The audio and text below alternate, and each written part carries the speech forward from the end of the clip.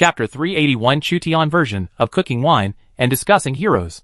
Cao Cao, who was living in seclusion in Xiaoqing, received a banquet from Chu Tian and invited Cao Cao to a banquet in a courtyard in Xiaoqing. Cao Cao was uneasy. Chu Zimu was a dangerous person in his eyes, so he kept him firmly in Dongjun and refused to develop. Chu Tian invited him. Maybe it was the Hongmen banquet. As a smart man, Cao Cao had tried his best to establish a clear relationship with the military generals of the Cao family and the Xiaohou family, and had little contact with Cao Ren, Xiaohou Yuan and others. At this time, Chu Tian suddenly came to him. Could it be that he suspected that he still had ambitions? Although Cao Cao was suspicious, he still had to come to the banquet. After all, Chu Tian was his current lord. Before leaving, Cao Cao asked Cao to take good care of Chao's song and prepare for his funeral. The wind is rustling and the water is cold. A strong man will never return once he is gone. Cao Cao went to the banquet with a tragic mood. In addition to the lord's mansion, Xiao Liang, who is in charge of the inner treasury, also owns several villas in Xia City. These villas are the assets of the lord's mansion. That is, Chu Tian's personal assets. Chu Tian chose to host a banquet in one of the other courtyards to receive Cao Cao. Generals Tai Shirzi, Shui Wanche and Mi Fang from the 5th School of the Northern Army and the Huban Army led their soldiers to the left and right of the pavilion. They were dressed in sharp clothes, and each soldier had a tang sword hanging on his waist. When Cao Cao saw such a lineup, his heart trembled. If it was really Hongmen banquet, no matter how powerful he was, he would definitely die. There are bottles in the pavilion, green plums on a plate, a bottle of boiled wine, and other cold dishes. Chu Zimu, the foreign prince who defeated him, sat in the pavilion and said, "Mingda, please sit down quickly." Cao Cao sat across from Chu Tian uneasily. "My lord has called me. What can I tell you?" "No rush. No rush." Chu Tian squinted his eyes and looked at Cao Cao, which gave Cao Cao goosebumps. Chu Tian's purpose is also very simple: to bring Cao Cao to participate in the Third National War. By sending Cao Cao to participate in the Third National War, Cao Cao would have the aura of the entire army, which could strengthen the capabilities of king-level and below-king generals, and the Eastern Han camp would have a greater chance of winning. Secondly, Chu Tian planned to let Cao Cao adapt to the status of a military commander through national war. Cao Cao did not become a prince for a long time. If the true separatism of the heroes was only after the crusade against Dongzhuo, then Cao Cao had only been a prince for 2 years, and he had been kept in Dongjun by Chu Tian. He could not unify even half of Yanzhou, and his highest official position was only a nominal governor of Yanzhou. The two of them sat opposite each other while the maid cooked green plum wine, which smelled of fragrance. Cao Cao was worried about the Hongmen banquet and was absent-minded. Chu Tian captured Yanzhou, Jinan, Qi and other places. The troops were invincible, and their prestige was even greater. Cao Cao, the governor of Yanzhou, is no longer worth mentioning in front of the current General Zhendong. The wine was half full. The clouds were gathering, and a shower was approaching. Chu Tian's personal guards went to the pavilion to take shelter from the rain. "My lord, there is no need to beat around the bush. Otherwise Mingda will be really hard to swallow." Chu Tian could act as if nothing had happened. But Cao Cao didn't know Chu Tian's true intention and was panic-stricken. Chu Tian asked, "Does Mingda know about the dragon's transformation?" Cao Cao was puzzled as to why Chu Tian asked this. After pondering for a while, he finally replied, "A dragon can be big or small. It can rise and disappear. If it is big, it can stir up clouds and spit out mist. If it is small, it can hide its form. If it rises, it can soar in the universe and become invisible. Then it lurks within the waves." Chu Tian asked again. "The dragon is an object which can be compared with the heroes of the world. Mingda has traveled all over the world for a long time. Who can be known as the hero of the world? Mingda is just a mediocre person. How can he recognize a hero? Don't be too modest. Think about it carefully." Cao Cao did not expect that Chu Tian would ask such a question, so he had to follow Chu Tian's thinking and answer. "The old Qin who is in the pass. Can you be a hero if you don't obey your orders?" Chu Tian replied, "I own Hulao.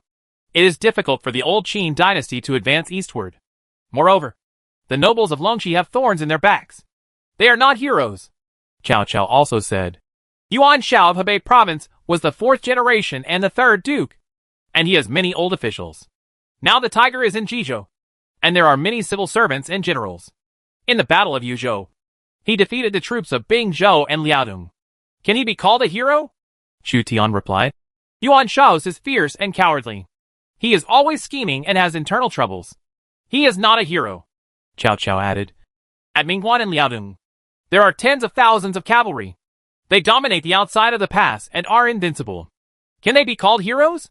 Chu Tian replied. Mingguan is located in Liaodong, surrounded by powerful enemies, and is in dire straits. It is difficult to take control of Yuzhou. He is not a hero. Cao Cao was about to go crazy, but he couldn't resist. So he had to say, there is a man who attacks Jiangdong. He will win the battle and capture the enemy. He is the leader of Jiangdong. Can Yangzhou's bronze bird shepherd be a hero? Chu Tian replied. It is only advisable to hold on to the east of the Yangtze River, and it is difficult to make an expedition to the north. Now Huainan belongs to me. I have stationed 100,000 troops in Hefei and Sichuan. Bronze Bird will not be able to enter Qingqiu throughout his life. Sooner or later he will be captured by me. He is not a hero. Cao Cao added. Lu Jingsheng is known as the Eight Heroes. He defeated Sun Jian, the governor of Changsha, and shocked Jingzhou. He has sufficient troops and supplies. Can Lu Jingsheng be a hero? Chu Tian replied. Lu Jingsheng has an empty reputation and is not a hero. Mingda really doesn't know who can be a hero. Cao Cao murmured in his heart. He counted all the major princes at present, but he didn't expect that Chu Tian didn't like any of them. Wasn't he playing a trick on him? Chu Tian said, a hero must have great ambitions, a good plan, and be able to conquer the world. He can conquer thousands of miles like a tiger. Cao Cao wondered, who can take the lead? A bolt of thunder flashed, and Chu Tian took the opportunity to point at Cao Cao. Today, the only heroes in the world are Mingda and me. Boom! After the lightning, thunder boomed, and the spoon and chopsticks in Cao Cao's hand clattered to the ground. Looking quite embarrassed, Chu Tian asked deliberately, why is the power of a shock so great? Is it possible that Mingda is also afraid of thunder? Cao Cao quickly stood up and apologized. Mingda was originally a Han official, but now he is driven by his lord. If he cannot be tolerated by his lord, I would like to stay at home from now on, only reading the books of sages, and not hearing what is happening outside the window. Seeing that Cao Cao was afraid, Chu Tian asked him to get up. Mingda, don't panic. In this national war, you and I will fight together, just like the battle in Maobei. We will meet the heroes of the world. I see. Cao Cao was shocked. He thought Chu Tian wanted to eradicate him. Cao Cao, who broke out in a cold sweat, was shaking slightly as he held the wine glass. He took a sip of green plum wine to calm down his shock. Although Chu Tian praised Cao Cao, the implication was more of a slap on Cao Cao's mind, asking him to completely give up the idea of becoming a prince and seriously become a qualified army commander. Cao Cao served as the commander of the army. His ability was far superior to that of Jin and Cao Ren, and was at the same level as Lu Yi. Cao Cao can naturally understand Chu Tian's meaning. If he can't even understand this meaning, he doesn't deserve to have an intelligence exceeding 90. What do you think of Mingda? I am willing to be driven by the Lord. Cao Cao saw that Chu Tian began to use him. As long as he seizes this opportunity, he might be able to serve as the third prince in the future. If you can't become a prince, it's not bad to be one of the three dukes. Chu Tian used both soft and hard tactics to lure Cao Cao to the battlefield of the national war. In this way, there were three commanders who had the halo of the entire army. Chu Tian's characteristic, Han Wu, all attributes of Han civilization arms plus 8%. Lu Yi's characteristic, 5 kingdoms conquer Qi, whole army's attack power plus 10%. Formation maintenance plus 10%. Cao Cao's characteristic, Wei Wu, attack power of the whole army plus 10%. Own army's morale decreasing speed minus 10%. Enemy's morale decreasing speed plus 10%. Wei Qin's, Chomping Ho, army aura is aimed at cavalry. All cavalry attack power plus 10%. Normal march speed plus 3%. Force march speed plus 5%. A maximum of 3 army-wide auras can be applied to a battle. The superposition of Chu Tian, Lu Yi, and Cao Cao can provide the army with a 28% attack bonus and an 8% defense bonus, which can greatly enhance the combat effectiveness of the army. The whole army halo also has a shortcoming. That is, the width of a battlefield is limited and cannot accommodate hundreds of thousands of people. Some narrow valleys can only accommodate a few thousand people fighting. Cao Cao understood that Chu Tian wanted to use him instead of harming him. So he felt at ease, drank green plum wine, and talked freely with Chu Tian about the national war. Cao Cao was still full of energy at this time. When he heard that he was going to fight with foreign heroes this time, Cao Cao was particularly excited and eager to try. Cao Cao attacked Wu Wan and Xianbei in Liaodong, and swept through the Chang, Di, Tuj, etc. in Liangzhou without mercy. In the Third National War, the aliens they faced were not comparable to Wu Wan, Mongol Empire, Kingdom of Khwarezm, Rome, Persian Empire, Arab Empire, etc. Their size and fighting power are far superior to Wu Wan. Cao Cao is also a person who is unwilling to be lonely. If he really wants to read the books of sages at home, he will probably get into trouble within a few days. Shuzhou, Yanzhou, and Qingzhou are also preparing for a major event recently.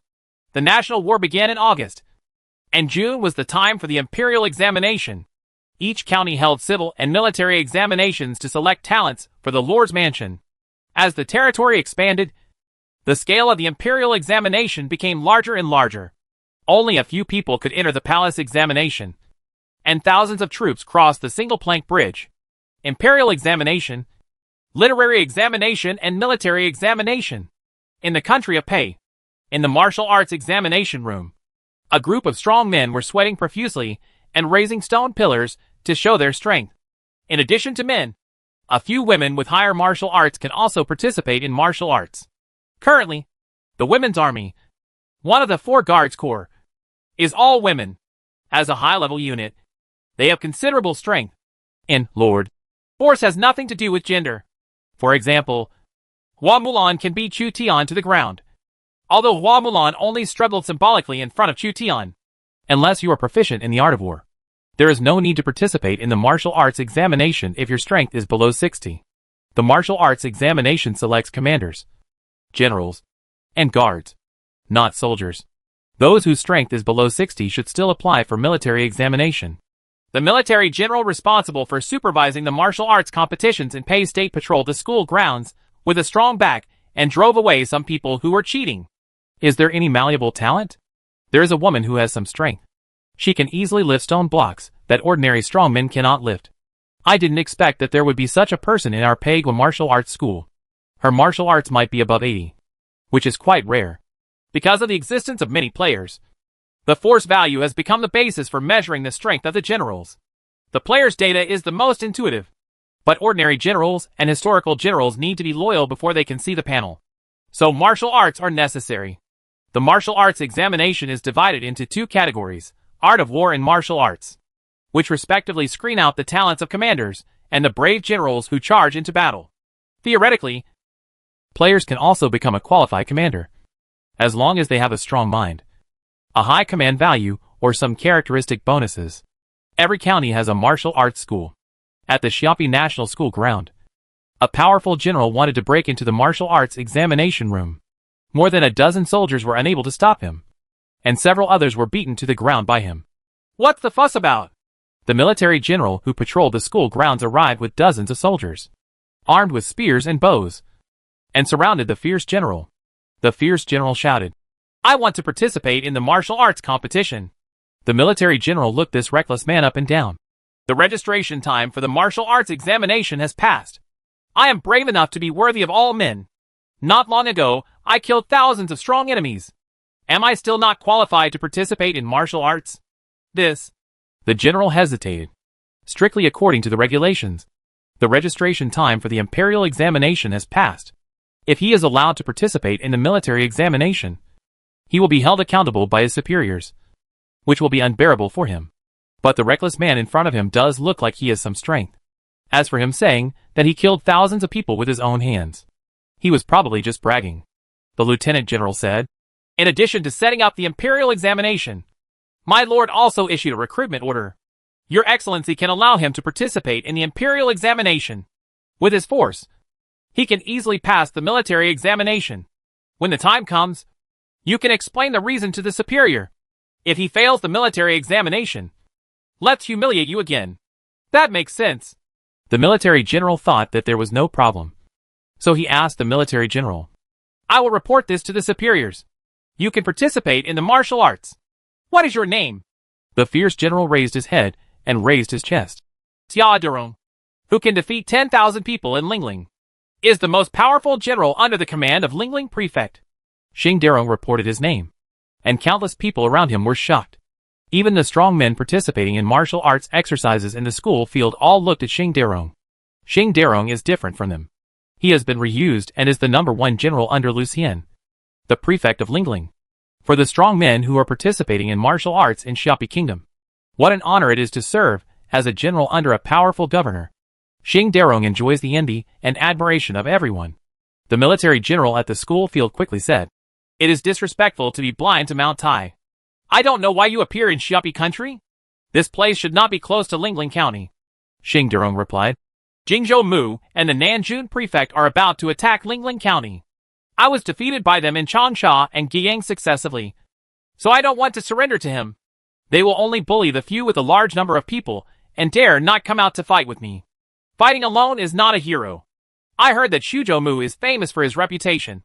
As long as you give me Xing Derong an army of 100,000, I can clear up all the troubles for Shuzhou Mu. General Xing has great ambitions, but our lord is now the shepherd of Yanzhou, leading the general to conquer the east."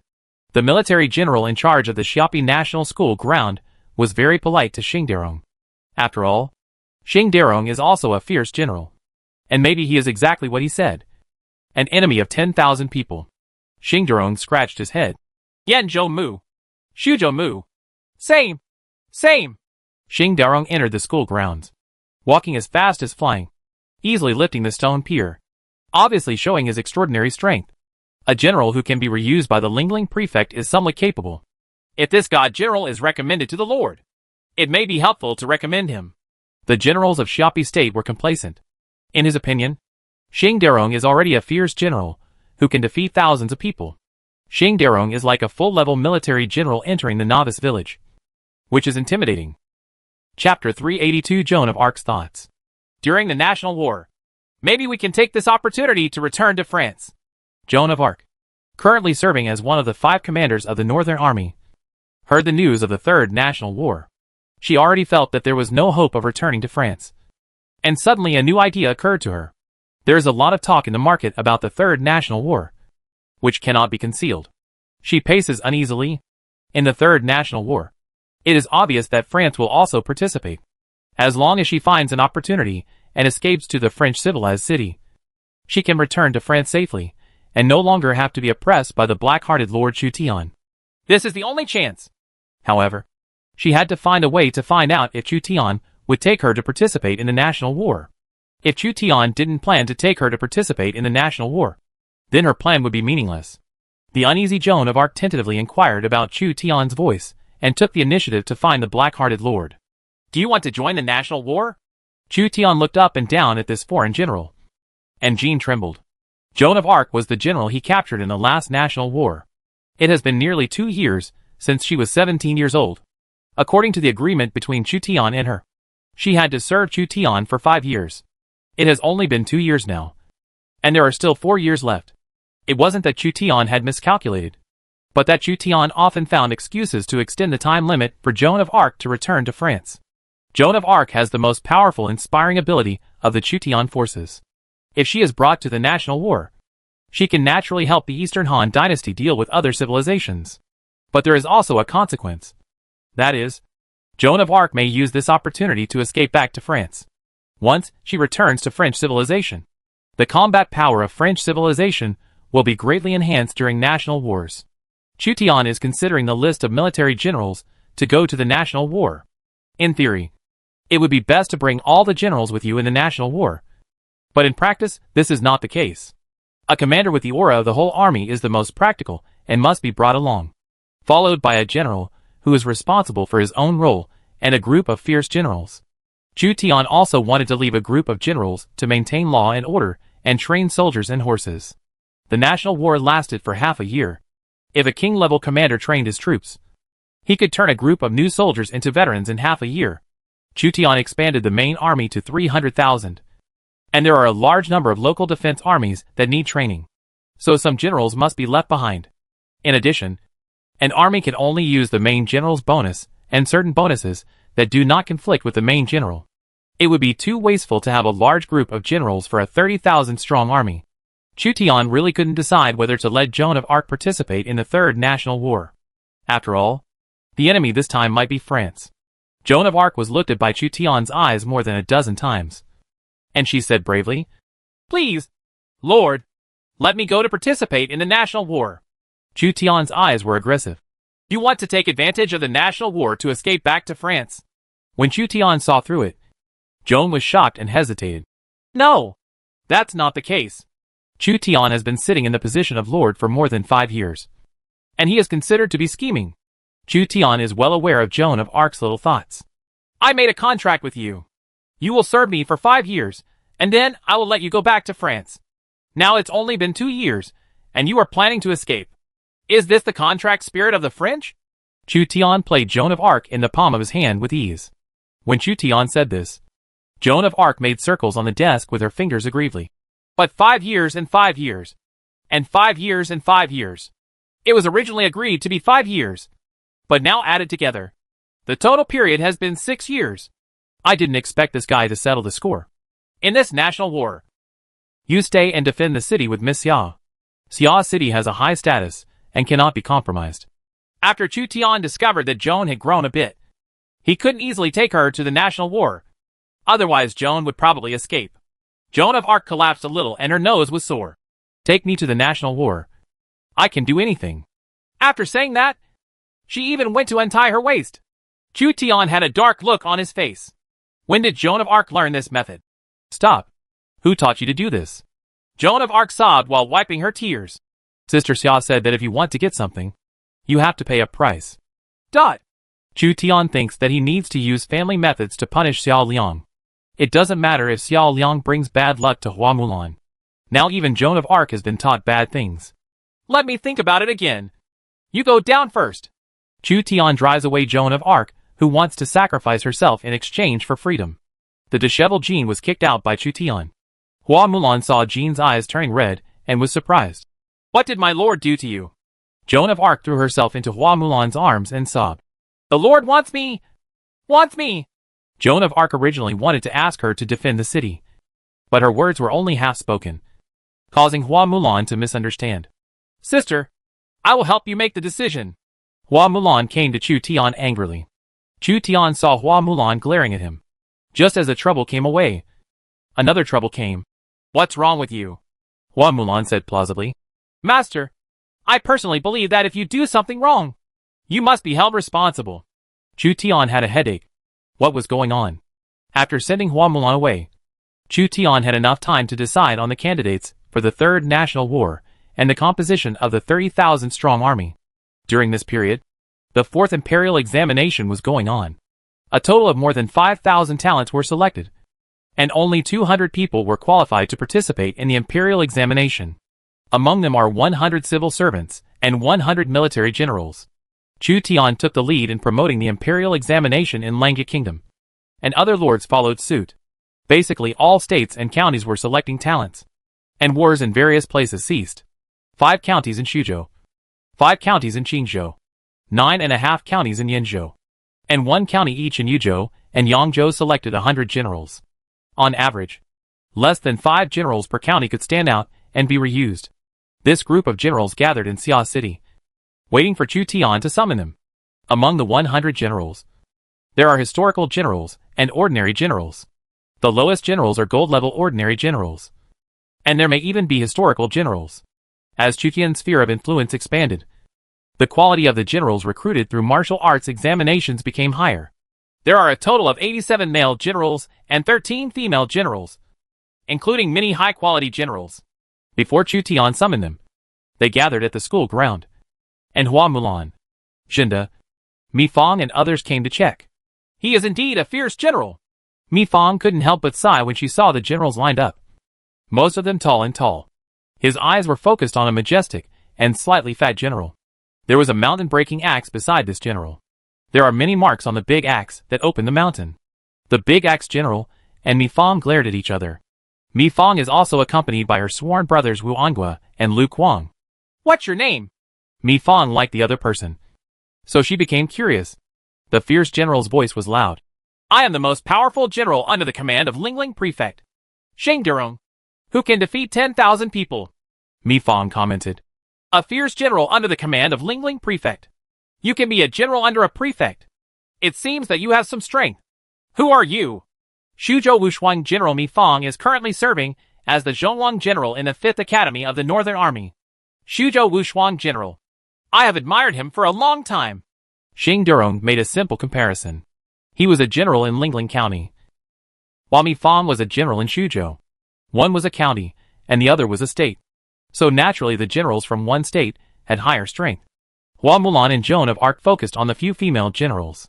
These 13 selected female generals were at least gold-level generals, with a strength of over 60. This group of people will most likely become the generals under their command. Some of the 13 female generals looked at them, eager to try. Mi Fang glanced at all the generals. Before the Lord summons you, why don't you compete in martial arts for a while to see if you have real talents? Hua Mulan, Joan of Arc and others allowed Mi Fang to hold a martial arts competition. They also wanted to see how powerful the newly recruited generals were. Is there anyone who dares to fight against Xing Durong, my 10,000 enemy? Xing Durong, who fled to Shuzhou from the defeated Jing'an, carried a mountain-breaking axe weighing several dozen kilograms, and looked down upon the other 99 generals. He wanted to become famous through martial arts, and be reused by Yanzhou Mu. Many people heard that Xing Durong was the #1 general under the prefect of Lingling County, and couldn't help but feel frightened. Although Xing Durong is not ranked among the 3 kingdoms, he has the ability to be reused by the prefect. And he is definitely much stronger than ordinary generals. Xing Durong's mountain-breaking weapon looks very scary. The body of the axe is covered with scars. It has obviously experienced many battles. I'll challenge you. An ordinary general with a strength of about 70 points, holding a red tassel gun, took the initiative to challenge Xing Durong. My axe may not be merciful. I will chop Huashan with all my strength. Xing Durong swung his giant axe, and the mountain-breaking axe roared, hitting the general holding the red tassel gun. The red tassel spear and the giant axe are fighting. One is feminine, the other is domineering. Xing Durong held the axe in both hands, and was on the offensive. The red tassel gun could only resist. In the end, the axe cut the red tassel gun into 2 pieces. The big axe fell and sank 4 inches into the ground, almost cutting the opponent in 2. Most people subconsciously take a step back. In a sense, Xing Durong is really a fierce general. His strength is higher than mine. Mi Fang murmured in her heart. Xing Durong won the first battle. He looked down at the heroes and said arrogantly, "Who else dares to fight?" The whole place was silent. And among them, there were a group of people who knew the art of war, but were not very powerful. And they even avoided Xing Durong. Mi Fang said to Xing Durong, "It seems that you are the #1 scholar in this martial arts competition. If you can join the 5th School of the Northern Army in the future, you will definitely have the opportunity to make contributions and become a prince."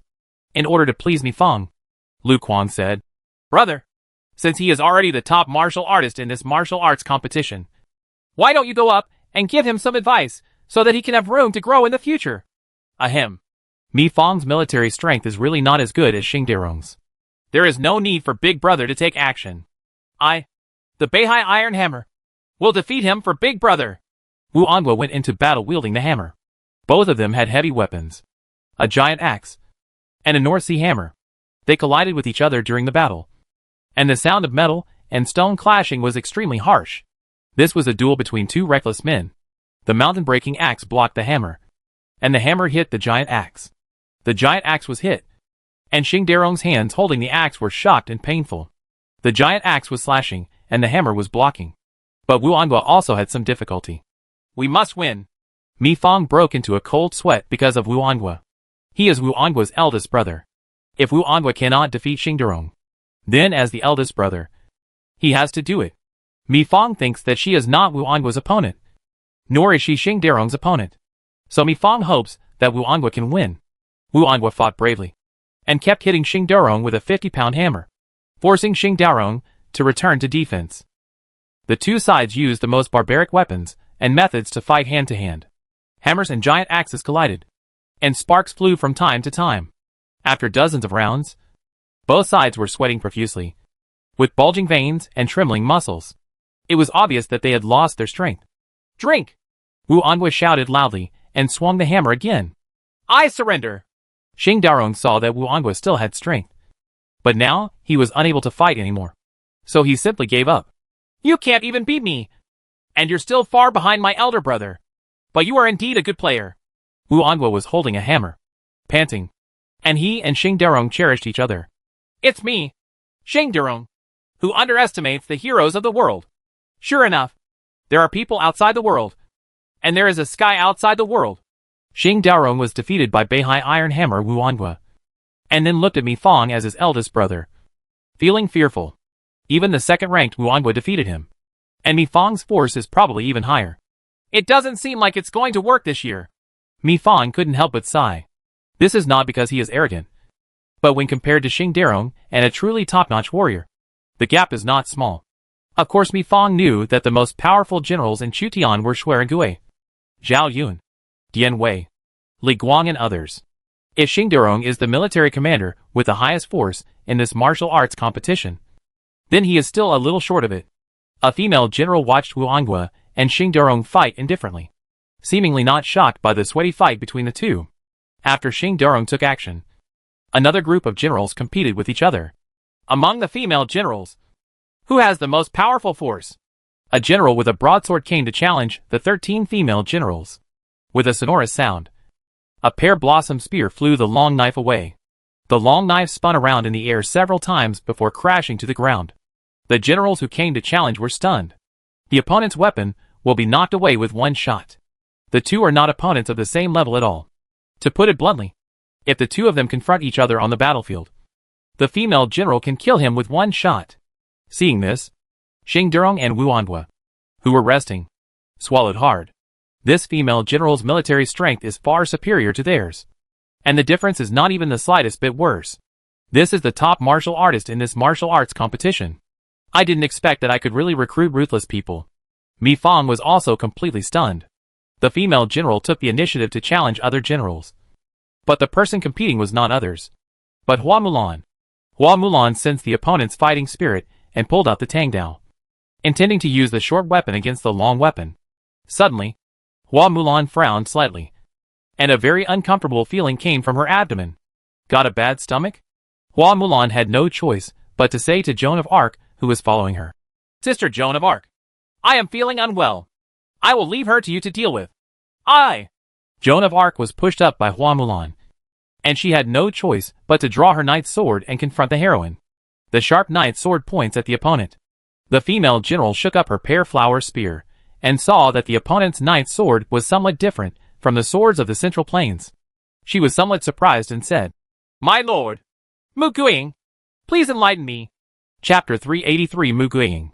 The pear blossom spear thrust out and blocked the knight's sword. The knight's sword held the handle of the gun and slashed towards the man holding the gun. Mu Guiying stepped back a few steps, avoiding the sharp knight's sword, and stabbed Jean's shoulder with her spear. Joan returned the sword and was able to block the pear blossom spear. The sharp spear point pierced the sword body and collided violently. Joan pressed the sword with both hands and blocked it. The two men fought with their respective weapons. Mu Guiying's long weapon had the upper hand, but Joan of Arc still had the power to resist. The rest of the people participating in the martial arts competition couldn't help but be surprised when they saw the two fighting. The fight between the two seemed not as fierce as Wu Anhua and Xing Daorong, but it was far more subtle than them. Shuzhou is really full of talents. It seems that I am right to come here to join them. Xing Daorong knew that he was no match for the two female military generals, and this time the title of martial arts champion might be up for grabs. The Lord has ordered that every 5 people should go to the Lord's mansion in groups. When Joan of Arc was about to be defeated, someone came from the Lord's palace and invited the military generals from the imperial examination to go to the Lord's palace. That's it. Mu Guiying withdrew her gun. Joan's weapon was unprecedented. It caught her a little off guard at first, but after she reacted, she was basically invincible. Joan of Arc took back the knight's sword and rubbed the sword against the scabbard. You are very powerful. The Lord will definitely use you again. Chutian is in charge of the Lord's palace. This imperial examination should be able to recruit a group of talents from the opposition. And there may be historical civil servants and generals. Many lords were killed, and their civil servants and generals would become people in opposition. 5 military generals were brought to Chutian. All of them were strong. The lowest force of this group of generals was 68, and the highest was 75. One of them was a third or fourth-rate historical general of a certain dynasty. But Chu Tian had never heard of it. Chu Tian has the list of generals of each main army in his hand. For the main army that lacks generals, Chu Tian will assign the generals selected by the military examination to these armies. An infantry corps has 40,000 people. In addition to the general and deputy generals, there must also be a group of fierce generals who dare to charge at the front. After allocating the 5 generals, Chu Tian casually asked about their family background, and then let them go down. Chu Tian had to deal with 100 generals, and it was impossible to know everyone in detail. Even if they were third or fourth-rate historical generals, Chu Tian didn't care much. Now Chu Tian's vision is very picky. Unless he is a second-rate or above general, Chu Tian will not pay attention to him. It was an honor for the 5 generals to be qualified to participate in the palace examination and meet Chu Tian. Even for a moment. The second batch of generals, and the third batch of generals, the 6th batch of military generals, Xing Durong, came in majestically. His tiger body trembled. Xing Durong, the last general in Lingling, has 10,000 enemies, pays homage to the Lord. Xing Durong served as a military general under the prefect of Lingling. Unlike other generals who were more restrained, Xing Durong was very carefree. In the Romance of the Three Kingdoms, Xing Durong was said to be able to defeat 10,000 people, and then was stabbed to death by Zhao Yun. Chu Tian suddenly became interested. He did not expect that this god would go to Xuzhou. With the existence of the teleportation array, even if Xing Durong fled from Jingnan to Xuzhou, it would not be surprising. Chu Tian took a brief look at the panel of the legendary Lingling 10,000 enemies. Xing Durong. Name, Xing Durong. Talent, Diamond Level General, Infantry Type. Commander, 60, Force, 80, Intelligence, 41, Politics, 3, Charm, 12. Phaseality, Arrogant. Characteristic 1, Powerful against 10,000 people, a level trait. Own attack power plus 22.3%. Characteristic 2, Unparalleled Great Axe, C-level trait. When equipped with a large axe weapon. Own attack power plus 11.1%. Special arms, none. Xing Durong's strength is actually 80? Because his single attribute reached 80. Xing Durong directly entered the ranks of diamond-level generals.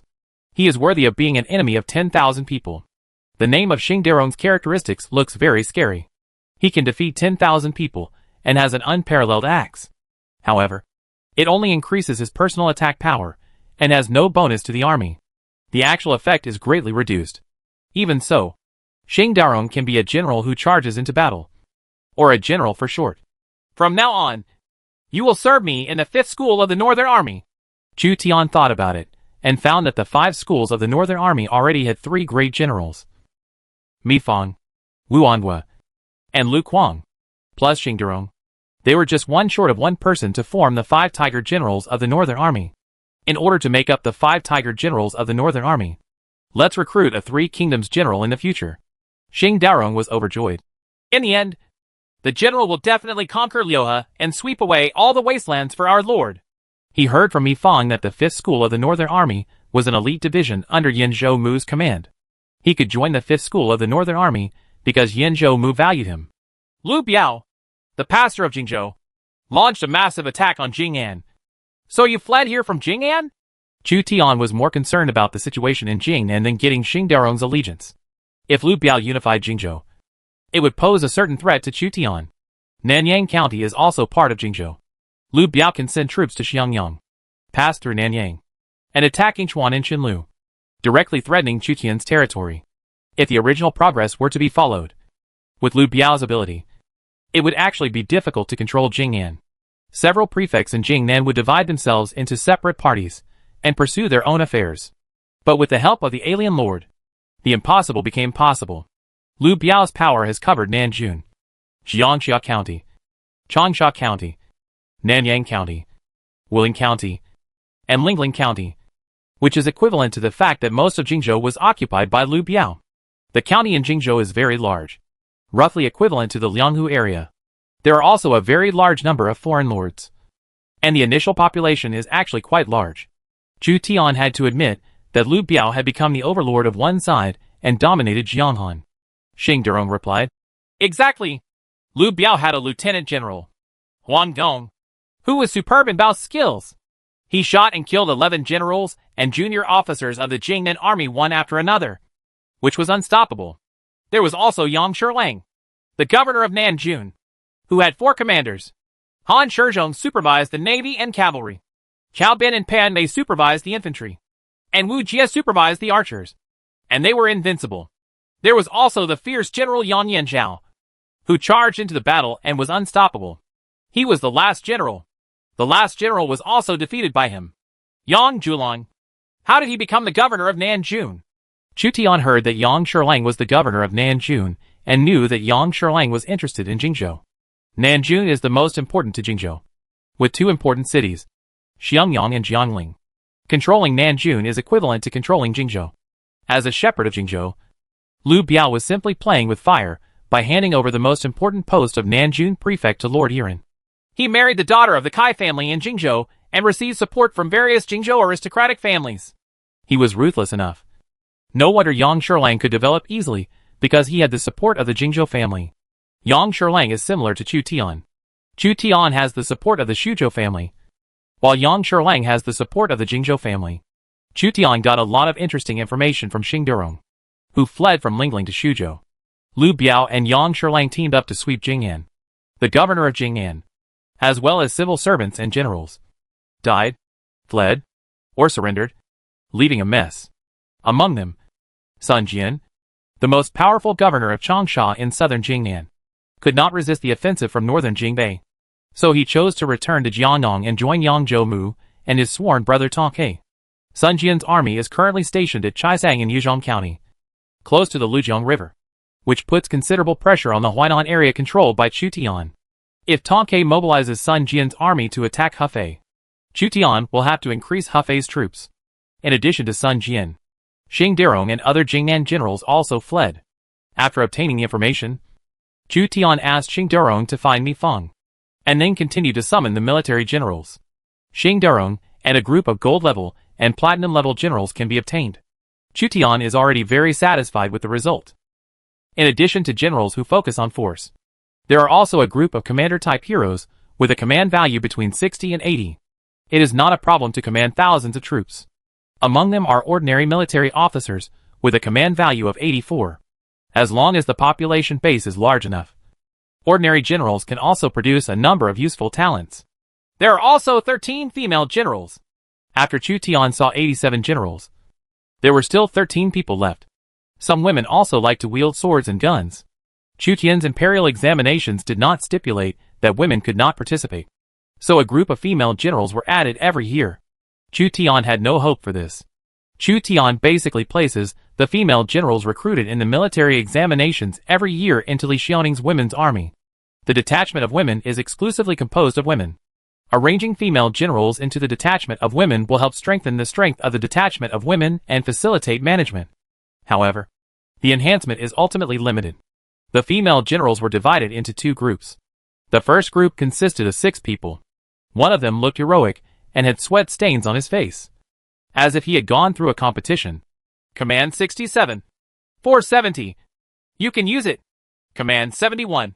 463. Chu Tian found that this group of female generals had pretty good abilities. Command 87. Force 96. When Chu Tian looked at the 5th female general, his pupils dilated. He actually recruited an emperor-level military general? The purpose of Chu Tian's establishment of martial arts examinations was mainly to recruit a group of middle-level generals to fill the vacancies in various legions. The recruitment of imperial-level generals was beyond Chu Tian's expectation. Military generals of this level did not need to participate in military examinations and responded directly to the recruitment order. Chu Tian appointed him immediately without saying a word. May I have your name? Fortunately, Chu Tian had already seen Wei Qing, Lu Yi, Li Guang, Xueragui and other fierce generals and commanders, so he was not too surprised at this time. The female general replied, The last general Mu Guiying. Mu Guiying, one of the 4 major heroines. Chu Tian has 2 achievements related to Mu Guiying, one of which is the 4 Great Women. Currently, Chu Tian has Hua Mulan, plus Mu Guiying, which is half done.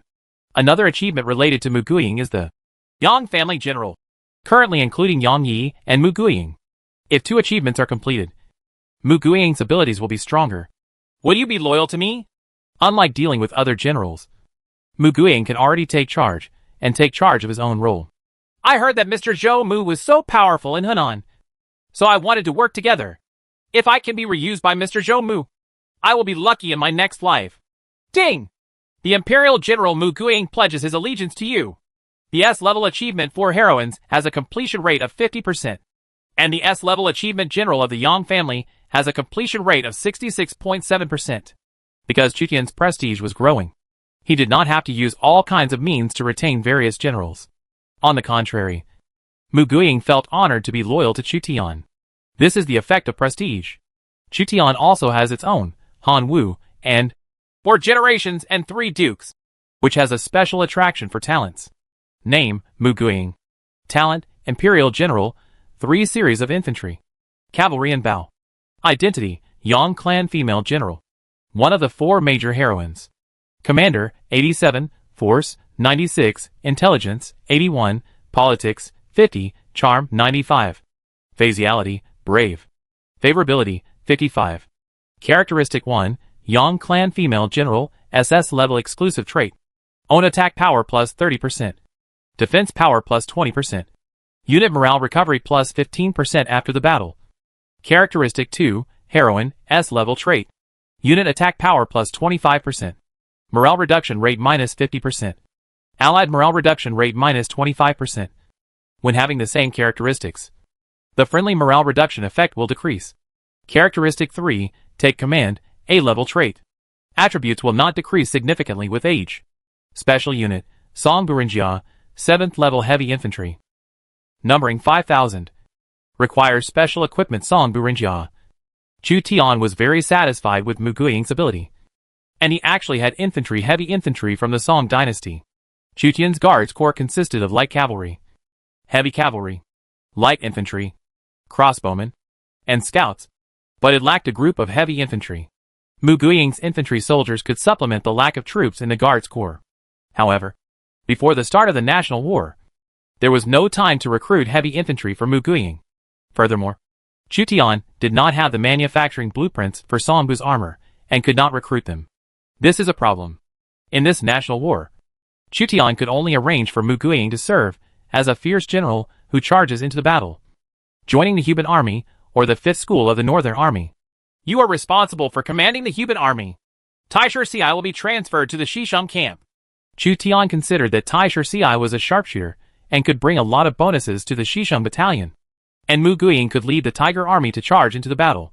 Chu Tian himself is suitable for commanding the cavalry, and the bonus to the Xisheng battalion is not as good as that of Taisher Ci. It is better to separate the Xisheng battalion and give it to Taisher Ci to command. Mu Guiying was flattered. Take the order. The other 5 female generals couldn't help but be envious of him. The Hubin army was Chu Tian's ace unit. During the decisive battle, the appearance of the Tiger army means that the winner will be determined. It is a great honor to be able to command the Tiger army. Go find Hua Mulan, and she will help you get familiar with the Tiger and Bin army. In addition, the soldier will arrange a place for you. Chu Tian saw that Mu Guiying and Hua Mulan were both heroines, and Mu Guiying was still more powerful than Hua Mulan. But each had their own strengths. So he asked Mu Guiying and Hua Mulan to build a good relationship. In the future, we might even be able to form 4 major heroine armies. Yes! Mu Guiying and others retired, leaving only the last 7 female generals selected this time. Chu Tian was satisfied with Mu Guiying, Xing Derong and several other 3rd and 4th-rate historical generals. There is no doubt that Mu Guiying won the 3 armies with 96% of the force, and became the martial arts champion in this martial arts competition. There are only 7 female generals left, and there should be no more historical military generals. The last 7 female generals arrived. Chu Tian looked at everyone, and his eyes fell on one of them. There are many military generals and commanders under Chu Tian, and their demeanor is usually different from ordinary people. Therefore, Chu Tian can roughly tell whether the opponent is a historical military general at a glance, seeing the sharp and firm eyes of the other party. Not afraid of Chu Tian's momentum at all. Chu Tian's heart beat faster. He had a strong hunch that this woman was also a historical military general. Chapter 384 Liang Hongyu and the candidates for the battle. Xiao Liang Hongyu is from Qinlu County. Liang Hongyu's heroic appearance and demeanor are no less than that of Mu Guiying, and she is also one of the 4 major heroines. Chu Tian's vision became more and more keen. He could see at a glance that Liang Hongyu was no ordinary person. As expected, he was really a historical military general. Liang Hongyu was the heroine of the Southern Song dynasty, who fought against the Jin dynasty. She was the wife of Han Shizhong, one of the 4 generals of the Zhongxing dynasty in the Southern Song dynasty. In the Battle of Wangshandang, Liang Hongyu personally held the drum and led the army with Han Shizhong to block the Jin army for 48 days, which made her famous all over the world.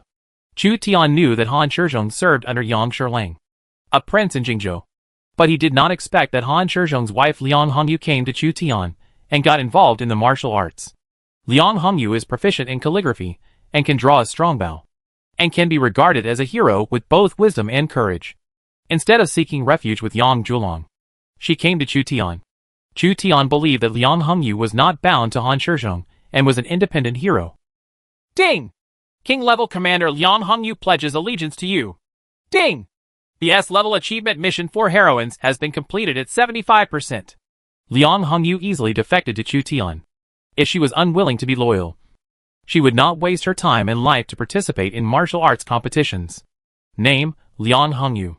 Talent, King-level Commander, Bow and Crossbow System. Identity, Mrs. Angua. Mrs. Protector. One of the 4 major heroines. Commander, 91, Force, 90, Intelligence, 87, Politics, 60, Charm, 95. Phaseality, Brave. Favorability, 50. Characteristic 1, Drum and Drum Practice, exclusive feature for S-level. Partially restores the morale of the entire army. Applicable to up to 3 battles a month. Characteristic 2, Heroine, S-level trait. Unit attack power plus 25%. Morale reduction rate minus 50%. Allied morale reduction rate minus 25%. When having the same characteristics, the friendly morale reduction effect will decrease. Characteristic 3, Fire Arrow Burning Sky, S-level trait. Rocket ignition effect plus 15%. Archer/crossbowman shooting speed plus 5%. Special arms, Jianyan crossbowman of the Song dynasty, level 6 crossbowman. Can use rockets. Number 10,000. Jianyan is the reign name of Emperor Gaozong of the Song dynasty. When equipped with a well-equipped divine arm bow, he can advance to level 7 crossbowman. Liang Hongyu's characteristic. Playing drums and drums in person can boost the morale of the entire army and does not conflict with the aura of the entire army. Although this ability is only S level, its practicality is even close to that of SS level. The great Song Jianyan crossbowman who can use rockets. Chu Tian found that Liang Hongyu's special unit was also very practical, which made up for Chu Tian's lack of elite crossbowmen. Jianyan crossbowmen can be used in both land battles and water battles. The upper limit of the number is as high as 10,000, which is more terrifying than the Xisheng battalion. However, the advantage of the Xisheng battalion is that the Xisheng battalion is only part of the 5 schools of the Northern Army. Together with other arms of the 5 schools of the Northern Army, it can exert higher combat effectiveness. The only specialized crossbowmen in the Guards Corps are the Shunsheng battalion, infantry such as the detachment of women and the infantry battalion, and the light cavalry of the Changshui battalion and Yuechi battalion can also use crossbows, but they are not as powerful as the Xisheng battalion. Chu Tian planned to incorporate Liang Hongyu into the Guards Corps and increase the number of crossbow troops in the Guards Corps. If Mu Guiying's infantry armor corps and Liang Hongyu's Jianyan crossbowman corps are added, the Guards Corps will have 6 sub-first-class corps. Like Mu Guiying's legion, Liang Hongyu's Jianyan crossbowmen had no time to recruit in a short period of time, so they had to go to the battlefield of the national war to recruit troops for Liang Hongyu. 3 of the 4 heroines are gathered at once, and only 1 person is left to complete the achievement of the 4 heroines. Chu Tian still handed Liang Hongyu over to Hua Mulan, and was familiar with military matters such as the Guards Corps. This group is military generals, followed by 100 civil servants who were recruited. Among the civil servants there are players and local talents. It is much more difficult to assess civil servants than to assess military generals. The generals panel has a great influence on the army, although the civil servants panel also has bonuses. The players panel cannot correspond to their real abilities. For example, Xiao Liang's panel is a mess, but her ability is stronger than most civil servants. After several years of experience, she is more stable. Xiao Liang specially prepared test questions for the palace examination, and Chu Tian randomly selected a few test questions and asked them. Among the 100 civil servants, there were several historical civil servants that Chu Tian had never heard of. Their political values were between 60 and 80. Chu Tian had appointed each of them. One of the free and easy civil servants successfully attracted Chu Tian's attention. The man said, "My subordinate Su Shi studied hard for a year in Hanchuang before passing the literary examination." Su Dongpa? Chu Tian was holding a bowl of teacup in his hand, and the tea in the cup almost spilled. Su Shi, one of the 8 great masters of the Tang and Song dynasties. Su Shi was really famous to the players of the Eastern Han dynasty, and his reputation was similar to that of Du Fu. He also left behind popular articles such as the delicacy, Dongpa pork, Nia Nugio Chibi Nostalgic, and Chibi Fu. Ding! Su Shi, a civil servant and a special talent, pledges his allegiance to you. Ding! The SS-level achievement 8 Great Masters of the Tang and Song dynasties has been opened. If you gather Lu Zong Yuan, Han Yu, Ouyang Xiu, Su Sun, Su Shi, Su Che, Wang Engqi, and Xinggong, you will receive special rewards. Name Su Shi. Talent, civil servant / special talent. Identity, Northern Song Dynasty Zhizhou. Writer, calligrapher, painter. Commander, 60, Force, 23, Intelligence, 85, Politics, 84, Charm, 95. Phasiality, bold and unrestrained. Favorability, 50. Characteristic 1, Dongpa layman, SS level trait. Territorial cultural prosperity plus 20%. Increased probability of literati and other special talents appearing in the territory. Characteristic 2, flood control celebrity, S level trait. Water conservancy project construction efficiency plus 25%. Flood and drought damage in the county to which it belongs minus 25%. Characteristic 3, the Four Song family, S level trait. The probability of special talents appearing under the sect is greatly increased. Su Shi is both a civil servant and a special talent. It is difficult to classify his rank. However, there is no doubt that Su Shi can serve as the prefect because Su Shi has rich experience in water control. There are Yellow River, Huaihe River, and Yangtze River in Chu Tian's territory. The impact of floods is not small. Once the Yellow River and Huaihe River flood, Chu Tian will use the stored grains from various places to go to provide disaster relief, which will consume a lot of stored grains. When Su Shi controlled floods, he could also increase cultural prosperity. Chu Tian planned to squeeze out its remaining value and appointed Su Shi to manage the floods in the Huanghui area. In the past, Chu Tian only knew Su Shi as a scholar and poet. But now it seems that Su Shi also has the ability to control floods. A poor generation of literary giants were sent by Chu Tian to build river embankments and dredge the front lines of rivers to do their part to control floods and droughts in the Yellow and Huaihe rivers. However, Su Shi himself was satisfied with Chu Tian's arrangement.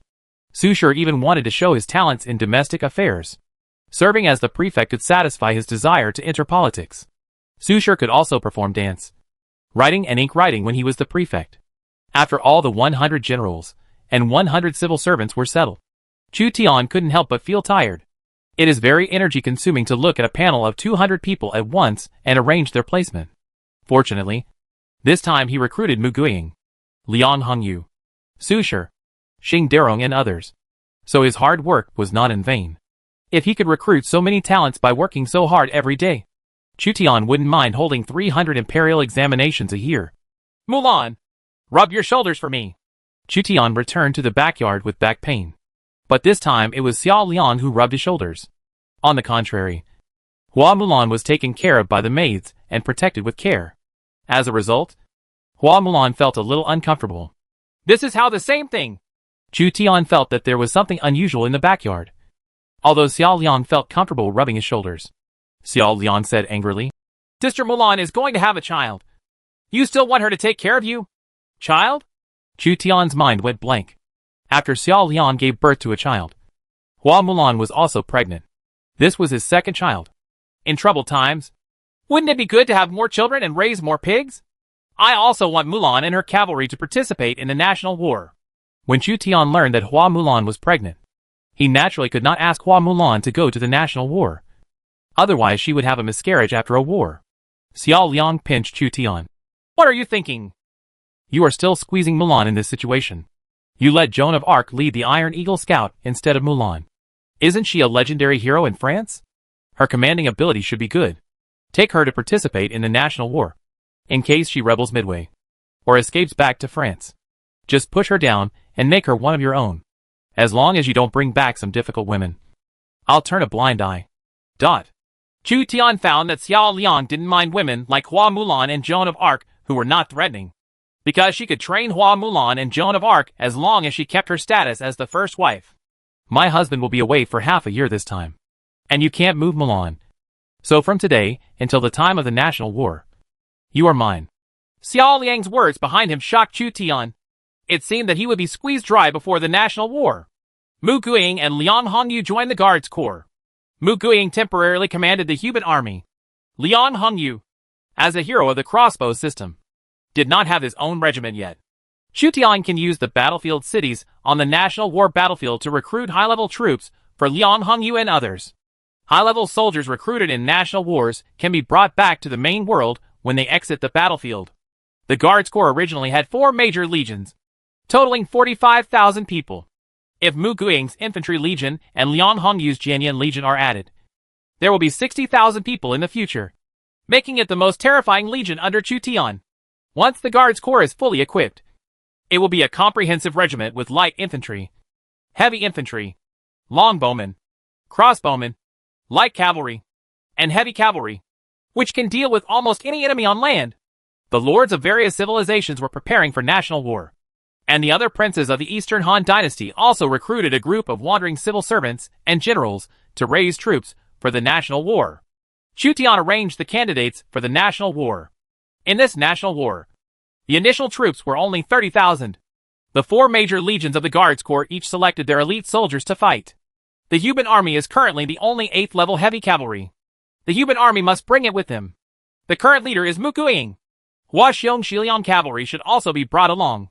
The Huban army and the Shiliang cavalry totaled about 2,000 cavalry. This is Chu Tian's ace unit. From the 5th school of the Northern Army, the 4 Tiger generals Mi Fang, Wu Anhua, Lu Kuang, and Xing Durong went out to fight. Chu Tian brought 3,000 Xisheng battalions and 1,000 Tumki battalions. As for the infantry battalion, Changshui battalion, and Yu cavalry battalion, Chu Tian would not take them with him, because the light infantry has been replaced by the detachment of women, and the light cavalry has been replaced by high-level light cavalry from the main army. For the reconnaissance legion, Chu Tian only sent 1,000 Iron Eagle scouts. Led by General Joan of Arc, Iron Eagle scouts are responsible for reconnaissance, and the number does not need to be too large. Just 1,000 people are enough.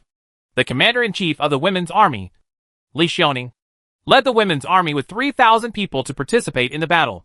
The difficulty in recruiting the detachment of women lies in the source of soldiers. As long as there are qualified sources of soldiers, the detachment of women can quickly expand.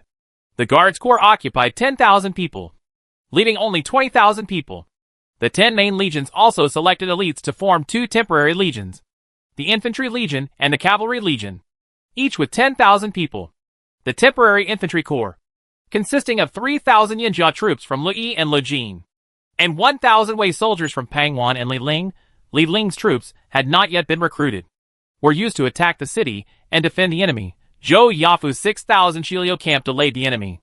At the same time, generals such as Li Guang, Chao Ren, and Zhou Cong served as deputy generals or backup generals, or they went to the battlefields of national wars to recruit troops for them. The temporary cavalry regiment consists of Chen Qingji's white robe army of 3,000 people, Xuerengui's Tang Dynasty elite archers and cavalry of 1,000 people, Zhao Yun's white horse Yi Song of 1,000 people, Wei Qing's Yulin cavalry of 2,000 people, and Yang Yi and Zhang Liao's Bingzhou wolf cavalry, 2,000 men.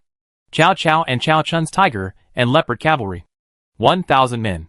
At the same time, generals such as Su Rong and Xia Hoyuan served as deputy generals or reserve generals. The infantry corps can be divided into offensive and defensive parts. The cavalry corps is mainly light cavalry, and the heavy cavalry is concentrated in the Guards Corps. Among the 30,000 people, some troops may not be full. Chu Tian also brought a group of doctors such as the miracle Dr. Hua Tuo, a group of craftsmen, horsemen and other auxiliary personnel to make up for the 30,000 people. Each prince participating in the war has an initial city, so Chu Tian does not have to worry about lack of food and civilians to transport food. The above are generals and soldiers. Chu Tian plans to take all the main advisors to the national war: Fang Xianling, Du Ruhui, Sun Yu, Guijia, Lu Su and Chao Jiui. Cheng Yu stayed and calmed the undecided Yin Zhou family within half a year. As for the civil servants, there were two people, Fang Xianling and Du Ruhui, who could serve as both soldiers and prime ministers. It was easy for them to manage several cities on the battlefield of the national war, except for bringing along Manchong and Chaoren to defend the city. Chu Tian did not bring any other civil servants. Shuzhou, Yenzhou, and Qishou all need time to recover and develop. It would be a huge waste if all civil servants were transferred to the national war. National war does not require special construction, but a battlefield that exists for conquest. Before participating in the national war, Xiao Liang had already served as the shepherd of Shuzhou. Chu Tian asked her to act as the shepherd of Yenzhou and the governor of Shuzhou, Yenzhou, and Qinzhou with military and political power. Acting expediently, Hua Mulan is recuperating at home and cannot fight with Chu Tian this time. Chu Tian gained experience in taking care of Xiao Liang, so he recruited more maids to take care of Hua Mulan. With Xiao Liang and Hua Mulan stationed at the Lord's mansion, as well as hundreds of thousands of troops, Chu Tian didn't have to worry about anything happening at home and could go all out to engage in the national war. Liang Hongyu, who newly joined the Guards Corps, became a reserve general. Chu Tian expected to arrive at the battlefield of the national war and immediately recruited troops for Liang Hongyu. Liang Hongyu has a lot of bonuses to crossbowmen. Once all the crossbows are fired, they will be powerful, and the temptation for Chu Tian will not be small. The time for national war is gradually approaching, and all the princes are gearing up. Chapter 385 The Princes of the Eastern Han Dynasty Preparing for War. In Liaodong City, Mingguan, the governor of Liaodong, returned to the army and was preparing to send troops to attack the Lord of Goryeo. Because the national war was approaching, the march plan was cancelled. Don't let me meet Cui Zishan in the national war. Otherwise, I will definitely let his entire army be annihilated and withdraw from the national war in embarrassment. Mingguan is now very angry. If Cui Zishan, the first lord of Goryeo, had not been holding back, Mingguan would not have given up the fight for Yuzhou. No matter what, the relationship with Goryeo was finally forged. Cui Zishan, the lord of Goryeo, has repeatedly peaked at Liaodong. Once Goryeo is unified, they can only choose to expand to Liaodong. Prime Minister Yao Guangxia in black hurriedly came to the Lord's mansion in Liaodong City. My lord, 30,000 elites have gathered outside Liaodong City. This time Guanyin Cavalry, Xianbei Dragon City Cavalry, Tianqiong Army, Qin Army, Sun Chuaning. 8 banners the army has been assembled. Chan Yuchen, Murong Ba, Li Chongyang, Zhu Dasho, Lu Xianqing, Sun Chuanting, Amin, Albai generals, as well as Dorgan who came to seek refuge. All pressed forward. This time they came out in full force, leaving no room for anything. Mingguan did not hold anything back during the foreign war. It carried elite cavalry and infantry and went all out. Yao Guangxiu's vision is more long-term. The campaign will last for 6 months. The Lord can send scouts to infiltrate the Goryeo Kingdom and explore the reality of the Goryeo Kingdom. Mingguan nodded. Very good. In Bingzhou, elite cavalry such as Xiao Bianqi and Talon army gathered under the city of Taiyuan. With wolf cavalry roaring and war flags hunting, the 4 generals of the Warring States period, Li Mu and Lianpe, stood on the city wall, following Huma. Huma had 2 emperor-level commanders, but lost the battle in Yuzhou. This is equivalent to the dispute between Qin and Zhao. Although King Zhao had Li Mu and Lianpe, he still lost to Qin. I have to join forces with Zhao Long again, and we will be unanimous in dealing with the outside world, and we will decide the outcome with Zhao Long in the future. Huma was being plotted by Zhao Long. In the face of a national war, all the princes of the Eastern Han dynasty had to put aside their grudges temporarily. Huma and Zhao Long had a gap somewhat because of the battle in Yuzhou. In addition to Li Mu and Lianpe, there were also Zhou Dui, Zhao Shi, and even Zhao Kuo, Jizhou, Xiao Long and Yuan Shao, as 2 different princes, can own 2 cities during national wars. Yang Su, we must score as many points as possible in this national war. The national war may determine the outcome of the future battle of Guandu. Zhao Long placed his hope on his first commander Yang Su. During the Yuzhou War, Yang Su sneaked back to Jizhou from Yuzhou, led the prepared county soldiers, and made a surprise attack on Jingxing County, threatening Taiyuan and forcing Huma to give up the Yuzhou War. Yang Su said, if Yuan Shao dies in this battle, the Lord will be able to live in Jizhou and dominate Jizhou and Yuzhou. Zhao Long shook his head. during the national war. We cannot attack Yuan Shao. Otherwise the forces will lose their support. He fears systematic punishment. In order to prevent conflicts from erupting within each civilization, the system has penalties. If internal fighting breaks out, the popularity of the influence will drop by 100%. Yang Su's resourcefulness is far from ordinary, and he can still find loopholes. You can use the enemy's hands to kill Yuan Shao. No. Let's plan the conflict with Yuan Shao after the national war is over. In the last national war, if I hadn't directly met Ekaterina and been crippled by her, how could I have such a low ranking? This time. We can't let Chuzi try to save him again. Zhao Long is still bitter about being defeated by Ekaterina last time. Zhao Long was trying to trick Yuan Shao, and Yuan Shao was also on guard against the increasingly threatening Zhao Long. He participated in the national war as a local prince. When he learned that Zhao Long would also participate, he recruited military advisor Su Yu. Zhao Long is getting bigger and bigger day by day. Must be eliminated. I wonder if we can use this opportunity to eradicate Zhao Long. Su Yu hesitated. The foreigners value this war more than the Battle of Mabe. My lord, it is better not to touch Zhao Long. Otherwise it will chill the foreigners. After this national war, we will try to recruit Zhao Long. In Yeqing, ambush the swordsmen and axemen and kill them. Yuan Shao also seems to be afraid of other people's opinions. The foreigners have a higher recognition of the Han Empire than the local civilians. After all, the local civilians are more concerned about food and clothing, while the foreigners are more persistent in the national war. The proportion of foreigners in the total population is definitely not low, and they are all educated. If they are opposed by foreigners, the foundation of Yuan Shao's rule will be shaken. Military advisor. We have stationed troops in Bohai and lost Yuzhou, leaving only one county in Bohai. What should we do in this national war? Liu Bei's forces relied on Yuan Shao, but Liu Bei still had the status of an independent prince and could send 30,000 soldiers to participate in national wars.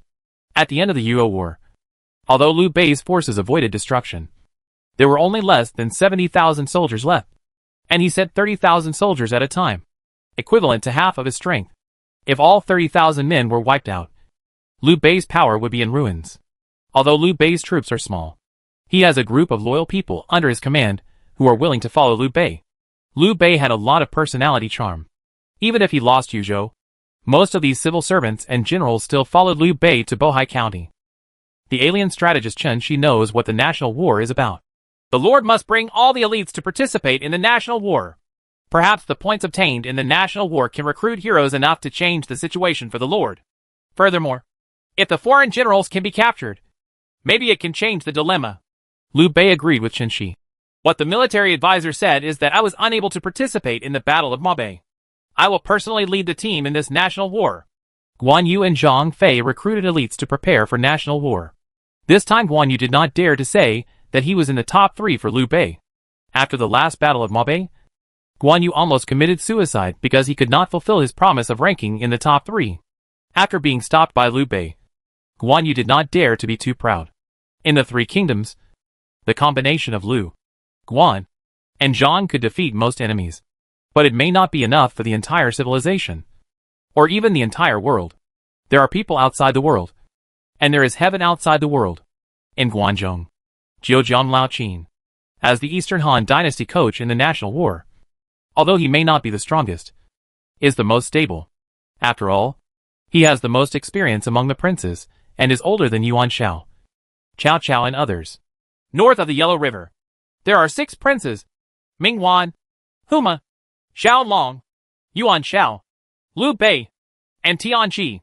There are 2 princes in Liangzhou and the protectorate of the western regions: Su Fingyan and Huan. There are 2 princes in the central plains.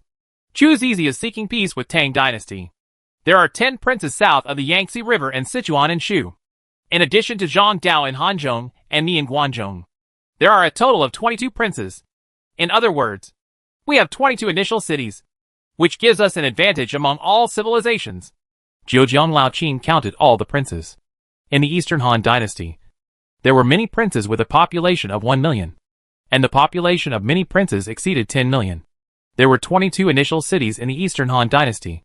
Each prince had 30,000 soldiers and horses, and there were more than 600,000 troops, an army of 600,000, ranking among the top 2 among all civilizations.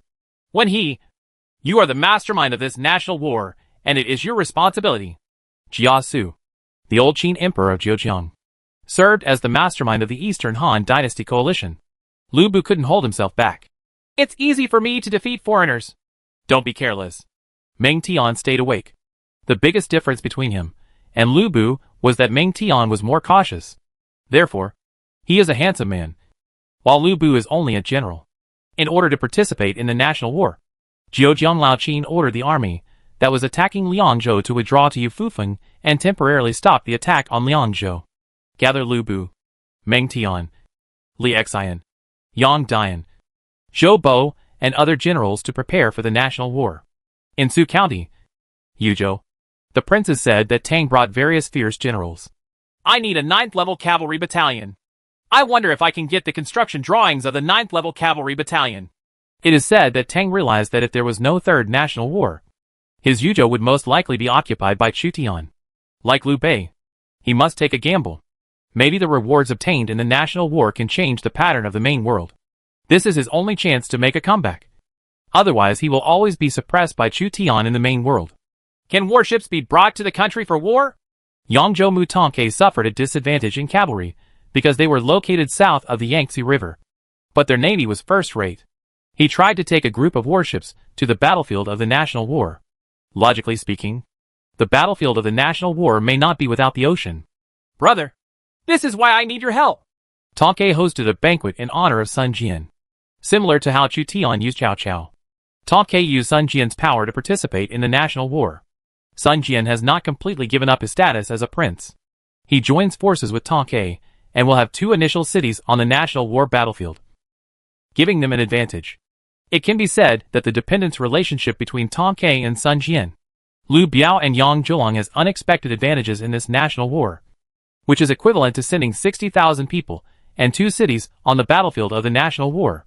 Chu Tian originally wanted to order the princes Lu Hu, Prince Yan, and Gong Sun Zan of Monan to join the war. But in the scattered population of Monan, they controlled a population of less than 1 million and were unable to participate in the war. There is currently no teleportation array in Monan, and they cannot return to the past to join the Chu Tian forces in the war.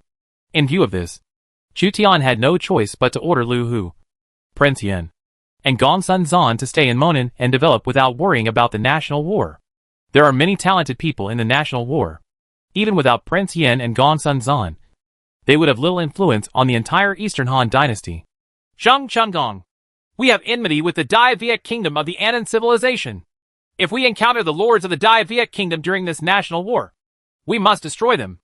I just don't know if the warships can be brought to the battlefield of the national war. In Nanhai County, Jiaozhou shepherd Wang Defa recalled Zhang Qinggong's fleet, which was preparing to go south to attack Dai Viet, and prepared to participate in the national war. One thing that all the lords south of the Yangtze River are concerned about is whether warships can be carried in national wars. The possession and lack of warships was crucial to the lords south of the Yangtze River. Without warships, it would be difficult for them to compare with the northern lords, because almost all of the excellent war horses in the south came from the north. The southern lords also like to cause trouble and cause friction with various kingdoms in Southeast Asia. Only with navy can they have an advantage. Hill! North of the Tian Shan Mountains, 2 mighty cavalry clashed. A young warrior led 80,000 cavalry at a gallop, with iron hoofs clanking and sand billowing. Opposite were 150,000 nomadic cavalry, waving their whips to attack the crusade of the Western Region Protectorate. The Western Region Protectorate is extremely powerful and domineering. As NPC forces, many of the 36 countries in the Western region have been destroyed by the Western Region Protectorate and have become absolute vassals of the Western Region Protectorate. The newly appointed governor of the Western regions, Huan, pursues an absolutely tough expansion policy. Kingdoms that disobey will be destroyed. Among the 36 countries in the Western region, only the more powerful Wusun, Dayuan, Daweizi, Qiuzi and other countries still had the ability to resist. These Western kingdoms united to resist the aggressive offensive of the Western Region Protectorate. You must know that the Protectorate of the Western regions only has a population outside the human pass. Without the support of the Central Plains regime, it began to strive for hegemony by unifying the 36 countries and declaring war with Central Asian civilizations. Wuxubing led 80,000 cavalry into the 150,000 strong coalition of Wusun and Qiuzi. They were invincible. The spear penetrated the chest of a Wusun cavalryman and killed him directly. Witzubing pulled out his spear, and the barrel was dyed red with blood. After Witzubing's death, the cavalry of the Western Region Protectorate conducted a massive killing spree, defeating the Wusun and Xiaozi coalition forces. More than 80 nobles of the Wusun kingdom were killed in the battle, and the cavalry suffered 40,000 casualties. The army was completely defeated. The Protectorate of the Western Regions defeated the enemy with 80,000 soldiers and horses, and the battlefield at the northern foot of the Tian Shan Mountains was filled with mourning. King Wusun led his guards to escape, and King Xiaozi asked to surrender and became Witzubing's prisoner. Huan originally had foreign war-oriented generals such as Chen Tang and Gao Xianji. After acquiring Witzubing, a general who was good at foreign war, Huan's Western Region Protectorate became even stronger. This time he provoked a war with Wusun and Xiaozi. The trigger was Huan asking King Wusun for his princess. There was no way King Wusun would give up his woman to Huan. So Huan took advantage of this matter and launched a massive attack to the north of the Tian Shan Mountains, wiping out Xiaozi along the way. Witzubing brought King Kucha to Huan. How to deal with King Kucha? Kill him, and then help a nobleman who obeys us to become the king of Kucha. As the protector of the western regions, Huan has been dealing with the 36 countries in the western regions for a long time, and is already familiar with the means of controlling the countries in the western regions. The poor king of Kucha was executed, and then a submissive Kucha noble was supported by Huan to come to power, provoke the Seljuk Empire, Kushan Empire, and Khwarezm Kingdom at the same time, and hoped not to encounter them at the same time in the national war. Witzubing, our western region cavalry will shine this time. Let King Wusun and King Dayuan live again if it takes a little longer. When we come back from the battlefield of the national war, their heads will fall to the ground. Huan occupied an oasis at the northern foot of the Tian Shan Mountains, declared victory, and prepared for a national war. His legion has a stronger combat effectiveness when dealing with foreign races, and can theoretically gain a lot of points. And is Witzubing, joining forces with Chutian's Wei Qing, will recreate the style of the Battle of Mabe. All the princes of the Eastern Han dynasty sent their most powerful generals and most elite legions, ready to go. In Shuzhou, Chutian arranged for all the elites participating in the national war to gather in Xiaqing, preparing to go to the battlefield of the Third National War. A total of 30,000 high-level troops gathered outside Xia City. These 30,000 were the elite of the 300,000 main force, and could easily defeat 100,000 ordinary troops. All generals and counselors gathered together and rested for 3 days to allow everyone to recuperate before the half-year-long battle. There were more than 20 cities in the Eastern Han dynasty, and the entire national war battlefield may have more than 100 cities, or even more, as well as 5 major cities and NPC armies in the 5 major cities. Chu Tian was calculating the number of cities in the entire national war battlefield. Chapter 386. The civilization level war begins. You miscalculated. The number of cities in the national war is far more than 100. We in the Eastern Han dynasty have many princes with a population of tens of millions, which actually reduces the number of princes participating in the national war. This is our advantage and disadvantage. Those hundreds of a civilization with a population of 10,000 and many princes can have more initial cities and troops. Zhoujiang Lao Qin corrected Chu Tian's calculation. Chu Tian thought about it and understood immediately. For example, between 2 civilizations with a population of 10 million, one civilization has only 1 prince with a population of 10 million. So there will only be 1 initial city during a national war. The other civilization has 10 princes with a population of 1 million. Then there will be 10 initial cities. Chu Tian alone occupied tens of millions of people in the Eastern Han dynasty, and the Eastern Han dynasty tended to be unified, so the initial number of cities was not large. On the other hand, there are many civilizations in Europe, many lords with a population of 1 million, and more initial cities. If calculated this way, we would be under more pressure. Chu Tian inspected the generals. In just one national war, Chu Tian sent out 30 or 40 military generals, an unprecedented luxury lineup. This group of military generals are highly motivated and ready to go to war. The 4 tiger generals Mi Feng, Wu Anhua, Lu Kuang, and Xing Durong held their heads high. It was rare for Chu Tian to send them into battle this time, and they were ready to make military exploits. Joan of Arc was deeply surprised that Chu Tian included her in the expedition list, but she was thinking about how to escape back to France.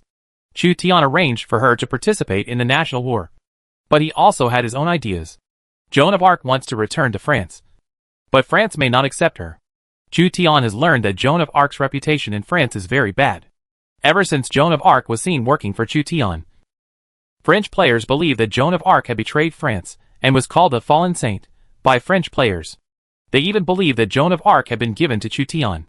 Only when Joan of Arc realized that it was difficult for her to return to France would she stay in the Eastern Han dynasty with all her heart.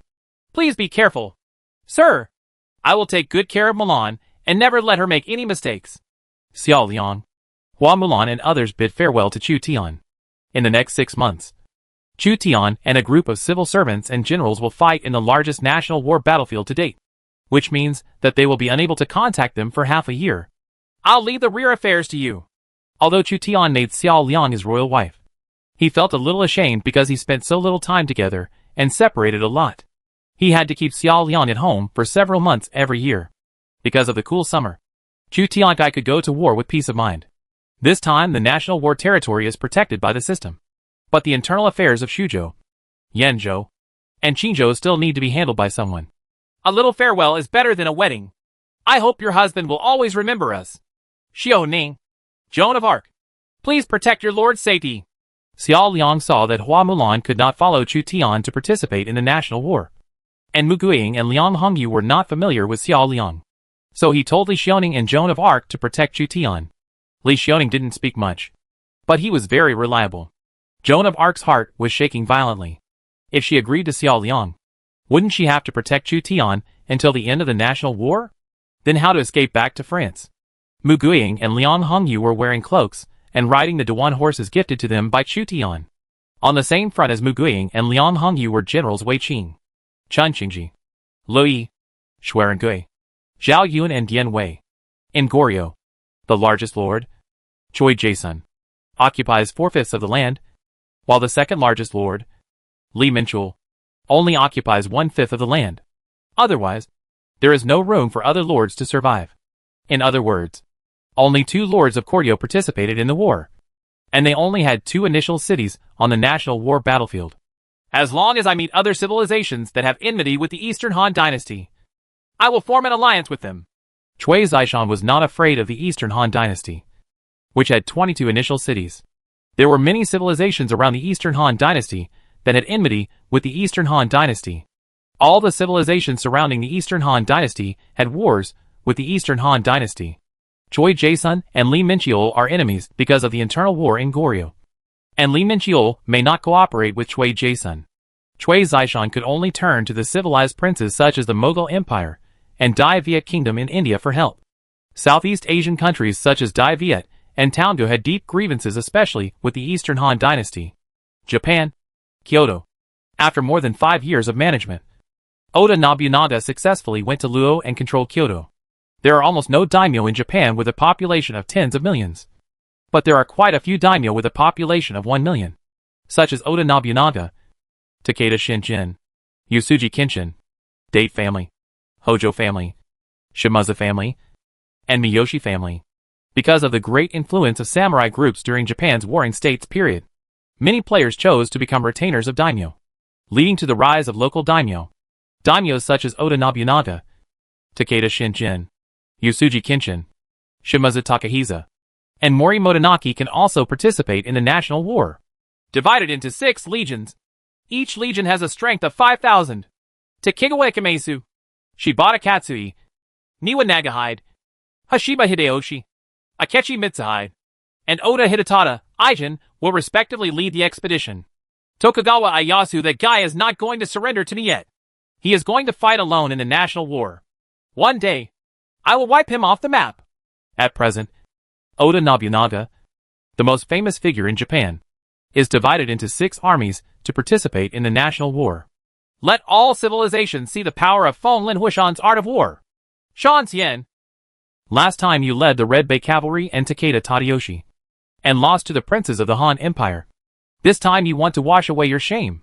Takeda Shinjin was somewhat dissatisfied with General Masaki Yamagami's defeat at the hands of the Eastern Han lords in the First Kingdom. Yamagata Masaki defended. I have never been defeated by the princes of the Eastern Han dynasty. At that time, Takeda Tadayoshi avoided the battle, and the Red Cavalry never fought the enemy head-on.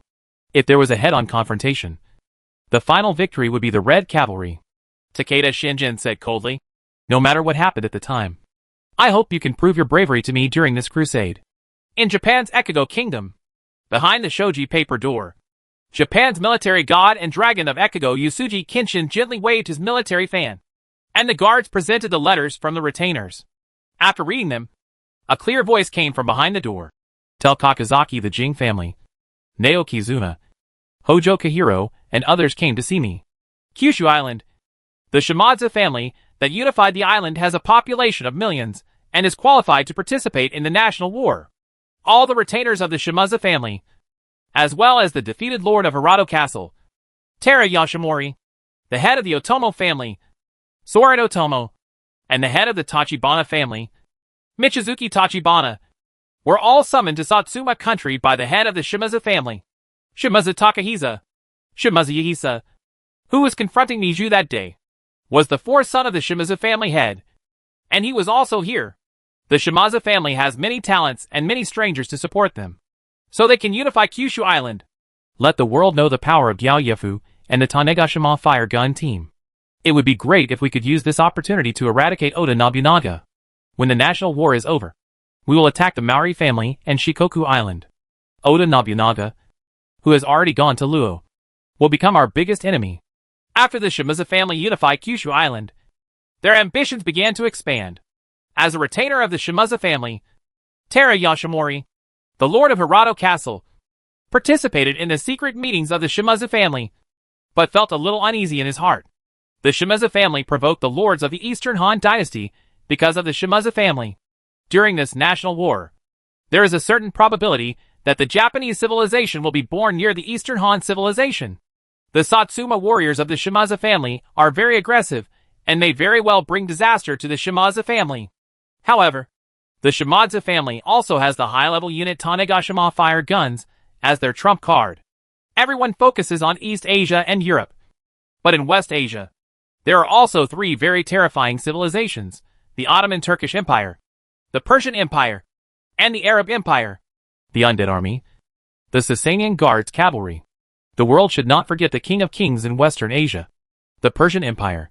The Persian Empire, which has a history of thousands of years, has assembled a large number of heavy infantry and armored cavalry. The Persian lords had formidable troops who fought valiantly. In the Arabian Peninsula, Mamluk cavalry, Camel cavalry, Imperial guards, Imperial believer soldiers, and other troops gathered. The arms of the Arab Empire generally have fanatical characteristics. Fanaticism gives their arms the ability to fight with higher-level arms. It would be extremely painful for the enemies of the Arab Empire to fight against them. Chu Tian once captured a group of Arab Empire soldiers and knew how terrifying they were. In the Ottoman Empire on the Asia Minor Peninsula, elite legions such as the Janissary Legion, the New Turkish Army, and the Sipahi Cavalry, military feudal landlord cavalry, gathered. In Paris, France, the new First Lord Louis summoned French nobles to participate in the national war. He built more full-body armor to equip knights. Joan of Arc betrayed our France, and I must capture her so that I can gain the support of all players. If Joan of Arc falls, it would be nice to be my slave. Your failure is really a shame. Louis is now the uncrowned king of France. He overthrew the rule of the original king and looked at Joan of Arc's previous lord with contempt, because of the incompetence of the previous French lord. The legendary hero Joan of Arc was captured alive by the lords of the Eastern Han dynasty. Joan of Arc's previous lord was unable to refute Louis's taunts. Because the saint was captured, his reputation in France was disgraced, and he surrendered in defeat. I hope I won't encounter the Eastern Han dynasty. If I can find a chance to kill Louis of France, maybe I can occupy France in the main world. The German Lord Hohenzollern was attacked by cavalry sent by Chu Tian during the last national war, and was afraid of the Eastern Han dynasty. The English longbowmen are ready to attack. The Vikings have fierce eyes. The Spanish fleet returns to the port, and the Kingdom of Macedonia sweeps across the Balkan Peninsula. Athens, Greece. The great Alexander the Great made an emergency landing in this ancient city. Athens, with its prosperous culture and ideas, chose to surrender in the face of absolute force. Even the martial Spartan warriors had to surrender under the intensive offensive of the Macedonian kingdom. Alexander the Great is not a hero recruited by players in the Kingdom of Macedonia, but a local force, and the emperor has arrived in the Balkans. The Third National War allowed NPC forces to participate in the war. causing this terrible force to be involved in the national war. Partner cavalry. Let's conquer the world. Alexander the Great was ambitious and used his ace unit, partner cavalry. In the Roman Republic, the three giants of Rome, Caesar the Great, Pompey, and Crassus, united with Roman players to participate in the Third National War. The Roman legions had conquered half of North Africa before Hannibal could recruit them. In order to avoid conflict with Alexander the Great's kingdom of Macedonia, Rome divided the Mediterranean with Macedonia, each occupying half. Rome and Macedonia became extremely formidable powers. America, the Aztec Empire, thousands of leopard warriors and eagle warriors marching in the jungle. They possessed the most powerful jungle combat capabilities of all civilizations. In the Americas, there are also Apache tribes, Mayan civilization, Inca Empire and other civilizations, with all kinds of strange military units. Compared with ancient civilizations on other continents, America's advantages lie in its unique military types. Africa also has a group of special civilizations, including empires and tribes. In the Indus Plain, the Brahmins, now the first lords of the Mughal Empire civilization, once again formed war elephant soldiers to participate in this national war. The original First Lord Kshatriya was killed by Chutian's men. The lords of the entire Mughal Empire were very afraid of Chutian, and at the same time held grudges against the Eastern Han dynasty. The population size of the Mughal Empire is almost the same as that of the Han Empire, and the number of lords is almost the same. There can only be one overlord in the East, either the Han Empire or the Mughal Empire. Kshatriya. Next, I will avenge you. Our Mughal Empire still has hundreds of princes, and there are more than 30 princes with a population of more than 1 million, which is enough to defeat the Han Empire. As the first prince of the Mughal Empire in India, Brahman must express his attitude during the national war. If Chutian can be killed, his prestige in the Mughal Empire will reach its peak. In the Great Plains of Eastern Europe, Catherine assembled 30,000 high-level cavalry. In her legion, there were even Polish winged cavalry, who were mortal enemies. Choose Zimu.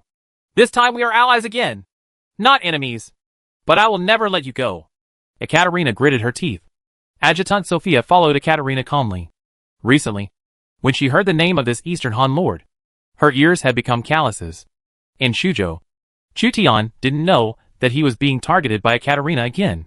Civil servants, including Li Kuei, Zhang Zhao, Zhang Hong, Wang Lang, Chen Ding, Lu Fu, Cheng Yu and others sent them off. Countdown to the national war. 10 minutes. Countdown to the national war. 5 minutes. Before the national war was about to begin, Xiao Liang took the initiative to hug Chutian and rubbed himself against Chutian. His warmth and fragrance were as warm as jade, making it difficult for Chutian to control him for a while.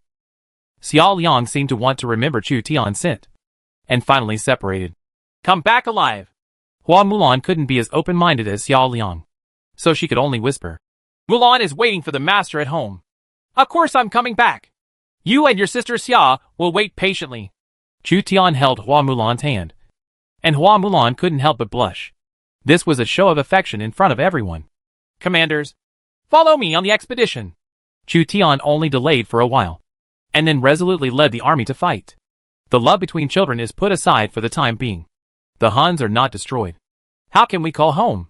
Armed with armor and iron horses, the soldiers arrayed outside the city one by one, and many generals were in high morale. Countdown to the national war. 1 minute. Chutian took a deep breath, and the scene in front of him changed. Officially arriving on the battlefield of the Third National War. Chapter 387 The Third National War 1.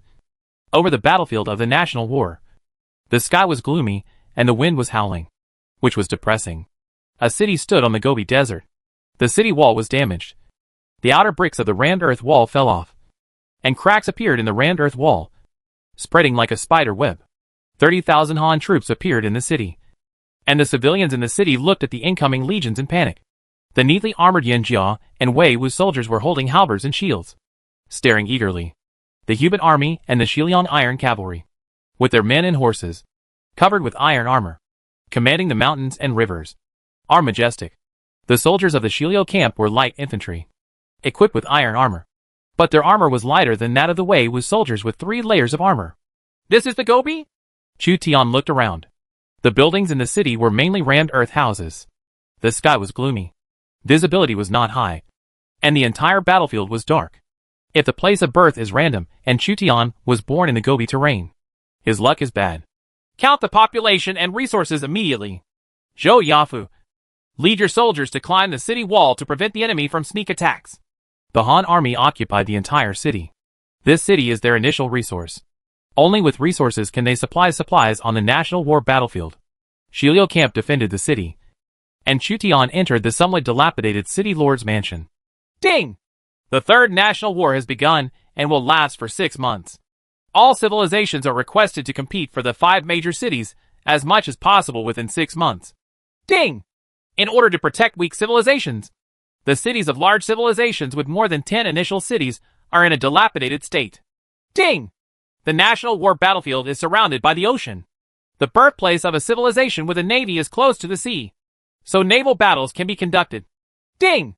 The National War terrain map has been released. A series of system reminders attracted Chu Tian's attention. No wonder the city owned by Chu Tian is so dilapidated. Chu Tian thought it was because he was unlucky, but it turned out to be the National War favoring weak civilizations. In short, the cities of a large civilization are difficult to defend and encourage attacks. The cities of a small civilization are strong, easy to defend and difficult to attack, which increases the survival time of a small civilization. Otherwise, the princes of small civilizations will be eliminated at the beginning of the National War. Chu Tian also got a map. This map is not detailed, but Chu Tian can basically understand the terrain of the National War battlefield. The National War battlefield is divided into 2 islands, large and small. The west of the big island is the Gobi. The south is the jungle. The north is the grassland. And the east and central part are the plains. The 4 main cities are located on the edge of the central plain and form a quadrilateral. There is also a main city on an independent island. There is an ocean between the 2 large and small islands. In order to compete for the 5th main city on the small island, a naval battle may break out. Chu Tian could determine that the civilization of the Han Empire was in the Gobi to the west. This was not a very good terrain for the Han Empire. Still, it's better than being born in the jungle. Joan of Arc, send Iron Eagle scouts to conduct reconnaissance for hundreds of miles in 4 directions, southeast and northwest. If you encounter a Han army city, mark the location and terrain and report back to me. Chu Tian ordered Jin, who was following him, to go down. Hua Mulan cannot participate in this national war, and Joan of Arc replaces Hua Mulan and is responsible for the investigation work. Yes! 800 Iron Eagle scouts carried enough dry food and galloped in all directions to conduct reconnaissance. Fang Xianling, Du Ruhui and other civil servants quickly took over the city. Fang Xianling held an account book. The account books of the city lord's palace show that this city has a total population of 300,000, and the military rations can be used by 100,000 people for 6 months. If war horses are included, the food consumption may be even greater. There are bows and crossbows in the arsenal, 5,000 pieces of armor, 3,000 pairs of armor, 5,000 swords and shields, 20,000 spears, 5,000 horses, 50,000 armor-piercing arrows, and 1 million ordinary arrows. The water source is well water, which comes from underground. According to records, there is a river 10 miles north of the city. This city has a lot of armaments and can recruit a group of low-level troops. Immediately recruit 5,000 crossbowmen, led by Liang Hongyu, 20,000 low-level infantry, led by Generals Chao Ren and Nan Chong, 5 low-level light cavalry, thousands, led by Su Rong, Xia Hoyuan and others. Arrange military craftsmen to produce high-end infantry crossbows to recruit Jianyan crossbowmen. Select qualified soldiers from all over the city and recruit the women's army. Requisition all the military craftsmen and blacksmith shops in the city to give priority to making arrows. In addition, we will build high-end equipment to recruit high-level troops. The rest of the strong men became village warriors and were responsible for escorting the grain and grass. Chu Tian immediately mobilized resources to recruit troops and produce armaments. The entire city operates efficiently, and all residents are engaged in the war effort. This city does not need to be built. Just squeeze out all the war potential and win. This is a national war. It often takes 2 or 3 months to recruit high-level soldiers, and the recruitment of low-level soldiers is the fastest. So Chu Tian recruited 30,000 low-level soldiers in one go to tide over the early stage. The civil customs of the national war city were fierce, and there were many excellent soldiers. Li Xiaoning selected 1,000 suitable soldiers in the city and train them into a women's army, which took 2 months. Unlike the main world, the initial level of soldiers recruited here is level 40. Li Xiaoning, who was in charge of recruiting soldiers, mentioned something to Chu Tian. The initial level of soldiers recruited in the main world is level 10. They are all new recruits and require more than half a year of training before they can go on the battlefield. The National War battlefield is different. The level of recruiting soldiers is directly 40, which is between new recruits and veterans. They can go directly into the war. Urgent report.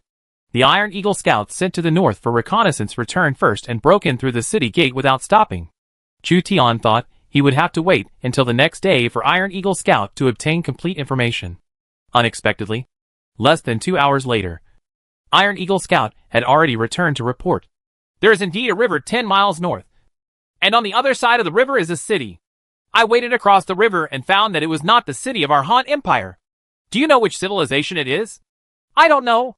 There are brothers investigating on the other side. We just want to find out and come back immediately to report to the Lord.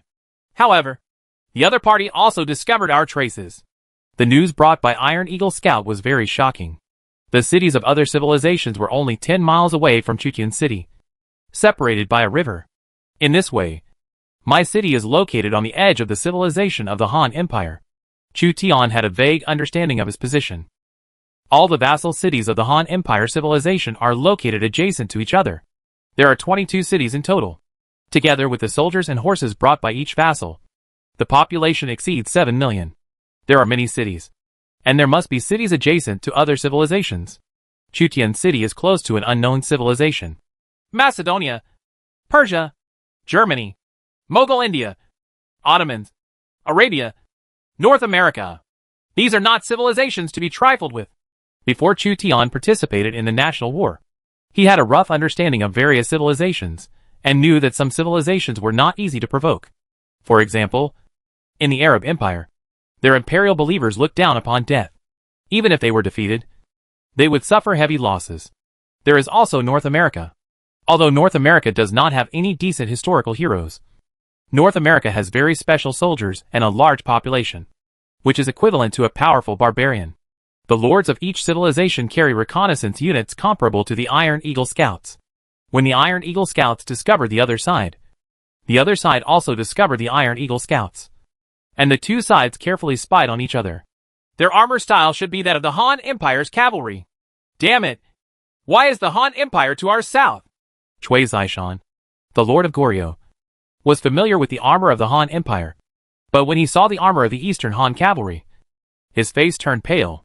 The Goryeo Kingdom had only 2 cities, while the Han Empire had 22 cities. The two sides were not on the same level at all. Although the initial city of Goryeo was stronger due to its protection mechanism, Cui Zishan did not think that the 2 cities could stop the Eastern Han Empire's expedition. Cui Zishan looked at the hero under his command, Yulji Mundiak, who defeated the Sui army. We are not opponents of the Han Empire yet, but I am unwilling to leave the battlefield of the national war. What should I do? Yulji Mundiak replied. The Han Empire is powerful, and the surrounding civilizations are afraid of it. They can rely on other large civilizations to compete with the Han Empire. Once other civilizations know that the Han Empire is nearby, regardless of whether they have hatred against the Han Empire, they will always accept us. Send out scouts immediately and contact the surrounding civilizations. Tell Li Minja that we put aside our grudges for the time being and join forces. The other party is the Han Empire. I can't do anything on my own. If he helps me in this national war, I can spare his life in the main world. Otherwise, once I unify Korea, I will kill him and his family. Cui Zishan's eyes were fierce. He learned that south of the river was the Han Empire, and he hated and feared it. Facing the Han Empire, the 2 cities of Goryeo were unable to withstand its military front. Iron Eagle Scout brings back a prisoner. We ambush outside the city and capture this man alive. According to torture, he is the Lord of Goryeo. It's Goryeo Bangzi again. Chu Tian thought it was Roman, Macedonian, Mughal and other civilizations, but he didn't expect it to be the Lord of Korea.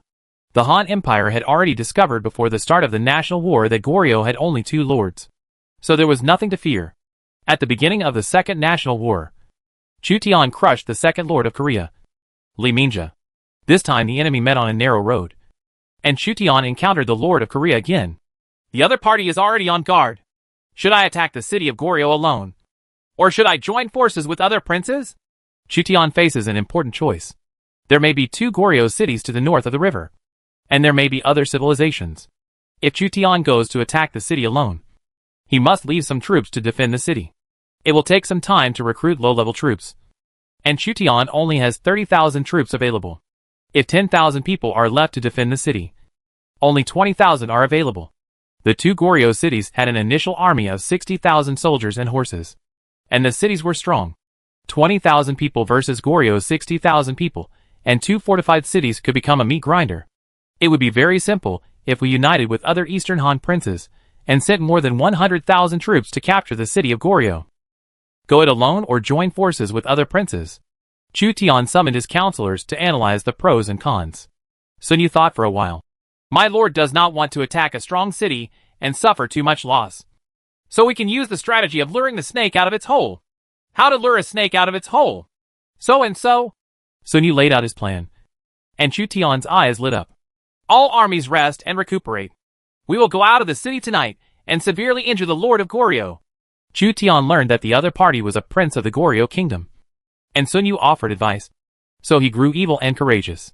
Theoretically, it would be the least difficult for Chu Tian to unite other princes to attack Goryeo. But Chu Tian had to do the opposite to attack him unprepared. Zhou Yafu, Li Guang, Chao Ren, Man Chong and others led 6,000 Shilio camp and a group of village warriors to defend this city. Chu Tian only left 6,000 elite troops to defend the city, thinking it was enough to hold on. Then, Chu Tian ordered the military craftsmen to build ladders. The 24,000 elites ate and drank enough, and then slept soundly, preparing to send out troops at night. Among the 22 cities of the Han Empire, Zhejiang Lao Qin Guang sent a scout. Invite all the princes to come here to discuss and divide the troops into 2 groups to seize the west main city and the 5th main city on the island. This time at least 1 main city must be captured. And if possible, it is best to capture 2 at the same time. The scout cavalry of the 22 princes of the Han Empire galloped on the battlefield, passing messages to each other. Why is this the Gobi? Where are the lords of the Han Empire? Ekaterina looked into the distance, and there was Gobi and yellow sand everywhere. Behind her, elite Cossack cavalry and Polish hussars were ready to attack. Adjutant Sophia said to Ekaterina, Your Majesty the Duke, other lords are coming to discuss matters. There is an urgent report from the lords that to the south of us is the powerful Ottoman Empire. We are enemies of the Ottoman Turkish Empire and must do our best. I see.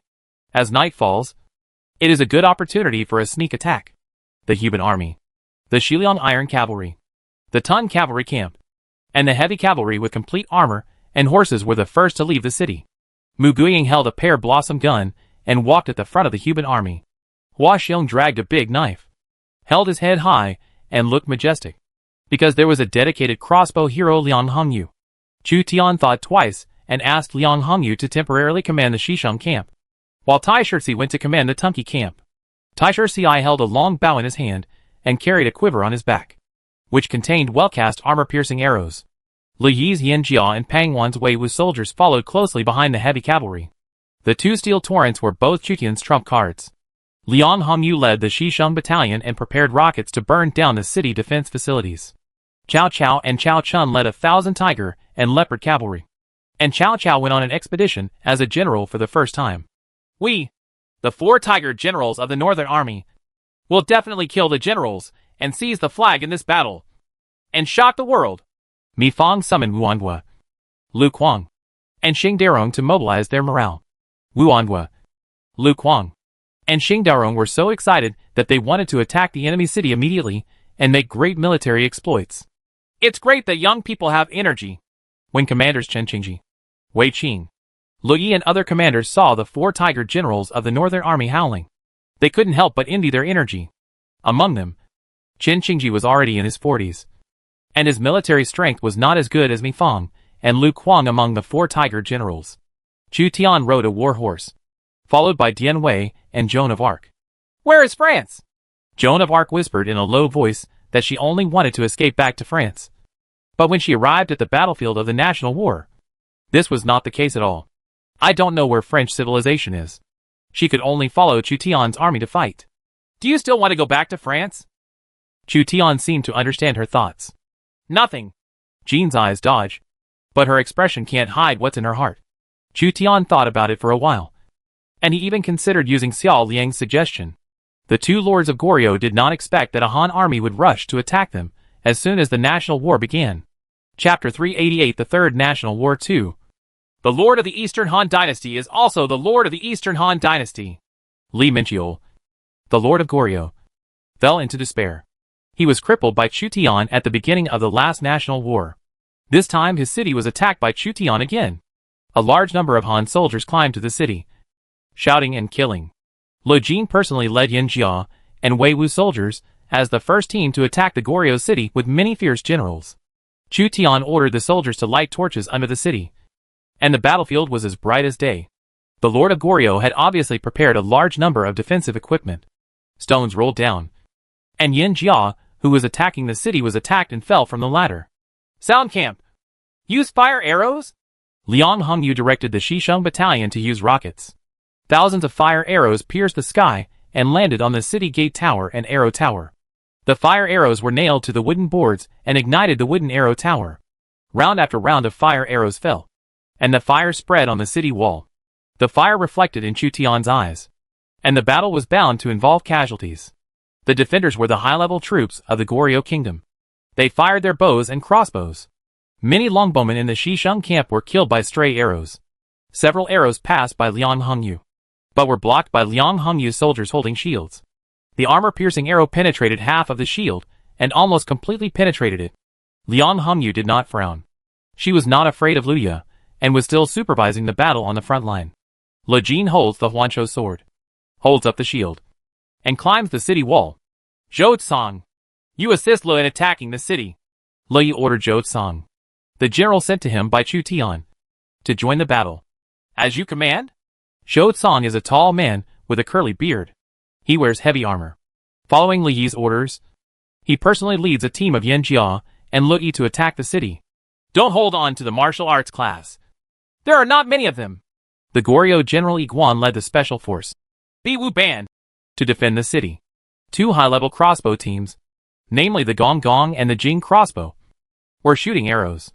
Zhou Tsang's shoulder armor was hit by random arrows. He turned a blind eye and continued to cling. A spear was thrust at him. Zhou Tsang grabbed the spear, tore the defenders off the city wall, and took the opportunity to board the city. Le Jin had already climbed up the city wall, killing more than 10 defenders with a knife, and covering the climb of the soldiers behind. Yin Jia ascended the city, formed a circular formation with halberds, and forced back the surrounding enemy troops. The two sides saw each other at the city wall, and soldiers were killed every moment. Zhou Tsang shouted loudly, and the surrounding Goryeo soldiers were shocked. A Goryeo general was caught off guard and was directly killed by Zhou Tsang with a sword. Blood spattered on the face of a Goryeo soldier, who turned pale. After Zhou Tsang joined the Chu Tian forces, he followed Zhou Yafu and had little sense of presence. At this time, he was transferred to the Li army to be used to attack the city, and he was invincible. Yin Jia followed Zhou Tsang, piercing the enemy's armor with his halberd. Every step forward left a footprint in the pool of blood. The Han army is attacking Li Minjia's city. Cui Zishan, the first lord of Goryeo, was awakened with cold sweat on his forehead. The Han army is too cruel. The Third National War lasted for 6 months and 180 days. As a result, the Han army began to attack the city on the first day, and it was extremely arrogant. The Han army did not gather that fast. The princes of the Eastern Han dynasty on the other side of the river must have acted alone. Li Changgui, Yulji Wendi, and Jiang Hanzhen gather their troops and leave the city. Cui Zishan, as the lord who is about to unify the Goryeo kingdom, is also a ruthless person. He was keenly aware that this was an opportunity to defeat the Han army, and immediately mobilized the 3 Goryeo army commanders. Yulji Wendi once defeated the Sui army. Kong Hanzhen once defeated the Khitan army, and Li Changgui defeated the Liaodong Red Scarf army, Yuan army, and Japanese pirates in the troubled times of the late Yuan dynasty to establish the Li dynasty of Korea. These 3 heroes are already the top heroes Cui Zishan has. The commander-in-chief, Yulji Wendiak, heard that Cui Zishan mobilized a large army to attack the Han army, and reminded, the Han army knew that there were 2 cities on the north bank, but still attacked one of them. They must have come prepared to support Li Minjia, and we fell into the trap. The Goryeo Gonghak Imperial Army put Chui Jaesun into uniforms. When Chui Jaesun was about to lead the cavalry to support Li Minchiol, Yulji Mundiok poured cold water on him. Yulji Mundiok was both a general and a strategist of Chui Jaesun. He was actually a descendant of Bio who lived in Liaodong during the Eastern Han Dynasty, and he had considerable resourcefulness. Chui Zaishan hesitated. If we don't rescue, do we have to sit back and wait for death? Yulji Wendy replied, you can send a general to lead the Han army to ambush, and the main force will ambush behind. Once the ambush breaks out, the main force can attack it and break it. Okay. We must make sure that this Han army never comes back. Chui Zaishan was obsessed with Liaodong, and then clashed with the Han Empire. He had the opportunity to eliminate a Han army, and he would not miss this opportunity. Who dares to lead a group of cavalry to lead the Han army into an ambush? The last general and deputy general Jiang Minjian request orders. Jiang Hansen, one of the 3 Goryeo army commanders, took the initiative to lead the Goryeo light cavalry to attack. The Goryeo cavalry set out for the expedition, and Chui Jaesun and the 2 regiment commanders, Yulji Mundiok and Li Songjiwei, led the main forces such as the Korean Imperial Army, the Goryeo Armored Cavalry, and the Goryeo Sharpshooters, and then sneaked away. Sheng Zhongfu, the general of the Imperial Army who controlled the crane, held a gun to protect Chui Zaishan. Zheng Zhongfu was a warrior from the Goryeo Kingdom and was the commander of the Forbidden Army. His military strength reached 90, and he was trusted by Chui Zaishan. Chui Zaishan controlled 3/4 of the territory of Goryeo, and had military commanders accumulated by Goryeo for thousands of years. He still had some wealth. Otherwise, he would not have dared to provoke Mingwan repeatedly. The military advisor asked us to ambush here. Will the Koreans really fall into the trap? Yang Yi and Zhang Liao led 2,000 Bingzhou Wolf cavalry to ambush in the road. According to the arrangement of military counselor Sun Yu, they ambushed the reinforcements of Goryeo. The sound of horse hoofbeats sounded, and Yang Yi and Zhang Liao were immediately alert. Goryeo reinforcements are coming. 2 cavalry generals, Jiang Handan and Jiang Minjian, led the Goryeo light cavalry in a long march. They had seen through Sun Yu's ambush and still had no hesitation. The war horses were galloping when the Goryeo light cavalry entered the ambush. Yang Yi and Zhang Liao fired arrows and killed dozens of Goryeo light cavalry. There is indeed an ambush. Jiang Hansen was not surprised but overjoyed. He held a long bow and shot the Bingzhou Wolf cavalry that appeared. Kill. 2 fierce generals, Yang Yi and Zhang Liao, led the Bingzhou Wolf cavalry and attacked the Goryeo light cavalry with their spears. This group of Goryeo cavalry also includes high-level cavalry, which is one of the top arms of Goryeo. Bingzhou Wolf cavalry cannot destroy them so easily. Even so, Yang Yi and Zhang Liao fought hard, charging back and forth among the Goryeo cavalry with spears. Jiang Hansen and Jiang Minjian's cavalry of about 5,000 people were attacked by 2,000 cavalrymen from Yang Yi and Zhang Liao. They retreated into a group and relied on their numerical advantage to kill and injure the Bingzhou Wolf cavalry. It's not like they were panicking like they were in the middle of the ambush. We've been discovered, Zhang Liao shouted to Yang Yi. So what? Yang Yi pierced the throat of the Goryeo general with a spear. The Goryeo general fell off his horse without even seeing the appearance of the general on the opposite side. Yang Yi stabbed dozens of Goryeo cavalrymen under their horses and fought bloody battles. Zhang Liao saw that his general Yang Yi was almost invincible among the Goryeo cavalry. So he fought to the death with his halberd and captured the Goryeo army commander Jiang Hansen. As long as you kill the enemy general, you may be able to win. More than a dozen Goryeo cavalry tried to stop Zhang Liao, but they were all killed by Zhang Liao. Lieutenant General Jiang Minjian came at him with a long sword, trying to stop Zhang Liao. Zhang Liao held a halberd with both hands and struck away Jiang Minjian's long sword. Jiang Minjian's mouth was numb, and he looked at the young and energetic Zhang Liao in horror. Zhang Liao's force is even greater than his. As the commander of the army, Jiang Hansen dispatched 100 Goryeo cavalry to besiege Zhang Liao. Bingzhou Wolf cavalry held spears to cover Zhang Liao. Zhang Liao charged all the way, and hundreds of Korean cavalry were helpless. White-robed army, draw your sword! Chen Qingji gave an order, and all 3,000 white robes drew out their tang knives. As a rare 7th level light cavalry, the white robe army has Chen Qingji's bonus, and its momentum is high. 3,000 white robes clamped their horses' bellies and launched a charge, preparing to eliminate the Goryeo cavalry in a melee with the Bingzhou Wolf cavalry in one fell swoop. Kill! The white-robed army hit the Koryo cavalry from one side and carried out a dense wall charge. The sharp tang knives penetrated the armor of the Koryo cavalry and easily overwhelmed the already chaotic Koryo cavalry. The Bingzhou Wolf cavalry and the Goryeo cavalry fight in a melee, fighting for a chance for the white-robe army. What kind of cavalry is this? Jiang Hansen had a hard time fighting against the Bingzhou Wolf cavalry, but was attacked by the white-robe army. He was suddenly unable to control the rapidly defeated Goryeo cavalry. Jiang Handan's army was attacked. Li Chunggui, you lead the sharpshooting army and destroy the Han army. Choi Jae-sun led the main force of Goryeo and followed Yulji Mundiok's advice to see through the Han army's ambush. So he ordered Goryeo's most powerful arch-hero Li Sungji-wai to lead the sharpshooting corps to support Kang Hansen's cavalry. Leave the Han army to our sharpshooting corps. Li Chunggui is confident in his bow skills.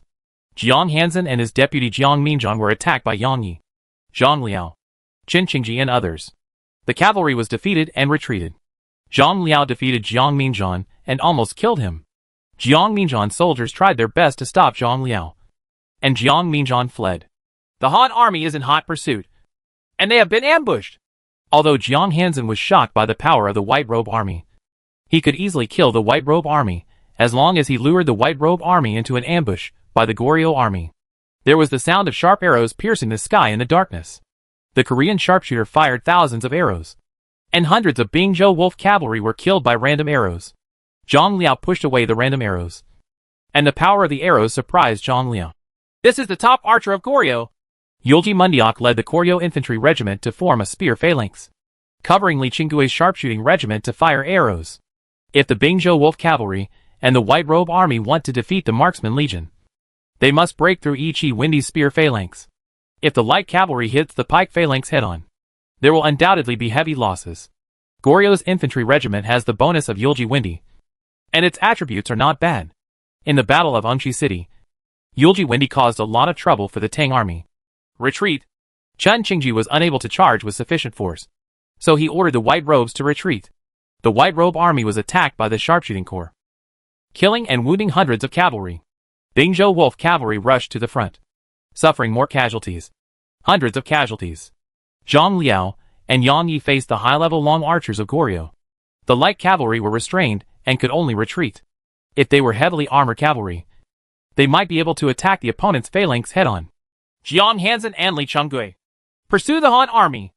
Cui Zishan saw that the sharpshooter corps had severely damaged Bingzhou Longqi and the white robe army, and immediately ordered a pursuit. Behind the main force of Goryeo, a terrifying heavy cavalry appeared silently. The Huban army, Shiliang cavalry, and Tunki camp were all in sharp shape. Mu Guiying twisted her neck and ambushed at night. Her neck was a little numb due to the cold. Stiff. Hua Xiong and Tai Shirtzi commanded the Shiliang cavalry and the Tunki camp respectively, and acted together with Mu Guiying. Schwerengui, Zhao Yun's Tang cavalry and Bema Yi came out of the dense forest, ready to chase the Goryeo army. Set off! Mu Guiying moved his muscles and bones, let out a light scold, and led the 8th level Tiger and Ben troops to dispatch. Mi Fang, Wu Anhua, Lu Kuang, and Xing Daorong were temporarily assigned to the Huban army by Chu Tian to strengthen the Huban army's ability to break formations. They howled one by one and followed Mu Guiying to kill the enemy. What a cruel person! Hua Xiong muttered. He was already one of the best generals under Dong Zhuo, but under Chu Tian, Hua Xiong ranked last among all the generals who commanded heavy cavalry, and the newly arrived Mu Guiying was even more powerful than him. Above, the main force of the Koryo kingdom was chasing the Bingzhou Wolf cavalry and the white robe army. The Gobi Desert suddenly shook violently. All the Koryo kingdom soldiers looked to the rear. The iron-armored Tiger Ben army protruded from the darkness. The terrifying impact knocked away the Koryo archers in the rear row. The half-ton monster trampled the Korean infantry and archers, crushing them and leaving them bloody. Mu Guiying was taciturn and led the charge. There was no enemy along the way. Ouch! Mi Fang, Wu Anhua, Lu Kuang, Xing Daorong and Lang Xiao, wearing uniforms, advanced behind Mu Guiying. Mi Fang held an iron spear. Wu Anhua swung the hammer. Lu Kuang used a big sword, and Xing Daorong carried a big axe. The 4 of them joined forces, and the Goryeo army was invincible, and they were overwhelmed. Of course, what really frightened the Koryo army was the mighty heavy cavalry of the Huban army behind them. 3,000 heavy cavalry. Horses trampled the Goryeo army, and they were overwhelming all the way. Thousands of Goryeo soldiers were directly trampled to death by iron hoofs.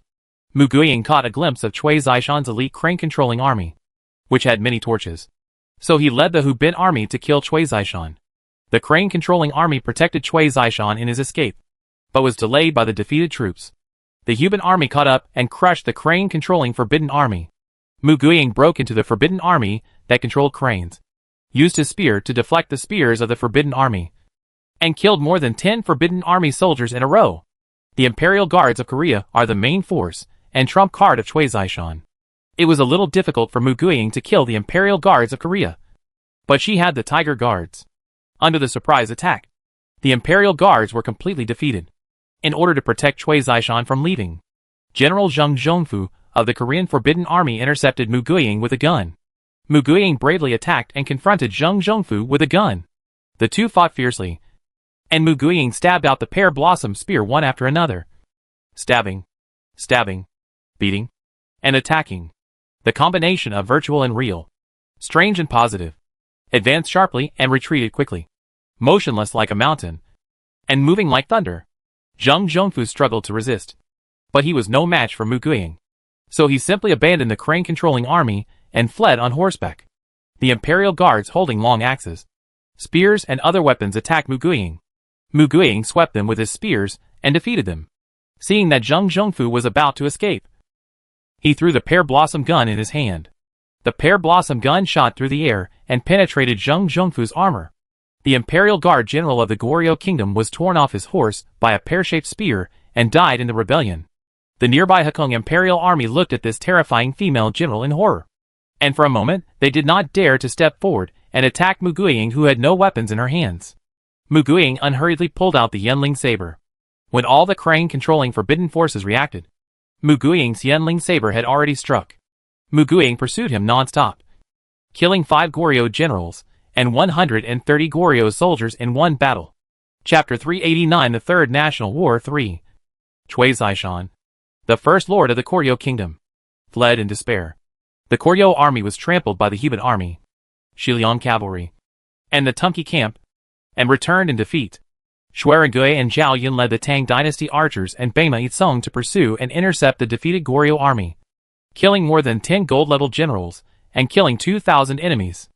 Cui Zishan gathered the remaining troops and defeated the defeated generals.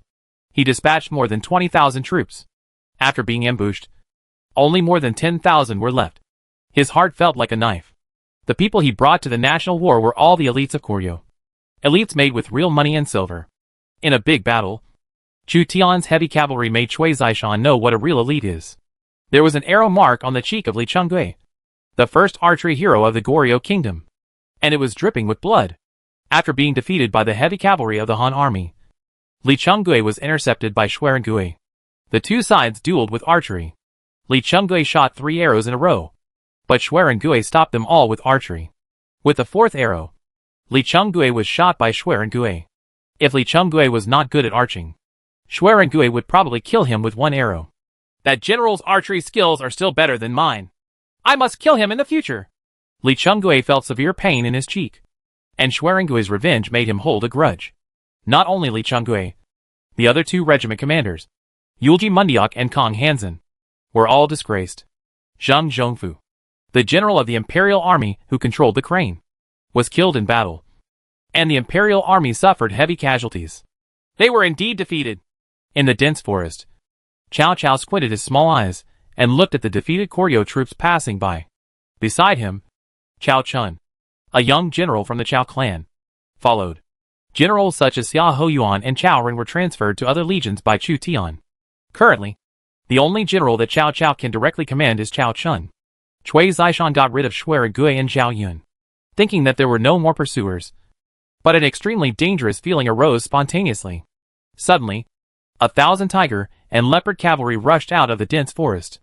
Cao Cao and Cao Chun personally commanded the tiger and leopard cavalry to intercept the Goryeo army. The Goryeo army fell into chaos. Cao Chun was wearing an armored skirt and attacked the opponent's general.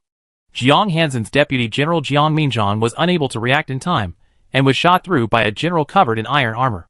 He died with his eyes open. A king-level general of Goryeo died in a sudden beheading operation by the tiger and leopard cavalry. Cao Chun let go of his long spear, picked up a spare short spear, and killed the enemy together with Cao Cao. Cao Cao held a Han sword and showed no mercy when killing people. After all, he was also a cavalry captain of the Han dynasty.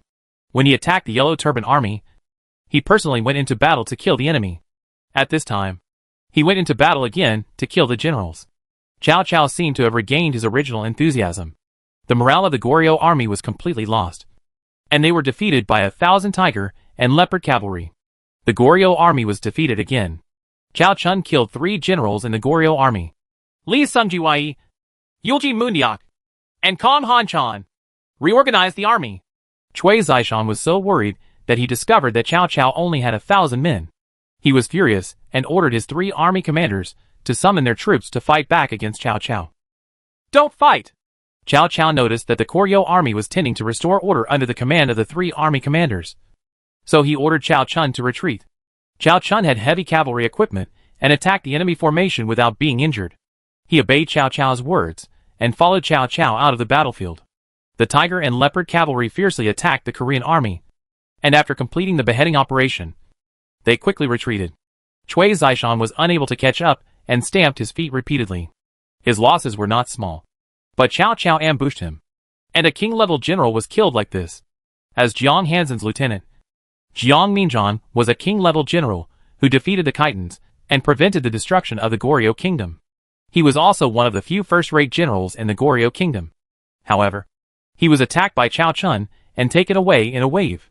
Jiang Minzhan and Zheng Zhongfu, 2 important generals, were killed in battle, and dozens of second, third and fourth-rate generals were lost.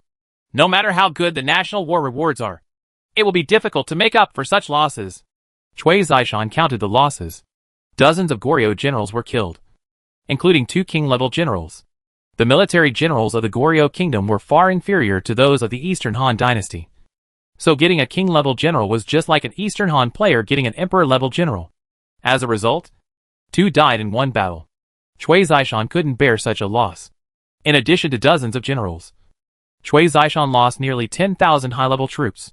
The national war has just begun, and the low-level units have not yet been recruited. This is a high-level unit. On the other side, Chu Tian personally supervised the army, provided the aura of the entire army to the infantry attacking the city, and stormed the second lord of Goryeo, Li Mingzha. Overnight, Lu Jin and Zhou Tsong fought on the city wall and fought against the Goryeo army. Chu Tian sent the fierce generals Dian Wei and Li Xiaoning's women's army to fight fiercely. Peng Wan and Li Ling were the third batch of generals to attack the city. Finally, Liang Hongyu went into battle with a bow. If he wanted to capture a city defended by 30,000 high-level soldiers overnight, even Lu Yu would have to pay a heavy price. The second lord of Goryeo was afraid of Chu Tian and could have held on for a day.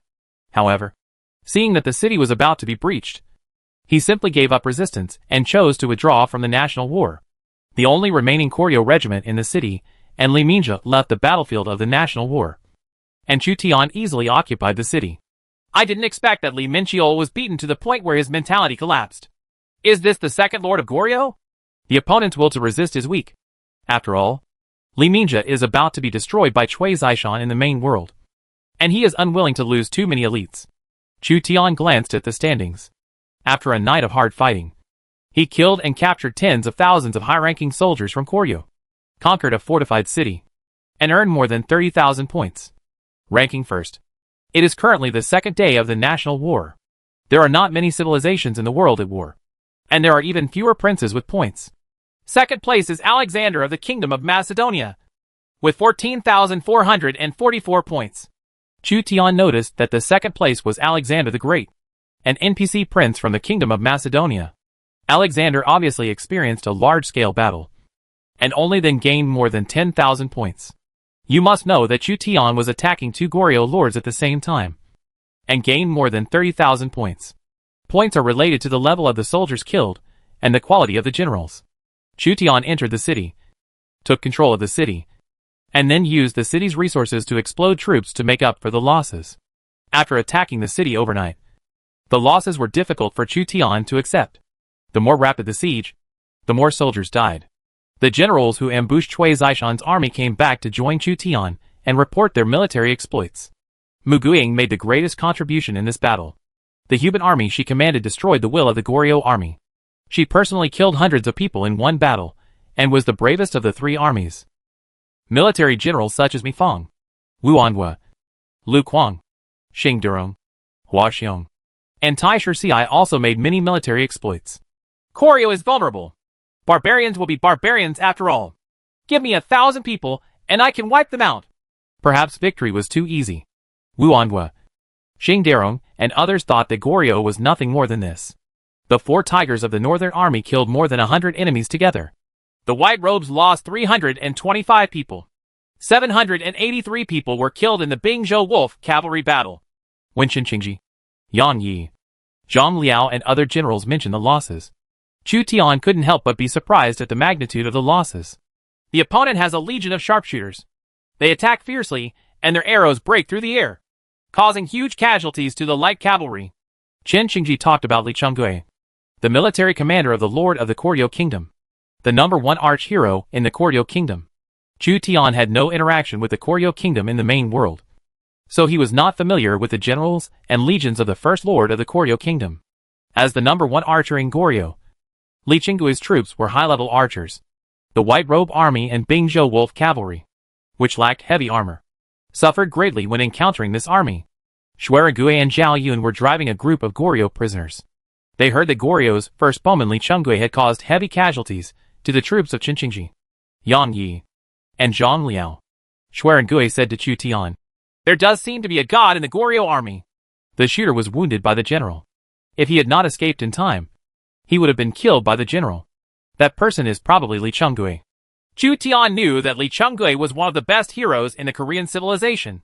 Li Chonggui was originally a general of the Goryeo Kingdom. The Goryeo Kingdom surrendered to the Yuan dynasty. Li Chonggui took advantage of the chaos at the end of the Yuan dynasty to fight in various places to help the Goryeo Kingdom gain independence.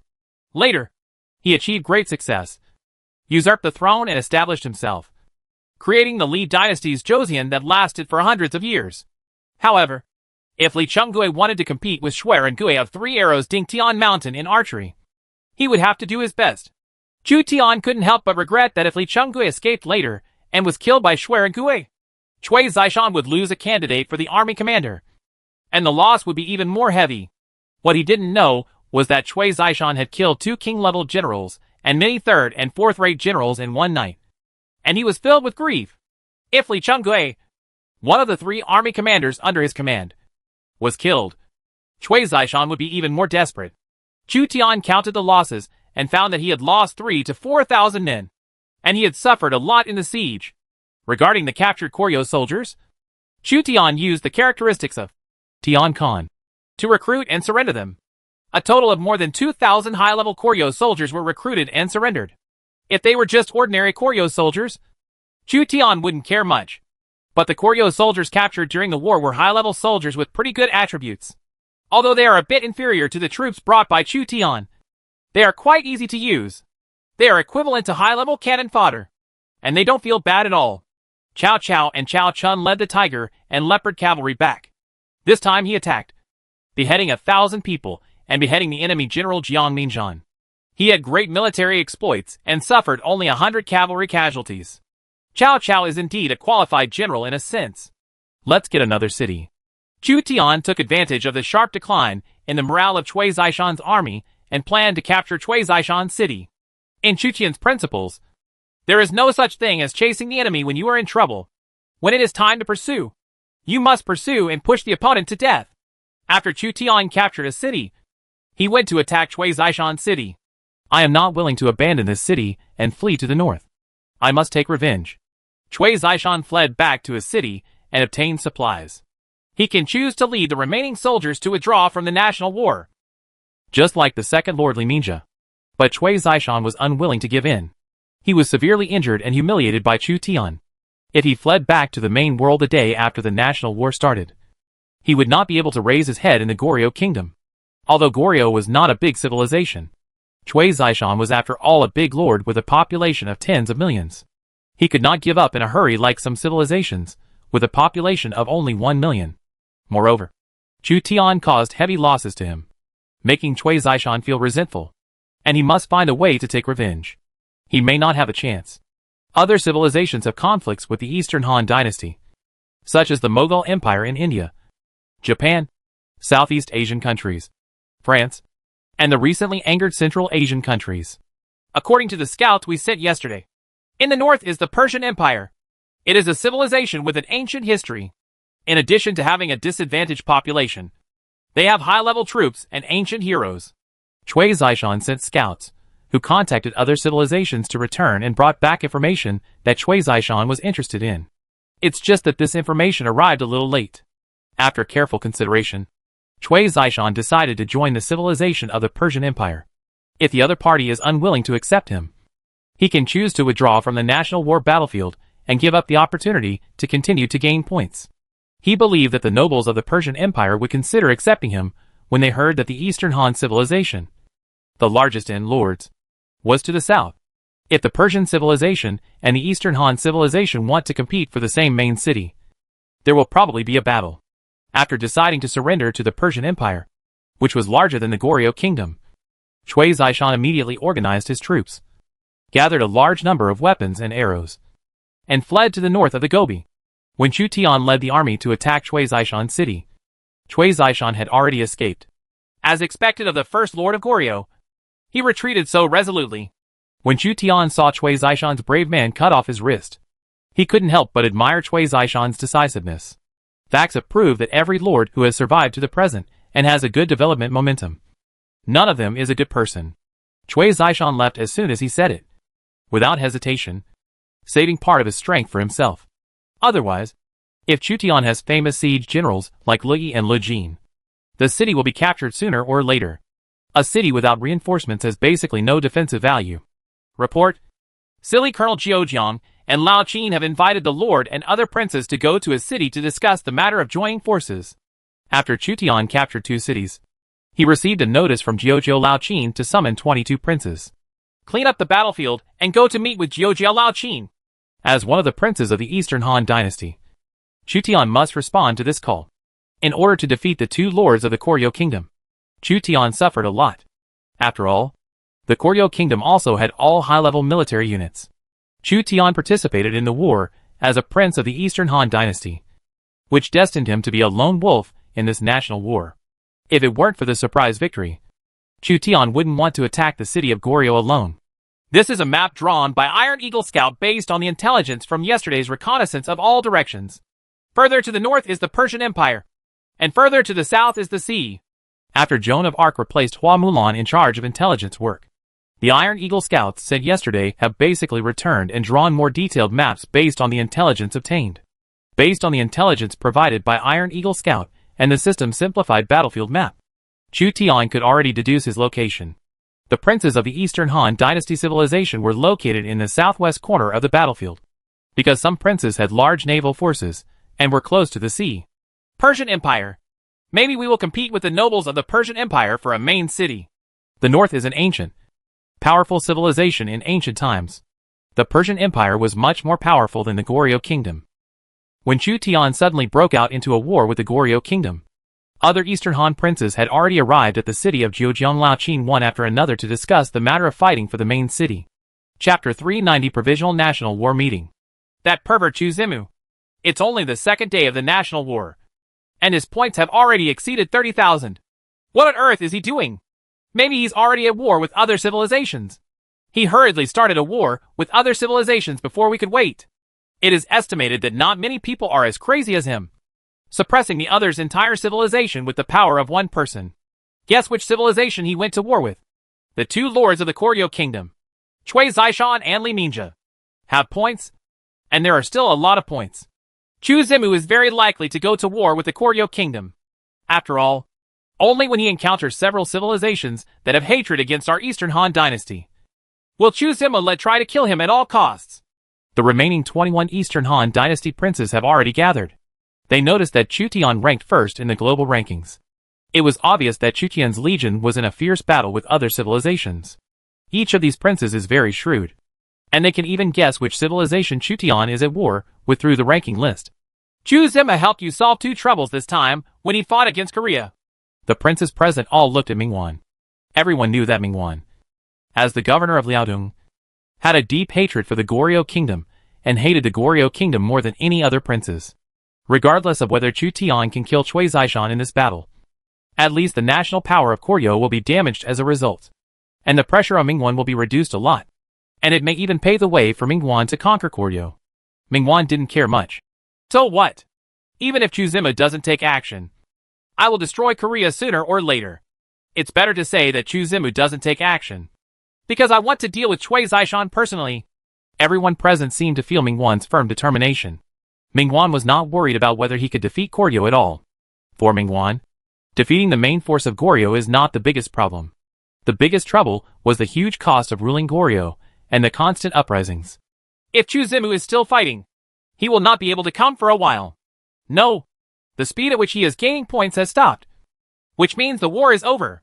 He can arrive today at the earliest and tomorrow at the latest. As some princes speculated, Chu Tian did not arrive at the city of Jiuzhou and Laoqin until the third day. Sorry for being late. After the battle on the second day, Chu Tian fell into a deep sleep and replenished his strength before coming to the meeting. Jiuzhou and Laoqin didn't care. It doesn't matter. The recruitment time for low-level troops is more than 3 days. We can still afford to wait for this time. Chu Tian has a place. He looked around at the people present. Chu Tian knew most of these princes. Among them, Huan, the governor of the western regions, who he had known for 5 or 6 years, greeted him. Su Fengyan, the prefect of Lengxi, as Chu Tian's big seller, also greeted Chu Tian. Liu Bei and Sun Jian also nodded to Chu Tian. Liu Bei and Chu Tian have known each other for a long time. As for Sun Jian, Chu Tian and Cao Cao once rescued Sun Jian in the Battle of Xingyang, so Sun Jian had a somewhat favorable impression of Chu Tian. In addition, there are many enemies or competitors, such as Tang, Mingwan, Tong Kai, Yuan Shao and others. Mingwan immediately asked Chu Tian, "You won't really start a war with Korea, right?" Chu Tian nodded. The princes present were relieved, because they had already guessed that the civilization that was fighting against Chu Tian was the kingdom of Goryeo. Mingwan was actually very interested in the situation in Korea. What was the result of the battle? Was Cui Zishan captured alive or killed? Chu Tian changed from nodding to shaking his head. He can become the first lord, and his ability to escape is naturally first class. In this ambush, I did not kill him, but I killed dozens of their generals, annihilated and captured more than 10,000 Goryeo soldiers. Seized 2 cities. Cui Zishan is missing. As for the second lord of Goryeo, he has voluntarily withdrawn from the national war. As soon as Chu Tian finished speaking, many princes present fell silent. At the beginning of the national war, more than 10,000 Korean soldiers were annihilated. Such a feat was already extremely shocking. The more than 10,000 Goryeo soldiers were not ordinary soldiers, but high-level soldiers. There were 2 more cities occupied by Chu Tian, and a Goryeo lord's mentality collapsed, and he quit the national war. However, Chu Tian was not very satisfied with this result, because he also suffered a lot of losses. You must already know our location. We are located in the southwest of the battlefield. To the north is the Persian Empire, and to the east is the jungle area. We suspect that it is the mysterious North American Aztec civilization. The Aztec Empire has very special troops: Panther warriors, Eagle warriors, priests and other special units. We are not familiar with the jungle, and we do not know the true combat power of the special units of the North American Aztec Empire. So I suggest fighting for the main city on the west side of the Central Plain instead of the main city on the south side. Many of us have experienced the Battle of Mabe, and we are definitely more familiar with the Gobi terrain than the jungle terrain. Jiuzhou and Laoqin had already thought of a plan before the temporary national war meeting began. There are 4 main cities in the central part of the national war battlefield, located in the southeast, northwest, and 4 directions of the Central Plain. The princes of the Eastern Han Dynasty could not have enough troops and time to control all the main cities at the same time, so they could only focus on it. Only if your brain is short-circuited will you attack 5 main cities at the same time and become the enemy of all civilizations. Just fighting for 1 or 2 cities is already overwhelming. Everyone agreed with Laoqin's plan. They would rather march and fight in the relatively familiar Gobi terrain than fight in the mosquito-infested and unfamiliar jungle. In the jungle terrain, the high-level cavalry of the Eastern Han Dynasty had almost no use. The jungle places harsh demands on war horses, fighting against the North American Aztec Empire, which was good at fighting in the jungle, did not seem to be a good choice. In jungle terrain, civilizations such as the Aztec Empire were virtually invincible. Tonke said, in this national war, our original plan is to secure one and compete for two. In other words, we must control at least one city. So according to your opinion, we should give up the opportunity to compete for the main city in the south, and while the main focus is on fighting for the main city in the west. After taking the main city in the west, we can then wait for an opportunity to attack the main city in the north. Or the main city in the east. Zhejiang Laoqin replied, it is not necessarily necessary to focus on these four cities. There is a small island outside the big island, with a fifth main city on it. Many of our princes brought water. The division can completely compete for the western main city and the fifth main city at the same time. With our size and waterway, it is not a problem to attack the two main cities at the same time. The lord south of the Yangtze River will compete with us on land for the western main city. It's of little significance, and it's hard to gain military exploits yourself. So why not compete for the fifth main city? The princes south of the Yangtze River could not nod their heads. For them, water battles can earn more points. On land, they earn far fewer points. The princes north of the Yangtze River have more or less elite cavalry troops, which is difficult to compare with the princes south of the Yangtze River. Chu Tian forgot to bring Zheng Zhilong and Su Sheng to the navy. Chu Tian really didn't know that this national war could bring the navy with him. However, Chu Tian then thought about it. The navy occupied too many places. Instead of taking care of both the cavalry and the navy at the same time, it would be better to focus on the cavalry and infantry in this national war. So, this time we divided our forces into 3 groups. Aren't the troops divided into 2 groups? Why did they become 3 groups?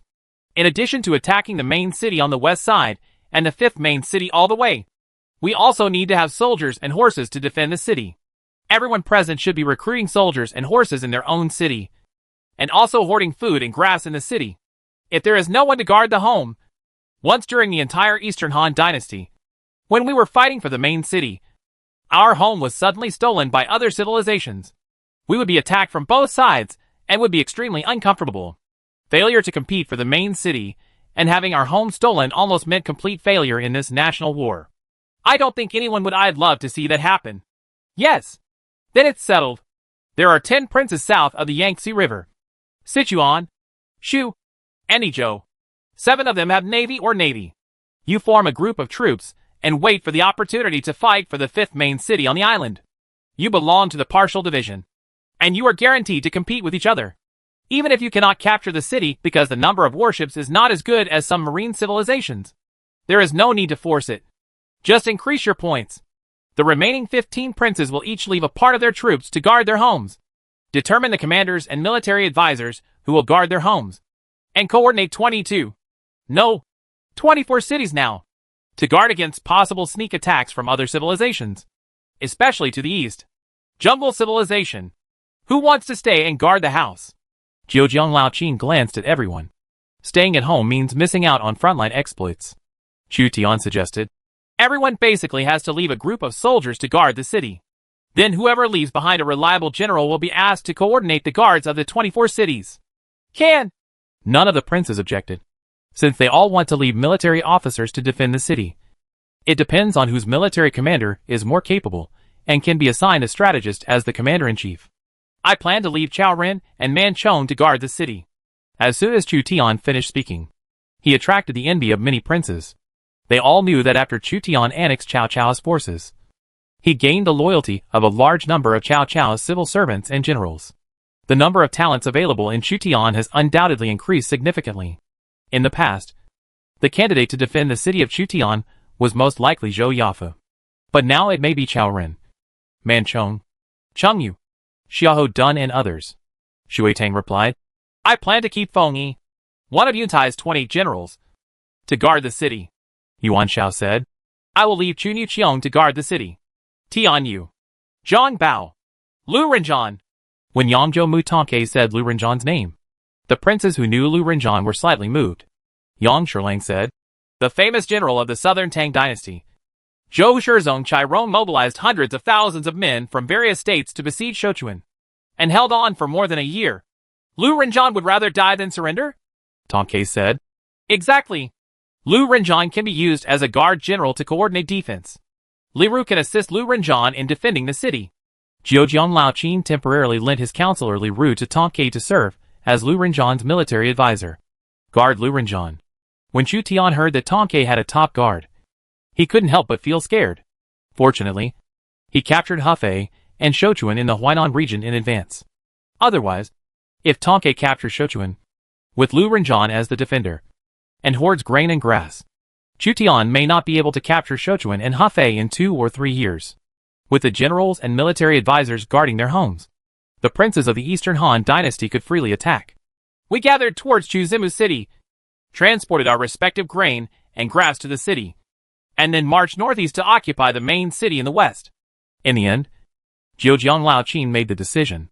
There are 7 princes competing for the 5th main city of the small island, and 15 princes competing for the western main city of the big island. The 15 princes each sent an average of 20,000 troops, and there were also 300,000 troops, leaving 150,000 to guard their homes. A large number of rural warriors were also required to transport the grain and grass needed by the 300,000-strong army. Various cities are still recruiting soldiers, and it is expected that a group of low-level soldiers will be recruited as cannon fodder soon. In fact, there were about 500,000 Han troops used to attack the main city in the west. Among all civilizations, this may be one of the best legions in the entire national war battlefield. As long as we are careful, capturing the main city in the west will not be a problem. And then we will see if there is a chance to compete for another main city. Zhejiang Laoqin was full of confidence in the strength of the Eastern Han dynasty. Otherwise, he would not easily let a group of lords south of the Yangtze River compete for the 5th main city. With the best luck, the Eastern Han dynasty might even capture the 3 main cities. The 3 cities occupied by Chu Tian were the bridgeheads for attacking the main city in the west. So it was not a problem for Zhejiang Laoqin to set the gathering place as Chutian City. All food and the main force will be transported to Chutian City, then go north, and then eastward to attack the main city in the west. Our journey north may alarm the Persian Empire. The Persian Empire is also located in the Gobi, and the main city they want to compete for should also be the main city in the west. If there is only one Persian Empire, there is no need to worry. The size of the Persian Empire in lords is far smaller than ours, unless the Persian Empire annexes Egypt, the Arabian Peninsula, the Asia Minor Peninsula, and Central Asia. It can compete with us. If the Persian Empire competes with us for the main city in the west, their heads will be hammered to pieces. After the temporary national war meeting, in the hurried free time, Huan, the protector of the western regions, took the initiative to chat with Chu Tian. Good brother, I heard that you brought the miracle Dr. Hua Tua this time, and I brought Hua Yubing this time. You should know that Hua Yubing died young, at the age of 24. Perhaps the miracle Dr. Hua Tua can prolong Hua Yubing's life and nip it in the bud. You don't want Hua Yubing to die so early. In this way, you can help me extend his life. I owe you a big favor. Huan was worried about Hua Yubing's short lifespan, so he took this opportunity to ask the miracle Dr. Hua Tua to treat Hua Yubing and extend his life. This is called disease prevention. That's easy to say. Chu Tian doesn't mind getting Huan's favor. Having Hua Yubing guarding the western regions was a shock to the civilizations of Central and West Asia. For the Eastern Han dynasty, extending Hua Yubing's life was indeed a good thing. Chu Tian possesses Hua Yubing's stealing the wolf and living in Su characteristic, so he knows the strength of Hua Yubing. So he readily agrees. Huan couldn't help but be overjoyed when a troublesome matter was solved, and said to Chu Tian, "This time I will go out to Hua Yubing, and you will go out to Wei Qin to travel across the Gobi." Chapter 391 Han Empire Expedition, Part 1. 15 armies of the Eastern Han dynasty princes gathered in the city of Chutian, and millions of warriors transported grain, grass and weapons to the city to prepare for an expedition to the main city in the west. This expedition gathered all the elite troops on land in the Han Empire, with the goal of capturing the main city in the west in one fell swoop. The cavalry in Liaodong are really strong. If Goryeo hadn't contained Mingwan, the outcome of the Yuzhou War might not have been a victory for Yuan Shao's camp. Chu Tian returned to his city, and found that the city of Mingwan was not far from him. Soon the army of Mingwan arrived, along with a large amount of food, grass and weapons. Mingwan was extremely tall and tall, standing 1.9 meters tall. When dealing with him, Chu Tian would feel some pressure. There are many elite cavalry in Mingwan, including Guaning Cavalry, Xianbei Longcheng Cavalry, and 8 Banners Cavalry. 8 flags. Zhao Yun followed Chu Tian, And when he saw the enemy Dorgan following Mingguan, he gritted his teeth. Calm down. After the national war is over, sooner or later we will have a decisive battle with Mingguan in the main world. And then we will avenge you. Chu Tian was also a little surprised to learn that Mingguan used the relationship between Obai and Dorgan to recruit Dorgan. But now that it is a national war, the internal conflicts of the Eastern Han dynasty should be put aside for the time being. Chu Tian's eyes were on a general behind Mingguan. Chu Tian knew Chang Yechen, the top general in Mingguan. But Mirong Ba, the second general, was not very familiar to Chu Tian. Mirong Ba, who was born in Mirong Xianbei, fought all his life and established Hoyan. He was also a big man who dominated Liaodong. In the Battle of Western Liaoning, Mirong Ba led Guan Ning's cavalry to attack Lu Yu's army in Yudou and directly killed Lu Yu. He was really a ruthless character. When Dorgan saw Zhao Yun next to Chu Tian, his eyes were a little frightened. He had been chased by Zhao Yun many times, and he was unwilling to provoke Zhao Yun unless necessary. This expedition will show you the power of our Liaodong cavalry. Mingguan ordered the army to camp outside the city, and then came to the city to drink with Chu Tian. Because of the protection mechanism of the national war, you will basically not be backstabbed by your peers in this national war, unless some princes stand aside in order to preserve their strength. Chu Tian asked. People like Mirong Ba and Dorgan have great ambitions. Aren't you afraid of them? Mingguan didn't care much. Ambition requires sufficient prestige, status and strength. As long as I am here, they will not dare to betray. Not to mention, I have a group of loyal subordinates and reliable military advisors. Chu Tian turned his attention to the military advisor brought by Mingguan. The other party was a monk in black. He was obviously the main military advisor of Mingguan, Yao Guangxiu, who was known as the Prime Minister in Black. Yao Guangxiu was the main planner of the Jingnan campaign and helped Yan Qingzhu Di win the Great Ming Dynasty. His strategy was top-notch, with Yao Guangxiu secretly monitoring various generals for Mingguan. The risk of rebellion within Mingguan is very small unless Mingguan is defeated. Seeing Chu Tian sizing up his schemer openly, Mingguan coughed twice. Don't take advantage of my schemer. Chu Tian coughed awkwardly. Nothing. I never covet other people's civil servants and generals. After Mingguan arrived, an elite cavalry group arrived. This cavalry regiment included Han cavalry and cavalry from the 36 kingdoms of the western regions. A mixed bag. However, Huan has the characteristics and the bonus of the official position of Protector of the Western Regions, the highest military and political officer of the Western regions in the Han Dynasty, turning the cavalry of the 36 countries of the Western regions into a servant army, which appears to be complex but not chaotic. It was precisely with the help of mixed troops such as Han cavalry and the cavalry of the 36 kingdoms in the Western regions that Huan gradually pacified the north and south of the Tian Shan Mountains and stabilized the border for the Eastern Han Dynasty. Huan brought 20,000 unique cavalry from the Western Region Protectorate.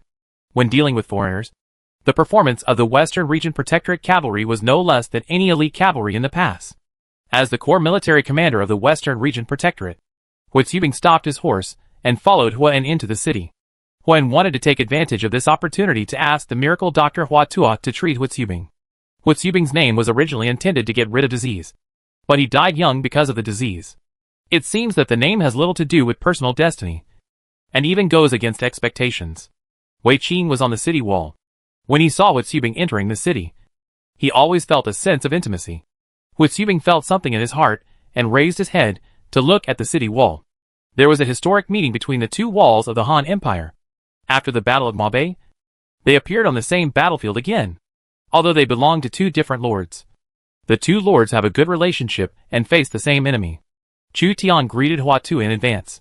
When he saw Hua Zubing, he couldn't help but sigh. This boy is extraordinary. Huan murmured in his heart that the person who sealed the wolf as Su was certainly unusual.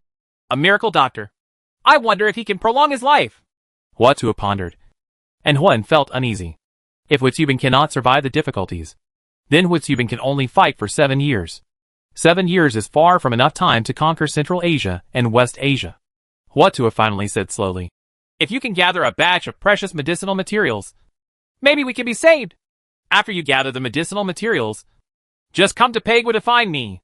Huan was overjoyed. No matter how precious the medicinal materials Hua Tu needed were, as long as Hua Zubing could be saved, Huan would try to save Hua Zubing even if he lost everything. After Huan arrived, soldiers and horses from other princes also arrived one after another. in addition to their own elites. Various princes recruited a group of low-level cannon fodder troops, totaling 500,000 soldiers and horses. Countless amounts of grain and grass were piled up in the city defended by Cao Ren, Manchong and others. And the grain and grass submerged less than half of the city. This is food and fodder for the expedition. This time, the Han Empire will go on an expedition of 600 miles to compete with nearby civilizations for the main city in the west. When Yuan Shao arrived, he saw Cao Cao, who was working under Chu Tian. Cao Cao was washing the backs of the horses that were ridden by tigers and leopards. He couldn't help but sneer. "Ah, Ma, if you brought your family to Yecheng to seek refuge with me, there was no need to be a groom." Suyu followed Yuan Shao. As an old acquaintance of Cao Cao, he couldn't help but sympathize with Cao Cao's misfortune and feel a little gloating about his misfortune. A man who was originally a heroic figure turned out to be a general with only 1,000 tigers and leopards riding on him. And he had to go to the stables to take care of the horses. "Ha ha. Isn't this Benchu and Ziyuan? Being a groom is much better than being a prefect. You don't have to worry all the time and can do whatever you want. The salary here in Yinzhou Mu is not bad. If Benchu and Ziyuan come to seek refuge, the three of us will be together. Coachman, isn't it wonderful?" Cao Cao was not ashamed at all. Instead, he was calm and composed.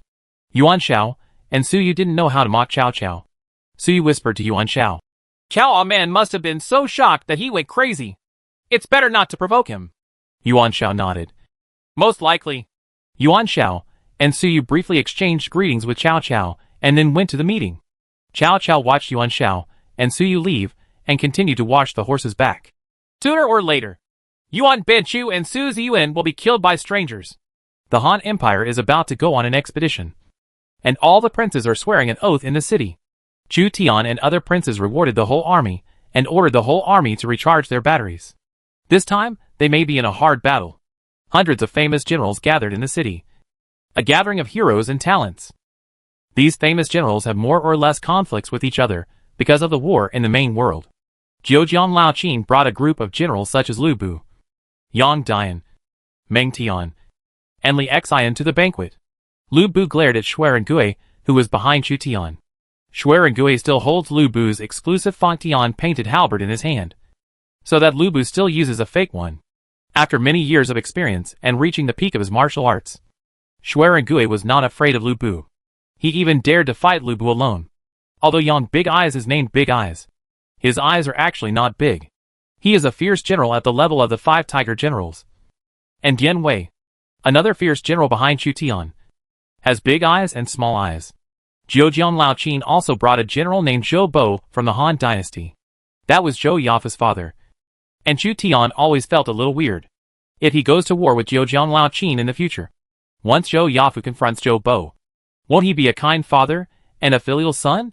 "I didn't expect that Su Fingyan from Longxi was hiding so deeply." Zhoujiang Laoqin was very familiar with Chu Tian. Among all the princes, he was not concerned about Chu Tian, but Su Fingyan from Longxi, his main opponent at present. The lords of Longxi used the power of the Xiliang rebels to control Longxi County very early and became the local emperors of Longxi County. They were isolated from the world.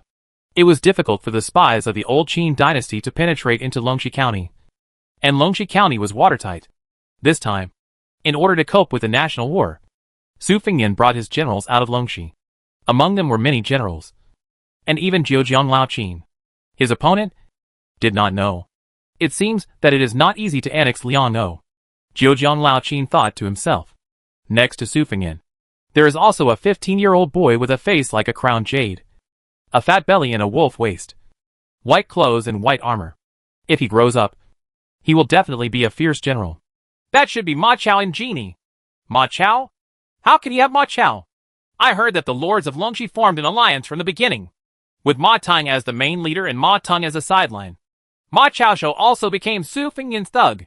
Some princes knew the strategy of the lord of Longxi, and judged that it was Ma Chao based on the young man's appearance and attire. Ma Chao? Chu Tian looked at the young man next to Su Fingyan. The young man's eyes were sharp and somewhat arrogant. Although Ma Chao is only 15 years old, he is not short in stature, and his strength is estimated to be between 80 and 70. It is obvious that Su Fingyan brought Ma Chao to practice and cultivate Ma Chao's favorability. Many alien lords are cultivating local characters from the 3 kingdoms. Chu Tian is training Zhuge Liang. Su Fengyan is training Ma Chao. And Tong Ke is training Sun Tzu, Zhou Yu, and Sun Quan. Tong Ke is responsible for commanding the navy of the Han Empire to fight for the fifth main city. So he is not here. It is said that Tang is accompanied by Qin Qiong, Cheng Yaojin, Qin Dao, and other fierce generals. He is entrenched in the Central Plains area and may stab Chu Tian in the main world at any time. He is Chu Tian's serious concern. At present, the two people have put aside their grudges and joined forces to fight. And they can trust each other. It is said that the Xuanjia cavalry of the Tang dynasty could not be recruited because they had no resources. So their main forces were Guizi's Shuafang army and Qin Dao's Baijia army. The rank of Shuafang's army was not high, but their victory was due to their large numbers. Xiao Long, I won't lose to you next time. Huma brought two emperor-level commanders, Li Mu and Lianpe, who were very upset about the failure of the battle in Yuzhou. Xiao Long was accompanied by Yang Su, the imperial commander, famous general of the Sui dynasty, and Duke of Chu. He did not feel proud of his victory in the Yuzhou battle. Instead, he tried to win over Huma. We are all princes north of the Yellow River. Let's join forces to go south. Fighting for the world. Great things can be accomplished. There is no need to fight to the death. Let the princes south of the Yellow River become bigger. Huma fell into deep thought because of Xiao Long's words, but quickly shook his head. How do I know if you are deceiving me? You are attached to Yuan Shao, using the prestige of Yuan Shao's fourth and third princes to recruit soldiers and talents, and then kill the goose to get the eggs. He is inherently sinister. Huma didn't think highly of Xiao Long, because every county in Huma's territory in Bingzhou was conquered by him. If Xiao Long does not rely on Yuan Shao's power, whether Xiao Long can block Liu Bei in the early stage is a question. Xiao Long's strength is not only his own, but also Yuan Shao's. Xiao Long tied up Yuan Shao. One prince was equivalent to two princes. So Huma, who had Li Mu and Lianpe, was afraid of Xiao Long and Yuan Shao. Moreover, the population of Jizhou is twice that of Huma's Bingzhou. The demographic advantage can offset the influence brought by famous generals. In order to compete in the Central Plains, we will naturally do everything we can. But we join forces to go south to the Yellow River and divide the world equally. This is my real idea. You should think about it again. Otherwise, the war in Hebei will end, and Hunan will end. Xiao Long hooked up with Huma and encouraged Huma to join his strategic plan. Liu Bei brought the alien military advisor Chen Shi, Guan Yu, Zhang Fei, Ashina Shir, the Turkic prince, Wu Han, the 28 generals of Yantai, and other generals to the banquet. Because this is Chu Tian's city. Chu Tian sits in the main seat. Liu Bei looked at Chu Tian, who was above him, his eyes a little dim. He and Chu Tian were old acquaintances, having known each other during the first epic battle, the Yellow Turban Rebellion. At that time, Liu Bei's starting point was higher than that of Chu Tian, and he was Liu Ji's disciple. As a result, Chu Tian now owns the land of 3 states. His official rank is General Zhengdong, leading Yanzhou Mu, second only to Sandong, Great General, Hussar General, and Chariot General. Liu Bei's Yuzhou Mu was no longer in name only, but actually became the governor of Bohai. Although the position of the Bohai governor is countless times better than Liu Bei's situation a few years ago, the gap comes from the fear of comparison. Chen Shi seemed to see Liu Bei's loneliness. So he said, My lord, don't be discouraged. The world has not yet been settled, and Chu Zimu may not be able to unify the world. All the princes in the world are heroes, and Yuan Shu, Kong Miao, Kong Rong, Liu Dai and others can't compare. They will not be defeated by Chu Zimu one by one. Liu Bei put down his wine bottle and sighed. To achieve great achievements, we should do it while we are still young. Today, the world is divided among the major princes. In the year when we were established, we are declining. How can we turn around? Chen Shi whispered. My lord can make friends with civil servants and generals from Pingyuan Tianqi, Jizhou Xiaolong, Yuan Shao and other forces, waiting for the situation to change. There may be a chance to achieve success.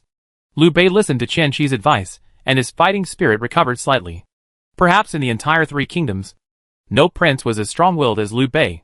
Cao Cao had 2 counties that were frightened by Chu Tian, but Liu Bei owned 1 county, and still wanted to make a comeback. Chapter 392, Han Empire Expedition, Part 2. An army of 500,000 was assembled, with flags covering the sky. Hundreds of famous generals from the Han Empire commanded an army of 500,000 to go into battle. Under this group of famous generals, there are thousands of mid-level and low-level generals or officers. Expedition to the main city in the west. Chu Tian took all the elites and left 50,000 low-level soldiers and horses to defend the city.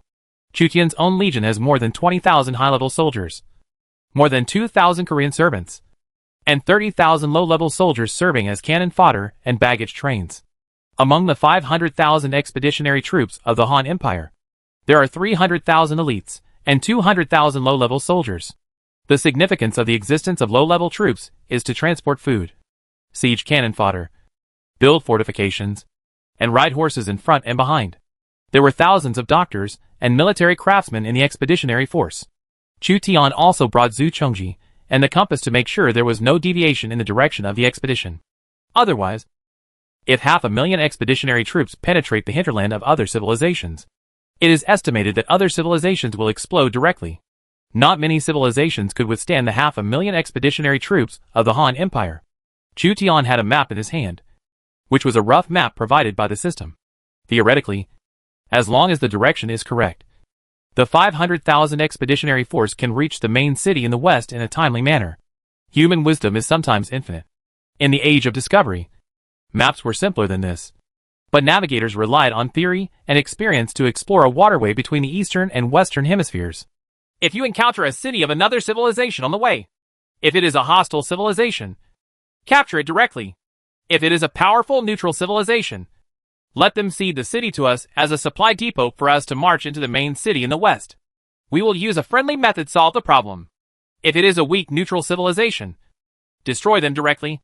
Chu Tian discussed with a group of Eastern Han princes to establish a supply line between the current territory of the Eastern Han dynasty and the main city in the west. And it was necessary to capture the cities along the way. These cities may belong to different civilizations. To deal with different civilizations, Chu Tian and the others also have different strategies. Enemies should be attacked directly. Powerful neutral civilizations should be warned in advance to avoid them. Weak neutral civilizations will be bullied by powerful civilizations anyway, so they can be attacked directly. Joan of Arc held the red dragon flag symbolizing Chu Tian's power, and followed Chu Tian. She can hold the battle flag with one hand, and her own strength is not small. She was forced to change from the spiritual symbol of France into the symbol of Chu Tian's army, and she felt hard to understand. Even the French don't think she is a hero of France anymore. Dian Wei became Chu Tian's guard. Chu Tian does not have an 8th level infantry battalion, so it has not yet recruited Tiger Guards for Dian Wei. But the problem is not big. Chu Tian has recruited a group of gold-level reckless men to serve as personal guards, who are no worse than high-level soldiers. Or, for the Tiger Guard and other imperial guards, their military sources themselves are a group of generals with high military force. These generals do not have the ability to command an army, but they are suitable for use as guards. Peng Wan, you and Li Ling will command Wei Wu's soldiers and 15,000 low-level troops to protect the train. Guijia, you will serve as military advisor. Liang Hongyu, you continue to command the Xishan battalion, and also command a group of 5,000 low-level crossbowmen. 5,000 low-level infantry were transferred to Li Yi's troops. Su Rong, Xiahou Yuan, and Xiahou Dun temporarily commanded 5,000 low-level light cavalry. Chu Tian divided 30,000 low-level troops into various generals. Joan of Arc, you command more than 2,000 Korean servants. You don't need to care about their life or death. Chu Tian then handed over the captured Korean soldiers to the command of Joan of Arc. Chu Tian's oppression of the servant army was too harsh. The servant army captured in the last national war was squandered by Chu Tian in previous battles. During this national war, Chu Tian finally replenished his army of servants. Joan of Arc felt a chill in her heart, thinking that Chu Tian was going to oppress her again. Your status is much higher than theirs. Just provide them with bonuses. The meaning of their existence is cannon fodder. Chu Tian's words made Jean feel a little better. Chu Tian had no intention of sacrificing her, but Joan of Arc had an ability similar to the faith bonus of the Arab Empire, which allowed the servant legions to march forward as if they were dead. There is no hero more suitable to serve as the commander of the servant legion than Joan of Arc, because the servant legion is positioned as cannon fodder. An army of 50,000 went on the expedition. Chu Tian had 3 cities, accounting for 1/10 of the Han Empire's expeditionary force, and was one of the main forces of the Han Empire. The strength of other princes is not bad at all. Zhejiang Lao Qin divided the 15 princes into 3 groups, each with 5 princes and more than 100,000 soldiers and horses. They divided their troops and cooperated with each other. After all, there are too many troops of 500,000, and it is impossible to march along one road. Otherwise, the queue alone can stretch for dozens or even hundreds of miles. As long as the enemy cuts off the formation with a cavalry force, the Han Empire's army will most likely have to fight on its own. Therefore, sometimes it seems undesirable to divide the troops and advance together. But it is also a last resort. It is impossible for all the troops to be crowded together. However, the 3 armies and horses were not far from each other, and scouts were widely deployed to pass on information in an endless stream. It was extremely difficult for the enemy to defeat them one by one. After all, this time we are fighting for civilization. Occupying a main city will be beneficial to the future of the entire civilization, whether it was for their own interests or for the interests of civilization. The princes of the Eastern Han dynasty had to perform well and not hold back. The 3 armies were led by the 3 most powerful princes, Shu Tian, Jiujiu Lao Qin, and Ming Wan. As for the general Yuan Shao, not many foreign princes gave him face. Now is no longer the time to attack Dongzhuo. With the development of the major princes and the formation of their own prestige, Yuan Shao's status has greatly declined. For example, Chu Tian has the characteristics of 4 generations and 3 dukes, and Han Wu. He dominates the 3 states, has great military exploits, and has long surpassed Yuan Shao in prestige. Jiujiu Lao Qin used the emperor's orders to disobey him, and he had his own characteristics and higher prestige than Yuan Shao. Otherwise, the Sun family would not have sent a special Sunyu to invest in Jiujiu Lao Qin. 3 groups of troops, Chu Tian, Lao Qin, and Ming Wan. Each selected princes with whom they had a good relationship to form one group. Chu Tian is leading Huan, Su Fengyan, Zhang Dao, and a southern barbarian lord Mu Ke. Chu Tian saved Huan's life during the first epic battle, the Yellow Turban Rebellion, and asked Hua Tuo, the miracle doctor, to treat Hua Tsubing. He had a good relationship with Hua, and Hua also gave Chu Tian 9 precious Dewan horses, in order to unite the 2 sides of the Han Empire. The first person Chu Tian wanted to leave was Huan. Second is Su Fengyan as a trading partner. His relationship with Su Fengyan was only financial, not serious.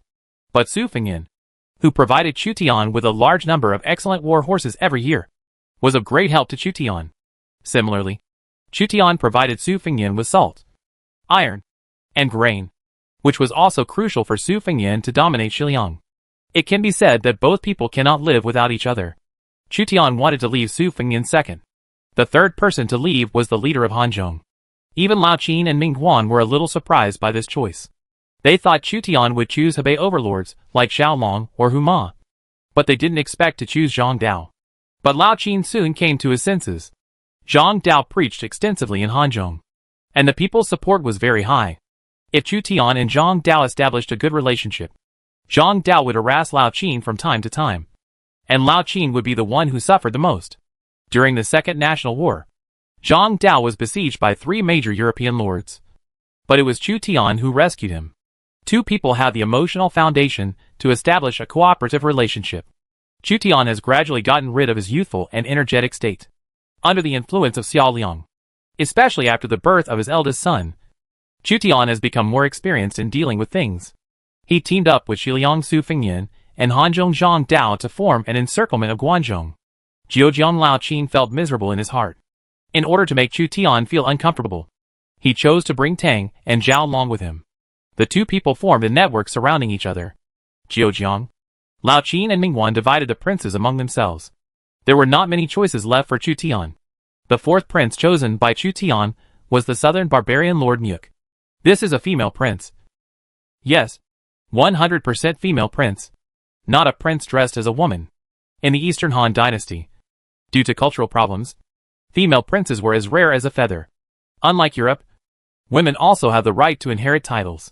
Perhaps the Eastern Han dynasty also had outstanding female lords, but they often stayed behind the scenes and indirectly affected the entire force, such as Xiao Liang. The power of pillow wind is very powerful. In the southern barbarians, there is a tradition of female chieftains. So the only remaining female prince in the Eastern Han dynasty was born. Neither Lao Qin nor Ming Guan chose her because both of them valued the strength of their companions. The princes of the southern barbarians seemed weak, and no one had heard of Muk. If princes with a population of more than 1 million had not to participate in national wars, no one would pay attention to this female prince.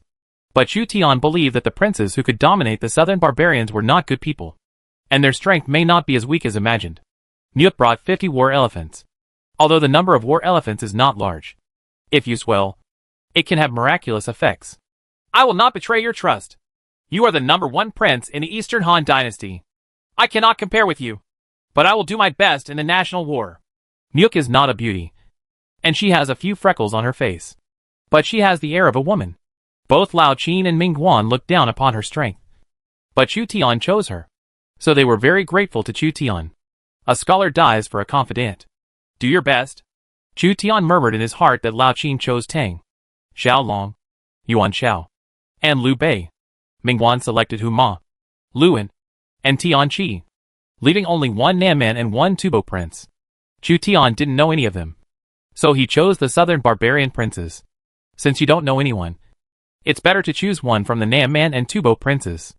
It's better to choose a girl than a tough guy. This is what Chu Tian thinks, and it is very true. Muk didn't know Chu Tian's true thoughts, so he was full of gratitude to Chu Tian and became the follower of the first prince.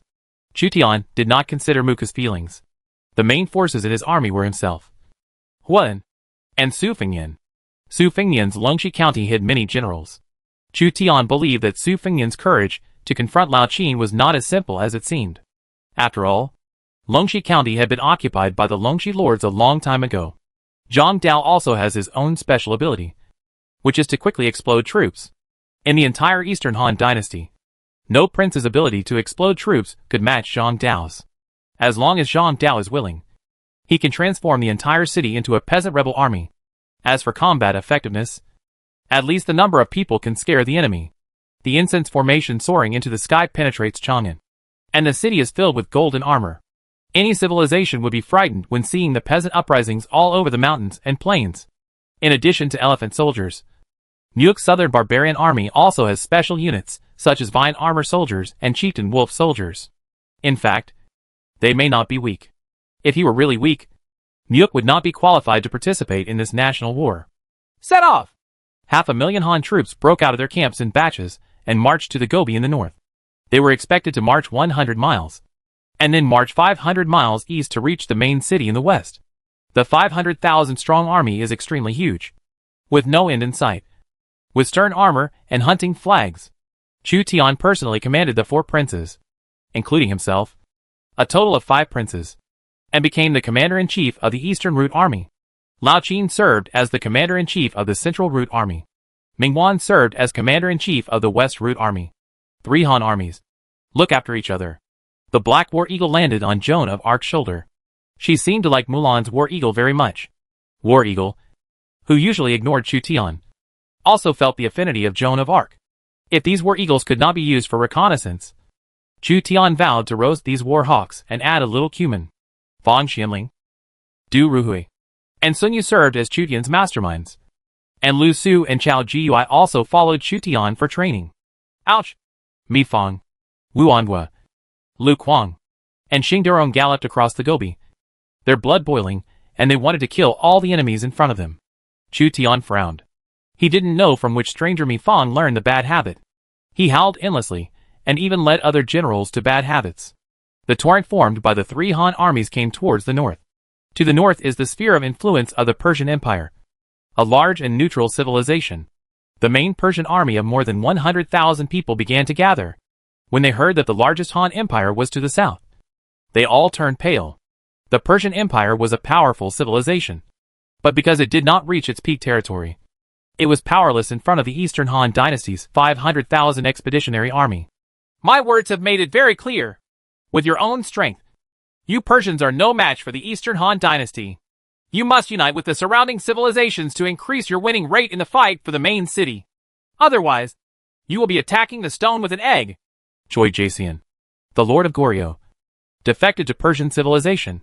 The Persian Empire at this time was the historically famous Parthian Empire, also known as the Parthian Empire, the Second Persian Empire, and could also recruit heroes from the First and Third Persian Empires. With more than 2,000 years of accumulation, The Persian Empire would have been very powerful, if not for its limited population. Sitting on the main seat was the First Lord of Persia, currently the commander of the Imperial Guard of the Emperor of Parthian Empire. The game ID, commander of the Undead Army, whose real name is Ardashir. He looked at Cui Zishan, the Eastern Lord who had surrendered to him. But we in Persia, and that civilization is a mortal enemy and incompatible with it. Cui Zishan was aggressive. Profits. Only interests are everything. Capturing the main city can accumulate advantages for civilization. In the face of interests, all hatred can be put aside. Ardashir whispered to other Persian lords, and then said to Cui Zishan, I have decided to send you to contact our mortal enemies. If you can persuade them, then act according to your plan. Chapter 393 Songhai Empire. Shit! Which civilization's army is this? A lord of an African tribal civilization occupied a city, and had the troops of the tribal civilization. When he saw the mighty imperial army surrounding his city, his legs became weak. There are at least 100,000 troops under the city, and they are not ordinary troops, but high-level troops. There are fully armored tiger soldiers, rattan armored soldiers, huge war elephants, and Wei soldiers with 3 layers of heavy armor. Countless elites were wearing dazzling armor and holding sharp weapons. And the darkness was overwhelming, with no end in sight. Obviously, this is an army that only the most powerful civilizations can possess. Chu Tian, Huan, Su Fengyan, Zhang Dao, Nyuk and other princes were listed at the front, observing the tribal and indigenous troops defending the city. Chu Tian rarely interacted with African civilizations. He had seen African tribes' armies among Yekaterina's servants before. Yekaterina. Chu Tian almost forgot what she looked like, who had reigned in his restless war horse. According to the captured indigenous scouts, this is the lord of the Songhai Empire. The Songhai Empire was a civilization in West Africa. In its heyday, the Songhai Empire stretched from the tropical rainforest in the south to the Sahara Desert in the north, reaching the Atlantic coast in the west. Famous for its gold trade, Nyuk said. The game expansion packs I have seen before show that the population of West Africa is 1/6 of our Eastern Han dynasty, which is equivalent to about 2 states. It cannot be underestimated. Chu Tian squinted his eyes. Behind him were Generals Cao Cao, Xuerengui, Chun Qingji, Wei Qing, and Lu Yi. 2 states. How many cities do they have in this national war? 5 cities. At least 150,000 indigenous main force. This is a large neutral civilization. Let them get out of our way, or we will attack the city immediately. Chu Tian acted according to the established strategy, and would greet any large civilization with some strength in advance, as long as they roll aside obediently and hand over the cities along the way to the control of the Han army. A major war can be avoided. Africa, like America, does not have many decent heroes, but it has special types of soldiers. In view of the balancing mechanism of each civilization area in the game, Africa has iron and war horses, which are equivalent to special barbarians. Actual combat is a bit tricky. Huan winked at Gao Xianji, the general at his command, and Gao Xianji rode forward and truthfully conveyed Chu Tian's words to the African chief. There was a commotion among the indigenous defenders in the city. The largest civilization of the Han Empire was besieging the city.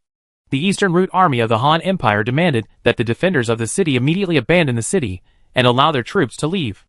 This is a trap. Once we leave the city without a city, arrow tower, or fortress, we will be crushed by the cavalry from the east, waiting for the arrival of other chiefs. If the Han Empire cannot attack for a long time, they will definitely withdraw their troops. The lords of the Songhai Empire believed that this was a trap set by Chu Tian and others, and refused to leave the city. Then they violently exploded their troops and transformed the residents in the city into tribal archers, shield soldiers, javeliners, noble cavalry, and guards. Chu Tian gave the Songhai Empire a chance, but the chief was completely unwilling to leave. Some troops and horses attack the city. Some troops and horses fight for reinforcements, and the remaining troops and horses protect the baggage train. Chu Tian weighed the troops in his hands and decided to attack the city. The Han army was divided into 3 parts. Chu Tian gathered a large number of low-level troops, and Lu Yi served as the siege commander. All the princes each sent a team to attack first to capture the city. The first team sent by Chu Tian was Lu Jin, Zhou Tsang, Dian Wei, and Li Guang. Huan sent the fierce General Li Sai.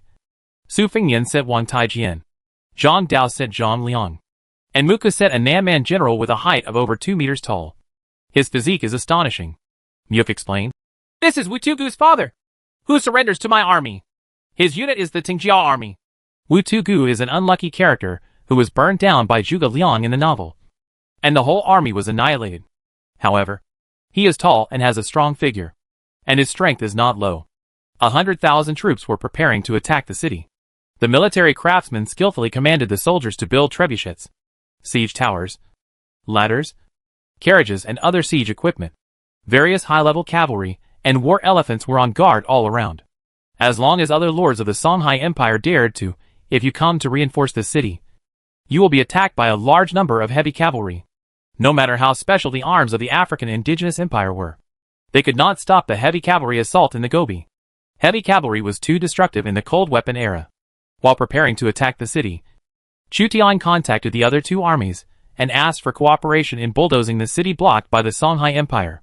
The current situation is that the Han Empire is in the south, the Persian Empire is in the north, and the Songhai Empire is in the east.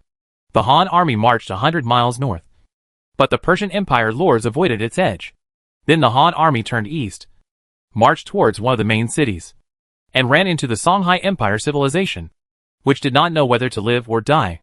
According to the marching route, it is not impossible to avoid it. But to avoid the Songhai Empire, it will take a big circle to make the supply line longer. It is better to just bulldoze it and gain points for the national war. Attack the Songhai Empire and drive them out of the national war battlefield. The troops of Lao Qin and Mingguan also began to attack the Songhai Empire city on the way to temper the army. The three-root Han army consisted of 15 princes, while the Songhai Empire only had 5 chiefs. The chiefs of the Songhai Empire gradually realized that something was not right. Each of the 3 Han armies had more than 100,000 troops, and a total of 500,000 troops attacked. Such a military situation is terrifying for any civilization. Extremely. Chu Tian's Eastern Route army spent a day building siege equipment. The next day, dozens of trebuchets, dozens of ballistae, hundreds of ladders, and carriages were formed, and 8 towering siege towers stood, overlooking the city. The chief of the Songhai Empire knew this time that he had provoked a huge behemoth, but he had too high expectations for the city wall, hoping that he could rely on the city wall to hold on. As long as the Han Empire could not attack for a long time, the Han army would soon withdraw from the siege. The Songhai Empire had 5 cities, 3 of which were attacked by 3 Han armies at the same time. Now that we have decided to bulldoze the Songhai Empire that is blocking the way and reduce one competitor for the main city, the offensive must be as fast as the wind and as fierce as fire. Liang Hongyu led the 3,000 sound battalion and 5,000 crossbowmen to provide cover. Chu Tian asked Liang Hongyu, who was good at commanding crossbowmen, to command the crossbow troops to provide support for Li Yi's siege troops. As a crossbow hero, Liang Hongyu is very practical, making up for Chu Tian's lack of elite crossbow troops. Li Guang's troops are actually more inclined to cavalry, while Li Ling's infantry has not yet been recruited, and Liang Hongyu is stronger than Li Ling. The troops commanded by Lu Yi included 5 advanced teams, each with 1,000 elites, and 30,000 low-level soldiers as cannon fodder. In addition, Huan, Zhang Dao, Su Fengyan, and Muk each sent 8,000 crossbowmen, and Chu Tian's 8,000 crossbowmen formed a 40,000 crossbow force. It's not a problem to capture this city. The problem is that it consumes a lot of armaments. Chu Tian roughly estimated that with a force of 40,000 crossbows, each person shooting a round of arrows would consume 40,000 crossbow arrows. After a battle, hundreds of thousands or millions of arrows are gone. Fortunately, the Han army established a supply line, and the rear would transport the produced armaments to the front. At the same time, after occupying the enemy's city, some supplies could also be obtained. Only by relying on production and plunder can we barely maintain consumption. Siege the city! Chu Tian gave an order, and the soldiers pulled the rope of the catapult and threw stones weighing dozens of kilograms. The roaring stones hit the city wall, and spider web-like cracks appeared on the city bricks. The soldier hammered the crossbow, and the sharp crossbow arrow hit the arrow tower and took away a corner of the arrow tower. A crossbow arrow hit the city wall and sank into the city wall. The rubble fell and scattered all over the ground. Hundreds of carriages covered the advance of the elite archers of the Han army. Hundreds of low-level infantry pushed the tall siege tower close to the city wall. On the siege tower, the sharpshooters of the Shisheng battalion are ready. They will use their condescending attitude to with this posture. He and the crossbowmen under the city attacked the defenders. More crossbowmen and infantry formed a square formation. As long as the long archers protected by the carts and siege towers suppressed the defenders, they would step forward to suppress the defenders on a larger scale. 5 advanced teams are ready. Li Guang moved his muscles and carried a big bow. Looking majestic. Li Jin is relatively small in stature, but he is extremely brave when he fights hard. Zhou Cong is a big man and a thick man.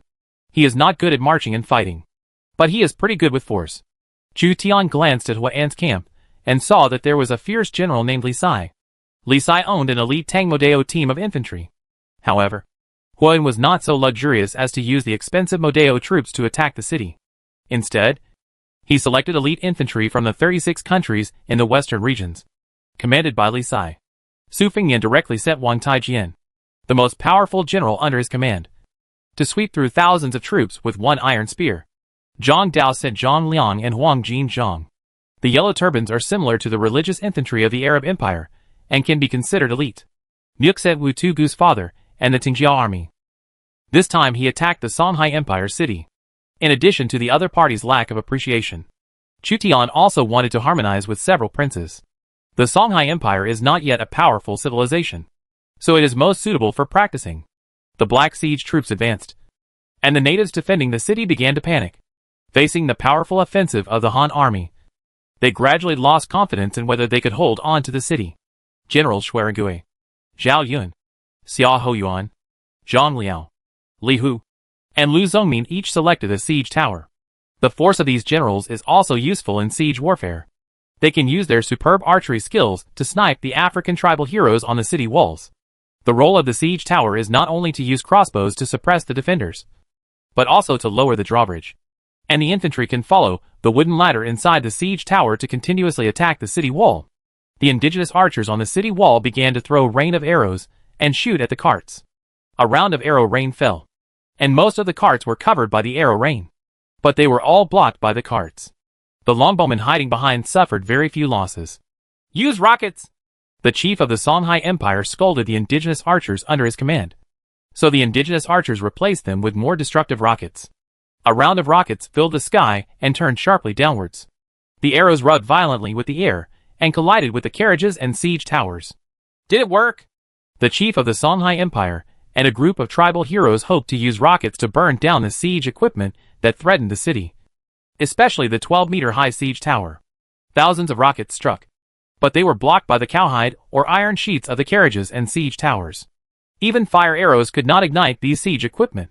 Fire the arrow! After entering the shooting range, the long archers of the Han army appeared from behind the cart and shot at the city wall defenders. Arrows were like meteors, and dozens of indigenous archers were shot dead by Han army longbowmen. Come forward!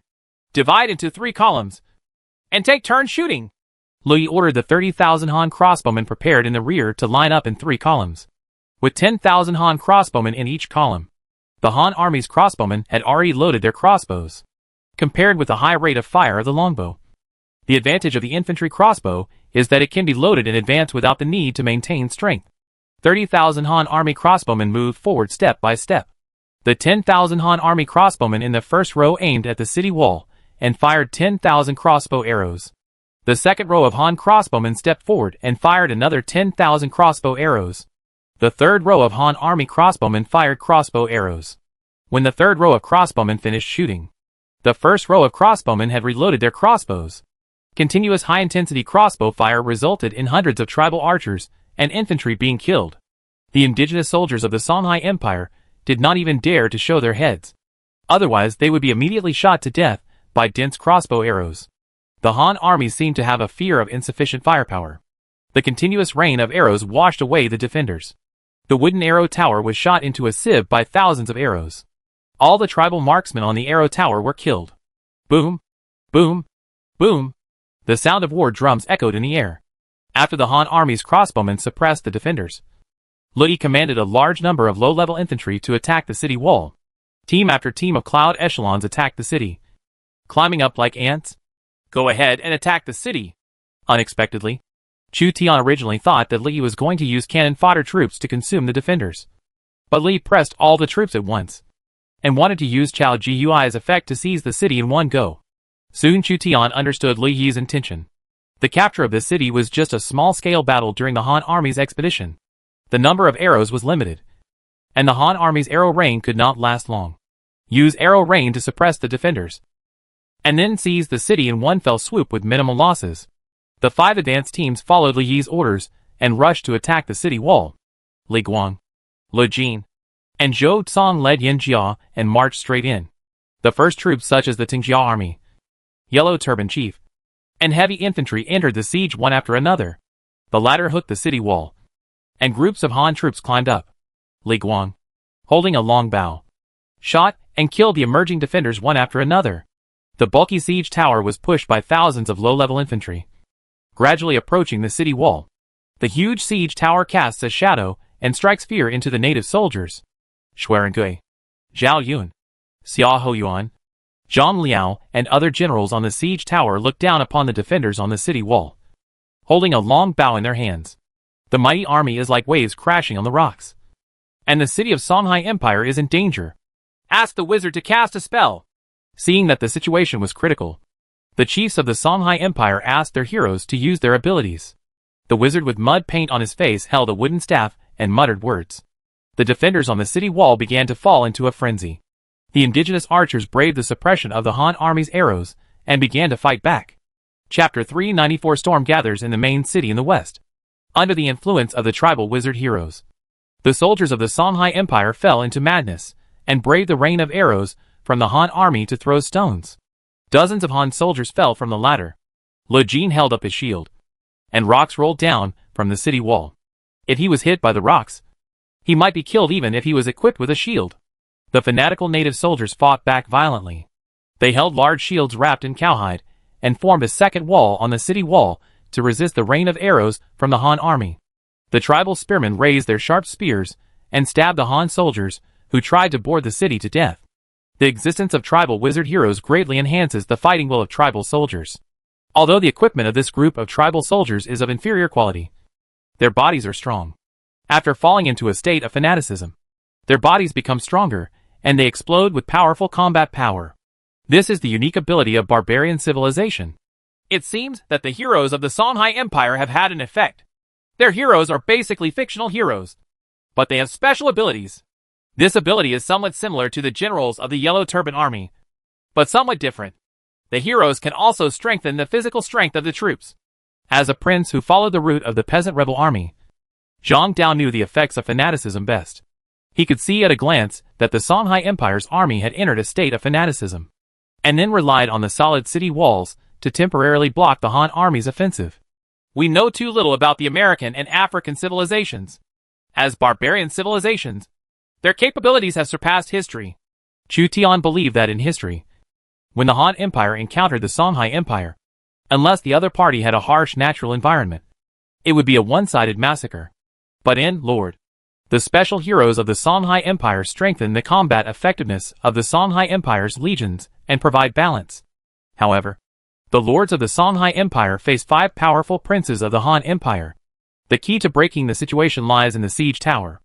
Xuerengui was dressed in white clothes and armor, standing on the siege tower, holding a king-level longbow in his hand. His eyes were on the wizard on the city wall. That hero was the lord of Songhai Empire's greatest reliance. The wizard could provide massive bonuses to the entire tribe of soldiers. The king-level long bow was tense, and the bow body was shaking violently. It seemed that even a long bow of this quality could not withstand Xuerengui's strength. The great wizard of the Songhai Empire inspired the entire army, and suddenly felt a sense of crisis. He suddenly looked up at the siege tower, and issued an order in his hoarse throat. "Protect me!" The tribal noble heavy infantry beside the great wizard held large shields, and quickly formed a shield wall. Before the Songhai Empire's heavy infantry could form the second shield wall, Xuerengui shot a shocking arrow. The king-level longbow screamed, and the tough bowstring broke. An arrow passed through the gap like a white horse. An armor-piercing arrow penetrated the large shield, ignoring the protection of heavy infantry, and killed the great wizard of the Songhai Empire with one arrow. The great wizard looked at the arrow feathers that were buried in his chest, coughed violently, and vomited blood. His eyes were bloodshot. A king-level hero with special abilities was killed by an arrow. The great wizard died like this? The chief of the Songhai Empire looked at the siege tower in fear. A general from the Han Empire took action and killed the great wizard with one arrow. Such terrifying archery skills are simply appalling. Boom, boom, boom, among the Han troops. The second war drum sounded, making people excited. Liang Hongyu plays the drum herself, and her ability can restore the morale of the entire army. The Han army attacking the city was inspired. Their morale soared, and they marched forward bravely. The defenders of the Songhai Empire fell into chaos because the great wizard was killed. After losing the effect of fanaticism, the Han army pressed forward across the board. Wang Taijian took the opportunity to board first, and swept across the defenders with an iron gun. Several indigenous soldiers were directly killed to death by a 100-gene iron gun. Dozens of natives fell back. A mess. Dian Wei held 2 iron halberds, one of which killed an enemy soldier, and his thick arms pinched a tribal hero to death. The Tingjia army stormed the city, and the native spears hit the Tingjia, but they could not penetrate the strong Tingjia. Instead, they were beheaded by the Tingjia army. The indigenous soldiers of the Songhai Empire knew nothing about the shortcomings of the rattan armor. In their eyes, the rattan armor was invulnerable. The yellow turban leader holds a big sword and regards death as life. He kills among the natives and blood splashes. Zhao Yun, Xia Hoyuan, Zhang Liao, and the sharpshooters of the Shisheng battalion shot arrows from the siege tower, and many defenders were killed in the battle. Under the fierce offensive of the Han army, the chief of the Songhai Empire finally lost his courage and prepared to withdraw from the national war. The arrow was like a shooting star. Xuerengui shot another arrow and killed the chief of the Songhai Empire. The lord of the Songhai Empire, who was unable to escape, had his pupils dilated and fell to the ground. The Han army took full control of the city wall.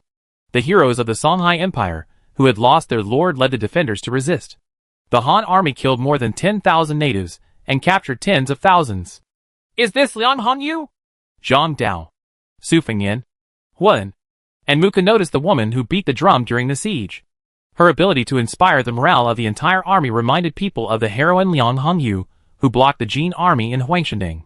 Chu Tian could not deny that Liang Hongyu's ability could have unexpected effects when used at critical moments. But it could only be used 3 times a month, so he had to use it sparingly in the future.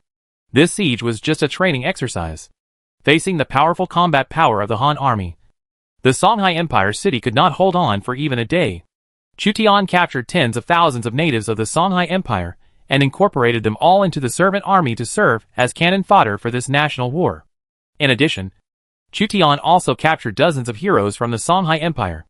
These heroes include tribal wizards, witch doctors, tribal nobles, warriors, etc., which can provide a large number of bonuses to the troops of the Songhai Empire.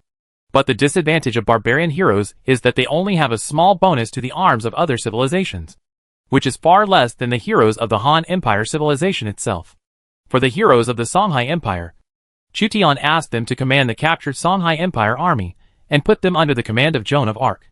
Chu Tian originally thought that the lord of the Songhai Empire would choose to withdraw from the national war. Unexpectedly, this unlucky chief was shot and killed by Xuerengui. As a result, all his men were trapped in the national war battlefield and became Chu Tian's prisoners. This is also a big gain. Lord, what should we do with these people? Le Jin, who arrived first, brought dozens of the chief's women. Chu Tian's eyes widened. The chief of the Songhai Empire, who died in the war, had a good life. He even brought dozens of women to participate in national wars. But Chu Tian didn't have any. Chu Tian said to Cao Cao, Mengda, how about giving these dozens of rewards to you? Cao Cao glanced at the woman who was the chief of the Songhai Empire and coughed repeatedly. I really don't like this. The East Route army captured a city. And the Middle Route army? Lu Bu climbed into the city and killed more than a dozen heroes of the Songhai Empire, shocking the enemy. Guan Yu killed 3 wizards, and blood splattered on the city wall. The chief of the Songhai Empire collapsed and quit the national war. The West Route army, the fierce generals Chang Yechen, Murong Ba, and Zhou Dui destroyed the enemy formation, and the Han army bulldozed the city in front of them. 3 of the 5 cities in the Songhai Empire fell. The chiefs of the other 2 cities did not dare to support them at all, and fled to avoid the front of the Han army. A powerful civilization in West Africa collapsed instantly under the powerful offensive of the Han Empire. The 3 Han armies obtained supplies and recruited soldiers and horses in the city. Give me some time. I'm going to explode. Zhang Dao, a prince from Hanzhong, planned to use his ability to quickly recruit 50,000 peasant rebels to make up for the losses of the Han army. Chu Tian chose Zhang Dao and Muk. Although they were not strong among the many Eastern Han princes, they both had their own special abilities. The Han army destroyed the Songhai Empire. The Han army stayed for a few days and continued to march eastward. The Persian Empire's army assembled and recruited a group of low-level troops, bringing the number of troops to more than 200,000. They were always paying attention to the movements of the Han Empire's expeditionary force. The powerful Songhai Empire in Africa was simply unable to withstand the offensive of the Han Empire's army, and the Han army was devastated. The nobles of the Persian Empire looked at each other. They followed the Han army, but did not have the courage to attack. The 200,000 Persian army faced the 500,000 Han army. Regardless of frontal attack or sneak attack, the chance of victory was extremely low. Is this main city going to be taken away by the Han Empire? It is really unlucky for our Persian Empire to be adjacent to the Han Empire. Ardashir, the first lord of the Persian Empire, looked solemn. The Han Empire's attack on the Songhai Empire was just a small test of its skills. A group of Goryeo cavalry came on horseback, and Goryeo Lord Cui Zishan came to see Ardashir. That civilization has promised to join forces with us. If we join forces, we can hope to compete for the main city. Otherwise, the main city will most likely belong to the Han Empire all. Ardashir looked at the Eastern Lord in front of him in surprise. He could actually convince that crazy civilization. Let the Han Empire see the combat power of our Persian immortals. Parthian heavy cavalry and horse archers. The entire army continues to follow the Han Empire's expeditionary force. 200,000 Persian troops were in the north of the Han army, keeping parallel with the Han army, waiting for opportunities to act. The armies marched and the dust billowed. In addition to the competing Han Empire, Persian Empire, Songhai Empire, and Goryeo Kingdom, there were also other civilizations clashing in the Gobi. Stop! Catherine was wearing a European officer's uniform from the firearms era, holding a single-tube brass telescope in her hand to observe the enemies marching in the Gobi. In the vast Gobi Desert, 100,000 Sipahi cavalry of the Ottoman Empire marched through the mountains. The Sipahi cavalry is the Ottoman Empire's military feudal landowner cavalry. It is divided into light cavalry using Turkic bows, heavy cavalry wearing chain mail, and using spears. The infantry composed of the Yenikeri Legion and the Servant Legion were mighty and raised up yellow sand. The Ottoman Empire's army also discovered the army of the Grand Duchy of Moscow, and the Sipaxi cavalry was on guard. The civilization represented by the Grand Duchy of Moscow and the civilization represented by the Ottoman Empire have been bitter enemies in history. That is the army personally commanded by Sultan Suleiman I of the Ottoman Empire. They are extremely powerful. If possible, please do not provoke them. The Sipaxi cavalry and the Yenikeri Legion are excellent cavalry and infantry. Ekaterina's adjutant Sophia reminded. Their target should be the main city in the west. Follow them and wait for an opportunity to attack. Catherine did not rashly go to war with the Ottoman Empire.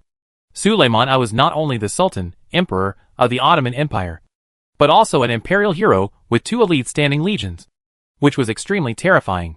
The Ottoman Turkish Empire was once a great empire that dominated the Mediterranean, making the whole of Europe change its mind. If Vienna had not blocked the Ottoman Empire's military front, and Europe began the Industrial Revolution, Europe would still be shrouded in the shadow of the Ottoman Empire. It is worth mentioning that the Ottoman Empire monopolized trade between the East and the West, and Europe had to open up new shipping routes and began the Age of Discovery. The Ottoman Empire was a powerful civilization in West Asia, far above the Songhai Empire in West Africa. The Sultan of the Ottoman Empire personally visited the battlefield of the National War, and Catherine did not dare to fight the Ottoman Empire easily. According to her judgment, the goal of the Ottoman Empire army was the main city in the west. Sophia suggested, if the Ottoman Empire seizes the main city in the west, we can attack the main city in the north. Our infantry has horses and can travel hundreds of miles a day, which is easy.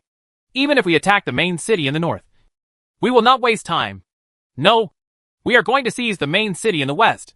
When the Ottoman Empire fights with other civilized armies, we will enter the battlefield and wipe them all out. Ekaterina put down the monocular and looked sharply. She can become the largest lord in the Eastern European plains, with a large number of cavalry and war horses. Even if the opponent is the Ottoman Empire, Catherine dares to make a sneak attack. An inexplicable intuition led Ekaterina to choose to attack the main city in the west. 300,000 Muscovite troops and servants followed the Ottoman Empire. and the two armies were on guard against each other. Several large civilizations and millions of armies gathered towards the main city in the west. And the storm was surging.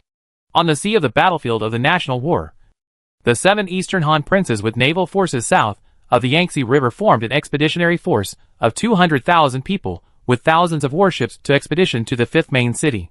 Sheng Chengdong, Xie Xian, Lu Rengui and other naval generals personally commanded the warships. And the naval flags of the Han Empire covered the sky. Warships from Spain, Portugal, the Netherlands, Vikings, and England are also gathering towards the 5th main city. The plain in the middle of the national war battlefield was the sphere of influence of the Mughal Empire, and they were the closest to the 4 main cities. The Mughal Empire had 36 princes with a population of 1 million, and millions of soldiers. Each feudal lord recruits low-level troops on the national war battlefield, which can increase the number of troops to 2 million. Although the size of the Mughal Empire was slightly smaller than that of the Eastern Han dynasty, the Mughal Empire had fewer lords, with a population of tens of millions, and more lords, with a population of 1 million. Under the rules of this national war, it had a military advantage. 36 Indian princes were summoned by the first Lord Brahmin. Our Indian Mughal Empire has the best location and the most troops. This time we will attack the western main city first, then the northern main city, the eastern main city, and the southern main city. As long as we gather all our forces, no civilization can be our opponent. Even the Han Empire has only 22 princes. In other words, we can capture all 4 main cities. Under the call of the Brahmins, the million-strong army of the Mughal Empire in India marched towards the main city in the west. Like locusts, covering the mountains and plains, thousands of war elephants trample the soil, destroying roads and consuming huge amounts of food and grass wherever they go. The main city in the west has a 12-meter-high city wall and numerous arrow towers. It is defended by 100,000 NPC defenders. The NPC generals are holding knight swords in both hands and looking to the east. 1 million troops from the Indian Mughal Empire are attacking in large numbers. Chapter 395 NPC Legendary Heroes Guarding the Main City. The main city in the west is densely surrounded by the Indian Mughal Empire army from all directions. Thousands of huge war elephants are located in front of the Mughal Empire army. The war elephants are covered with iron armor and have towers tied to their backs. On the towers are people holding horned bows, or soldiers with spears. Feudal cavalry, Rajput cavalry, Sikh cavalry, Maratha alliance cavalry, and other Indian Mughal cavalry formed dozens of large square formations. The Mughal Empire in India had the most infantry, but the cavalry was the most fierce. The infantry played more of a cannon fodder role. Millions of infantrymen wearing turbans gathered and set up camp. There are hundreds of large camps alone. Although we have a large number of troops, the amount of food consumed every day is astronomical. We must capture a main city as soon as possible. 36 princes from the Mughal Empire in India came forward to supervise the battle in person. The more soldiers and horses they have, the more food they consume. If they don't capture the main city as soon as possible, their million-strong army will face a food crisis. The dense infantry were used as cannon fodder, carrying thousands of crude ladders, to capture this strong main city in the simplest and most direct way. In the Mughal Empire in India, the most worthless people were the low-level infantry. They were just a group of poor people or low-level peasants. The main western city, which was under siege by the Mughal Empire army, was like a small boat in a violent storm, crumbling. The Mughal Empire had the largest army among all civilizations. The terrifying human wave tactics were effective. Hundreds of thousands of infantry attacked the city wall in batches, making it a dense mass of darkness. Hundreds of trebuchets roared, and rocks fell like meteorites, destroying the arrow tower. 40 towering siege towers, driven by tens of thousands of infantry, approached the main city. The Mughal Empire had many military craftsmen, and the siege tower was like a giant, 8 meters higher than the main city wall. We will invest hundreds of thousands of troops at a time to attack the city and capture it in less than 3 days. Brahmins and other Mughal princes stood on top of a spare siege tower, overlooking the entire battlefield. The siege tower is 20 meters high. Even so, the Mughal Empire's army can't see the end at a glance. It can be seen that the number of troops is simply unimaginable. Although it is a strong main city, our troops are inexhaustible. Just the corpses can be as high as the city wall. Suppress the defenders with crossbowmen and trebuchets, and the defenders don't even dare to show their heads. Take this city. Leave 200,000 troops to defend it. and then attack the main city in the north. The princes of the Mughal Empire in India were full of confidence in capturing the main city in the west and believed that they could get down to the city in 3 days. The city defender held a knight's sword and looked down at the boundless Mughal Empire army. The blade of the knight's sword glowed with a cold light. Behind her, 12 knights wearing breastplates followed. There are 100,000 NPC troops guarding the city, including a group of cuirass knights, as well as a large number of longbowmen and militiamen. Fire the arrow! Row after row of long archers fired arrows, and the fierce arrow rain was like the sickle of death, harvesting the siege troops under the city. The infantrymen of the Indian Mughal Empire, who were covered by arrows, were all shot to death. After several rounds of arrow rain, 3,000 Mughal soldiers and horses were killed in battle, and their corpses were scattered everywhere. All the princes of the Mughal Empire who were watching the battle were shocked. The NPC defenders in the main city are powerful, far beyond the imagination of the Mughal princes. The city is defended by high-level long archers, and they have special hero bonuses. The Brahmins and the princes clearly felt that the main city guarded by 100,000 defenders was not so easy to fight. In fact, the 100,000 defenders are all high-level troops, and there is an excellent commander commanding the defenders to defend. Pile with human lives! Put in the elite and generals! Realizing that the main city was difficult to attack, the princes of the Mughal Empire in India immediately mobilized a large number of elites and generals. The defense force of the NPC main city clearly exceeded the imagination of the Mughal Empire. The long archers in the main city were still harvesting the soldiers of the Mughal Empire. The heavy infantry of the Mughal Empire began to enter the battlefield, and hundreds of Indian civilized generals entered the battle. It would be too embarrassing if a million-strong army could not capture even one main city. As hundreds of Indian civilized generals entered the battle, the pressure on the NPC defenders increased sharply. The black Mughal soldiers were like a dense ant colony, constantly attacking the city. Thousands of ladders hooked up the city wall, and the Mughal Empire infantry swept in, beating the city wall, as if they were going to submerge the entire city. The defenders faced attacks from all directions, and the shouts of killing made the whole city tremble. The NPC leader remains unmoved. 12 knight heroes are distributed on the 4 walls of the city to fight against the enemy troops who have boarded the city. These 12 knights are quite powerful and can kill a Mughal soldier with one sword. Each city wall has dismounted knights and accompanying infantry, longbowmen, crossbowmen, and militiamen. The NPC regiments guarding the city are more like the arms of Western civilization. A Mughal general killed a knight. The spear pierced the knight's abdomen, and the knight's body hung limply on the spear. A sharp knight's sword came at him, and the Mughal general pulled out his spear to block it. But the spear was neatly cut off by the knight's sword. The Mughal general, holding 2 spears in his hands, looked at the knight hero in horror, and the sword in the knight hero's hand was raised high again. A smear of blood spatters on a medieval city wall as a Mughal general is slain by a knight's sword. 12 knight heroes fought hard, and the main city turned into a meat grinder. Hundreds of Mughal soldiers were killed every moment. The Mughal Empire's army was endless, like a dark cloud pressing over the city. The knights and militiamen who served as defenders suffered a large number of casualties under the terrifying human sea tactical offensive. Honor! A knight was stabbed to death by 7 or 8 Mughal spearmen, holding himself up with his knight's sword. Several Mughal spearmen were too excited. Cold light passed by, and several people were killed with one sword. The NPC leader held a knight's sword in her right hand, and blood spattered on her pale face. King! The seriously injured knight was dying, and saw his king dying. The NPC leader squatted half down, helped him close his eyes, then stood up and looked at the enemy troops, who were still climbing the city wall. There were too many of them. If this continued, the defenders would be completely annihilated. The knight's sword swung forward to block the arrow. The iron arrow collided with the sword body. The arrow shaft collapsed, and the arrow cluster deformed. A black war eagle was hovering in the sky, and the NPC general looked into the sky again, frowning slightly. It seems that there are still forces spying on this city. The main city in the west is located on the edge of the Gobi, and deeper in the Gobi, the eastern route army of the Han Empire is secretly peeping. When setting out from the cities of the Han Empire, the eastern route army numbered more than 100,000. Along the way, Zhang Dao used his ability to recruit peasant rebels, which increased the number of the eastern route army to more than 200,000. Zhang Dao's explosive force was extremely fast, and the East Route army had become the largest among the 3 armies. The Black War Eagle lands on Joan of Arc's arm, and she has learned to discern the message the War Eagle wants to convey. Approximately how many troops are there in the main city? When Chu Tian came over, the guilty Joan of Arc was startled. The defenders may range from tens of thousands to hundreds of thousands, and the main city is being attacked by an unknown legion.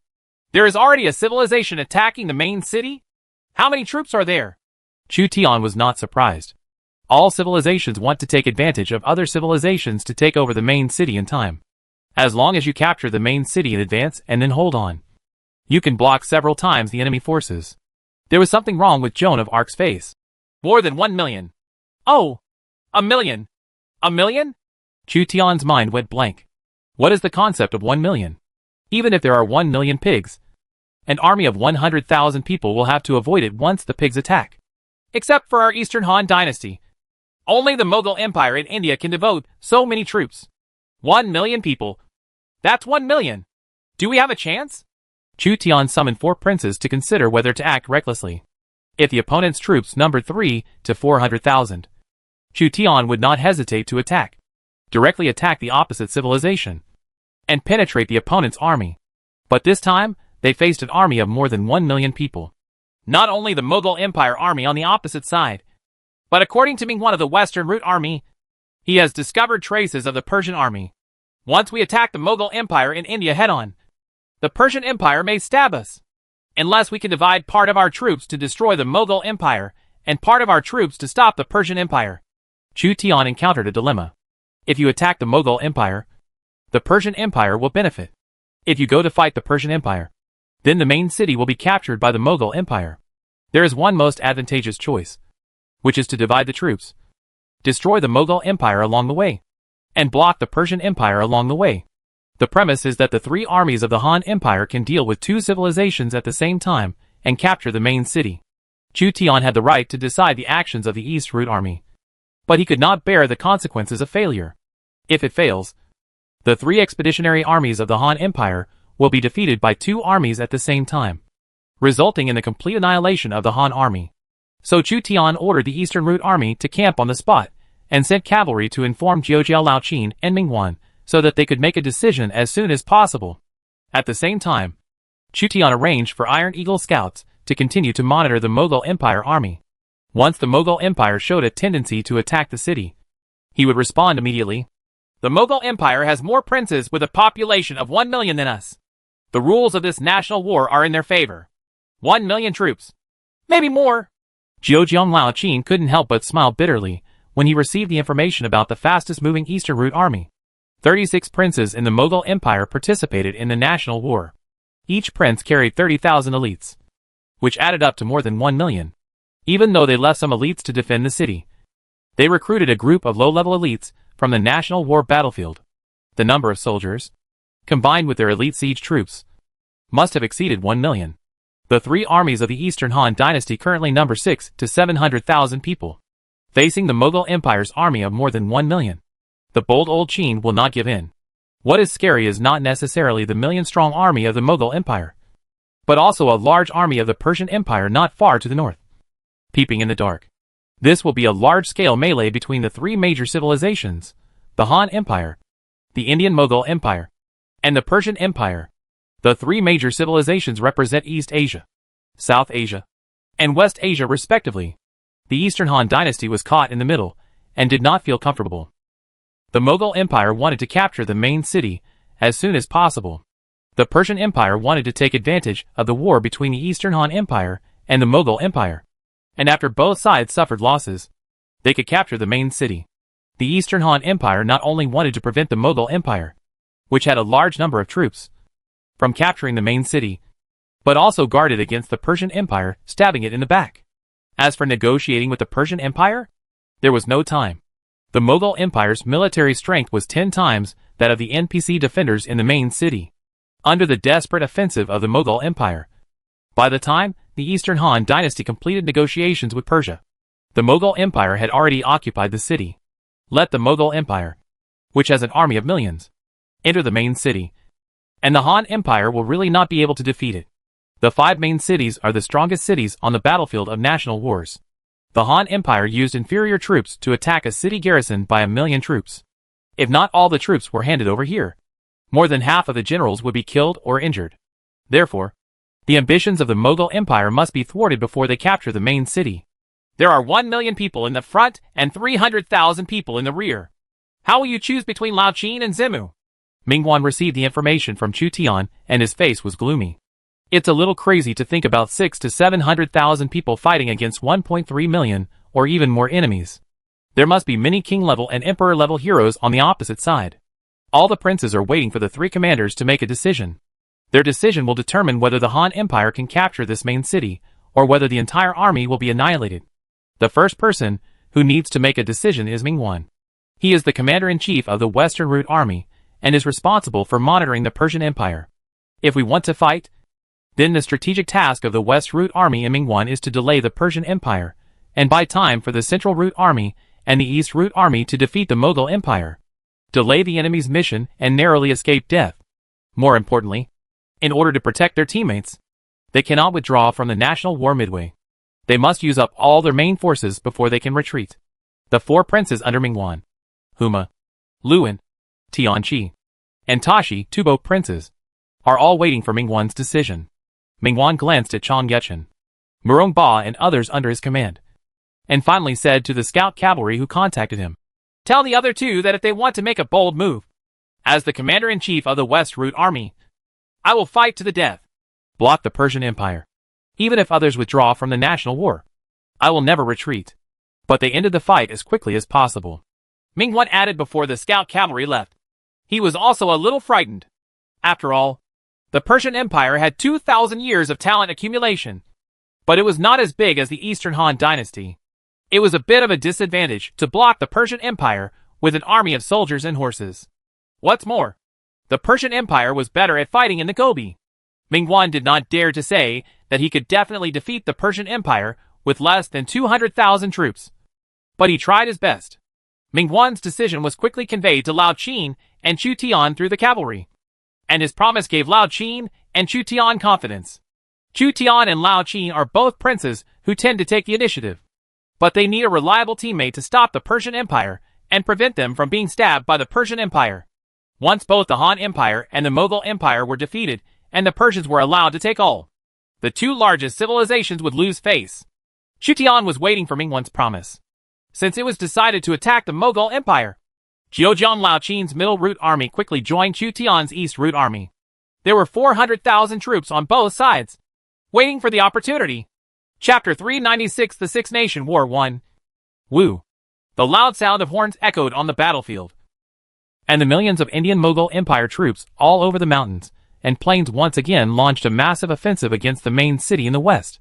On the 15th day of the National War, the main city in the west was attacked by a million Mughal army.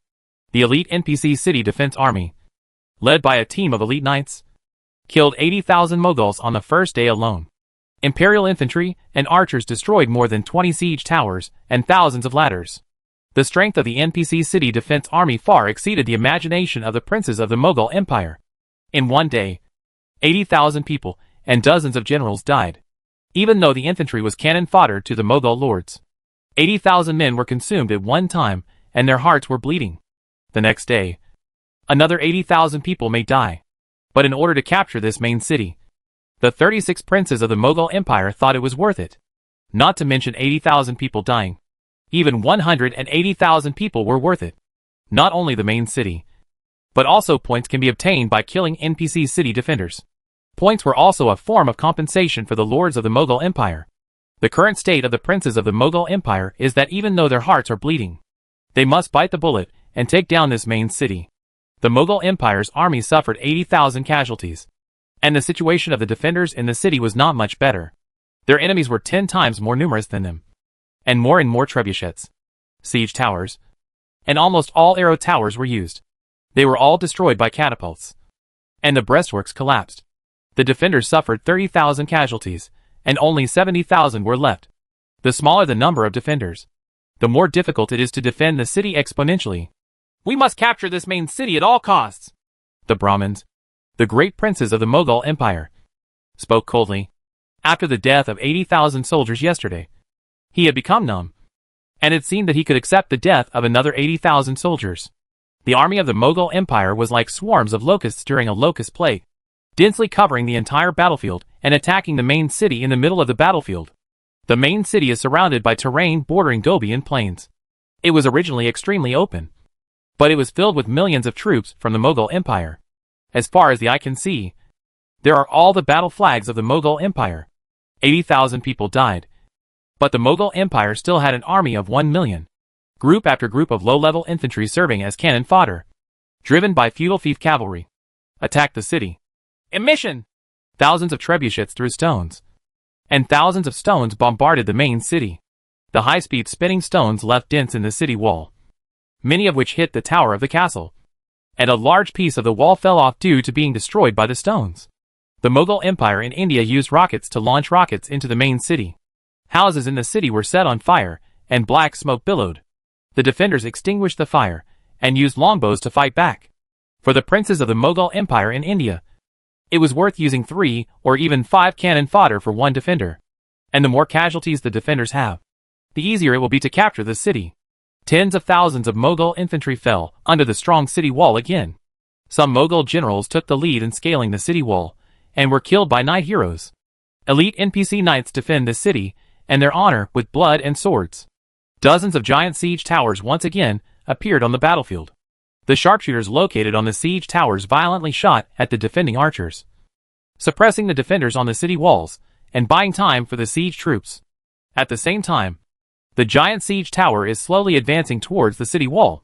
This may be the most brutal siege battle in the history of Lord. The siege team invested 1 million troops, while the defenders were elite legions with an average level of 80. The total number of casualties on both sides on the first day was 110,000. And on the second day, it was estimated that the number would be no less than 100,000. The siege was a veritable meat grinder in the cold weapon era. The Mughal Empire's offensive on the second day was even more fierce than the offensive on the first day. Probably the princes of the Mughal Empire had a premonition that the legions of other civilizations would come like sharks smelling the smell of blood. So they accelerated their offensive on the main city in the west. They will use 2 days to wipe out all 100,000 defenders, and occupy the city forcefully before other civilizations can react. Boom! In the horrified eyes of the defenders, the heavy suspension bridge of the giant siege tower crashed down, hitting the city wall heavily.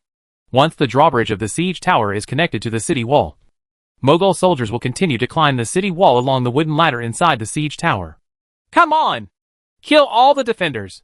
A dozen Mughal Empire generals held Damascus swords, and led a group of elite feudal heavy infantry to step on the suspension bridge and rob the city wall. These dozen military generals were all selected by the princes of the Mughal Empire to be the first to ascend to the throne. Their strength was at least 80%. They attacked bravely and killed dozens of defenders. Among them were well-armored knights, who were also killed by Damascus swords. The breakthrough of the siege tower put the defenders in danger. Although the average level of this garrison is 80, and they are elites who have fought in hundreds of battles, they are powerless in the face of more and more enemy troops coming to the city, and it is difficult to drive out all the enemy troops. Occupy the city wall! And this city is ours! A powerful Mughal general used a long axe to kill a knight. He couldn't help but be ecstatic when he saw that the situation was on the side of the Mughal Empire. As long as they open up the situation, they can quickly bulldoze the city and kill all the remaining NPC defenders. Suddenly, there was a cold light in the slanting ground, and a knight's sword stabbed at him. The Mughal general hurriedly swung his long axe and struck horizontally, hoping to force the knight's sword to return to defense by attacking the enemy. This is offense instead of defense. Unexpectedly, the NPC general just lowered his body, barely able to avoid the ferocious long axe, and then stabbed out with a sword. The cold knight's sword pierced the chest of the Mughal general, and blood dripped down the blade. The general drew his sword and fought with other Mughal generals. Behind her were 4 knight heroes, who were very powerful, and killed all the Mughal soldiers. The NPC leader is more powerful. He kills hundreds of enemies with a knight's sword. Finally, he holds the sword with both hands, and kills the siege tower for a counterattack. Wherever her knight's sword struck, blood spattered, and the knights behind covered her, forcing the soldiers of the Mughal Empire back into the siege tower. Torch! The NPC leader took the torch handed by a knight, and personally burned the siege tower that was a huge threat to the city wall. The siege tower was burning inside, black smoke billowing out, and soon the siege tower turned into a sea of flames. Hundreds of Mughal soldiers who were inside the siege tower fled for their lives and abandoned the siege tower. The front of the siege tower is covered with cowhide or earth, which provides defense against fire arrows. But the fire is inside the siege tower. Once the siege tower is lit, the wooden siege tower will be quickly covered in a sea of flames. The NPC leader led a group of knights to escape from the siege tower, his cheeks blackened by thick smoke. The danger is not over yet. She looked around the battlefield, and there were dozens of giant siege towers surrounding it from all directions, attacking the main city in the middle. Each giant siege tower is driven by thousands of infantry. When the drawbridge is lowered and thousands of infantry rush onto the city wall, it will be a disaster for the defenders. But she couldn't retreat. The mission given to her by the system was to hold on to the city until she died in battle, or the city's stone monument was breached. The NPC leader led a group of knights to eliminate the enemies along the way. There were corpses everywhere they went. They tried their best to destroy the siege towers one after another. Who are the heroes who defend the city? In half a day, 60,000 of us died, which is even more tragic than yesterday. 140,000 people have died. I'm afraid it will take 200,000 people to die before we can capture the city. With more than 1 million soldiers and horses to attack a city with 100,000 defenders, it takes 200,000 casualties to defeat it. The heroes who defend the city must not be ordinary people. The princes of the Mughal Empire became more and more afraid as they fought. This city is a meat grinder. The Mughal Empire used 200,000 lives to fill the city, and the defenders suffered more casualties as they reached the rear. It is estimated that the 100,000 defenders would be completely annihilated, which means that in 2 days 300,000 people will die in 1 day. For some weak civilizations, an army of 300,000 is already their entire national strength, and an army of 300,000 was not enough for the lords of the Mughal Empire to spend 2 days. Having invested so many troops and suffered such heavy losses, the lords of the Mughal Empire could no longer escape. If they could not capture the city, their losses would be irreparable. Because of the desperate attack by the lords of the Mughal Empire, the rankings were almost entirely occupied by the princes of the Mughal Empire. But the princes of the Mughal Empire were bleeding in their hearts. This was a point gained in exchange for their heritage, and the gain was not worth the loss. Unless they can capture the city as planned, crash the car and bombard the city gate. The Mughal Empire invested in its final siege weapon. A giant battering ram made of several giant trees appeared on the battlefield, pulled by thousands of soldiers. The head of the giant battering ram is wrapped with iron sheets to enhance the destructive power of the battering ram when it hits the city gate. Under the urging of the Mughal princes, thousands of infantrymen serving as cannon fodder pulled or pushed the giant battering ram slowly towards the city gate. The long archers and crossbowmen of the defenders fired thousands of arrows, trying to prevent the terrifyingly destructive battering ram from smashing the city gates. Hundreds of infantrymen fell under the intensive arrow attack. The rain of arrows from the defenders failed to stop the ramming vehicle from approaching the city gate. Cannon fodder infantry had already dragged away the corpses on the way and advanced to clear the obstacles for the ramming vehicle. Under the command of the Mughal commander, cannon fodder infantry continued to replace the shot companions and continued to push the rammer. The Mughal Empire army used more intensive arrow rain to cleanse the defenders. The crash car finally approaches the narrow city gate. The soldiers of the Mughal Empire worked together to push the giant battering ram. The heavy giant battering ram swung in the air, and then slammed into the city gate. Boom! The giant battering ram hit the city gate head-on. A terrifying loud noise echoed, and the defenders on the city wall turned pale. The Mughal Empire relied on the human sea tactic, and had sufficient manpower to use all siege methods to capture the city in one fell swoop. Siege towers, ladders, digs, rams. The Mughal Empire used everything they could. The number of NPC city defense troops dropped sharply from the 70,000 before the war started the next day to 60,000 or 50,000. They no longer had enough troops to defend all the city walls, and the number of city defenders dropped sharply. When the defenders numbered hundreds of thousands, they faced 10 times the enemy force. When the number dropped to 50,000, they faced 20 times the enemy force. The difficulty increased sharply. The NPC leader and the 12 knight heroes were exhausted on the city wall, but they could not stop more and more Mughal Empire generals and soldiers from climbing the city wall. The Mughal Empire army even piled the corpses of fallen Mughal Empire soldiers into mountains of corpses and seas of blood. They could climb to the city by stepping on the corpses of their companions without setting up ladders. This was no longer an ordinary siege, but a brutal meat-grinding battle that resulted in the death of 300,000 people. One general's success and 10,000 bones withered. The Mughal Empire spared no expense, and nearly 200,000 people were killed in battle to finally capture this main city that was like a meat grinder. Hateful! The NPC leader holds the sword with both hands and kills an enemy general. His physical strength is about to be exhausted. He holds the sword and gasps for air. His chest armor rises and falls due to his rapid breathing. The entire main city was in a mess, with black smoke billowing. Within 2 days, almost all the arrow towers were destroyed by the Mughal Empire using human siege tactics and terrifying trebuchets. Hundreds of ladders hooked the city walls, and Mughal soldiers wielding scimitars descended on the city, killing knights at all costs. In addition to the ladders, Mughal soldiers on the siege towers were also pouring up the city walls. A rain of arrows covered the main city, and the giant battering ram continued to hit the city gate. Our fate ends here, but we will die in the most honorable way in a duel with the enemy. The NPC leader's physical strength recovered slightly, and she led 12 wounded knight heroes to continue fighting against the Mughal Empire army. Her men numbered from 100,000 to less than 30,000 until now, facing the Mughal Empire's millions of troops. Her resistance was just a moth to the flame. Far away on the battlefield, Chu Tian's East Route Army and Jiujiu Lao Qin's Middle Route Army merged. There were a total of 400,000 soldiers and horses.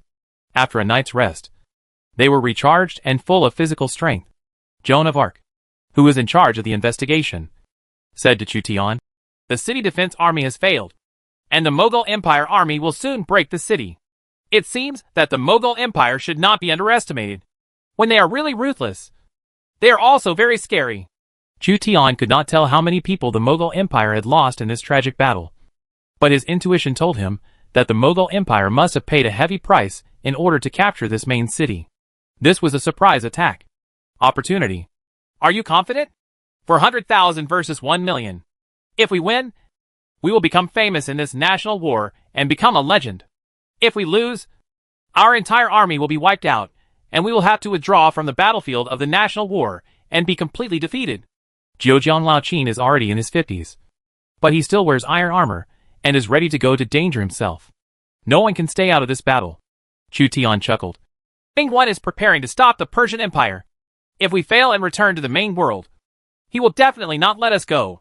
Furthermore, we cannot let San ride on our heads and show off his power to us. This battle, tell them who is the hegemon of Asia. Jiujiu Lao Qin laughed loudly. That's right. San took the initiative to provoke us last time. This time we want them to remember it. Let's go!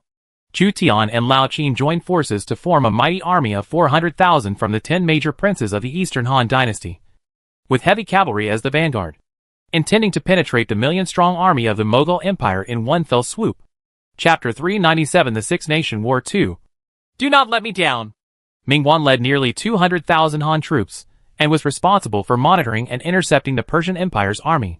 From time to time, dust flew up on the Gobi Desert, and a burst of yellow sand passed under the horses' hooves. Chang Yuchen, Murong Ba, Li Chengyang, Zhu Dasho, Ao Bai, Lu Xiangqing and other generals rode war horses and followed Ming-Wan. The opponent of the Western Route Army was the Persian army led by Ardashir, the lord of the Persian Empire. The Persian Empire was a powerful civilization in the Cold War age. Its emperor regarded himself as the king of kings and had powerful cavalry. Ming-Wan may not be sure to stop the Persian Empire army with the strength of 5 princes. If the Persian Empire comes to attack, Lian Po will command the infantry to hold on. Chang Yuchen and Li Mu will each lead a cavalry as the flanks. Murong Ba will lead the heavy cavalry as a reserve, and the other generals will obey their orders. Yao Guanqiu will be the counselor. Lord Sun Bin is the military advisor. Ming-Wan appointed top generals as commanders and assigned them to various commanders. For example, Lu Xiangqing and Sun Chuanting were under Lian Po's account to share the pressure of Lian Po. Li Chengyang and Zhu Dasho served as deputy generals under Murong Ba. All generals were aware that a war might break out next and were prepared to fight to the death. At the end of the Gobi, yellow sand filled the air, and a black line appeared. Everyone subconsciously clenched the weapons in their hands. The slender black line gradually became thicker, and row after row of tall horses appeared, and the well-armored cavalry were covered in black. Civilizations in Central and West Asia possess excellent war horses that are envied by both the East and the West. Countless cavalry stopped 400 meters away from the Han army, and the black cavalry army stretched as far as the eye could see. The Parthian heavy cavalry composed of Persian nobles are armed with Parthian spears, recurved compound bows, short swords, maces, battle axes and other secondary weapons, and use scale armor or mail as the main armor. At the front are the immortal heavy cavalry equipped with thicker iron armor. Their steel waistbands glow with cold light, showing the power of the King of Kings of Persia. The Persian Empire was flanked by Parthian horse archers, who outnumber the cataphracts 10 times. The cavalry is like clouds, and the bows and arrows are like rain. The two elite armies of the Han Empire and the Persian Empire faced off in the Gobi. The Han army was mainly composed of infantry and cavalry mixed troops, while the Persian army was mainly composed of cavalry. The Persian Empire was dominated by cavalry, but they had an immortal army in history, the heavy infantry of the First Persian Empire. The Third Persian Empire also had a 10,000-strong immortal heavy cavalry. The most terrifying thing is not them, not the archers, but their heavy cavalry. Once the enemy is disrupted by bows and arrows, the cataphract will destroy the enemy. Facing the Persian Empire, which had a large number of armored cavalry and high-level troops, Mingwan did not necessarily have a chance of winning. After all, he only represented part of the strength of the Eastern Han dynasty, and the Persian Empire devoted all its national power. A small group of cavalry rushed out from the Persian Empire camp and came to the Han Empire camp to declare the intentions of the Persian lords. The cavalry in front of the formation came forward on horseback to convey, "Lord, the Persian Empire wants us to retreat and give up the main city to them. They are not willing to be enemies of our Han Empire." Huma sneered. "The Persian Empire wants to seize the main city. That is to become our enemy. They will pass through this place unless they step on our corpses." Mingwan said, "Tell them that we do not want to be enemies of the Persian Empire and let them attack other main cities. We want the main city in the west."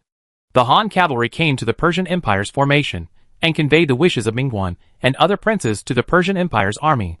The Central Route Army and the East Route Army behind Mingwan and others have already begun to take action.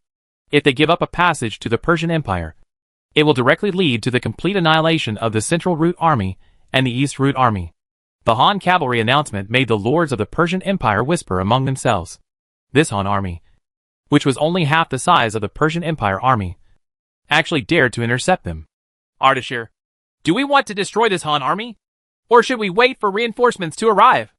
All the lords of the Persian Empire looked at Ardashir, the first lord of the Persian Empire.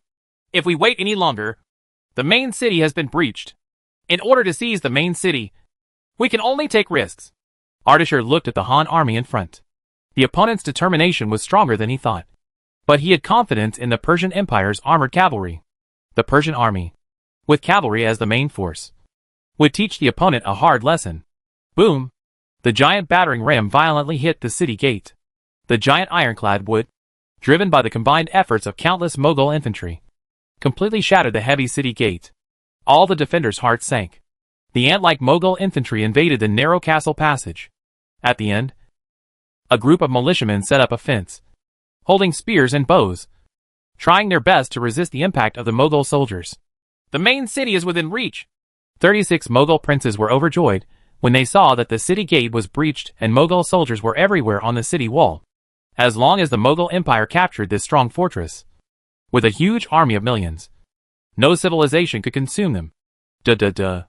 Iron hoofbeats sounded, and some keen generals subconsciously looked in the direction of the sound of horse hoofbeats. Although the intensive sound of horse hooves was somewhat inaudible compared to the noisy shouts of killing on the main battlefield, someone still noticed that a cavalry group was approaching. This is not the cavalry of the Mughal Empire, because the princes of the Mughal Empire have not yet ordered the cavalry to move. The first to react were the scout cavalry scattered around. When the Han army launched an assault, the scout cavalry scattered around quickly gathered towards the main force and informed the main force of the terrible news. A large number of cavalry was quickly approaching the main battlefield. When the scout cavalry returned, the Han army's cavalry quickly appeared on the edge of the battlefield. The sand and dust were rolling, and the 30,000 heavy cavalry began to accelerate, forming a torrent of steel. The Gobi Desert was trembling. The army arrived, leaving horse hoof prints visible to the naked eye. This Han cavalry is headed by Chu Tian, Wei Qing, and Cao Cao, who provide the aura of the entire army. Hu Zibing, Mu Guiying, Xueran Gui, Zhao Yun, Tai Shirzi, Hua Xiong, Shi Wan Cui, Lu Bu, Yang Dian, Guan Yu, Zhang Fei, Yin Liang and Wen Chou. 100 force-type warriors, wearing heavy cavalry armor, lined up at the front of the heavy cavalry, and were used as high-level heavy cavalry, using 100 fierce generals as high-level armored heavy cavalry. Such a generous move is only to strengthen the impact of the Han Army's heavy cavalry. The heavy cavalry of the Han Army consisted of high-level heavy cavalry and ordinary heavy cavalry such as the Huban Army, Shiliang Iron Cavalry, Tumki Camp, Golden Fire Cavalry, Yuzhou Assault Cavalry, Northern Wei Tiger Pattern Armored Cavalry, Shaoguo Army, Houyang Longxiang Army, etc. Mighty and mighty. All the princes took out their own trump cards. If 30,000 heavy cavalry cannot penetrate a million-strong army, once they are surrounded by a million-strong army, the high-level heavy cavalry that has lost speed will be overwhelmed by the dense human sea tactics on the opposite side. Many of the troops carried by the princes of the Mughal Empire were high-level troops, rather than low-level cannon fodder that could be defeated in one strike. So they had to complete their efforts in one battle. When 30,000 Han heavy cavalry appeared on the edge of the battlefield, the Mughal Empire army was in chaos when they learned of the arrival of the Han army. All the princes were urgently gathering their troops to return to defense. There were too many princes in the Mughal Empire, because they used the human sea tactic to attack the city. The armies of various princes were mixed together. It would take a lot of time to readjust their formations. The archers on the outskirts of the Mughal Empire shot at the armored beasts. The rain of arrows collided with the iron pieces. But the damage to the high-level heavy cavalry was only a handful. The terrifying torrent of steel did not give the Mughal Empire a chance, and slammed into the outer army of the Mughal Empire from the flank. 100 fierce generals armed with various weapons served as the spearheads of the 30,000 Han heavy cavalry. The first row of Mughal infantry was directly knocked away by 30,000 Han cavalry. The torrent of steel formed by the Han cavalry was like a bulldozer, crushing them. Countless Mughal infantry and archers were trampled by the half-ton steel beast. Die! Lu Bu held Fang Tian's painted halberd and killed the oncoming Mughal general with one move. Duda's head flew up. Mu Guiying held a pear gun and charged all the way, with the inertia brought by the charge of the war horse. With almost no effort, the spear could easily stab the enemy to death. Drink! Guan Yu swung the Qi Long Yanyu sword in his hand and killed one general with one blow. Wherever he goes, heads fall to the ground. There are so many birds! Zhang Fei cursed and stabbed a Mughal cavalryman blocking the front to death with a spear. Hu Zibing, Xueran Gui, Zhao Yun, Taisher Ci, Shi Wan Sui, and other fierce generals joined forces to advance. And their momentum was overwhelming. It was as if they were in a no-man's land, and no one could stop their charge. Dian Wei, Joan of Arc, and Li Xiaoning were responsible for protecting Chu Tian, in order to provide the aura for the entire army.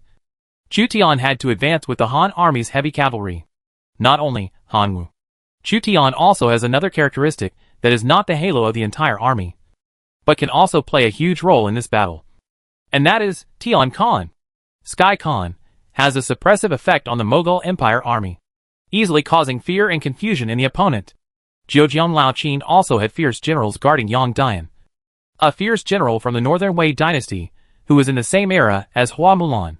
Yang Dian's force was much higher than that of Hua Mulan. He waved the horse in his hand, and killed several enemies along the way with one move.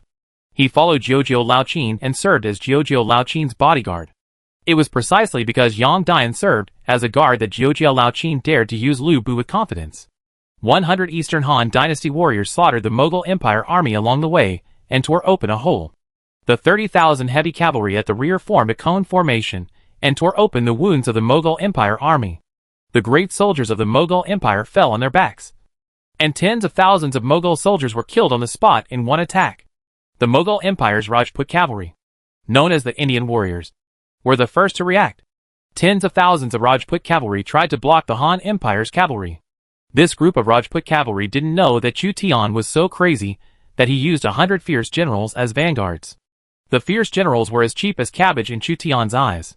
When tens of thousands of Rajput cavalry clashed with the Han cavalry, fierce generals such as Lu Bu, Xueran Gui, Mu Guiying, Zhao Yun, Tai Shirzi, Shi Wan Sui, Guan Yu, Zhang Fei, etc. broke into the Rajput cavalry and ignored the Rajput cavalry. The cavalrymen used their Damascus swords to attack and charge fiercely, killing thousands of Rajput cavalrymen in a row. Guan Yu turned into a human-shaped meat grinder, and the Qinglong Yanyu sword was stained red with blood. The armor of the Rajput cavalry was as fragile as paper in front of the Qinglong Yinyu sword. An imperial weapon. Guan Yu cut each one by one. Are you worthy of using a gun? He used the 100-pound iron gun in Wang's iron gunner as a blunt weapon, smashing the head of the oncoming Rajput cavalry to death and bleeding, making him invincible. Behind Wang Taijian was the whole Yan Longxian army recruited by Su Fengyan. It was originally one of the trump cards of the Guanzhong army to deal with the old Qin dynasty. At this time, it was also involved in the war with the Mughal Empire. Ming Tian used his halberd to harvest the Rajput cavalry, followed by the exaggeratedly decorated Golden Fire cavalry. The Indian warriors were quickly destroyed. When 30,000 Han heavy cavalry rolled over, tens of thousands of Rajput cavalry were routed, and more than 10,000 Rajput cavalry died under the iron hoof of the steel torrent. The situation is tragic. After 30,000 Han heavy cavalry tore apart the enemy formation, cavalry generals such as Su Rong, Xiahou Yuan, Xiahou Dun, Yang Yi, Zhang Liao, Ashina Shir, Chen Tang, Gao Xianji, Li Hu and other cavalry generals commanded 120,000 light cavalry to rush in and tear apart Imo again. The wounds of the Mughal Empire army were completely opened. Among the 400,000 Han troops, there were 150,000 cavalry alone, and most of them were high-level cavalry. Xiahou Yuan bent his bow in arrows and kept shooting at the Indian Mughal cavalry. He mechanically took the arrows from the quiver and shot them, and the arrows were all fired. Chen Tang, the famous general of the Western Region Protectorate, held a long spear. His appearance made the surrounding foreign cavalry tremble with fear. As one of the most relied upon Turkic generals under Li Shimin, Emperor Taizong of the Tang dynasty, Ashina Shir showed no mercy to the Indian Mughal Empire army. He suddenly killed more than a dozen Rajput cavalry, who were routed by heavy cavalry with one shot of his horse. The two fierce generals Yang Yi and Zhang Liao cooperated tacitly, separated a group of cavalry, rushed left and right, disrupting the enemy's formation. Although there were only 1,000 Bingzhou wolf riders around them, they were passing by like a whirlwind. Wherever they went, the enemy's morale dropped rapidly. The 120,000 light cavalrymen harvested the enemies, who had been routed after the heavy cavalry assault. They raised their swords and killed countless of them. Heavy infantry! Send out the Sikh heavy infantry! Shivaji! Call the elephant troops! What are the Maratha League cavalry doing? Use the human wave tactic to massacre them! When the princes of the Mughal Empire saw the heavy cavalry of the Han army trapped in the battle, they immediately mobilized their troops. If the Han army's heavy cavalry continues to attack, the army of millions will collapse. 30,000 brave Sikh heavy infantry gathered temporarily. Their shields fell heavily to the ground, and their spears were placed on the shields, forming a dense shield wall of spears. Only they could hope to stop the Han army's heavy cavalry. The 30,000 Han heavy cavalry were unable to escape and fiercely attacked the square formation of the Sikh heavy infantry. The Sikh heavy infantry still underestimated the impact of the Han army's heavy cavalry. In front of the Han army's heavy cavalry was a fierce general with a level of 10,000 enemies. The Qinglong Yinyu sword swept across, cutting off the spears in front, and the heavy iron hooves trampled the shields. Guan Yu was condescending, and with one strike, the Sikh heavy infantryman and shield were chopped into two. Hundreds of fierce generals just relied on their own force to break through the Sikh heavy infantry phalanx. A flood of heavy cavalry came from behind, smashing the incomplete Sikh heavy infantry phalanx into pieces. Chapter 398 The Six Nation War 3. Sikh. The Sikh heavy infantry phalanx was broken. Had the war elephant troops been assembled? The chaotic infantry and cavalry blocked the war elephants. But the war elephants were helpless. They could not stop the Han army's cavalry. 36 princes of the Mughal Empire felt numb when they saw the rotten battle situation. Their millions of troops were crushed by the Han army's 30,000 heavy cavalry. In the chaos, there was no army that could stop the Han army's heavy cavalry. As the first prince, the Brahmin had something outstanding after all. He had been staring at the 30,000 Han cavalry galloping among the Mughal Empire army, and found an opportunity to turn defeat into victory. The speed of the Han army's heavy cavalry has already started descending. Use your faith ability. The princes of the Mughal Empire used all units with faith characteristics to counterattack, once again relying on the human sea tactic. Maybe after this battle, they would lose half of their troops. But they had no choice. It is better to suffer half casualties than to be defeated by 30,000 Han cavalry. It is shameful for such a record to spread. Some troops of the Mughal Empire fell into fanaticism. They frantically blocked the Han cavalry and were rolled over by heavy iron hooves. Group after group of infantry and cavalry attacked the Han army's cavalry. Just to slow down the Han army's cavalry. Continue to attack the city. Capture the main city. And defend it. We still have hope. Brahmins frequently mobilized the Mughal army. After experiencing the initial chaos, all the Mughal princes now obeyed the command of the Brahmins unconditionally. The Brahmin strategy was very simple. Use most of their troops to block the Han cavalry, and then use part of their troops to capture the main city.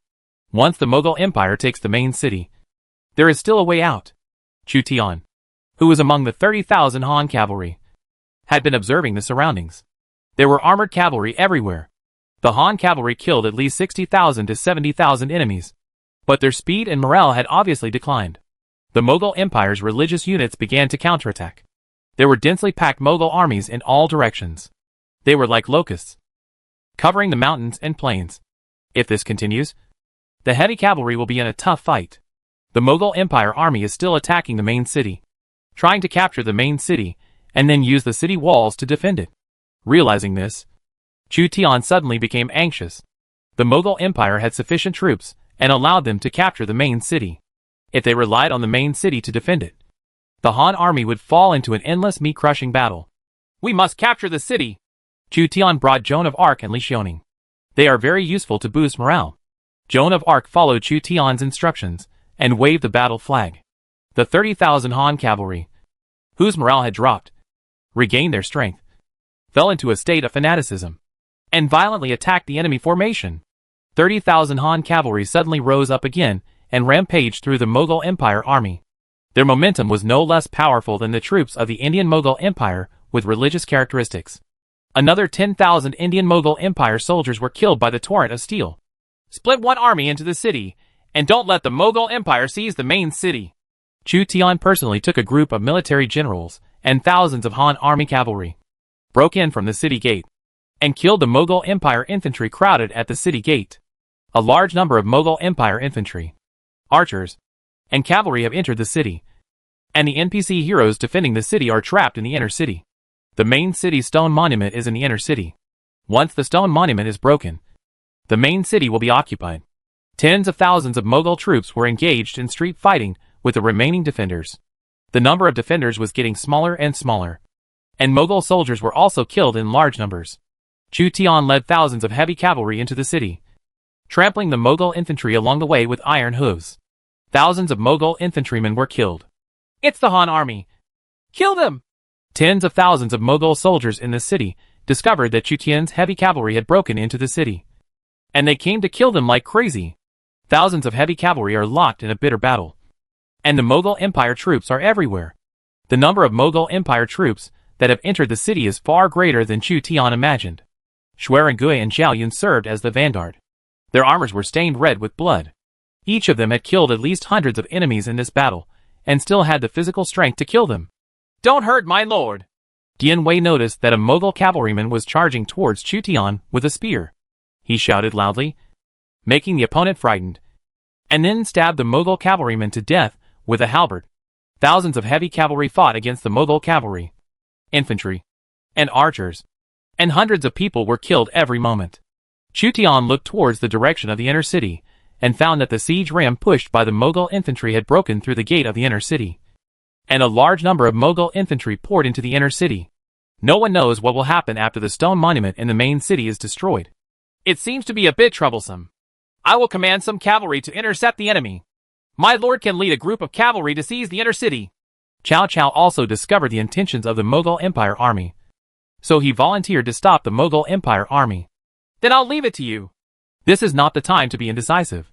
If the monument is captured by the Mughal Empire army, something may happen. So Chu Tian personally led the Tiger army to attack, followed by Dian Wei, Mu Guiying, Joan of Arc, Li Xiaoning, and the 4 Tiger generals of the Northern Army, Xuerengui, Zhao Yun, Hua Xiong, Cao Chun and others were left by Chu Tian to Cao Cao because Cao Cao faced greater pressure. Cao Cao was responsible for holding back tens of thousands of Mughal legions, while Chu Tian led the generals and human troops into the inner city. The Mughal infantry who were pouring into the inner city had no time to react. The sound of horse hooves sounded behind them, and the tiger and enemy troops crushed them savagely. The Mughal infantry were littered with corpses. The Mughal Empire army that had invaded the inner city was already besieging the Lord's mansion. With thousands of people in total, the Huban army suddenly attacked and killed hundreds of Mughal soldiers. The Huban army fought fiercely with the Mughal soldiers. And there were dozens of Mughal generals who invaded the inner city. Mu Guiying killed 2 Mughal generals by himself and said to Chu Tian, "My lord, go get the stone tablet. I will stop the enemy at last. Li Xiaoning, you have the ability to inspire friendly forces. Stay and assist Mu Guiying." The troops in Chu Tian's hands were getting smaller and smaller. In order to keep Mu Guiying, he sent Li Xiaoning to assist Mu Guiying in the battle. He, Dian Wei, Joan of Arc, the 4 tiger generals of the Northern Army, and a group of soldiers entered the Lord's mansion and seized the stone tablet. Dian Wei is like a giant humanoid beast, holding a short halberd in each hand, killing dozens of Mughal Empire soldiers. Chu Tian could see Dian Wei's muscles trembling, which was obviously a sign of weakness. Dian Wei attacked all the way from the outer city to the inner city. Not 300 but 200 enemy troops died under Dian Wei's hand. The Mughal soldiers who invaded the Lord's palace besieged Chu Tian and his party. Chu Tian personally drew his bow and shot a Mughal soldier. The military force of Mi Fang, Wu Anhua, Lu Kuang, Xing Derong and other generals is not bad. Wu Anhua killed more than a dozen enemies with a hammer. Even if he was hit by the hammer, he could not stop blunt weapons even if he was wearing iron armor. The impact caused the ribs on the chest to break directly. Dozens of people fought and advanced. And all the Mughal generals and soldiers in the Lord's mansion were wiped out by Chu Tian, Dian Wei and others. Xing Derong used a giant axe to split open the door of the Lord's mansion. And the stone tablet of the Lord's mansion was within easy reach. "The main city is ours!" Mi Fang was very excited and wanted to step into the Lord's mansion. "Brother, be careful!" Wu Anhua's military force was the highest among the 4 tiger generals of the Northern Army. He sensed an ambush in the Lord's mansion, so he immediately warned Mi Fang. A sharp blade stabbed Mi Fang, who tripped over the stone steps and narrowly dodged the knight's sword that was sure to kill him in one blow. The knight guarding the stone tablet in the Lord's mansion was a little stunned. Wu Anhua's hammer had already hit him. He had to avoid the hammer and swung his sword to fight Wu Anhua. "Wu Anhua is no match for him. Go and support him." Chu Tian did not expect that there was a knight hero hidden near the stone tablet. The NPC City Defense Army in the Western Main City turned out to be the Western Legion. According to this calculation, aren't the NPC City Defense Generals in the Eastern Main City the heroes of the East? Wu Anhua alone is no match for the knight hero. But Lu Kuang and Xing Derong, one with a broadsword and the other with a big axe, can match the knight hero in cooperation with Wu Anhua. 3 heroic knights. Mi Fang got up from the ground. Her head was bleeding because she tripped on the stone steps. But it was better than dying from a sneak attack by the knight hero. "Destroy the stone monument." Chu Tian took Dian Wei, Joan of Arc, and dozens of soldiers to try to attack the stone monument. "Lord, be careful!" Dian Wei held a short halberd in each hand and faced the other knight heroes ambushing in the Lord's mansion. A total of 3 knights were stopped by Dian Wei. Not just 4 knights. There are a total of 6 knight heroes and 2 knights fighting with Mi Fang and dozens of soldiers. Joan of Arc pulled out her knight's sword and guarded Chu Tian. The strength of this group of knights was terrifying. No one knew how many knights there were in the Lord's palace. There should only be 6 of them left. Chu Tian saw 6 knight heroes, each with scars on their bodies. It was obvious that these knights had been severely injured in the battle with the Mughal Empire army. Maybe there are more than 6 knights in this group. But the fierce battle has continued until now. And only 6 of them are still alive. As the NPC defenders of the main city, they will attack all enemies who attack the main city at all costs. In their eyes, there is no difference between the Han army and the Mughal Empire army. Chu Tian pulled out a sword. "You want to destroy it?" Behind the stone monument, the NPC general appeared with a sword in his right hand. As she appeared, Chu Tian was sweating profusely. There is actually a hero in the Lord's mansion. This hero wears a crown on his head, has cold eyes, and is aloof. His strength is probably higher than that of other knight heroes. This is the leader of the NPC City Defense Army. The NPC leader of every main city is a legendary hero of civilization. After realizing it, he subconsciously took 2 steps back. Chu Tian's martial arts is not low, but it is not high either. He is no match for legendary heroes from other civilizations. Dian Wei, the only one he could fight with, was held back by 3 knight heroes. Knight hero? Chu Tian thought of the legendary King Arthur and the 12 Knights of the Round Table in England. Could it be that the NPC general guarding this main city is a legendary hero of English civilization? You and your subordinates surrender to me, and I can guarantee that you will enjoy full honor in the future. Chu Tian's force was not as good as his opponent's, so he simply shamelessly tried to recruit NPC generals, regardless of whether the opponent is King Arthur or not. With such high strength, if he is recruited, he will not suffer any loss. However, the other party obviously ignored Chu Tian's sweet words. With a move of his feet, the knight's sword stabbed Chu Tian and sealed his throat with one sword. Sonorous. The two knights' swords collided and rubbed violently, causing sparks to fly. Joan of Arc fights with the general who is suspected of being Arthur. Both of them are blonde girls, and the weapon is also a knight's sword. The legendary heroes of France are at war with the legendary heroes of England. The fight between the two women was extremely fierce. They fought fiercely in a narrow terrain. The knight's swords kept colliding. The moves of the two were unexpectedly close. While Joan of Arc was fighting with her opponent, Chu Tian slashed at the stone tablet with his sword. With a clang, the sword bounced off the stone tablet, but the durability of the stone tablet also decreased. Chu Tian kept hacking at the stone steel, trying to destroy it. Bang! Joan of Arc was defeated by the NPC leader and kicked away, hitting Chu Tian, who was busy cutting down the stone tablet. The two of them fell heavily to the ground. Joan of Arc's attributes have not yet reached their peak, and she is no match for the NPC leader. Joan of Arc got up from Chu Tian, wiped the blood from the corner of her mouth, continued to hold the knight's sword, and stepped forward to fight the NPC leader. She was already pissed off. The two women fought again. The war between women is really terrible. Chu Tian was powerless in the battle between generals with more than 90 strength. The only thing he could do was to destroy the stone tablet, one sword after another. The durability of the stone tablet is rapidly decreasing. You've already lost. Joan of Arc was defeated again and fell to the ground. The crown of the NPC leader also fell to the ground due to the fierce battle. She dragged the knight's sword and wanted to kill Chu Tian, who was destroying the stone monument. One more sword left. Chu Tian saw that the durability of the stone tablet was less than 30 points, and the stone tablet would be destroyed with one strike of his sword. That's it! The NPC leader blocked Chu Tian's sword, and the knight's sword attacked forward, forcing Chu Tian back. Chu Tian has always been the commander-in-chief and rarely fights with generals. His sword was quickly challenged by the NPC general. A knight's sword was pressed against Chu Tian's chest. I didn't expect that Chu Zimu, who has been running the Eastern Han dynasty for so many years, would die at the hands of an NPC. Chu Tian is really not as good as these legendary heroes when fighting alone. What he thought of was Xiao Liang, Hua Mulan, and his son, who was not long born. The NPC leader was about to swing his sword, but his figure suddenly blurred. The knight's sword pierced Chu Tian's body, but was unable to hurt Chu Tian. The NPC leader turned around and saw spider web-like cracks appearing on the stone monument. Joan of Arc forced herself to hold herself up and destroyed the stone monument with her sword. Joan held back the pain and raised the corners of her mouth slightly. In the end, I won.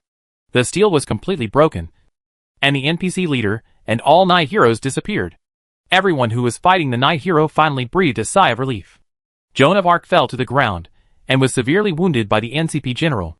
Her physical strength was exhausted. Ding! The Han Empire occupies the main city in the west. 24 hours later, the system will repair the city's defenses. By occupying this city until the end of the national war, the civilization will receive special bonuses. 24 hours. As long as we hold on for one day and restore the city defenses, it is almost impossible for other civilizations to capture this city. Chu Tian realized that the crisis was not over yet. Within the next day, except for the city wall, all the other defenses of the main city had been destroyed. However, as long as it is defended for 24 hours, and all the city fortifications are restored, even the Mughal Empire cannot capture the main city defended by the Han army.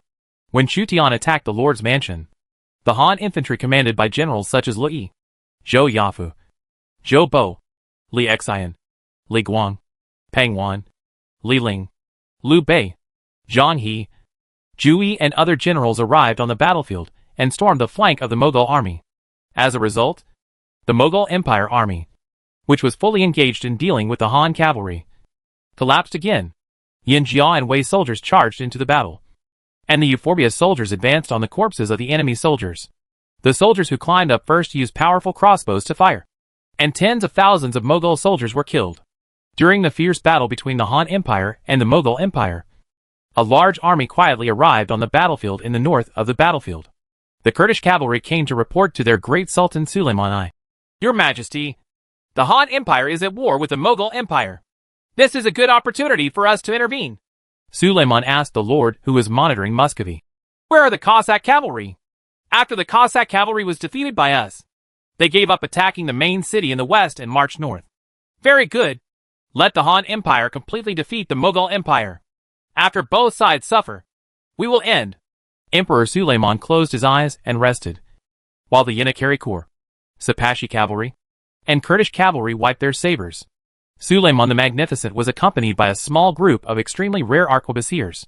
Chapter 399 The Six Nation War 4. Drive out all enemies in the city!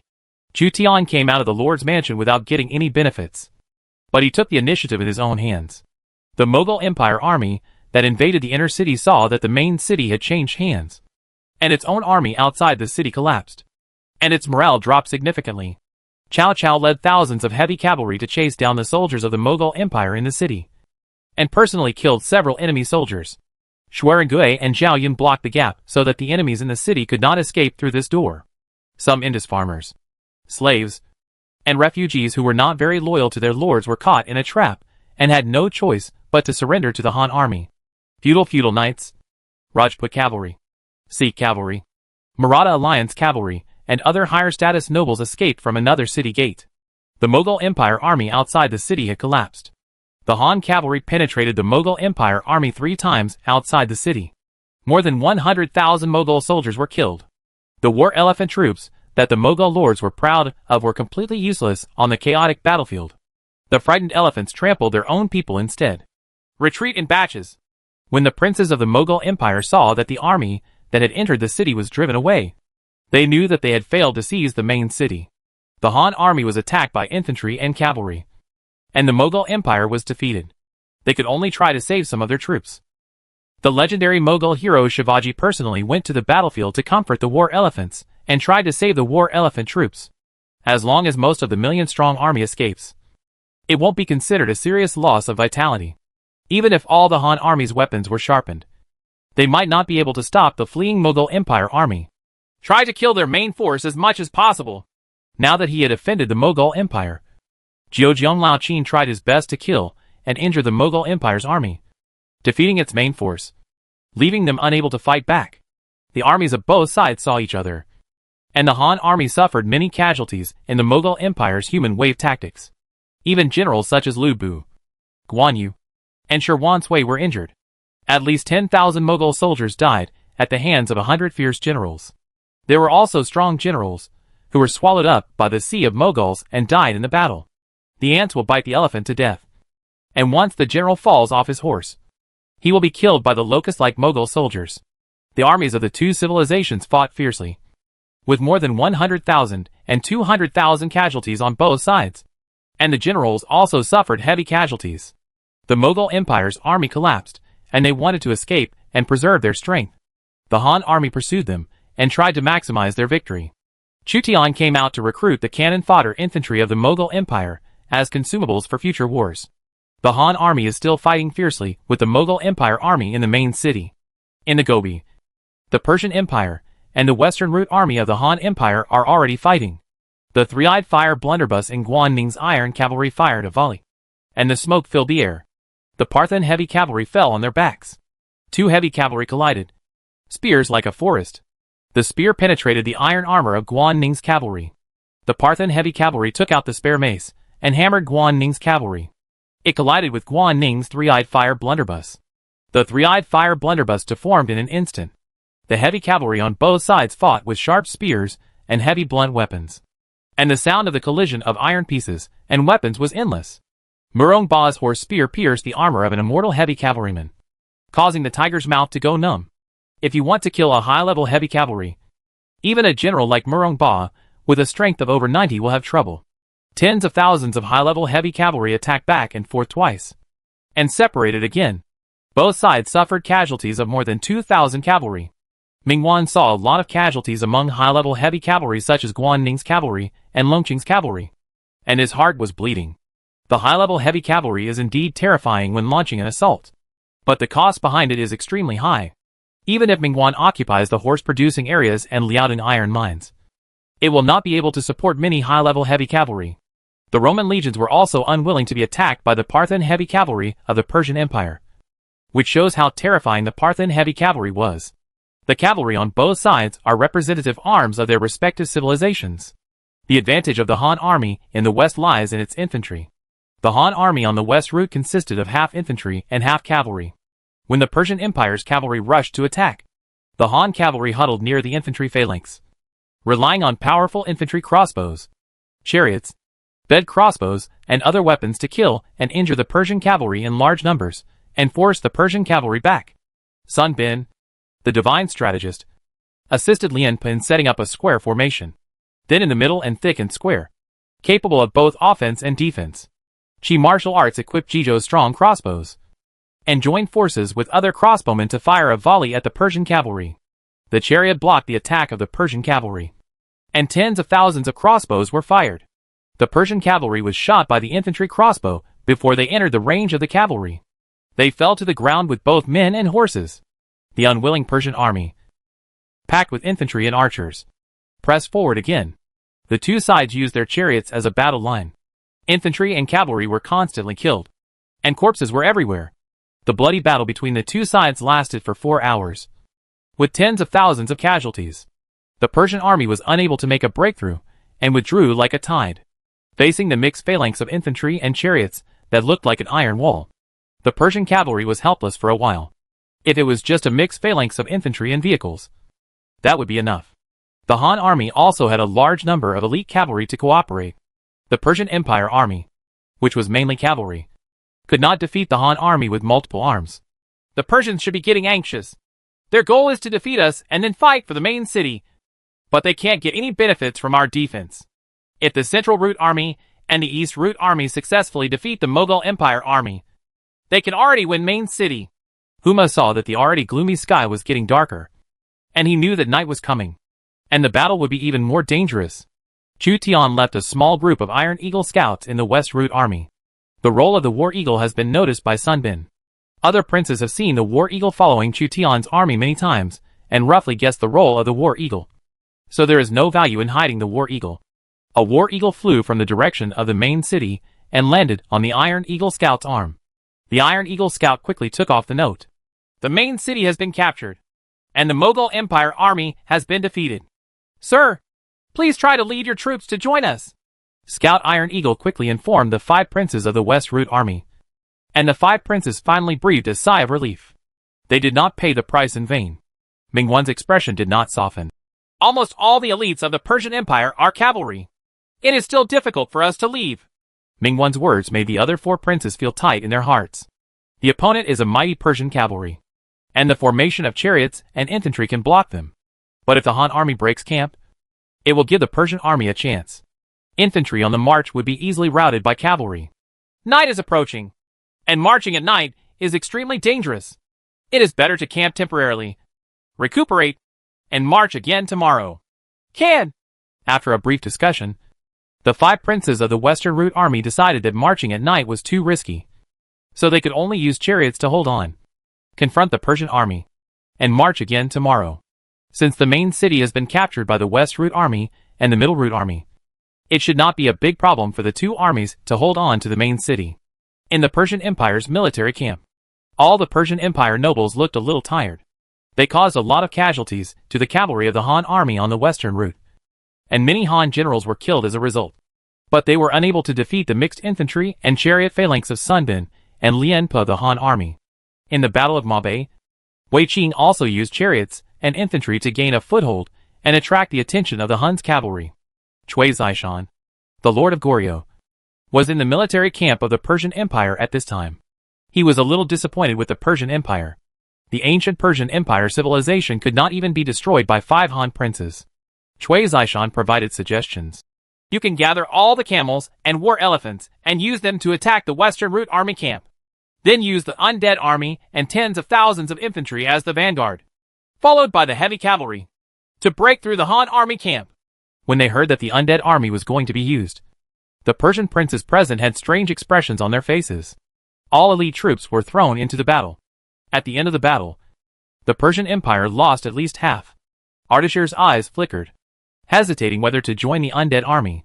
He originally thought that with a large number of armored cavalry, he could defeat the Han army of less than 200,000 people. Unexpectedly, the two sides fought fiercely for a day and killed 30,000 to 40,000 Han soldiers. But they could not defeat the West Route army. The Persian Empire also suffered considerable casualties. The Persian Empire on the offensive even lost 10,000 to 20,000 more cavalry. If I join the undead army, how can I attack the main city? Ardashir rejected Cui Zishan's proposal. The undead army was the famous heavy infantry of the Persian Empire. Ardashir believed that if the undead army was deployed, it might be possible to defeat the Han army's mixed phalanx of infantry and vehicles. But the Persian Empire still had to capture the main city. Without the undead army, with this group of cavalry, one can only sigh while looking at the majestic city wall. Cui Zishan retreated and asked for help. Perhaps we don't need the undead army. We can defeat it by using fire camels and Persian war elephants. Ardashir discussed in a low voice with several other Persian nobles, and finally said, if they still set up a phalanx of chariots tomorrow, we will act according to your proposal. But our probability of success is very small, because there are scouts detecting the main city. The Mughal Empire was defeated everywhere. The Mughal Empire was defeated. Even a great civilization the size of the Mughal Empire was defeated? Cui Zishan was shaken in his heart. The Han army was far more terrifying than he imagined. Only half of the Han princes in this national war attacked the Mughal Empire. But they actually penetrated the Mughal Empire's million-strong army. In view of the strength of the Han army, Cui Zishan did not urge Ardashir to attack the Han army. Otherwise the Persian Empire would be completely annihilated. Cui Zishan's Koryo legion secretly attacked the lone Han cavalry during the battle between the Persian Empire and the Han army, and accumulated some military merit. All civilizations have their own plans. The princes of the Mughal Empire collapsed. The Han infantry attacked the siege tower, where the 36 princes commanded the battlefield. The 36 princes fled. One of the princes of the Mughal Empire in India was shot dead by the fierce General Li Guang in the rebellion. Another prince accidentally tripped while retreating and was trampled to death by the hooves of his own cavalry. He was extremely cowardly. In the chaotic battlefield, anything could happen. The remaining 34 princes fled the battlefield under the protection of their own soldiers and gathered the remaining defeated troops. The battlefield where more than 1 million soldiers and horses were fighting was in chaos. The soldiers and horses fled in all directions. As the sky darkened, it was difficult to distinguish each other. The main city has been obtained. In order to avoid killing friendly troops in the chaos, Jiuzhou Laoqin ordered his troops to withdraw to the main city. The main city has a 12-meter-high wall. Although the city walls were damaged by the Mughal Empire's aggressive attack at all costs, and the city gates were turned into pieces of wood, the defense of the defenders could still be strengthened. The various Han armies returned to the city unwillingly. If it were not for the darkness of the national war battlefield at night, they would continue to pursue the defeated troops of the Mughal Empire. In order to storm the main city, the Mughal Empire suffered 200,000 casualties. It was attacked fiercely by the Han army, with 200,000 to 300,000 casualties. They trampled on each other and killed tens of thousands. And the number was already less than 1 million. Hundreds of thousands of troops collapsed. And it would take a lot of time for the lords of the Mughal Empire in India to gather all their soldiers. We suffered 100,000 casualties and captured 100,000 Mughal soldiers, most of whom were infantry used as cannon fodder. It's not that we couldn't capture more, but that we really had no physical strength. Jiuzhou Laoqin scooped water with a wooden spoon and poured it into his stomach. His throat was hoarse and uncomfortable because of the long hours of roaring and giving orders, as if he had been burned by a red-hot iron. Cough, cough, cough. Jiuzhou Laoqin seemed to be choked and coughed violently. He simply sat on the ground and gasped for air. As a guard, Yang Dian supported Jiuzhou Laoqin. Lord! Me! I'm fine. I'm just exhausted. Jiuzhou Laoqin, who was more than 50 years old, charged with the heavy cavalry. Just the weight of the armor made him uncomfortable. The surviving generals were all exhausted. They fought from noon until late at night. Even the Iron Men could not withstand such a high-intensity battle. Chu Tian held the unconscious Joan of Arc, placed her in a house, and ordered the detachment of women to keep an eye on her. After all, Joan of Arc saved half of his life. Chu Tian went to Jiuzhou Laoqin to discuss the defense of the main city. The current main city is not safe yet. except for the bare city walls. All towers, arrow towers, and city gates have been demolished by the Mughal Empire's human wave tactics. This main city has 4 gates, and a group of generals need to be arranged to defend them in turns. All generals and legions need time to recover. Otherwise the Mughal Empire will come back. The Mughal Empire is a centipede. Dead but not dead. There are 10 princes. Each 2 princes are responsible for guarding a city gate, and 2 princes are responsible for arranging troops to patrol the city and dispose of corpses. The brutality of this battle is unimaginable. The number of soldiers killed here by all parties is close to 1 million. 100,000 Han soldiers died. 100,000 NPC defenders died. And 5 or 6 million Mughal Empire soldiers died. After this battle in the Mughal Empire, they will not only be affected by the national war, but even the strength of the main world will be affected. Chu Tian calculated the losses of the Mughal Empire, and knew that the losses of the Mughal Empire had shaken the country's foundation. According to the rules for princes with a population of 1 million to participate in national wars, the more princes in the Mughal Empire, the more troops they can bring. But in fact, because their population bases were almost the same, the Mughal Empire and the Han Empire had similar military strength. The Mughal Empire lost between 500,000 and 600,000 soldiers and horses in the First World War. Some of them were low-level soldiers recruited during the National War, but a considerable number of them were high-level soldiers from within the Mughal Empire. Therefore, Chu Tian believed that the princes of the Mughal Empire would be severely damaged when they returned to the main world. Not to mention that many Mughal generals were killed in battle. Zhujiang Laoqin said, "It's better to teach them a lesson. If we conquer them in the future, they won't even dare to let go." Chapter 400 The Six Nation War 5. Brother. Second brother is injured. Zhang Fei carried the injured Guan Yu, and came to look for Liu Bei, because Guan Yu was at the forefront. He was attacked by hundreds of Mughal cavalry, and was wounded by random arrows. When Liu Bei saw that his sworn brother was injured, he immediately arranged for a doctor. Not only Guan Yu, but Wang Taijiang was also injured in the battle, and his armor was stained red. His lord Su Fengnian thought that Chu Tian had brought the miracle doctor Hua Tuo, and immediately went to ask the miracle doctor Hua Tuo to heal Wang Taijian. Chu Tian had a good impression of Wang Taijiang, and he needed the lord of Longxi to contain Zhujiang Laoqin. So he arranged for Hua Tuo to heal Wang Taijiang. In order to defeat the million-strong army of the Mughal Empire, the Han army in the middle route and the Han army in the west paid a price of 100,000 casualties, and lost a quarter of their troops. This price is not small. Many exhausted generals simply lay on the ground, gasping for air to regain their strength. Chu Tian was equally exhausted. He would rather bully smaller civilizations such as Goryeo in Japan, rather than fight a large civilization like the Mughal Empire, which had too many people. Joan of Arc finally got up in the middle of the night after recovering some of her strength, and found that Chu Tian had fallen asleep directly leaning against the door panel. While the Han army was seizing the time to rest, the princes of the Mughal Empire were trying their best to gather the defeated troops, and each prince was followed by at least 10 or 20,000 soldiers and horses. 2 of the princes died in battle, and their generals and soldiers were divided among the other princes. Black smoke from the bonfire curled up, and the 34 surviving Mughal princes were disgraced. Some of them were injured by stray arrows while fleeing and were limping. The Han army destroyed 1 million troops in one battle. If it were not for the moonless night, more princes of the Mughal Empire would have been killed in the chaos. We worked hard and lost 300,000 people in battle. We finally captured the main city, but it was snatched away by the people of the Han Empire. They are simply bandits and despicable villains. A prince complained angrily to the shameless behavior of the Han army. All the princes were silent.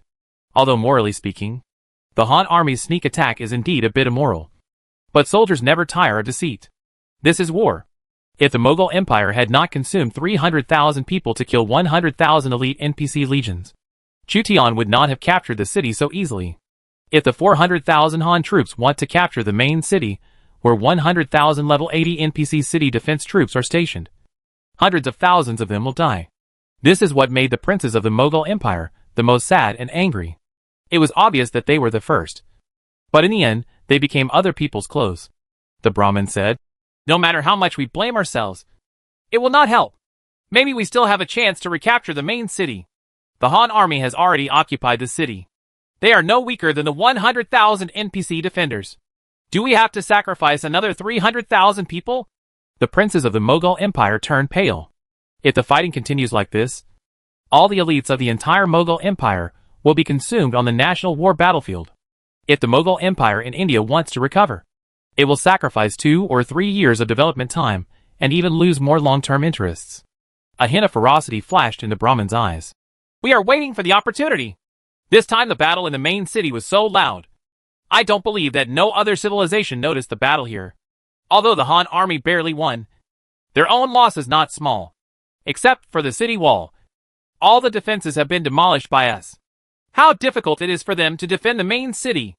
As long as other civilizations arrive, we join forces with them to avenge today, and it is possible to seize the city. A group of Mughal princes listened to the Brahmin's analysis, and after experiencing great shame and humiliation, they finally approved of the Brahmin's approach. The sky turned slightly white, and the Han troops in the main city temporarily recovered their strength after a short rest. But most of them had backaches or were wrapped in gauze. Guan Yu, who was so powerful in China, had one arm tied with inch-thick gauze, and Yen Liang had gauze wrapped around his head. Like Mughal Asen, when Chu Tian opened his eyes, his body was so sore that he could hardly move. It had been a while since he had experienced high-intensity combat. He had fought his way into the Mughal Empire's million-strong army, and then invaded the main city. He had fought bloody battles all the way, and his body had long been overloaded. He caught a glimpse of Joan of Arc, who was lying on the bed looking at him from the corner of his eye. After being discovered by Chu Tian, he pretended to be asleep again. Chu Tian didn't bother to expose it. He stood up from the threshold and went to inspect the city defense. As long as we stick to it until the system repairs the city defenses and has a large number of city defense fortifications, the pressure on the Han army's defense will be greatly reduced. Urgent report. Enemy troops found outside the city. As soon as Chu Tian arrived at the military camp, an Iron Eagle scout hurriedly found him. Chu Tian frowned slightly. Those Mughal Asens were just defeated by us, and they are making a comeback so soon? Iron Eagle scout said anxiously. It's not the Mughal Empire. Follow me to the city wall. Chu Tian's scalp was numb. It would be fine if it was the Mughal Empire, but if another powerful civilization came, the situation would be more complicated. Could it be the Persian Empire? Mingguan and the others failed? Or is it that the Persian Empire followed Mingguan and the others? After Chu Tian captured the main city, he immediately conveyed information to Mingguan, telling them that they could retreat. Lord! When generals such as Mu Guiying, Xuerengui, Zhao Yun, Lu Yi, and Zhou Yafa learned that an enemy was attacking, they immediately came to the city wall to wait and see. Zhoujiang Lao Qin, Xiao Long, Liu Bei, Huan and other princes have also reached the city wall. Among them, Huan said to Chu Tian, I have an unknown premonition that this time we may go too far. We shouldn't take control so quickly. The city has now become the target of public criticism. If we don't take it, the situation will only get worse if it is taken by the Mughal Empire. Chu Tian did not regret his strategy of defeating the Mughal Empire and seizing the main city. If the Mughal Empire's million-strong army were allowed to occupy the main city, it would be difficult for the Han army to capture it. At least for now. The Han army is defending the city, and the pressure is less than that of the siege. Will it be the Persian Empire? If it was the Persian Empire, Mingguan and the others would have joined us long ago. Unless Mingguan and the others had been completely wiped out. The enemy that no one wanted to see was the Persian Empire. It's really cunning that they chose this time to attack the city. Now my back is sore, and I can't even hold a weapon steady. Huan said to himself that all the princes felt exactly the same as Huan at this time. Lord, is too real. Most of the people who experienced yesterday's battle were grinning while holding weapons.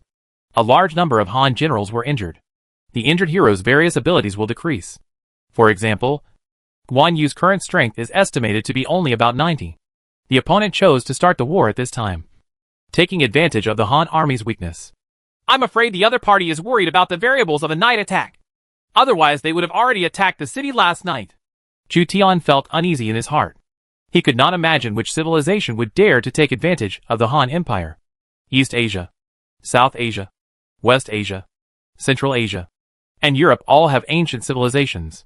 Africa and America are far away from the Han Empire, so they will not be afraid of the Han Empire. On the horizon, a mixed legion composed of infantry and cavalry appeared, black and mighty, with the battle flag of the Ottoman Turkish Empire ringing. A large number of camels and horse-drawn carriages transported siege equipment. When the Han army fought with the Mughal Empire, The Ottoman Turkish Empire was fully prepared. The 300,000-strong Ottoman Turkish army stopped outside the range of the Bed crossbow to prepare for the siege. The Han army and the Mughal army were fighting. And the Ottomans, after adequate rest, were at their peak morale and physical strength. Damn it! It's the Ottoman Empire! When the Ottoman Empire's 300,000 troops approached the city, all the princes could clearly see the Ottoman Empire's star and moon flag.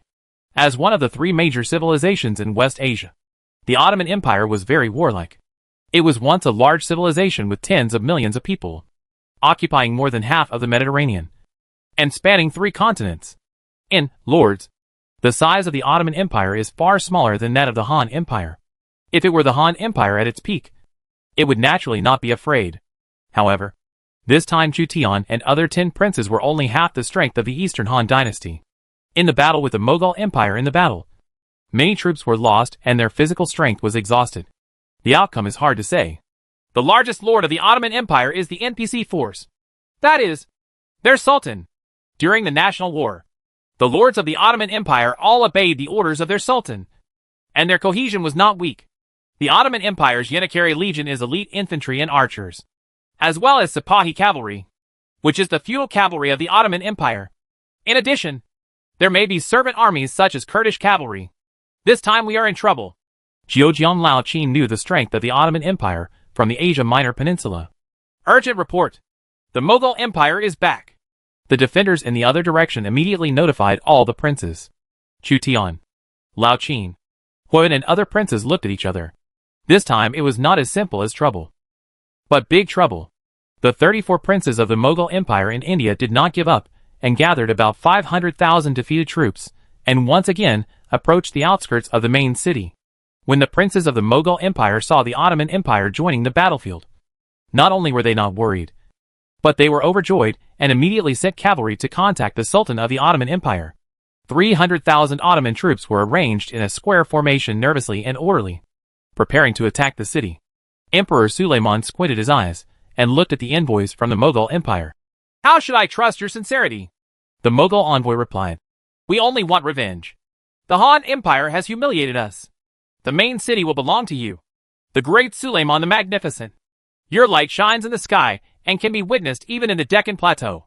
Emperor Suleiman was not moved by this, and just said, I can join forces with you, and we will each attack half of the city. But the main city belongs to our Ottoman Empire. If you betray your promise, my Yenikari army will destroy you. Yes. Envoys from the Mughal Empire in India depart. On the other side, in the Gobi, Mingwan learned that the main city had been seized by the Han army. So they ordered the entire army to rest for the night and then break camp. The Han army on the west route needed to retreat while guarding against the Persian Empire army. The Persian Empire army followed Ming Pass, and Ardashir still had more than 200,000 elites in his hands. The Han army retreated slowly, not giving the Persian army a chance to make a surprise attack. The Persian army continued to send archers to harass, but was driven away by the Han cavalry. The Han army is very cautious and must not be anxious when fighting against such an opponent. Ardashir is like a hunter, cautious and dealing with the open world. The Parthian horse archers tried to take a detour, but were noticed by the Iron Eagle scouts. Mingwan sent Chang Yuchen to defeat the Parthian horse archers, who took the retreat. Surena, the hero of the Persian Empire, was repulsed by Chang Yuchen. Unwilling to be reconciled, he continued to harass the flanks of the Han army, which affected the Western Han army that was eager to retreat. As one of the 3 major civilizations in West Asia, the Persian Empire cannot be underestimated. The Persian Empire used tactics of harassing cavalry and armored cavalry to attack at any time, which made Mingwan very anxious. The marching speed of the Han army was affected. If you send a large number of cavalry to pursue the Parthian horse archers, you will fall into the trap of the Persians. First of all, it is not necessarily possible to catch up. Secondly, the marching infantry and crossbowmen will be destroyed by the Persian armored cavalry without the protection of cavalry. Report. There is a cavalry approaching quickly from the north behind. An Iron Eagle scout reported to Mingwan. Chu Tian's special force, the Iron Eagle scouts, has become the Han army's most powerful reconnaissance cavalry. Could it be that the Central Route Army and the West Route Army came to meet us? Mingwan thought of this possibility. If the Central Route Army and the West Route Army defeated the Mughal Empire, seeing that the West Route Army had not yet joined forces, They would most likely come to support the West Route army. Iron Eagle Scout's face turned pale. No, it's not our army. It's the legions of other empires. The faces of Mingguan, Huma, Tianchi and other princes were ashen. As the West Route army retreats, an army of other civilizations appears. The West Route army may be flanked by two civilizations. Speed up the march, and the Liaodong cavalry will cut off the rear. Mingguan realized that danger was approaching. Those who come are not good, and those who are good will not come. All civilizations born in the Gobi area all covet the main city in the west. Mingguan does not think that the other party comes deliberately to send cordial and friendly greetings to the Han army on the West Route. Mingguan's keen intuition prevented the entire Han army on the West Route from being annihilated. He personally led the Liaodong cavalry to cut off the rear and urged the slow-moving infantry to retreat quickly. The baggage team did not care for the pack horses, and the grooms whipped the horses to speed up the process. The Han army suddenly accelerated its march, attracting the attention of the Persian army. Ardashir judged the situation through the actions of the Han army. Could it be that our reinforcements have arrived? But we really don't want to join forces with that disgusting civilization. The Arab Empire. The entire army will pursue the Han army and take advantage of the opportunity to occupy the main city. More than 200,000 Persian troops immediately pursued the Han army. Chang Yuchen, Murongba, Li Chengyang and other Liaodong generals fought hard and held the Persian army to the death. All those left behind were cavalry, using a small number of elites to block the Persian army and buy time for the infantry to escape. Only the Liaodong cavalry dared to do this. Chang Yuchen was hit by 7 arrows, but he still fought to the death, killing dozens of Persian immortal heavy cavalry. Under the influence of generals such as Chang Yuchen, Murongba, and Li Chengyang, Guan Ning's cavalry did not abandon their teammates, but instead fought for their teammates' opportunities to escape. To the north behind the Western Route army, a mighty cavalry galloped among the Gobi sand dunes. The camel cavalry raised their scimitars with a cold light. Chapter 401 The Six Nation War 6. Zhou Yafu, I will leave this city wall to you for defense. Liang Hongyu and Li Guang are temporarily in charge of the crossbow troops. Zhao Yan guard the city gate. Chu Tian appointed Zhou Yafu as the guard general, and the two men cooperated again. Zhou Yafu was very calm and took orders in the face of danger. Zhao Yan led the white horse Yi Song to guard the city gate and set up obstacles with defensive fortifications such as horses, wooden fences, and stones to prevent the enemy from outside the city from riding into the city. The main city in the west once again became a meat grinder, but this time more and more civilizations were involved. The army of the Han Empire replaced the NPC army and became the new city defense army. Outside the city, 300,000 Ottoman troops with high morale and 500,000 Mughal troops with low morale surrounded the main city. The Han army focused its defense on defending against the Ottoman Empire, followed by dealing with the Mughal Empire. The Mughal Empire has lost its courage. Even though they have a large number of people, 50,000 people are enough to resist them. Cohen looked down upon the Mughal Empire. A 1,000,000-strong army was defeated by 400,000 Han troops. The 500,000 in front of them were just the remaining soldiers improvised by the princes of the Mughal Empire, and their morale was low.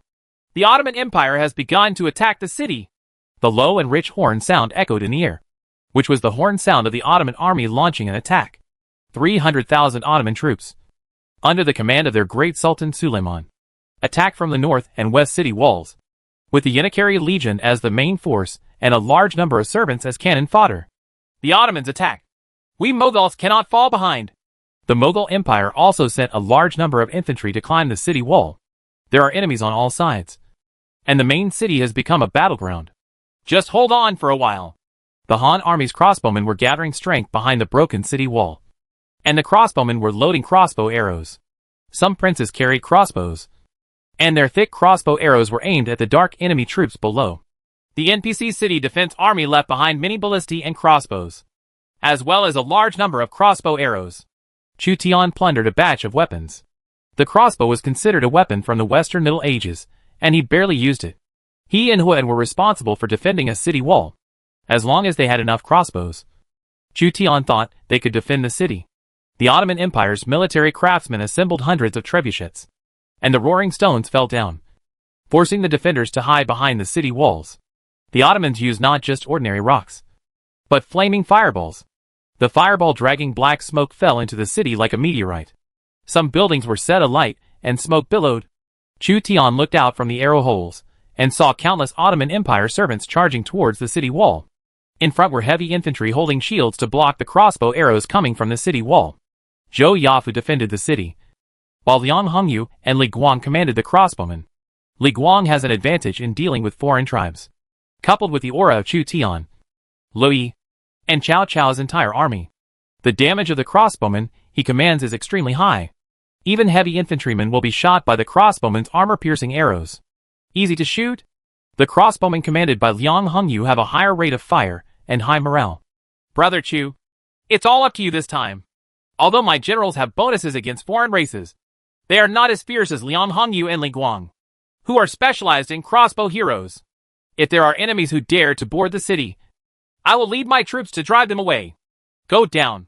Huan was accompanied by generals such as Wu Xubing, Chen Tang, Gao Xianji, etc. This group of generals had an advantage against foreigners. Huan's mission is to lead the soldiers to eliminate the enemies who boarded the city. The generals under his command are ruthless men who dare to risk their lives.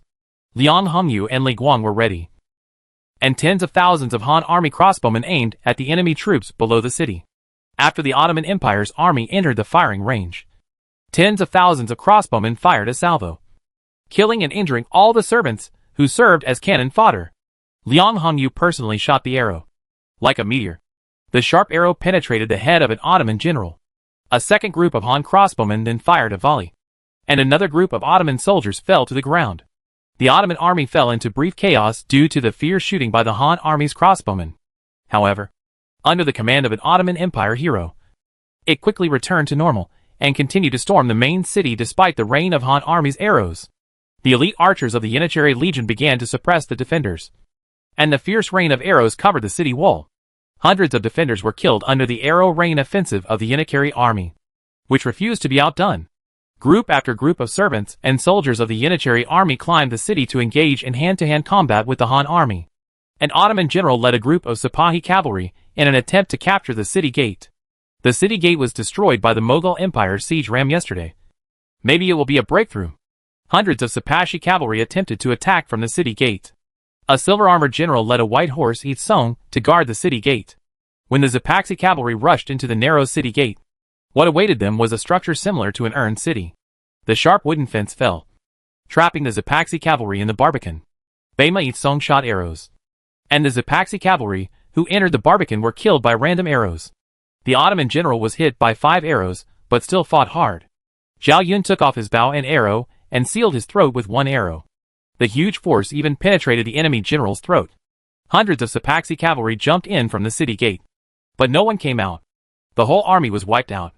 Realizing that this was an urn structure, Sultan Suleiman did not continue to storm the city gate, but looked sharply at the attacking army of servants. The latter hooked onto the city wall, and under the urging of the supervising team, the army of servants swarmed up, densely packed. Some of the servants even stepped on the corpses of fallen Mughal soldiers and climbed the city wall, like a dense ant colony devouring an elephant, which made people feel numb. The servant army is expendable in his eyes. Capture this city before sunset! Sultan Suleiman provided a halo for the entire army. His determination made the servant army crazy, and the servant army regarded death as death. Stones rolled down from the city wall, and the clinging Ottoman soldiers continued to fall, killing their companions below. The battle between the two sides heated up, and the crossbow arrows continued to be consumed. Hundreds of thousands of arrows were consumed in less than half an hour. As an emperor-level figure, Suleiman I's military aura can make all the servant legions crazy, and the servant legions burst out with powerful fighting power. Chu Tian's Heavenly Khan characteristic becomes ineffective in front of the emperor, because both parties are equal to the emperor. Suleiman personally conquered 13 times in his life, defeated Hungary 3 times, marched to Vienna, besieged and suppressed the Knights Hospitaller, defeated the Persian Empire, and annexed Algeria in North Africa. His military power was so powerful that it once frightened Europe and forced it to form a coalition. Similarly, Suleiman the Magnificent's power to intimidate foreigners also failed in front of Chu Tian's Heavenly Khan. Li Shimin of the Tang dynasty was not easy to mess with. Both men have the ability to drive servant armies and suppress foreign races. Suleiman the Magnificent even wondered why the Han army was not affected by his abilities. The Ottoman Empire's army had already attacked the city wall, and the Han army's crossbowmen continued to fire volleys at the siege troops below the city, while a group of fierce generals led infantry and dismounted cavalry to clear out the enemy troops who boarded the city. An Ottoman general was nailed to the city wall by Muguying. Muguying's force was too strong, and the pair gun even penetrated into the cracked city bricks. The Ottoman Empire general's eyes bulged before he died. The Han army general's military strength far exceeded his imagination. Muguying pulled out the spear, but because she used too much force, cracks appeared on the barrel of the pair gun, and it almost broke. The strength of this group of fierce generals is too high, and weapons of inferior quality have almost become consumables in their hands. Unless it is an imperial weapon such as the Qing Long Yanyu sword, it can always be sharp. The Ottoman soldier swung his machete and slashed at Muguying. Muguying turned his carbine back and stabbed the Ottoman soldier to death without looking back. Peng Wan led Wei Wuzu, and Li led Yan Jia to clean up the enemy troops on the city wall. The few enemies who climbed up the city were harvested by heavy infantry with full iron armor, like Wei Wuzu and Yan Jia, and the entire army was wiped out. The two generals Li Guang and Li Ling were holding strong bows and kept shooting at the enemy troops under the city. Their archery skills were extremely good. "You boy! You are good at archery!" Li Guang competed with his grandson Li Ling to see who could kill more enemy generals. There is no memory between him and Li Ling, so he completely regards Li Ling as a competitor. "You're not bad either. Your archery skills are better than mine." Li Ling had to admire Li Guang's bow skills. Li Guang is an imperial-level general, while Li Ling is only a diamond-level general. Their bow skills are quite different. After all, Li Guang is Li Ling's grandfather. Li Guang himself was also a proud man. When he saw Li Ling praising him, he held his head high and worked even harder when shooting the enemy general. Chu Tian couldn't help but shake his head when he caught a glimpse of Li Guang and Li Ling, a pair of grandsons who were almost the same age and bragging about each other. But now is not the time to care about the combination of Li Guang and Li Ling. Chu Tian held a bow and shot an arrow at the bottom of the city at will. The sharp arrow drew a parabola and fell under the city, with the enemy troops all over the mountains and plains under the city. Maybe one arrow could kill an enemy at random. Joan of Arc held the battle flag and came to the city wall to boost the morale of the entire army. Dian Wei followed Chu Tian like an iron tower. He was one of the best guards in the Three Kingdoms. Li Xiaoning placed her left hand on Tang Dao, and she always followed Chu Tian. Protecting Chu Tian was the task Xiao Liang gave her. The four city walls were attacked by tens of thousands of enemies at the same time, and the already dilapidated city walls became even more dilapidated. The city wall defended by Liu Bei faced the Mughal Empire of India. Guan Yu dragged the Qing Long Yanyu sword with his left hand. The Qing Long Yanyu sword left a white mark on the city bricks, and killed two Mughal Empire soldiers with one blow. Although injured, Guan Yu is still a fierce general. "Second brother, leave these birdmen to me." Zhang Fei stabbed an enemy general with a spear, then lifted the enemy general up with his strong right hand and threw him directly off the city, falling from a 12-meter-high city wall. Even a fierce general would lose half his life. The battle became more and more intense. Liu Bei, holding both male and female swords and wearing armor, fought side by side with Guan Yu and Zhang Fei. Liu Bei's own force is not low. He has two swords, one for attacking and one for blocking. Several Mughal soldiers died under Liu Bei's sword. Liu Bei heard from Chen Shi, the alien military advisor, that having a main city was crucial to the Han Empire, so he ignored his inability and went all out. Liu Bei has some good brothers. Yuan Shao and Liu Bei guarded the same city wall. His subordinate Yan Liang and Wen Chou were injured in yesterday's battle, and went into battle with gauze tied up to kill the enemy. King Lanling killed dozens of Mughal soldiers, and the blood stained King Lanling's mask red. The marksman Hu Lu Mingyu is as fierce as Li Guang, and his archery skills are unrivaled in Yuan Shao's camp. More than a dozen heroes of the Mughal Empire died under the arrows of Hu Lu Mingyu. Zhang He led the Euphorbia men, who formed a shield wall with heavy shields and heavy halberds like a forest, stabbing to death the enemy who tried to board the city. So you looked down from between the battlements.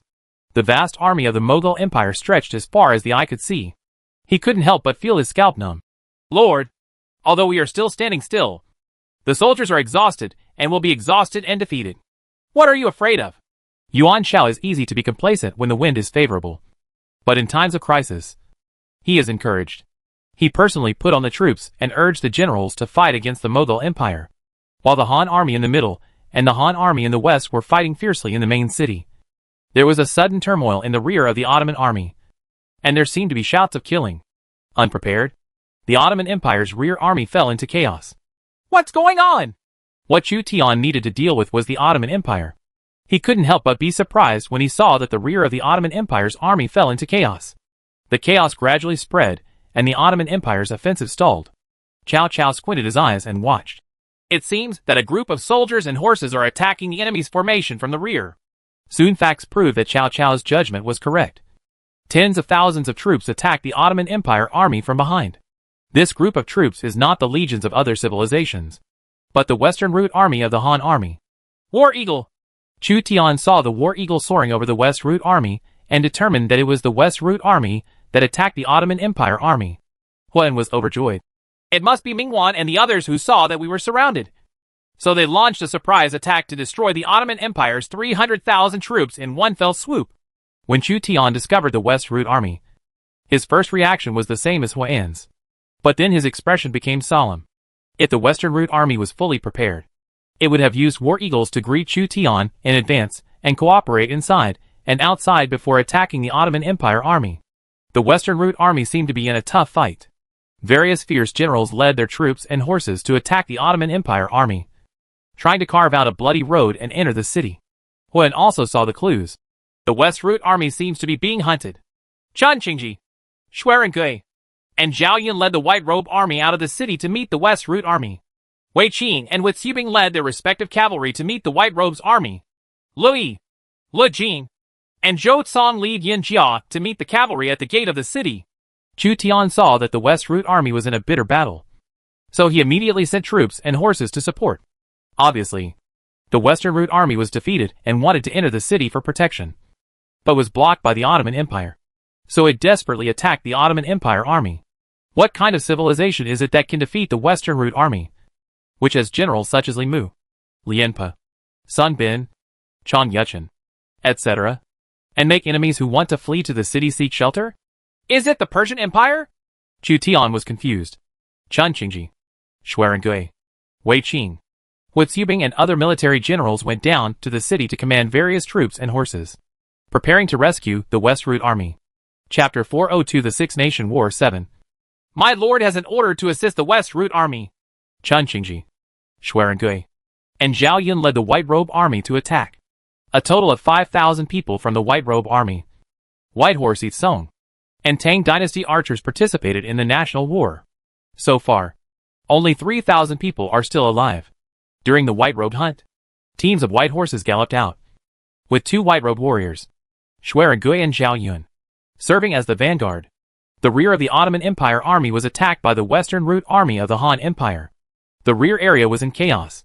The army attacking the city in front did not expect the defenders to take the initiative to attack, and was immediately defeated. Xuerengui and Zhao Yun jointly advanced and entered the enemy's formation. Xuerengui held Fang Tian's painted halberd in both hands. All the Ottoman soldiers along the way were hacked to death. Zhao Yun's gentian bright silver spear rushed all the way and split the thorns. An Ottoman general, who was commanding from the front, had no time to react. Zhao Yun rushed in front of him and stabbed him to death with one shot. Beimei followed Zhao Yun behind, firing his horn bow in succession, and the enemy fell down in response. Chen Qingji's white-robed army rushed behind the 2 fierce generals. The white-robed army held spears, or ring-headed knives, and formed a dense wall charge formation. The white-robed army with Chen Qingji's bonus was extremely terrifying, with an attack power of plus 40%, with Xuerengui and Zhao Yun as vanguards. The dense white-robed army was like a sharp blade, cutting through the Ottoman Empire army. In white clothes, white armor, and white horses, the White Robe Army is invincible, and the 300,000 Ottoman army is shocked. Suleiman the Magnificent of the Ottoman Empire saw 2 powerful generals rushing left and right among his army of 300,000 people. He couldn't help but be moved and stood up from the throne inlaid with gems. Xuerengui and Zhao Yun are both enemies of 10,000 people. They are all equipped with imperial-level weapons, and their armor is so sophisticated that ordinary arrows cannot break through their armor. Against the backdrop of the White Robes Legion, the performance of the 2 warriors was even more dazzling. Capture these 2 alive. If they are willing to serve me, my troops can reach the Mesopotamia basin. Emperor Suleiman was also a man who loved talents. Seeing that Xuerengui and Zhao Yun were brave, he ordered them to be captured alive.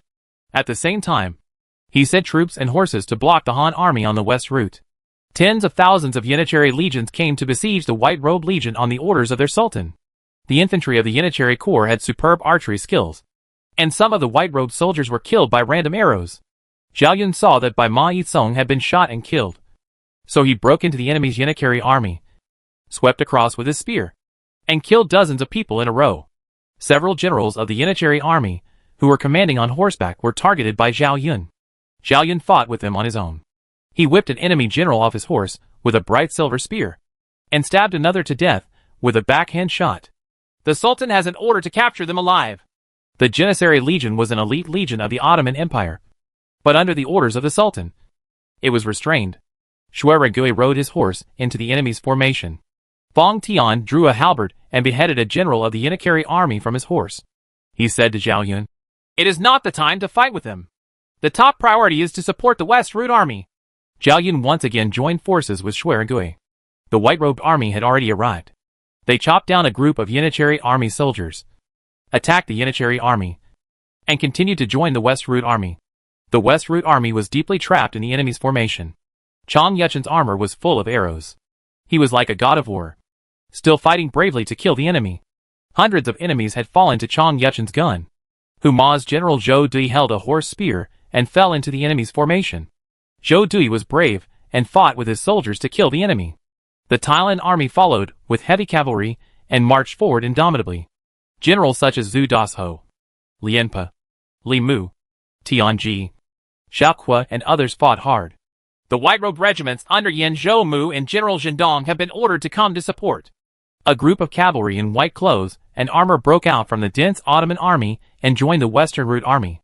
The morale of the West Route Army has been greatly boosted. After the two armies merged, they acted together. Shuai and Zhao Yun took the lead and opened the way for the exhausted West Route Army. The Unitary Legion made a comeback, and the white-robed legions rushed to kill them.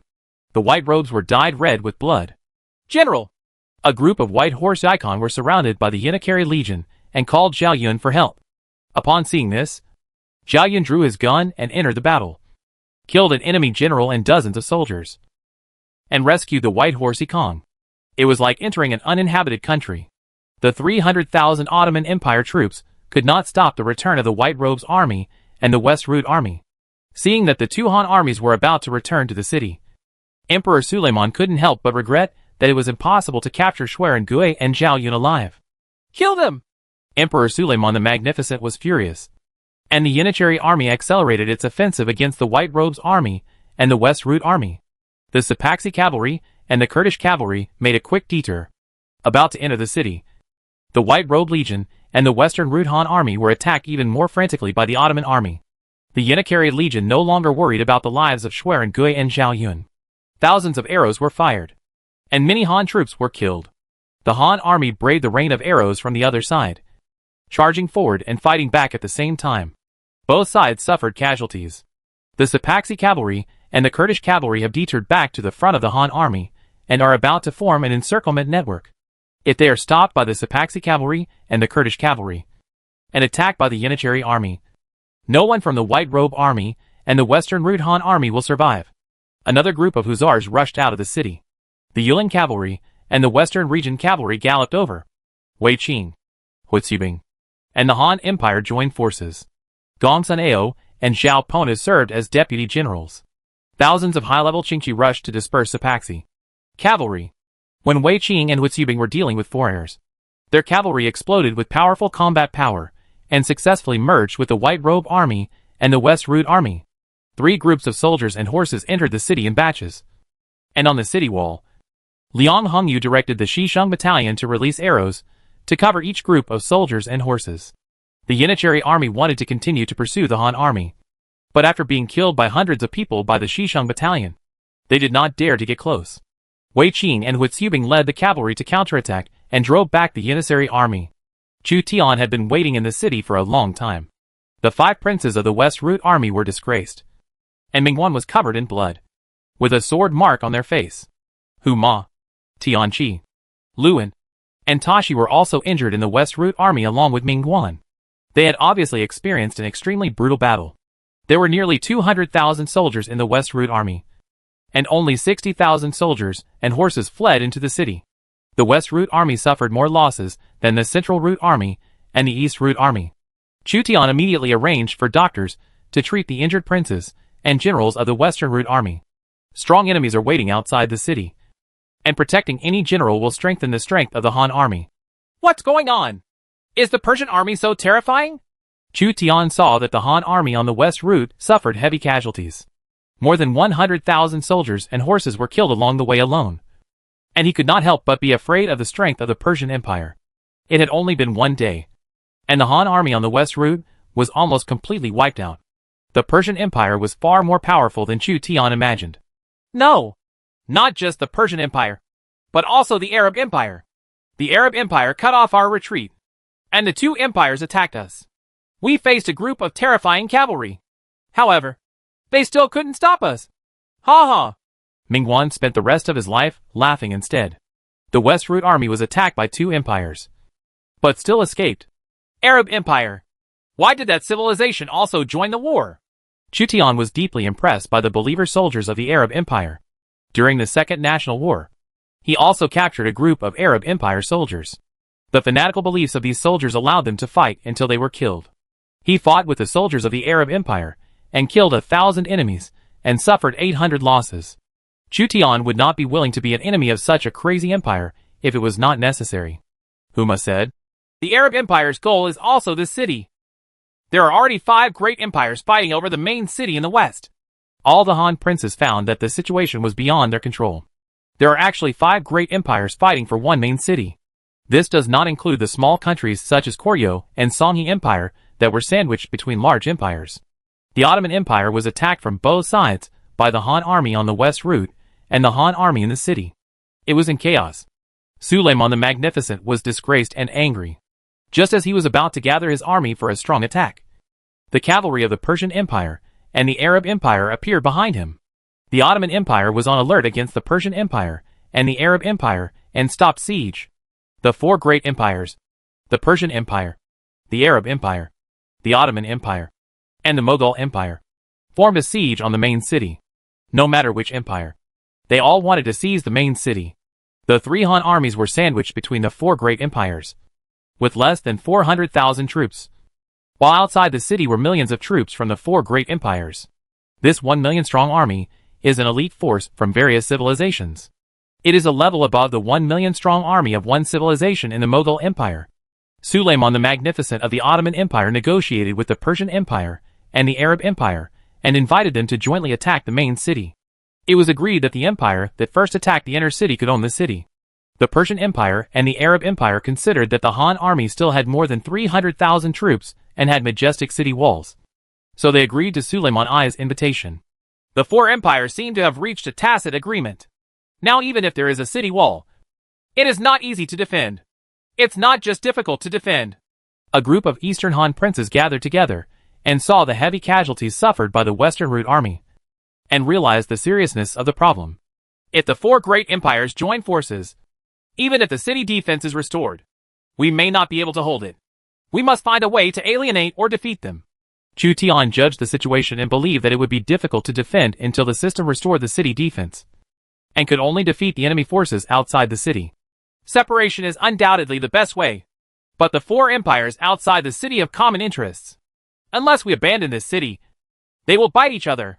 It is easy to abandon the main city. After abandoning the city, it is difficult to retake it. It's easier. We may not be able to leave even if we want to. This has become a dead situation. There seems to be no other option but to hold on. If we really can't hold on, we will withdraw from the national war. We will leave the Green Hills without worrying about having no firewood. These civilizations that have offended us should not give us a chance after they return to the main world. Otherwise, they will definitely come back with revenge. A group of Han princes were determined to hold on, and were ready to withdraw from the battlefield of the national war, facing the pressure of 4 empires at the same time. The Han army was not sure of victory. The West Route army temporarily rested, and the East Route army and the Central Route army still defended the city. Outside the main city, the 4 great empires formed their troops and joined forces to attack the Han Empire. The strength of the Han Empire frightened the 4 empires. They believed that it was necessary to drive the most powerful Han Empire out of the national war battlefield in order to occupy this main city. The Mughal Empire has 500,000. The Ottoman Empire has 300,000. The Persian Empire and the Arab Empire add up to 500,000. A total of 1.3 million soldiers and horses, with elites from 4 different civilizations. In the Mughal Empire, the war elephant troops gathered and did not give the Han army a chance to go out of the city to fight in the field. The Han army came and went freely among the Ottoman Empire's 300,000 troops. The princes of the Mughal Empire saw this and used war elephants to suppress the formation. If the Han Empire comes out of the city to fight us head-on, the war elephant troops will destroy them. If not for a sneak attack, they are no match for the war elephant troops. The princes of the Mughal Empire in India were very upset about being raided by the Han army. They believed that in a frontal battle, the Han army could not resist their war elephant troops. In the Ottoman Empire, the Yenikari Corps, Kurdish cavalry, and Sipahi cavalry reorganized their forces, and a small number of arquebusiers were responsible for protecting Suleimani. Suleimani has been angered, and the Ottoman army's offensive will be extremely fierce. If we cannot capture this city within 3 days, all senior generals will be executed.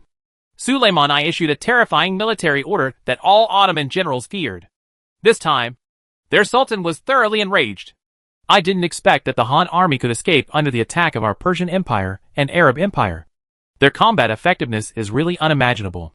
The Persian Empire's army, Ardashir, and a group of Persian nobles discussed whether they should attack the Western Han army or let the Western Han army escape.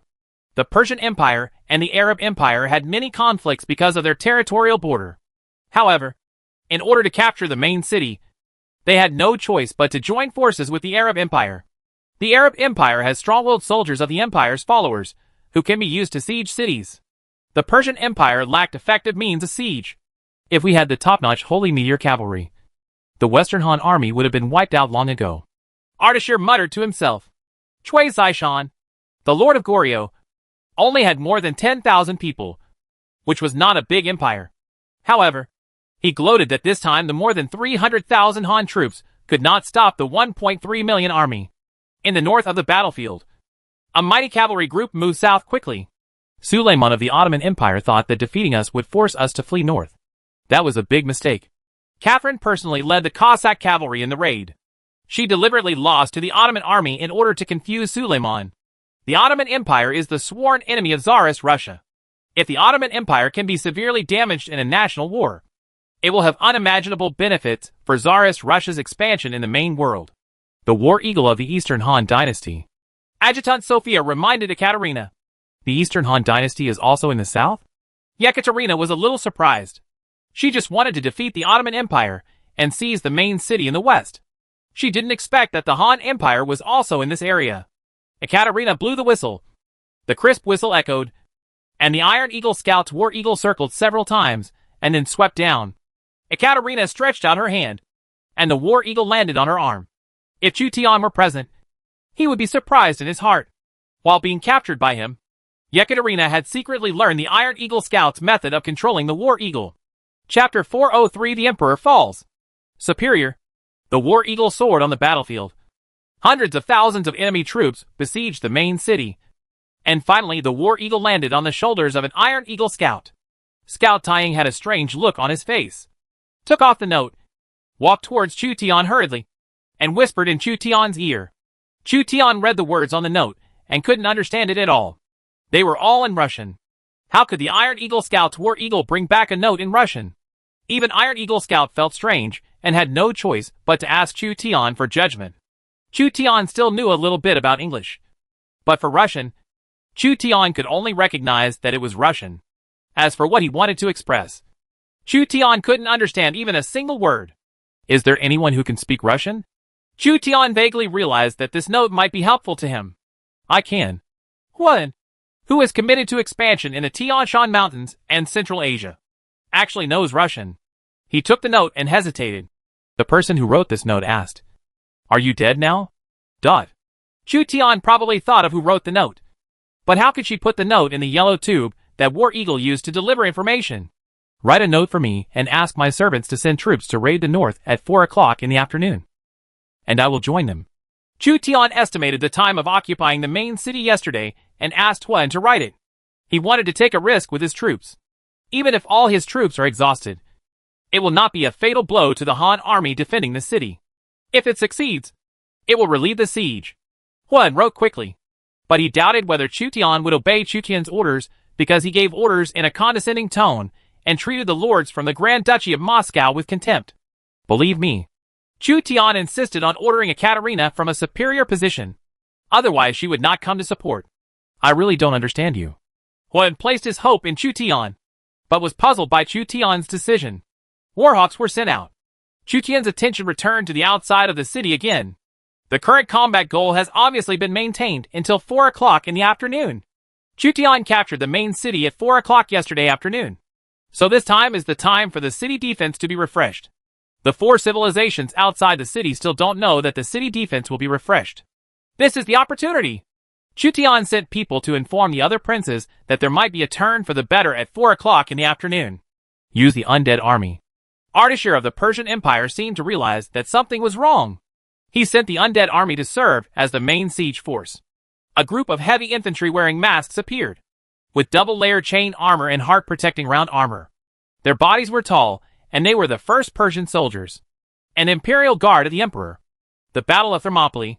The undead army killed the Spartans. As the undead army moved out, all the infantry of the Persian Empire were shaken.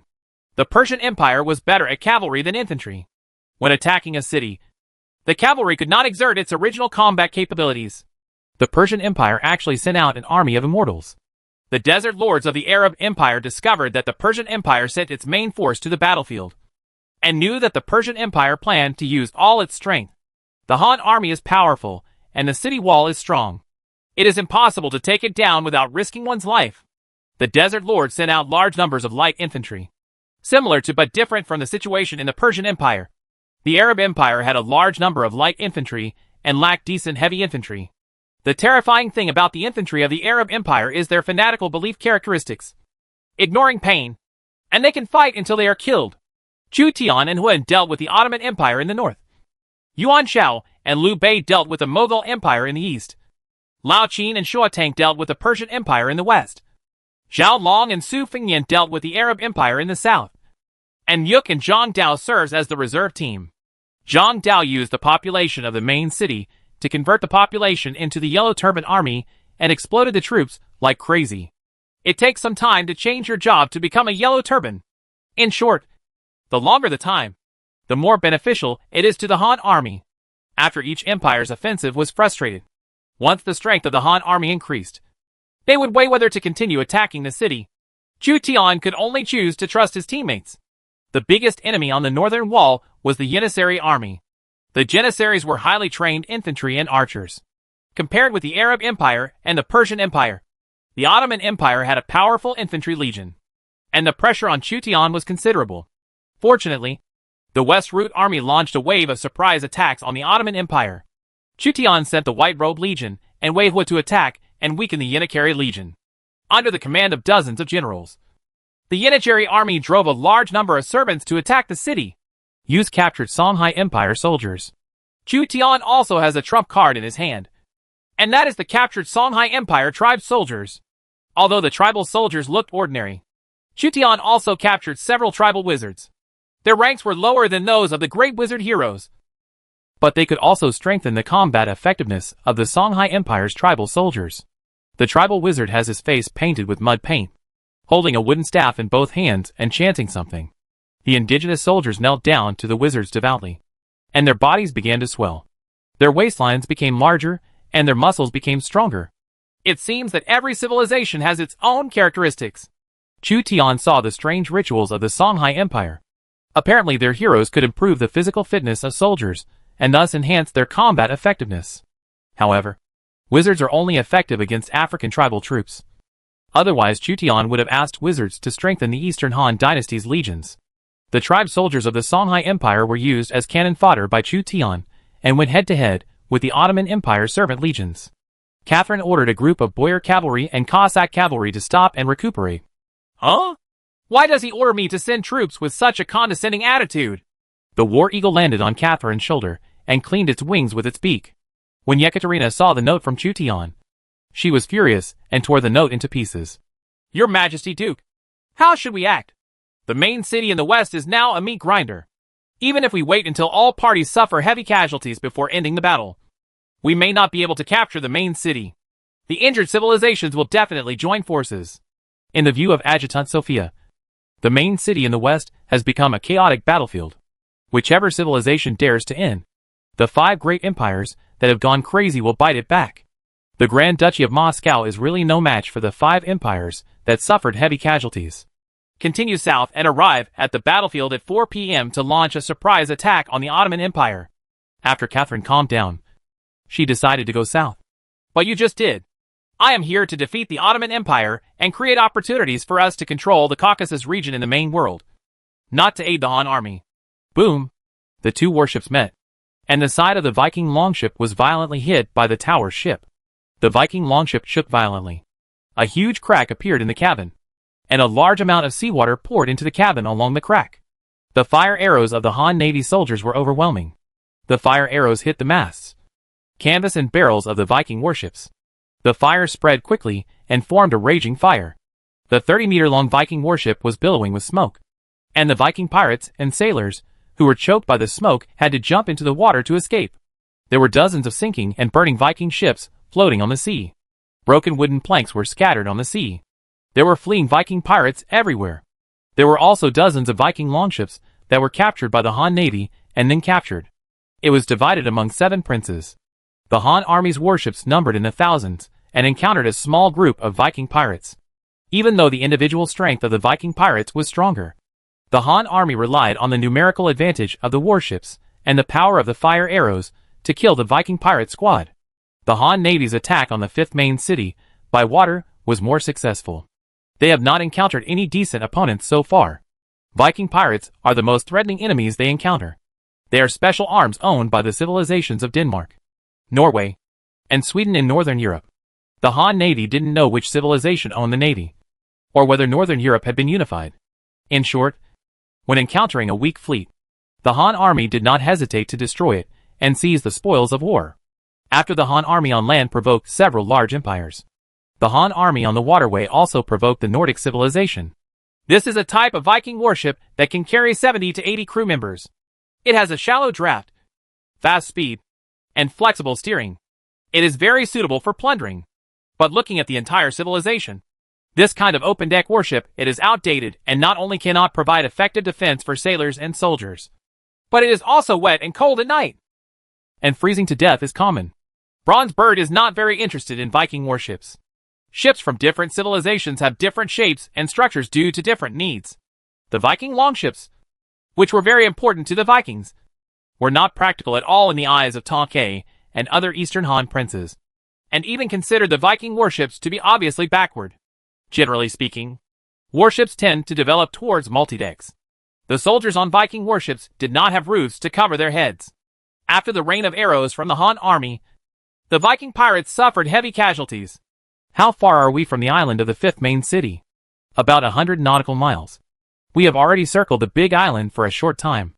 If the 5th main city has been captured by ships from other civilizations, the problem will be huge. The Han Navy also had its own troubles. The distance between the small island where the 5th main city is located and the big island is not far. So even building ships and fighting ships can barely fight. During the Battle of Baijiangku between the Tang dynasty and the Japanese Empire, the Tang Navy ships crossed the ocean to the Korean peninsula. The problem is that the Han Navy needs to go around half a circle to reach the island. After annihilating this small group of Viking pirates, the Han Navy continued to march in the direction of the island. The Viking longships, which were not valued much by the Han army, became dispensable trophies. The Han army assigned a small group of sailors to man the Viking longships. When necessary, the Han army could also use Viking longships as fire attack ships. The allied forces of the Nordic countries gathered nearly 1,000 warships and patrolled nearby. The Nordic countries had the same goal as the Han army to compete for the 5th main city. For the Nordic countries, competing for the 4 main cities on land is not realistic. Just in the main city in the west, 6 major empires fought fiercely, with casualties in the hundreds of thousands. The coalition forces of the Nordic countries could not afford hundreds of thousands of casualties, so they could only place their hopes on the navy. The navy of the Nordic coalition may be able to capture a main city. However, there was no news of a patrolling Viking fleet. when the Nordic Allied forces sent a team to search for this missing Viking fleet. They found that the Viking fleet of thousands of people had been wiped out. The Viking pirates, who were rescued from the sea where the Viking squadron was destroyed, said that they were attacked by a powerful navy. This navy uses Eastern-style warships, and the number of warships is about 2,000. There are not many civilizations in the East that have the ability to possess so many warships. The Mughal Empire in India was huge, but almost all of it was infantry and cavalry. Japan, Korea, and Anand spent all their national power to produce 2,000 warships. But Japan, Goryeo, and Anand still focus on infantry, unless they choose to completely abandon infantry and cavalry in this national war and only bring navy. But this is obviously impossible. Then the answer is ready to come out. This is a ship from the Eastern Han dynasty. Only they have the size to separate two groups of troops and move at the same time.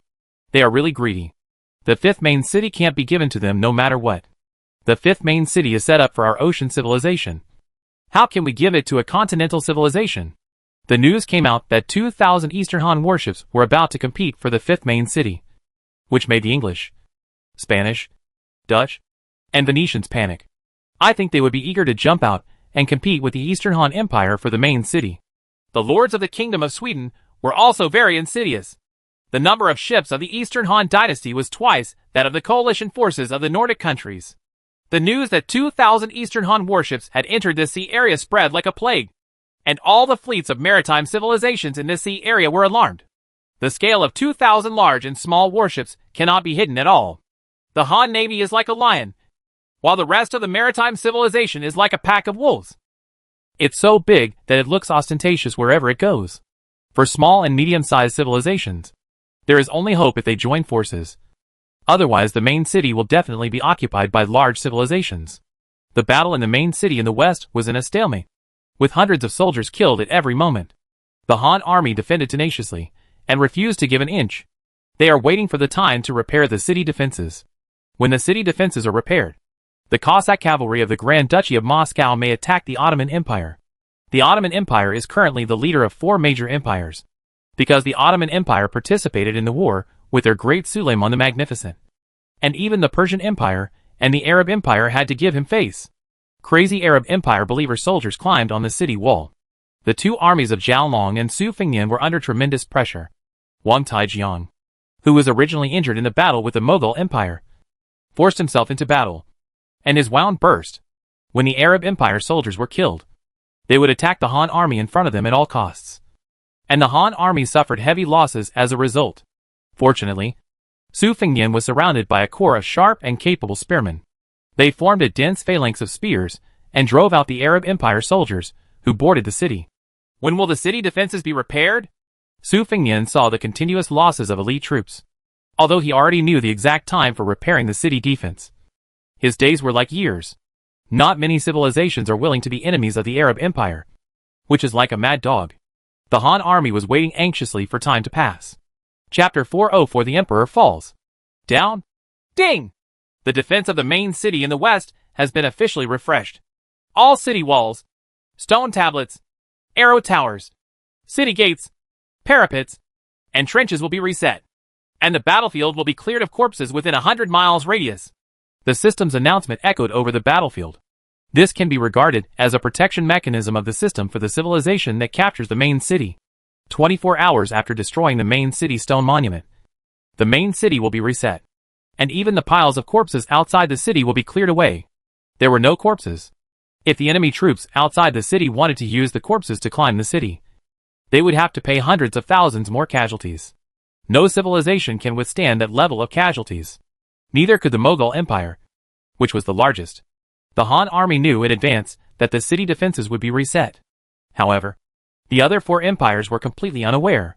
The 34 princes of the Mughal Empire, Suleiman the Magnificent of the Ottoman Empire, Ardashir of the Persian Empire, and the desert lords of the Arab Empire were all dumbfounded when they heard the notification from the system.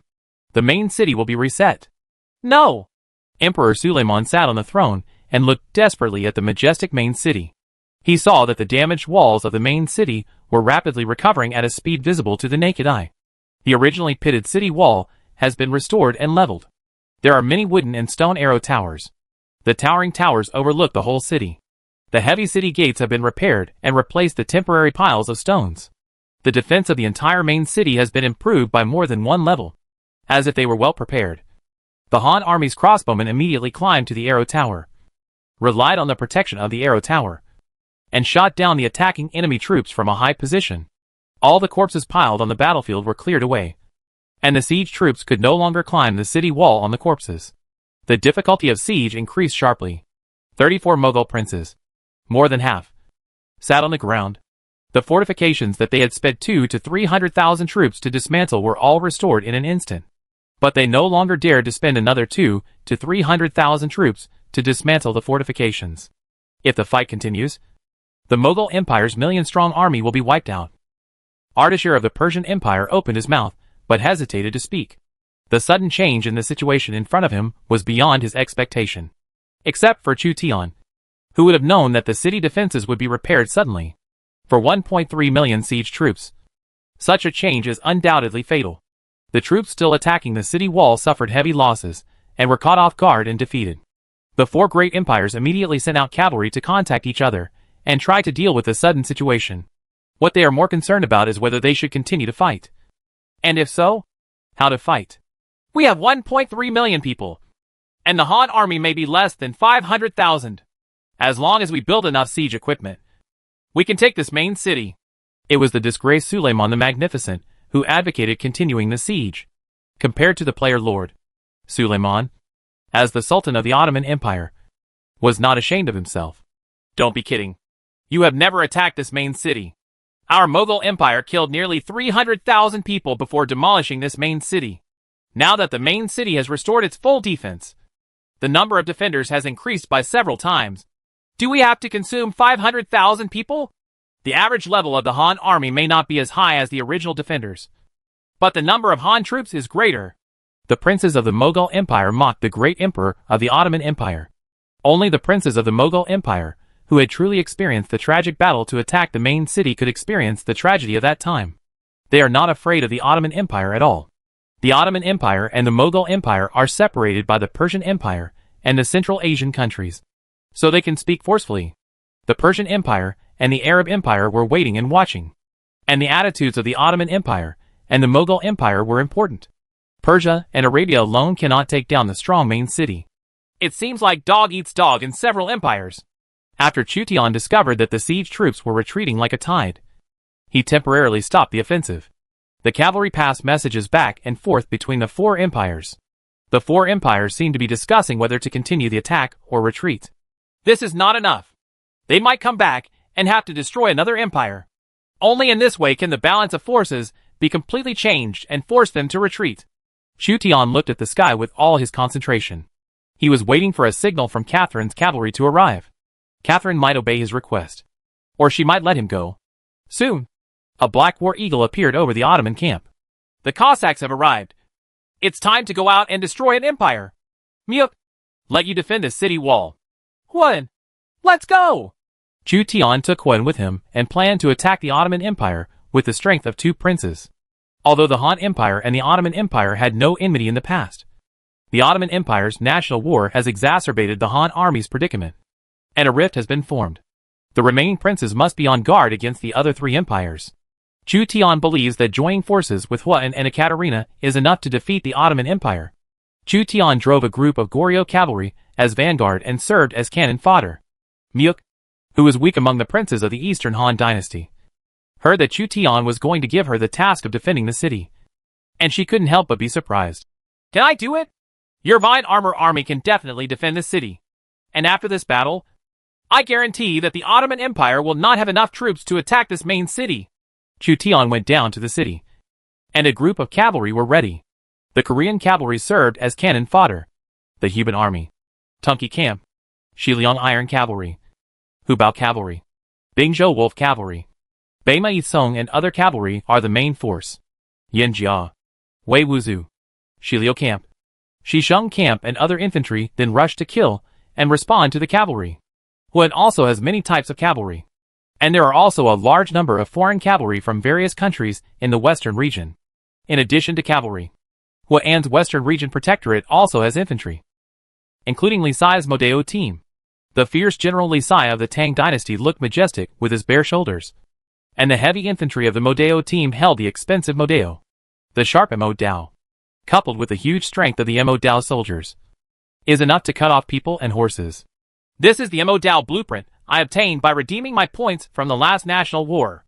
The Mo Dao team will fight here to promote the martial arts of the prosperous Tang dynasty. Huan was in high spirits. The Han army took the initiative and finally no longer had to huddle in the main city and be beaten. Wei Qing and Wu Xubing will lead the light cavalry to attack on both wings. The heavy cavalry will attack in the front, and the infantry will support us in the rear. The other princes will assist us. We just need to destroy the Ottoman Empire's army. At this time, Chu Tian could only choose to unconditionally believe that other princes would try to contain the other three empires and provide opportunities to eliminate the Ottoman Empire. The four great empires besieged the Han Empire, and all the princes were enemies with them. It was impossible not to help Chu Tian. The heavy cavalry took the lead in filing out of the city gate, and the earth trembled. Then came the light cavalry troops of Wei Qing and Wu Xubing. After a large number of light cavalry left the city, they formed the left and right wings of the formation. The Han army adopted a mixed tactic of breaking through in the middle and flanking on both wings. The Han cavalry suddenly came out of the city to counterattack, and the four empires were shocked. The first to respond was the Ottoman Empire that was attacked, and the Genetry army quickly formed a formation. The Sapaxi cavalry and the Kurds are attacking the enemy cavalry. Our army is several times larger than the Han army. How arrogant the Han army is! Emperor Suleiman slapped the armrest and stood up. The behavior of the Han army seemed so crazy to him.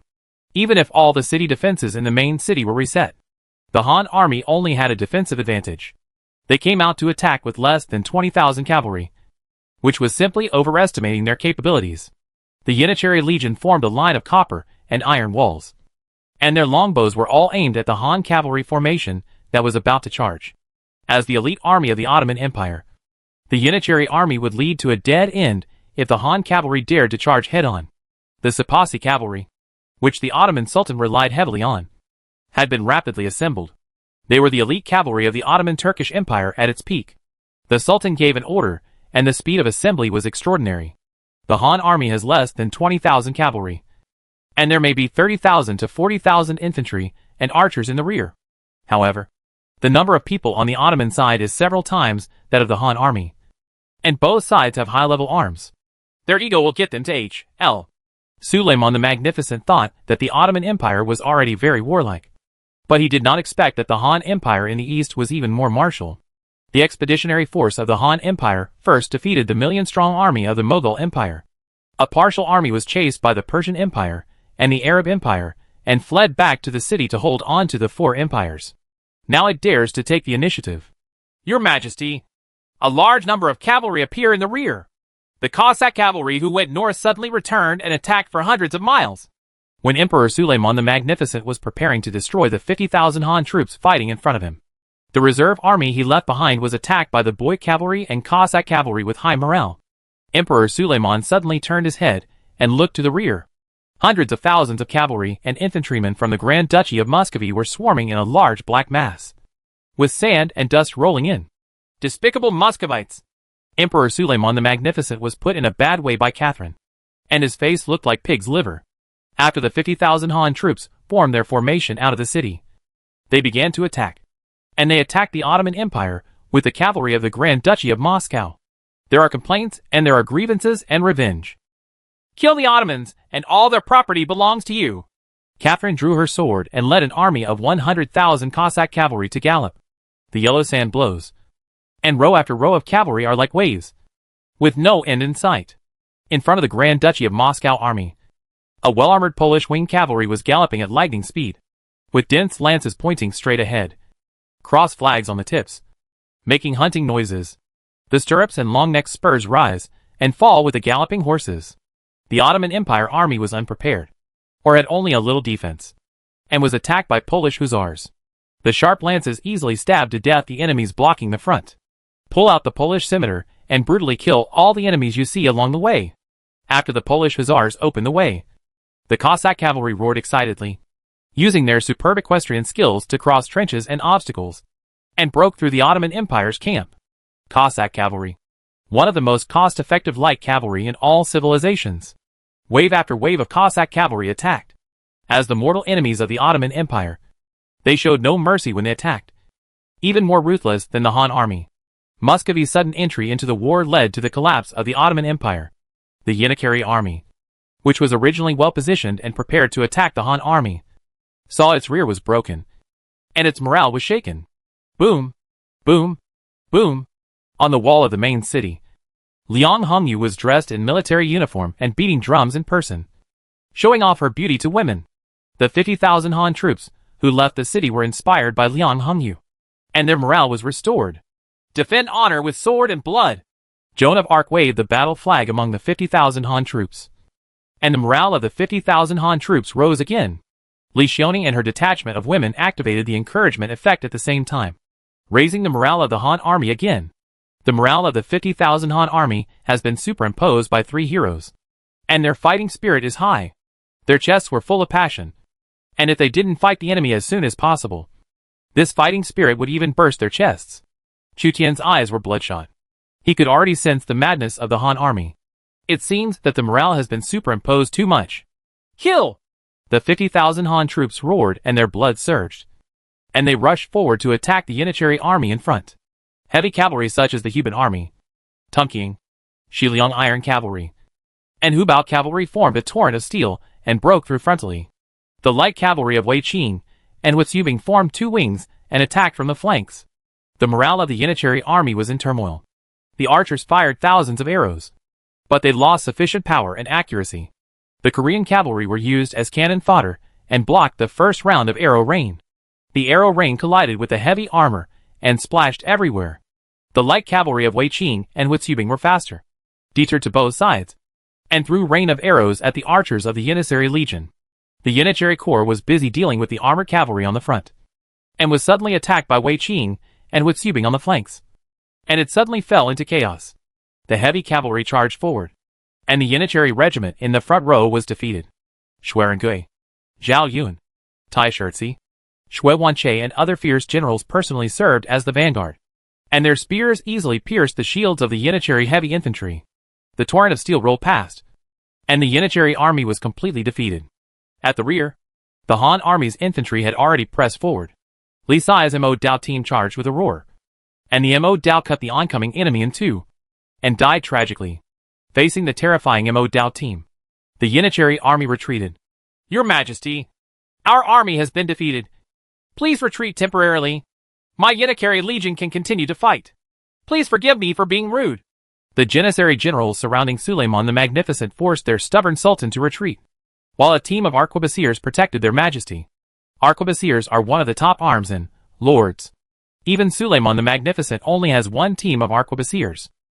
Just as the Ottoman Imperial Guard generals were protecting their majesty from the battlefield, Huitziubing caught a glimpse of the Sultan's banner and led the elite cavalry from the Western Region Protectorate to attack. Protect your majesty! There was a melee between the Imperial Guards of the Ottoman Empire and Huitziubing's cavalry. Huitziubing's characteristics, coupled with the characteristics of the Western Region Protectorate's cavalry, were extremely lethal to foreigners. But Huitziubing's cavalry cut through. Huitziubing himself has the most courageous force among the 3 armies, and his cavalry has extremely strong assault power. No! Dozens of guard generals exclaimed that when they were restrained by Huitziubing's cavalry. Huitziubing killed 2 Ottoman guard generals and stabbed the Ottoman Sultan Suleiman I to death with a spear. The eyes of the Ottoman Imperial Guard generals were full of anger and fear. Right under their noses, their emperor was attacked by the Han cavalry and taken away in one wave. Musketeers, kill him for me! After panic and fear, the generals of the Imperial Guard became angry and ordered the matchlock gunners to shoot Huitziubing and his cavalry violently. The arquebusiers quickly reloaded their gunpowder, while Huitziubing's cavalry drew their sabers and chopped down the unprotected arquebusiers. Although the armor-breaking ability of the arquebusiers is enough to eliminate any heavy cavalry, under the sharp sabers and lacking the protection of the phalanx, they are only destined to be slaughtered. Chapter 405 Harvest. The Sultan of the Ottoman Empire was killed by the Han army. The other 3 great empires couldn't help but be horrified when they heard that the arrogant Suleiman the Magnificent of the Ottoman Empire had died in the rebellion. Suleiman I was one of the most majestic emperors of the Ottoman Turkish Empire, and is currently the emperor of the Ottoman Turkish Empire in the main world. After Suleiman was killed, the Asia Minor Peninsula between Asia and Europe would fall into chaos, Everyone had foreseen that in the future, the feudal nobles of the Ottoman Empire would fight for control of the Ottoman Empire. It can be said that this battle has already affected the future pattern of West Asia and Europe. Retreat immediately. When Ardashir of the Persian Empire learned that the Sultan of the Ottoman Empire had died in battle, he immediately chose to retreat due to his keen intuition. If they did not retreat as soon as possible, the Persian Empire would also end up like this.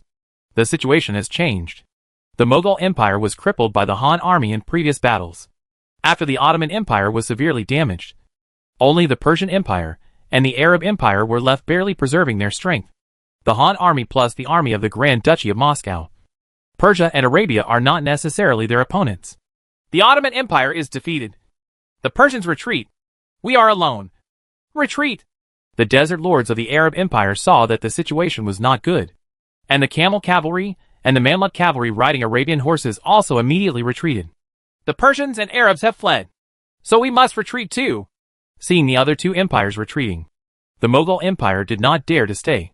The Mughal Empire had been defeated by the Han Empire, and it was only because of the support of the other three empires that it dared to continue to attack the city. At this time, there was no one to support him, so he ran away. Leave a group of cavalry behind. Those participating in the national war were the elites of various civilizations.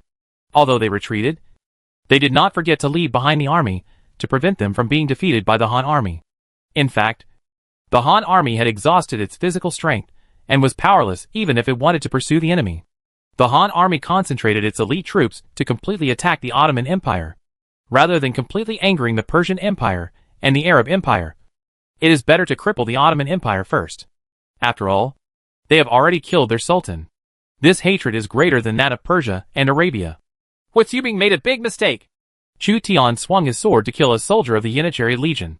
When he learned that Huatsubing had killed the sultan of the Ottoman Empire, he felt that the situation was getting more serious.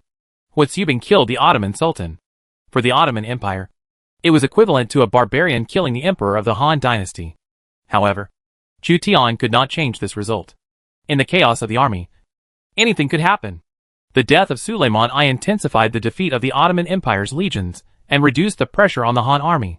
The Han army killed and wounded the Ottoman Empire's army, and Chu Tian took the opportunity to capture a group of Yanachari legions and Sapaksi cavalry. These are the elite troops of the Ottoman Empire, and they are most suitable to be used as servants. After the death of Suleiman, no hero in the Ottoman Empire had the characteristics of a monarch. Chu Tian's God of Heaven characteristics took effect and could force the shaken Ottoman soldiers to surrender.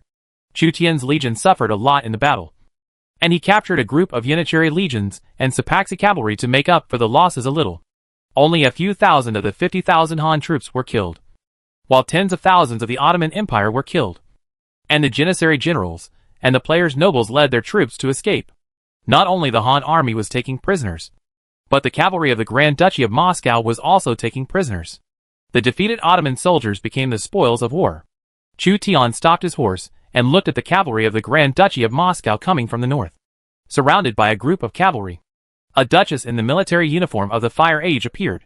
She was wearing a bicorn hat and a sword hanging from her waist. Chu Zimu, if I attack you now, you will become my prisoner. Ekaterina looked cold and stared at the man with blood stains on his body indifferently. The Han army has gone through several battles. Even if Chu Tian went to the battle to kill the enemy in person, his physical strength was exhausted. As long as Catherine used her troops, Chu Tian and Huayan's less than 50,000 legions would all become her prisoners. Chu Tian's greedy eyes looked at Yekaterina, which made Yekaterina a little uncomfortable. The other party's eyes were aggressive. I didn't expect you to have a surprisingly good figure. Do you think I will let you go if you say this? Yekaterina waved her hand, and a group of Cossack cavalry surrounded Chu Tian and others, pulling out a thick-backed broad blade about 1 meter long. The war between two civilizations was only a matter of Catherine's thoughts. Joan of Arc, Li Xiaoning, Dian Wei, and other generals guarded Chu Tian, preparing to fight to the death with the Cossack cavalry to protect their lord. Catherine glanced at Joan of Arc proudly, feeling suddenly uncomfortable. Is this how the Grand Duchy of Moscow treats its friends? Don't forget that you are still my servant. When Chu Tian saw the familiar Ekaterina, he couldn't help but think of the capture of Ekaterina 2 years ago. If Chu Tian hadn't let her go, maybe the child would be able to walk. When Yekaterina heard Chu Tian mention what happened 2 years ago, she still looked indifferent and didn't know how to deal with this troublesome man. She drew her sword and wanted to stab Chu Tian to death in revenge for the humiliation. But that may not be her true intention. Killing me will do you no good. The main city is controlled by our Han Empire. Even if you help us, the main city still belongs to us. Chu Tian stared at Yekaterina. Although he did not have many soldiers and horses, and although Yekaterina really had the ability to capture him now, Chu Tian could only show strength. The more he showed weakness, the more Catherine took advantage of her. The two men were facing each other, while the cavalry under their command were still capturing prisoners alive and searching for trophies. Other Han princes saw that Chu Tian was surrounded by the Muscovite cavalry whose enemies and friends were unknown, so they sent troops to relieve the siege. Chu Tian knew that the other Han princes would not stand idly by and feel confident. Unless Catherine intends to go to war with all the Han troops, she will retreat.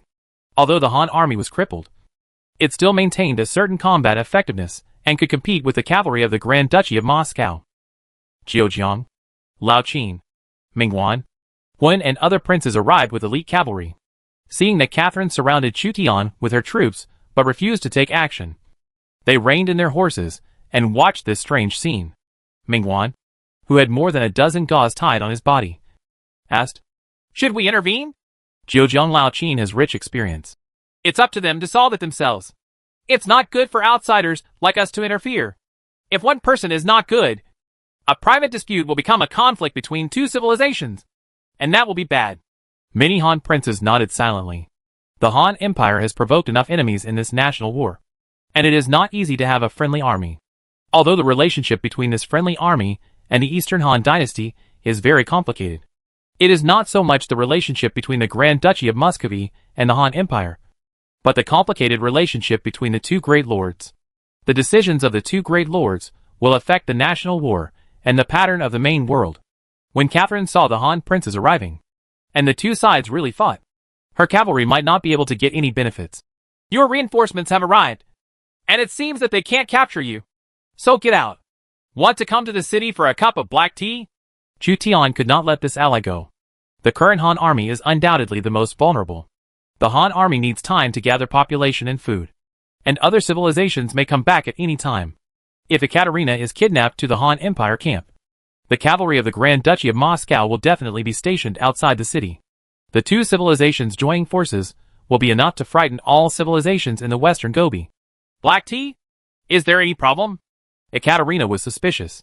She really didn't believe that the cunning man in front of her would invite her to drink black tea in a warm and friendly manner. If he enters the city, he will be imprisoned by Chu Tian. Although you attacked the Ottoman Empire for your own benefit, the Ottoman Empire, which was in chaos due to the death of the Sultan in the battle, undoubtedly became less of a threat to you. But objectively it still helped our Eastern Han dynasty. I will not attack you this time, how about it? I'm not going into town. It's up to you. Chu Tian led Li Xiaoning, Joan of Arc, Dian Wei, and other military generals out of a group of Cossack cavalry. The Cossack cavalry did not dare to block them, and gave way to a passage without their master's order. Catherine didn't say anything more, and camped outside the city to digest the spoils of war obtained from the Ottoman Empire. The Sultan of the Ottoman Empire personally conquered the cavalry. The Janissary Corps was the Sultan's Guards Corps, while the Sipahi cavalry was a military feudal cavalry with a lot of property. Their sabers may be inlaid with gold. In addition to gold, the chainmail armor, horse armor, and compound bows of the Turkish heavy cavalry were also valuable. The spoils Chu Tian obtained even included the throne of Suleiman I. The Sultan's throne was inlaid with precious stones and gold. Chu Tian believed that selling the Sultan's throne would be worth at least 1,000 taels of gold, and possibly more. A total of 2,121 members of the Janissary Corps, 1,203 Sipahi cavalry, 211 Kapakura cavalry, 72 arquebusiers, and 18,211 other servants were captured. Fong Xianling counted the number of prisoners, and found that there were more than 20,000 Ottoman soldiers captured. Chu Tian inspected this group of prisoners. And the lords. The Ottoman Empire's army is divided into elites, commanded by the Sultan himself, and legions of servants recruited. Chu Tian glanced at the captured high-level soldiers. The Janissary regiment is quite large in number, and is a 6th-level arm, like the 5 schools of the Northern Army. It is an infantry/archer arm. The Sipahi cavalry are local military feudal lords. Most are light cavalry, 6th level, and a few are heavy cavalry, 7th level. The Kapakura cavalry, 8th Order Heavy Cavalry, is the most powerful heavy cavalry in the hands of the Sultan. It is composed of noble children and local elites drawn from it. It is equivalent to the Tiger Army of Emperor Wu of the Han Dynasty. The main body of the Ottoman army was composed of even larger levied infantry and tribal cavalry, collectively referred to as the Servant Army by Chu Tian. In fact, it consists of more than a dozen or even dozens of arms. Just like the Han army has countless arms. Among the servant legions of the Ottoman Empire, low-level soldiers accounted for the majority, and only some high-level soldiers were included. In previous siege battles, the Ottoman Empire used a large number of servant legions to attack the city. Chu Tian only captured 200 of the most elite Kapikula cavalry.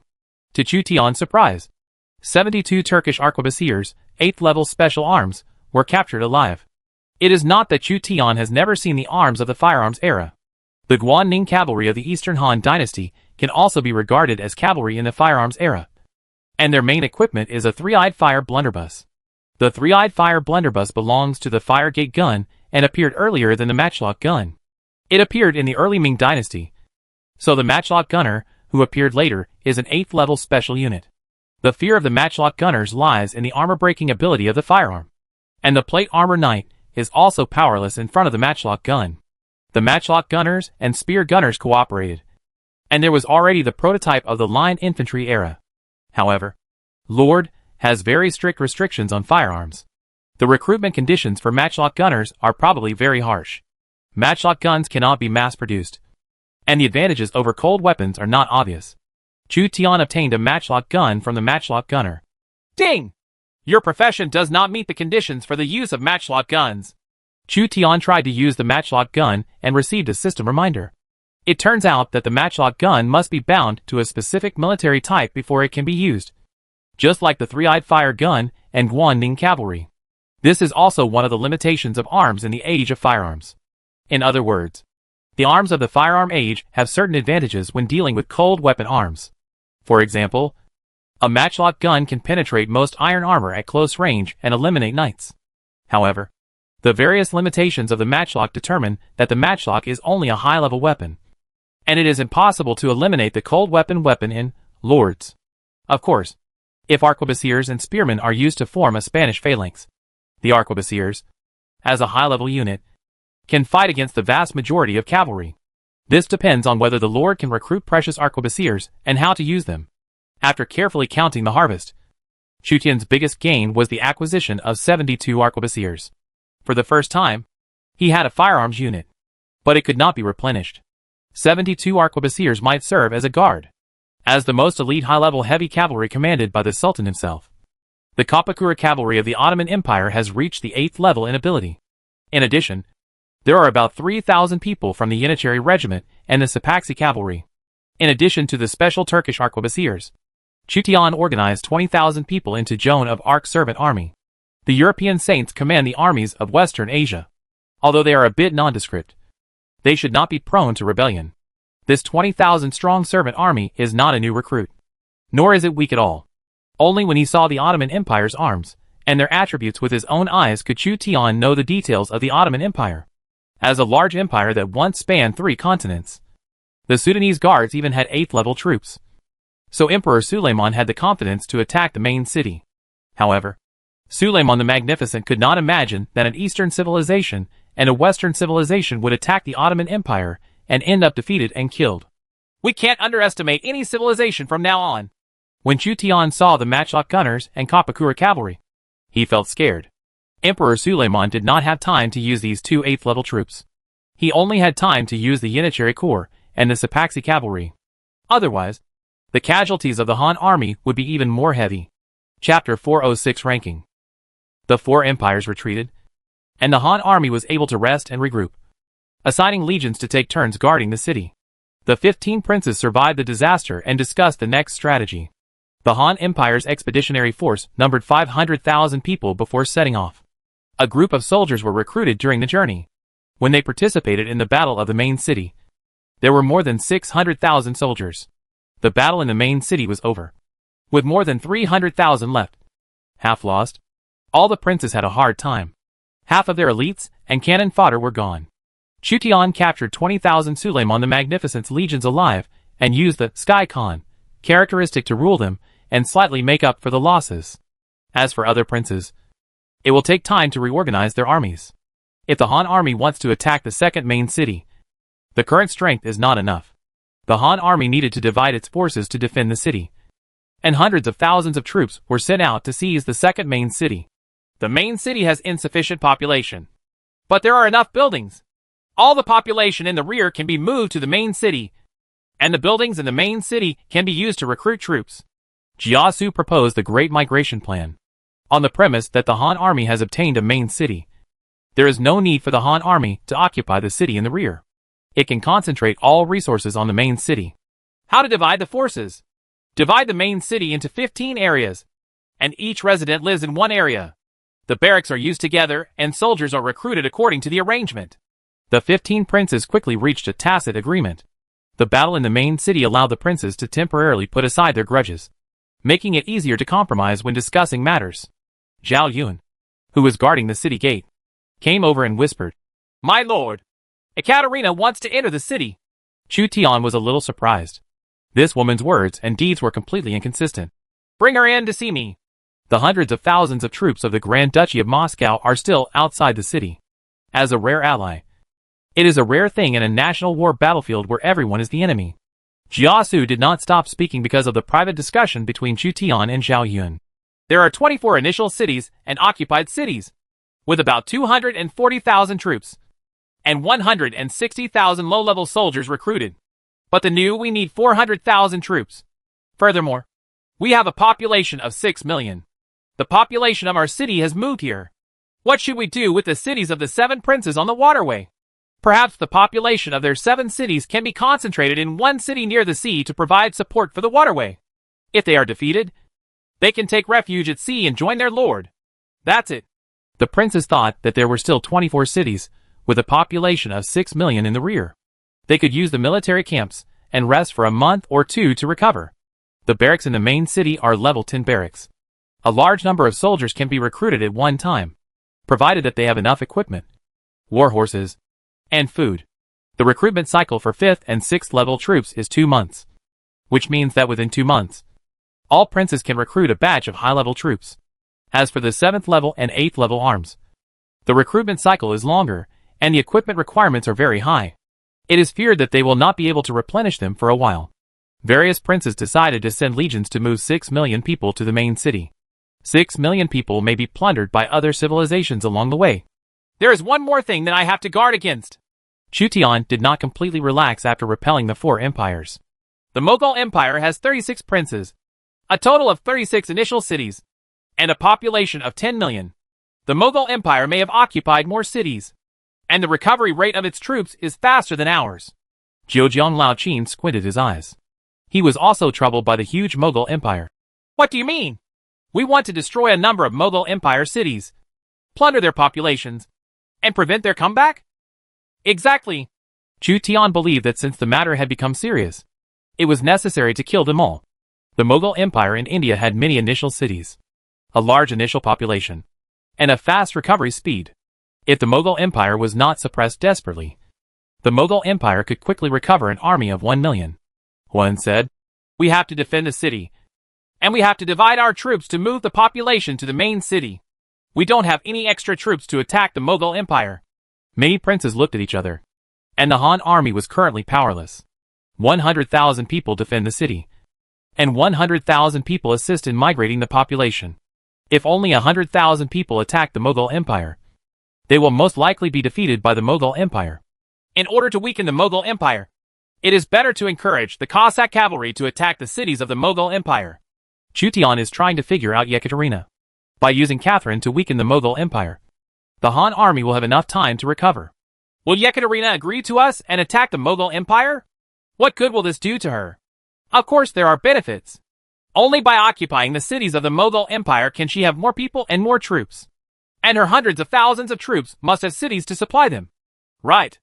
After Chu Tian finished speaking, Catherine arrived with a group of soldiers, and the princes of the Eastern Han dynasty couldn't help but be moved. This is the legendary Mao Mei, and she is also a great lord in Eastern Europe. The other lords of the Grand Duchy of Moscow all look up to her. Her decision alone can bring hundreds of thousands of troops from the Grand Duchy of Moscow. I just want to see a group of lunatics who are provoking 4 empires at the same time. After all, we signed an alliance before the national war began. By killing the Sultan of the Ottoman Empire, you can be considered as solving a difficult enemy for our Grand Duchy of Moscow. Yekaterina was not polite and sat directly next to Chution. Everyone looked at Chution and knew that Ekaterina was heading straight for Chution this time. Your legions from the Grand Duchy of Moscow immediately attacked the Mughal Empire and seized its 10 cities as strongholds. When Chution saw Yekaterina arriving, he gave her suggestions without politeness. More like orders. Ekaterina frowned slightly. Chution was really rude. Ekaterina whispered a few instructions to Sophia. And Sophia, as the adjutant, immediately left the city. When the princes of the Eastern Han dynasty saw Catherine's response, no matter how much Chution denied it, they would not believe that the two were not related. Seeing the suspicious looks in everyone's eyes, Chution felt that not only could he not be washed away by being thrown into the Yellow River, but he could not be washed away even by being thrown into the Volga River. They come. The security. In fact, Chution looked at the problem from Ekaterina's perspective. Standing in Catherine's position, she would definitely not miss the opportunity to capture the Mughal Empire's cities. She also wanted to expand her army and obtain food and weapons. In other words, Yekaterina did not send troops because of Chution's personal relationship, but for her own interests. Because of Catherine's arrival, she brought with her several heroes of the Grand Duchy of Moscow and a Polish hussar general loyal to her. The princes of the Han Empire held a celebration banquet to simply celebrate their victory. The Grand Duchy of Muscovite severely damaged the Ottoman Empire and gained a lot of spoils. Although it was unable to capture the main city, it was sure to make a profit. How have the last 2 years been? After the war, Chution rarely had the interest to chat. It's definitely not a bad idea to get to know a Western lord as a stepping stone for future attacks on Europe. Ekaterina replied coldly. Why should I answer you? Chution was also very calm. Forget it. Anyway, I just asked casually. Ekaterina bit her lip. She was suddenly a little angry. But it was not Chution who was angry, but herself. The two of them exchanged a word. And every time Chution wanted to strike up a conversation and promote friendly and cordial exchanges between the Han Empire and the Grand Duchy of Moscow, Ekaterina always interrupted the conversation. Interesting. Sun Yu, Guijia, Fan Xinling, Du Ruhui and other counselors gathered around the fire and whispered. It's that woman again! When Li Xiaoning saw Yekaterina coming to Chution, she thought what would happen if Xiao Liang and Hua Mulan were here. Joan of Arc was also secretly sizing up Catherine. After Sophia left the city, she replaced Catherine in charge of the Grand Duchy of Moscow's army and prepared to break camp tomorrow. Catherine decided to stay in the city for the night. She confidently left the army under the command of her adjutant, believing that it would be more than enough to defeat the Mughal Empire. Chution then asked the detachment of women to arrange a residence for Yekaterina. He found that Ekaterina was against him in everything, but because she helped the Han army survive a crisis, Chution didn't say much. Catherine met the equally blonde Joan of Arc, and there was vague hostility in their eyes. The relationship between France and Tsarist Russia is not that close. The next day, the Muscovite legion outside the city broke out and attacked the Mughal Empire city. The Han army sent a large army, moved the troops and population from the rear to the main city, and began to recruit soldiers to replenish its troops. Yekaterina is in the city, staying at Chution's camp. After the battle in the main city, Chution finally had time to check the rankings. His points were ranked first because of the continuous battle. First place, Han Empire. I just want to farm well and have 155,000 points. Second place, Han Empire. A small soldier at the border in the late Ming dynasty, with 133,000 points. Third place, Alexander, Kingdom of Macedonia, with 122,000 points. Fourth place, Mongol Empire, Temujin, with 121,000 points. Fifth place, Ekaterina of the Grand Duchy of Moscow, with 109,000 points. Sixth place, Mughal Empire, Brahmin, with 104,000 points. The seventh place is Han Empire, Jiujiu Laoqin, with 91,000 points. Eighth place, the Roman Empire, the last Roman, with 89,000 points. Ninth place, Roman Empire, Caesar, 87,000 points. 10th place, Persian Empire, Artashir, 81,000 points. 11th place, United States, Marshall, 79,000 points. 12th place, Arab Empire, Muqtadi, with 78,000 points. 13th place, Han Empire, Huan, with 76,000 points. There are also a group of lords from the Kingdom of France, the Arab Empire, the Ottoman Empire, Persia, Germany, England, Japan, the United States, the Kushan Empire, the Seljuk Empire, and other civilizations in the rear. Chutian ranked first because of the capture of the main city and a series of battles. In the deadly battle at Mingwan, they almost used up all their troops and killed a large number of soldiers and horses from the Persian Empire and the Arab Empire. So they ranked second. Huan's general Huatsubing killed Suleiman the Magnificent of the Ottoman Empire, and Huan squeezed into 13th place. If Suleiman the Magnificent of the Ottoman Empire had not been killed, Suleiman the Magnificent would probably have been on the list. The Kingdom of Macedonia, the Mongol Empire, the Roman Empire. Chu Tian was shocked when he saw that the monarch of the Mongol Empire was Genghis Khan Temujin. Genghis Khan was actually in Mabe, and he was on the battlefield of the national war. Genghis Khan. There was sweat on Chu Tian's forehead. The current ranking is nothing, because the national war started less than a month ago. Obviously, the most violent battle broke out in the main city in the west. Among the top 13, 8 kings or princes were on the western battlefield. In the entire western battlefield, a great emperor and millions of troops died. Wars may have broken out on other battlefields, but they were not as tragic as the western battlefields. After 13, there are still a large number of lords, but their performance is not so outstanding. Chu Tian did not have an absolute lead in points and might be surpassed by the lords behind him. So he still needed to continue recruiting soldiers to prepare for the next battle that might break out. After NPC forces joined the national war this time, the competition became obviously more intense.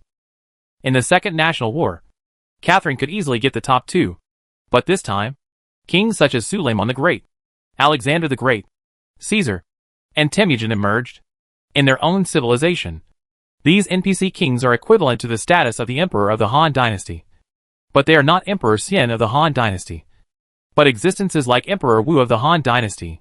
Because of the addition of these NPC kings, the difficulty of the Third National War has increased. 14th place, Oda Nobunaga, 75,000 points. The 21st place is Yusuji Kenshin. The 29th place is Takeda Shinjin. The 53rd place is Shimazu Takahisa. Chu Tian noticed that in addition to the group of civilizations at the top, the Japanese daimyo also performed well. After all, if not compared with behemoths like the Eastern Han dynasty and the Mughals, the population of Japan is no less than that of other civilizations. There are also civilizations such as England, France, Germany, Egypt, Central Asia, America, and Africa that have not yet exerted their strength. Maybe my points will soon surpass yours. My army is attacking the Mughal Empire. Catherine mocked Chu Tian again. The Grand Duchy of Moscow had captured 4 cities of the Mughal Empire and captured millions of people. If your points exceed mine, then I will have to put you under house arrest. Chu Tian thought that this was really possible. So he had bad thoughts. You want to put me under house arrest again? I am your benefactor. Ekaterina pretended to be angry, but she felt a little bit excited for no reason. Her breathing was rapid, and she seemed to have found a feeling. You are really a strange guy. Hurry back to your army. This time we are the coalition forces. There is no need to imprison you. Chu Tian felt Yekaterina's excitement and couldn't help but frown. Sure enough, the world is full of wonders. In the main city in the north, the Mongolian cavalry was powerful. The American Inca Empire was attacked by the Mongolian Empire cavalry and was defeated. Their opponent was the terrifying Genghis Khan. Avoid Genghis Khan, the great conqueror of the East. Let's attack other main cities and compete with Genghis Khan for the northern main city. It's like hitting an egg against a stone. Other civilizations in the northern battlefield heard that the Mongol Empire was active in this area and fled. No one dares to stop the Mongol Empire's military front. Chapter 407 Join forces for hunting. The Han army stayed in the main city for a month, moved 6 million people from the rear to the main city, and strengthened the city's defenses. Seeing that there was no opportunity to take advantage of it, the surrounding large civilizations had no choice but to recuperate and wait for the opportunity. The Han army added 400,000 soldiers and horses, most of which were low-level troops, bringing the number of troops to 700,000. and the number of troops continued to increase. Chaoren, Manchong and others, who were guarding the rear, arrived. Chu Tian has 4 cities in the rear, 2 of which are from the Koryo Kingdom, and 1 is from the Songhai Empire. They have added 40,000 low-level troops to Chu Tian, plus Chu Tian's remaining troops from the main city battle. At present, Chu Tian alone has 70,000 main troops and 20,000 servants, a total of 90,000 troops. After restoring his troops, Chu Tian began to sweep away the Mughal Empire and plunder the resources of the Mughal Empire. The main city is the most important resource in national war, followed by population, food and weapons. The Mughal Empire was invaded several times by Cossack cavalry within a month, losing 10 cities and 3 million people. The princes of the Mughal Empire could not bear the disturbance, so they concentrated all the population in 3 cities and strengthened defenses, so as to curb the population loss. When the Mughal Empire was migrating its population, Chu Tian sent cavalry to defeat the escorting Mughal army, intercepting about 400,000 people, a large amount of grain, grass, and weapons, which caused great pain to the princes of the Mughal Empire. Although the Mughal Empire had a large population and a larger number of princes, now evenly divided, the population of each prince is only 200,000, while the population of each prince of the Han Empire exceeds 300,000. Chu Tian has a population of approximately 1.5 million. If it were not for the shortage of weapons and food, Chu Tian could recruit more soldiers. The Han army and Cossack cavalry are here again! The soldiers of the Mughal Empire rushed to the city in panic, and there were many arrow towers. Black cavalry appeared outside the city, and Chu Tian led 90,000 Han troops to sweep them away. He looked at the densely packed arrow towers in the city, unable to bring up the desire to attack. The Mughal Empire concentrated all its population and troops in 3 cities. Each city had a population of more than 2 million and 2 to 300,000 defenders. It was easy to defend but difficult to attack. To capture this city, at least more than 100,000 soldiers were killed and injured, and weapons were lost. Countless. The gain outweighs the loss, unless we lure them out and fight them in the wild. Chu Tian looked at it and sighed. The Han army just showed off its power under the Mughal city and then retreated. The Mughal Empire was frightened and lost countless high-level troops, so they did not dare to go out of the city to pursue them. During this period, the Grand Duchy of Moscow pushed its cities and plundered its population. Perhaps for Ekaterina, population is as important a resource as the main city. The Mongols are attacking the main city in the north. Chu Tian returned to the main city of the Han army, and Lao Qin summoned all the Han princes to discuss the next step. The Han army separatized the main city in the west, and could only seize food from the tiger's mouth. The civilizations on the northern battlefield were frightened by the Mongols, and some civilizations marched to the main city in the west. They learned that the main city in the west was occupied by the powerful Han army, and they were in a dilemma. The Han army captured several prisoners alive, and obtained interesting information from their mouths. The population of Mongolia should not be large. Even if they have Genghis Khan, it will be difficult to capture the main city where 100,000 elite NPC city defense troops are stationed. In Chu Tian's impression, the core population of the Mongol Empire was not that large. Mingwan said, "Perhaps Genghis Khan has the ability to command the servant army. After all, the majority of the troops in the Mongolian expedition were servant troops, not Mongolian cavalry." When Mongolia destroyed the Jin dynasty, they recruited many Han people to destroy the southern Song dynasty. Everyone nodded after listening to Mingwan's analysis. Nomadic, fishing and hunting civilizations can conquer the world. The population of their tribes may only be a few 100,000, but with hundreds of thousands of people, they continue to defeat the surrounding civilizations, recruit servant armies, and then establish a population of millions, tens of millions, or even a huge empire with a population of hundreds of millions. The Liao Kingdom, the Jin Kingdom, the Mongol Empire, and the Qin dynasty were all like this. Genghis Khan's ability to recruit an army of servants may be even better than that of the Khan of Heaven. Are we going north? Or east? Or south? A choice was placed before the princes of the Eastern Han dynasty. The north is dominated by the Mongol Empire. I think that we cannot fight with the Mongol Empire for the time being. Otherwise, it will be a lose-lose situation for both sides. Agree. The princes of the Han Empire were somewhat in awe of the Mongol Empire, which once occupied most of Asia. It's not that the Han Empire couldn't defeat the Mongol Empire, but it was easy for both sides to lose. The Mongol Empire may have acquired a group of servants. The expansion in the north was blocked, and the Han army targeted the main city in the east or the main city in the south. The Han army had limited knowledge of the main city in the east and the main city in the south. Send out scouts to explore the civilizations occupying the eastern and southern main cities. If we go on an expedition, leave at least 400,000 troops to defend the main city. In less than a month, the first batch of high-level soldiers will be recruited. A group of low-level soldiers can also be recruited. Before the eastern expedition, we must destroy the Mughal Empire's army again. Otherwise they will covet this main city. Find a way to lure the Mughal forces out of the city, and then try to annihilate them. The princes of the Eastern Han dynasty plan to severely damage the Mughal Empire again. Once the Mughal Empire is given 2 months, they will also receive hundreds of thousands of troops. According to the assumptions of the princes of the Han Empire, after the first batch of high-level troops were recruited, they would have the capital to compete for the second main city, Dilong Wangshu. Since there is hope of winning 2 cities, the lords of the Han Empire must take a gamble. It has been 2 months since the National War, and there are still 4 months left. If we don't take the risk and fight, we will feel unwilling to do so. Are you interested in ambushing the Ottoman Empire? My cavalry has discovered their tracks.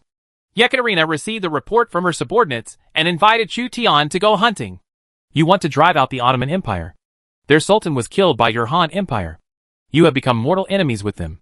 If you don't eliminate them as soon as possible, you may be very uncomfortable in the future. It just so happens that I lack an army of servants. Chu Tian made a prompt decision and used the power of the Cossack cavalry to capture another group of servants alive.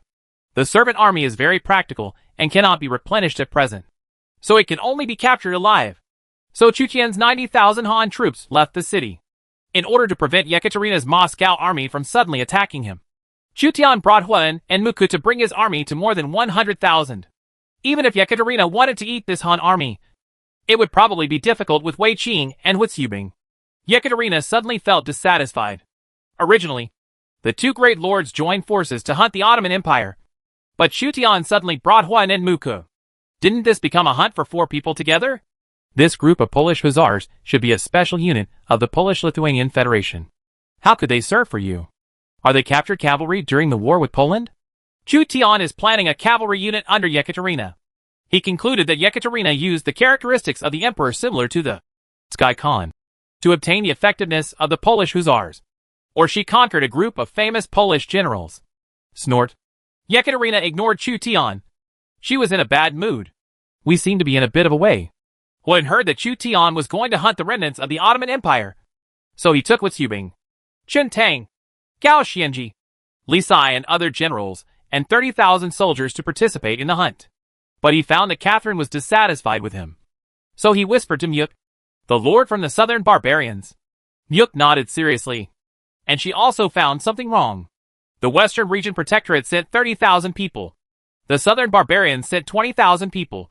And Chu Tian's 90,000 people gathered together to form an army of 140,000 people. After the death of Suleiman I of the Ottoman Empire, the Ottoman army retreated to its own city.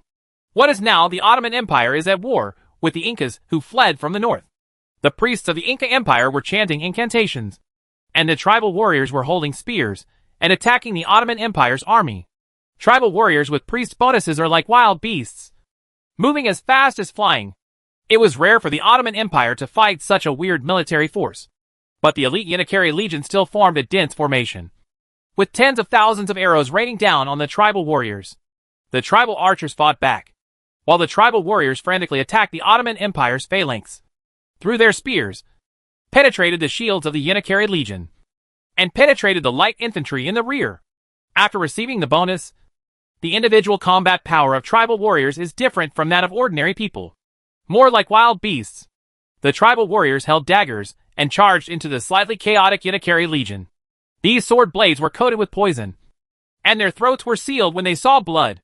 The Inca Empire also had regular legions composed of strangers to supervise the battle in the rear, and sent indigenous warriors from the tribes to serve as cannon fodder. Foreigners are developing iron mines in the Inca Empire. In addition, the Inca Empire owns level 10 silver mines, purchased a batch of war horses and equipment from Europe, and has the blessing of tribal priests. In fact, the Inca Empire has a lot of potential. However, the Inca Empire encountered the terrifying Mongol Empire on the northern battlefield. Genghis Khan had the ability to enslave other civilizations. which led to the collapse of the Inca Empire, and the tribe's priests were also unable to function in front of the Mongolian cavalry. The Inca Empire fled to the west, believing that they should capture more cities to compete with the Mongol Empire. It is not completely impossible for a weak civilization to compete with a large civilization for its main city.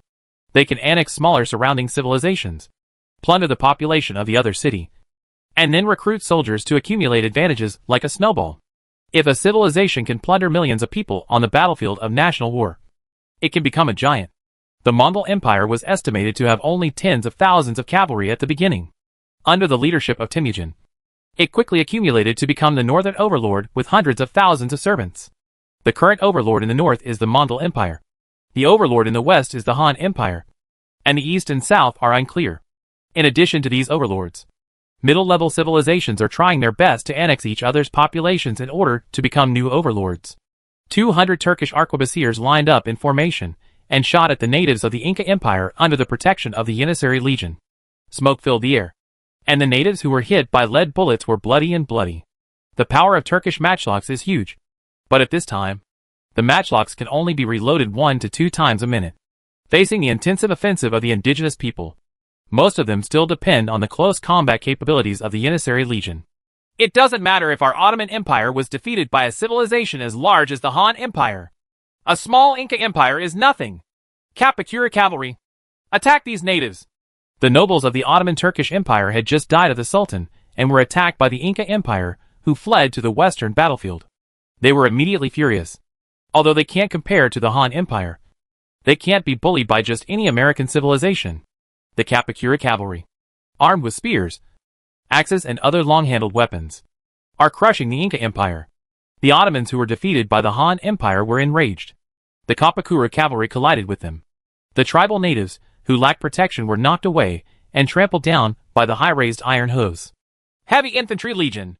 The alien soldiers of the Inca Empire formed a heavy infantry regiment to intercept the Kapakura cavalry, with thousands of sharp spears pointing diagonally forward.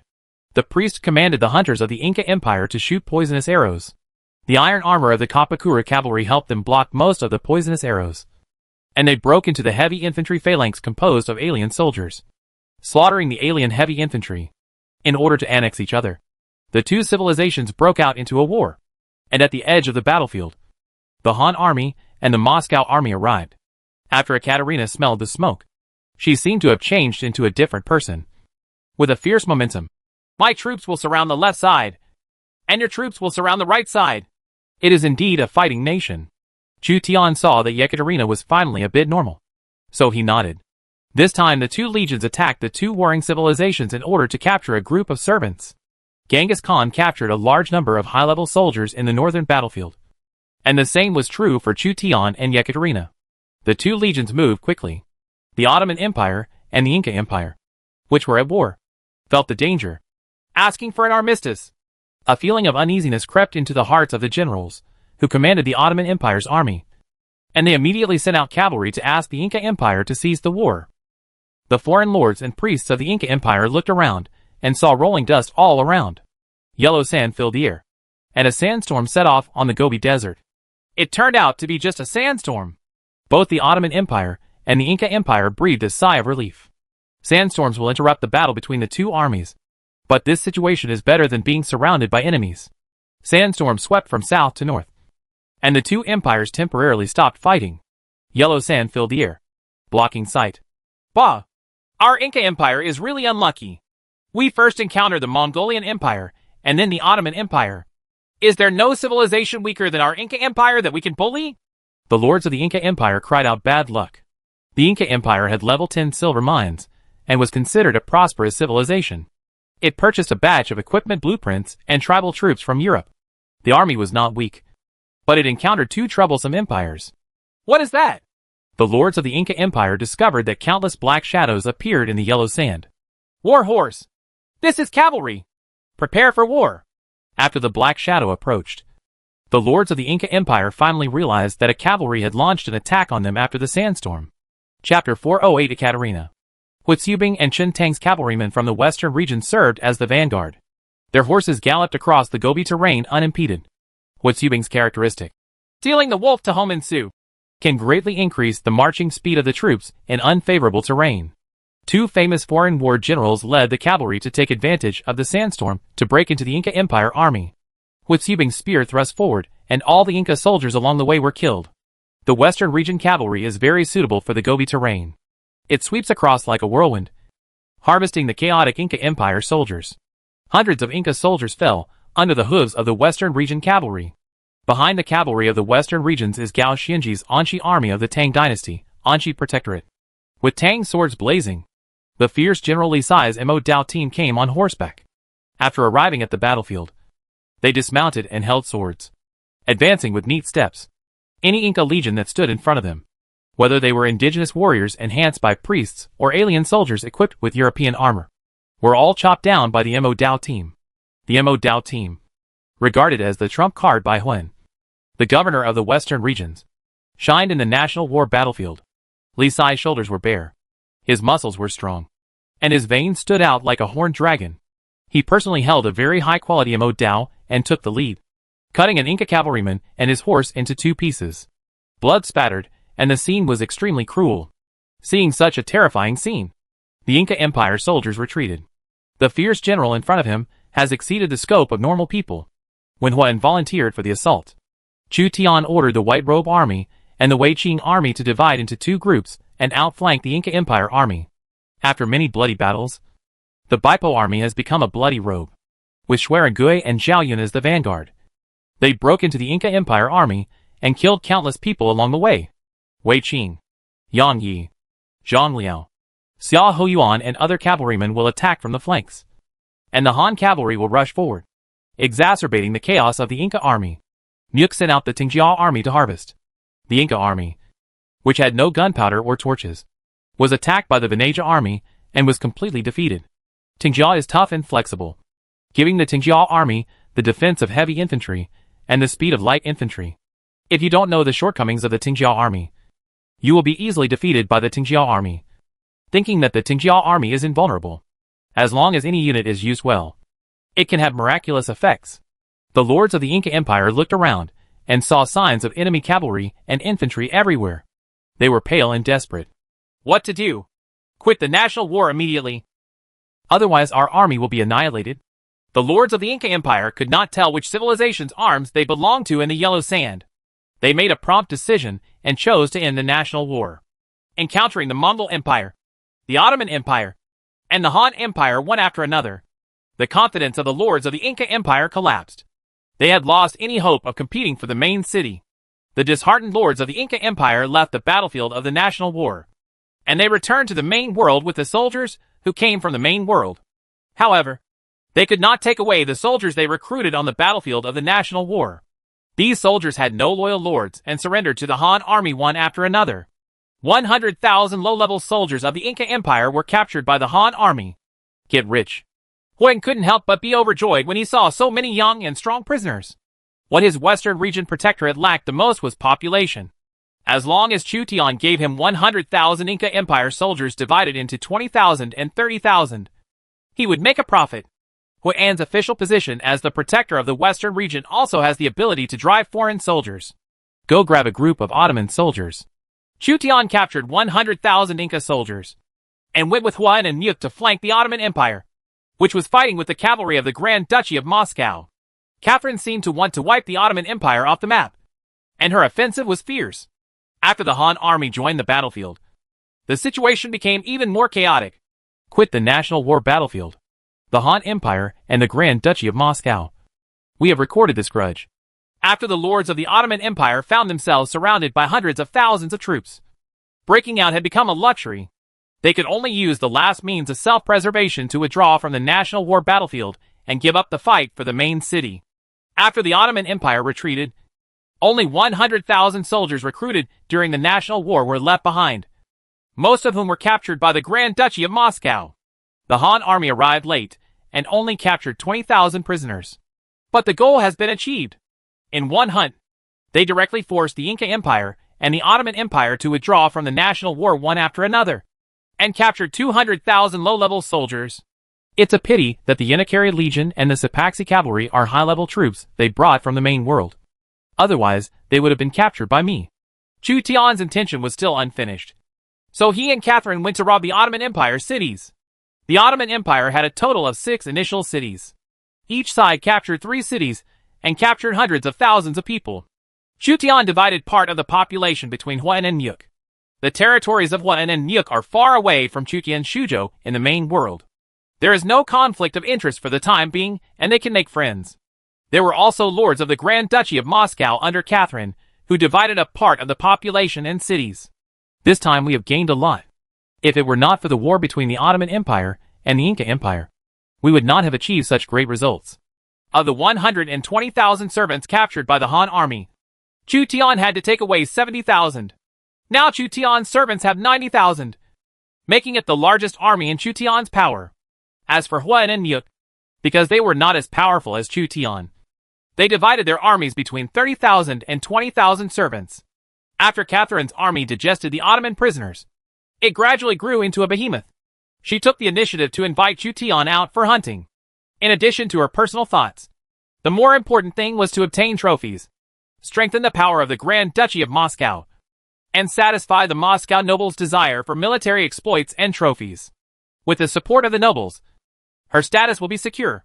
The Han Empire has occupied one main city, and the Grand Duchy of Moscow has not yet occupied any main city. Catherine's strategy was to secretly accumulate strength, plunder as many people as possible, and then wait for the opportunity. The two sides rested and celebrated their victory in the Ottoman Empire city. They were still several days away from returning to the main city of the Han army. If we join forces, no civilization in Europe and Asia can stop our military front. Chu Tian realized that the Grand Duchy of Moscow was gradually growing after annexing part of the territory of the Polish-Lithuanian Commonwealth. In this national war, as long as the Han Empire and the Grand Duchy of Moscow join forces, each civilization can be wiped out from the battlefield one by one. I will not join forces with you. This national war is just an exchange of interests. When we return to the main world, we will have a battle sooner or later. When the time comes, I will capture you alive and cut you up. Ekaterina pulled out her sword and gestured towards Chu Tian's crotch. You can do it now. Dot! Seeing that Chu Tian was acting rogue and asking for trouble, Ekaterina had no choice but to take back her sword. The battlefield of the national war has entered the cold winter.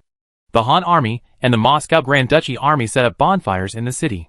The next day, all the original population of the Ottoman Empire will be relocated. As for the initial population of the Inca Empire, it had already been robbed by the Mongols in the northern battlefield. So the Inca Empire could not wait to start a war with the Ottoman Empire to compete for the population. In the Lord's Palace, Ekaterina and several counts from the Grand Duchy of Moscow were drinking with Chu Tian, Huan, and Nyuk, the princes of the Han Empire. Only then did Chu Tian and others experience the horror of the fighting nation. The Muscovites poured tons of wine down their throats. Even Ekaterina's fighting power was several levels higher than Chu Tian's. Yekaterina mustered up her courage and said to Chu Tian contemptuously, "It's really useless. Whenever I tie you up, I hope you still have the courage to say this." In order to stay awake at all times, Chu Tian basically didn't have a hangover except for being cheated by Fang Xianling. Ekaterina seemed to think of the scene of being drunk and humiliated, and she was inexplicably excited, and her body was trembling slightly. Ahem. Adjutant Sophia was present, coughing slightly to remind Catherine to pay attention to maintaining the majesty of a duke in front of the counts of the Grand Duchy of Moscow. Yekaterina came back to her senses and glared at Chu Tian fiercely, wanting to kill this man. Chu Tian remained calm and composed, who had resigned midway and came to the city wall to look at the desolate Gobi. Mu Ke, like Huan, was observant and took the initiative to avoid Yekaterina and Chu Tian, two people with complicated relationships, and also climbed onto the city wall.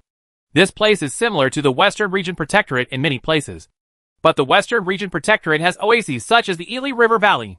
I plan to build a Central Asian empire with the Ili River Valley as the center and control Central Asia and the Tian Shan Mountains at the same time. Huan is very familiar with the Gobi. Nyuk was surprised. Your ambition is much greater than mine.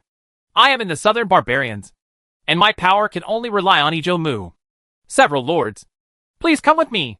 I have some details to discuss with you regarding the relocation of people tomorrow. Sophia managed to remove several counts from the Grand Duchy of Moscow, and then gave Catherine a wink.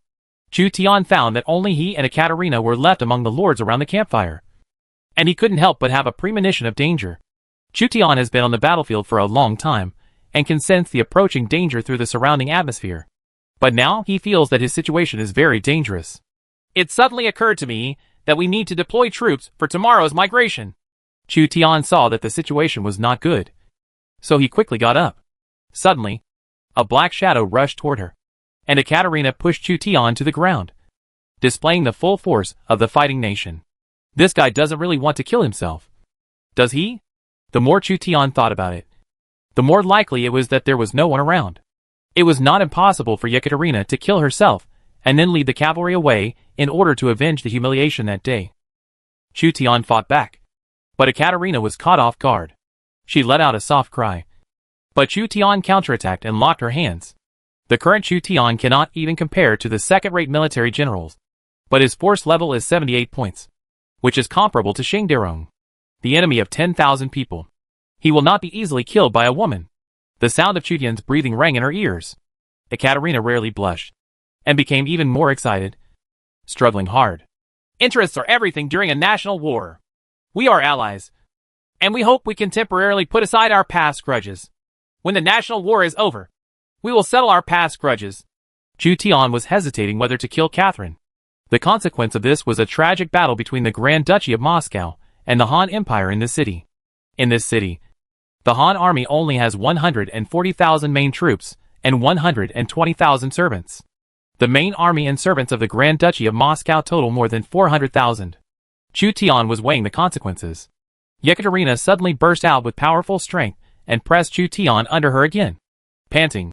In order to take revenge, I specially obtained a characteristic that can improve my military power.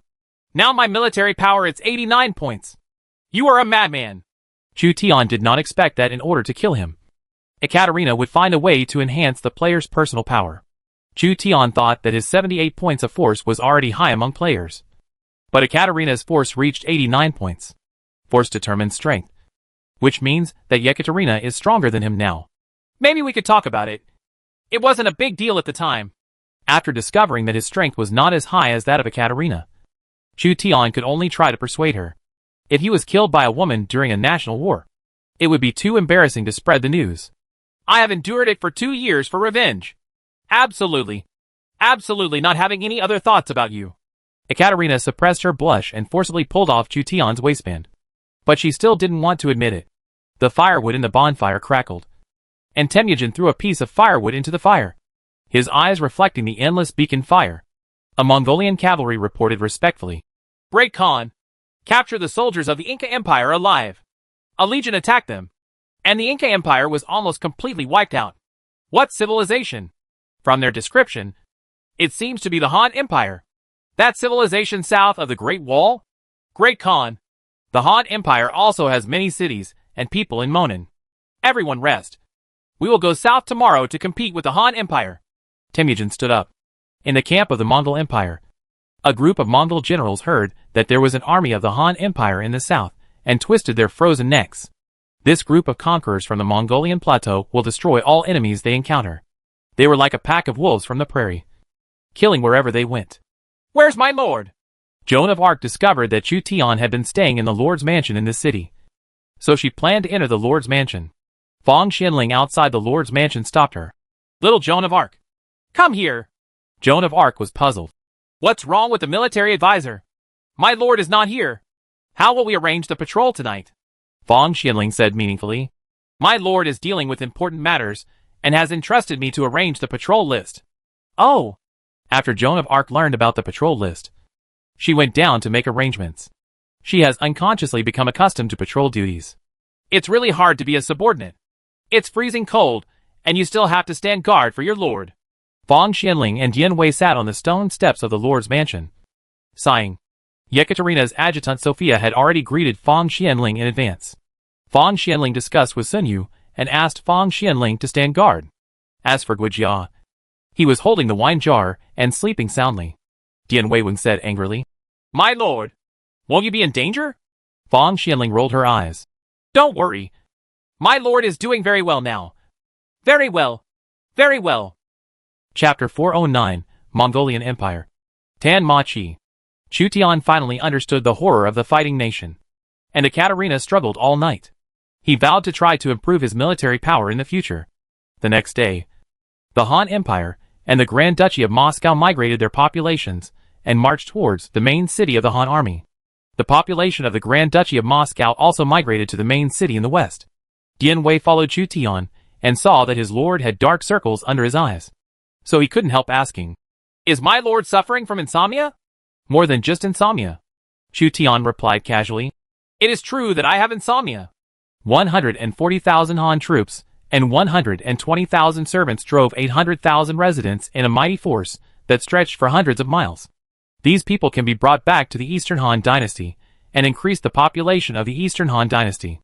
With a population of 800,000, plus 1.5 million in the main city, 2.3 million people can be brought back to the Eastern Han dynasty. Chu Tian made a simple calculation and found that the population was 2.3 million, which was quite a fortune.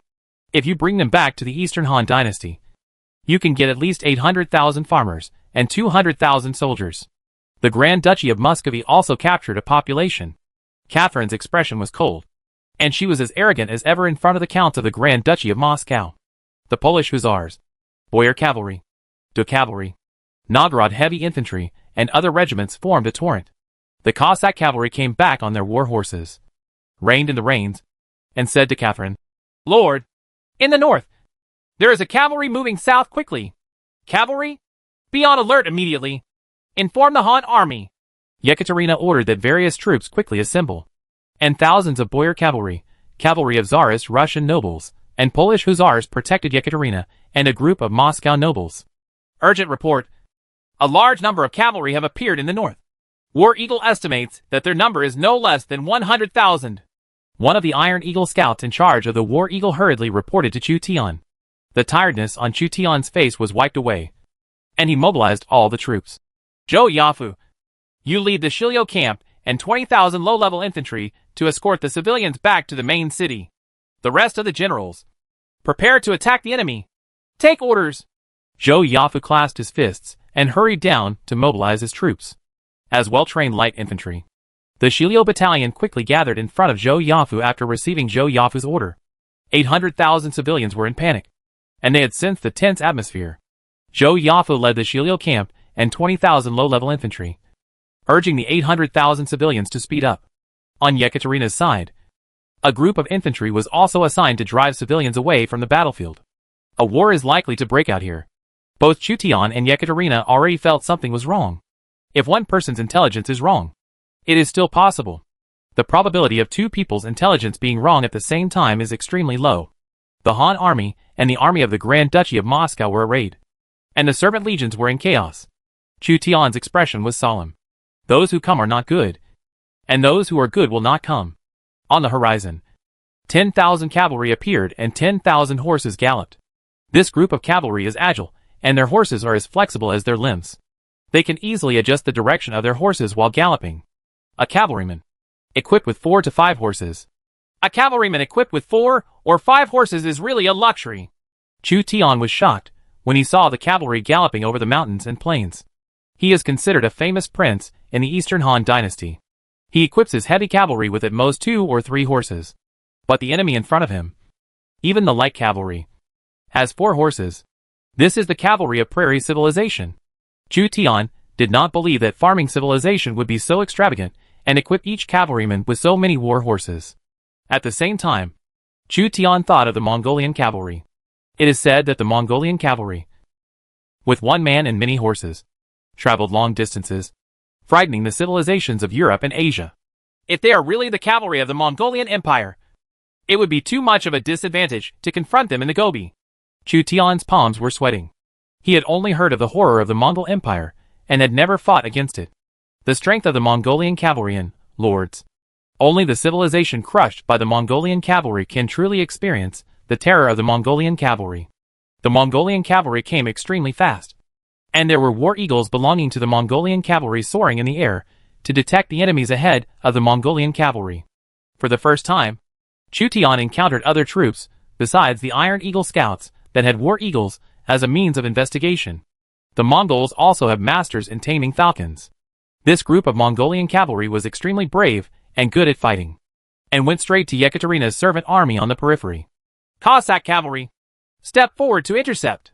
Seeing that the demoralized servant army had not yet assembled, Catherine had no choice but to send 10,000 Cossack cavalry to intercept the Mongolian cavalry. 10,000 Cossack cavalry roared out and fired arrows at the Mongolian cavalry. The Mongolian cavalry fought back, and arrows rained down from both sides. The Mongolian cavalry's arrows were flying, and the damage was obviously higher. The Cossack cavalry fell on their backs. The Mongolian general held a Mongolian bow and shot and killed more than a dozen Cossack cavalry. Under his command, the Mongolian cavalry quickly approached, formed a dense formation, and attacked the Cossack cavalry. The cavalry from the east and west clashed. Sabers, maces, spears and other weapons collided, and the Cossack cavalry suffered a large number of casualties. The Mongolian cavalry fought out from the Cossack cavalry, and the two cavalry groups separated. Thousands of cavalry were killed, most of them Cossack cavalry. Is this the Mongolian elite striker? Ekaterina was surprised by the astonishing loss ratio. The Cossack cavalry wins by quantity. Although it is not a particularly high-level cavalry, the casualty ratio between the Cossack cavalry and the Mongolian cavalry is very different. Therefore, Yekaterina believed that this was not an ordinary Mongolian cavalry, but an elite one among the Mongolian cavalry. Could it be that Shui Jun is timid? Probably not. The Chishua army will follow Genghis Khan, and the elite level of the Chishua army is probably even higher than this. After the lords of the Grand Duchy of Moscow knew that this was the Mongolian cavalry, their reaction was no less intense than Chutian's, or even far better than Chutian's. The southern Song dynasty was destroyed by the Mongol and Yuan offensives, and the situation of the Grand Duchy of Moscow was not much better than that of the southern Song dynasty. At that time, the Mongol Empire made many civilizations in Asia and even Europe changed their minds. The Mongolian elite cavalry in front of them was obviously commanded by an extremely excellent cavalry general. This is just the vanguard of the Mongols. Chu Tian's throat felt a little dry. The strength displayed by the vanguard of the Mongol Empire was terrifying. The military commanders of the Mongol Empire were relatively weak and would destroy a civilization and massacre cities at every turn. Chu Tian would still be constrained by other princes in the Eastern Han dynasty, but Temujin could run almost unimpeded in Mobei and integrate the power of the entire Mobei. What have the Mongolian lords been doing these past few years? Are they unable to suppress Temujin? Chu Tian thought of the pitiful number of players in the Mongol Empire.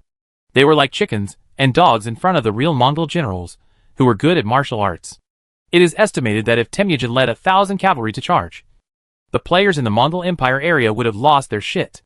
What? You send Witzubing, and I'll send Wei Qing to attack this Mongolian vanguard. Chu Tian saw that the Mongolian vanguard defeated the Cossack cavalry, which had affected the morale of the Muscovite army. So he sent Wei Qing and Witzubing to fight on both sides.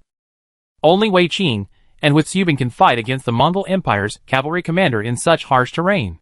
Wei Qing and Witzubing received orders from their respective lords, and each led 5,000 cavalry to attack the Mongolian vanguard in a roundabout way. Shuarengui and Zhao Yun help Wei Qing. Shui Wanche and Taisher Ci help Witzubing. In order to strengthen the small-scale combat capability of the Han cavalry and protect Wei Qing and Witzubing, Chu Tian sent 4 of his tiger generals to fight. 4 tiger generals galloped out, following Wei Qing and Witzubing. Chu Tian sent not many troops, because various troops were still gathering, so he could only temporarily fight the Mongolian cavalry vanguard with a small force. The Mongolian vanguard has 10,000 cavalry, and Wei Qing and Witzubing together also have 10,000 cavalry. Wei Qing's cavalry is mainly composed of mixed cavalry such as Yulin cavalry, Bingzhou wolf cavalry, Tang dynasty archer cavalry, and White Horse Ikong. Witzubing's cavalry is mainly composed of elite cavalry from the Protectorate of the Western regions and the 36 kingdoms of the Western regions, a Central Asian war horse that was envied by the Central Plains dynasties and even the Mongols. Compared with the opponent's uniformly elite Mongolian cavalry, the cavalry of Wei Qing and Witzubing seemed a bit mixed. However, because the commanders were Wei Qing and Witzubing, the Han cavalry could also exert considerable combat effectiveness. When Huan saw Wei Qing and Witzubing going into battle, he felt a little relieved and said to Chu Tian, "The elite vanguard of this Mongolian cavalry is very likely to be Tanmachi from the Mongolian Empire. That is what Genghis Khan recruited from thousands of households, hundreds of households and tribes." An elite force was formed by selecting soldiers. When the Mongols conquered the Central Plains, Persia, and Goryeo, They used Tanmachi as a vanguard in field battles and attacking castles. After the war, they were stationed and garrisoned in the conquered areas. Tanmachi. Chu Tian remembered this quite famous cavalry. Tanmachi was once commanded by Muhuali, one of the 4 heroes of Mongolia. Muhuali was also one of the 4 cowardly Shui of the Mongolian Empire. He followed Temujin for 40 years and followed him without any service. He was the marshal of the Mongolian Empire who destroyed the Jin Kingdom. Destroyed half of the Jin Kingdom. Later, Muhuali died of illness in the Guangzhou area. Otherwise, he would probably have destroyed the Jin Kingdom. If the opponent's general is Muhuali, then this battle will be like meeting an opponent. Huan said. It is said that Tanmachi has 5 tiger generals, who are the minions of Muhuali. The vanguard cavalry all had 5 tiger generals, which shows how powerful the Mongol Empire was at that time. Chu Tian did not think that Tanmachi's 5 tiger generals could compete with the Shu Han's 5 tiger generals, but they could be appointed by the Mongolian Empire as Tanmachi's 5 vanguards, and their force would naturally be superior. Wei Qing and Huitubing's cavalry rushed out. Muhuali carefully directed Tanmachi to avoid the front of the 2 Han Empire cavalry generals and deal with Wei Qing and Huitubing. Muhuali realized that the 2 cavalry commanded by Wei Qing and Huitubing were more powerful than the previous Cossack cavalry. In addition, Genghis Khan had not yet arrived, and he was suppressed by the monarchical characteristics of Chu Tian and Yekaterina. Muhua Tanmachi, the temporary commander-in-chief of Li, was unable to exert his full combat power. When Tanmachi turned around, he turned around and rode and shot. With superb archery skills, he killed a small group of mixed cavalry of the Han army. This is a group of soldiers who were transferred from nomadic tribes who grew up on horses. They have excellent riding and shooting skills. Shui Gui, Zhao Yun, Shui Wanche, and Tai Shirzi were angered. The 4 generals took their bows and shot 3 arrows in a row, killing 12 Tanma Red cavalry as a counterattack. The horses of the 4 generals were of high quality, so they galloped out to pursue Tanmachi. No. Wei Qing seemed to be aware of Muhuali's tactical intentions and tried to recall the 4 generals. Tanmachi led the opponent's generals out and turned around to shoot arrows from time to time. Shui Gui, Zhao Yun, Shui Wanche, and Tai Shirzi faced the continuous riding fire of the Mongolian cavalry. Shui Gui and other generals also fired arrows one after another, with a hit rate of over 89%. Almost no misses. Being able to achieve such results on the back of a galloping war horse is already a marksman. What a fierce warrior! Seeing that the elite Tanmachi could not avoid the arrows of Shui Gui's 4 generals, Muhuali couldn't help but praise him. Muhuali himself is also proficient in riding and shooting, but his martial arts may not be that high. Let us lead the cavalry to kill them and cut off their ears. Tanmachi's 5 vanguard generals galloped while challenging Muhuali to fight, eager to give it a try. They couldn't wait to fight against the heroic generals of the Han Empire. The Han Empire is located in Monan and south of the Great Wall, and the Mongol Empire is located in Mubei. Sooner or later there will be a war. This national war was just a small-scale conflict between the 2 sides. There were only 30,000 Mongolian cavalry brought by Temujin to participate in the national war. There are more Mongolian cavalry in Mabei. Order them not to pursue without permission. Chu Tian saw that Muhuali was deliberately showing weakness and was being chased by the Han cavalry, and judged that this was a tactic commonly used by the Mongolian cavalry to lure the enemy deeper. Behind Muhuali's Tanmachi, there is probably an army of servants from the Mongol Empire.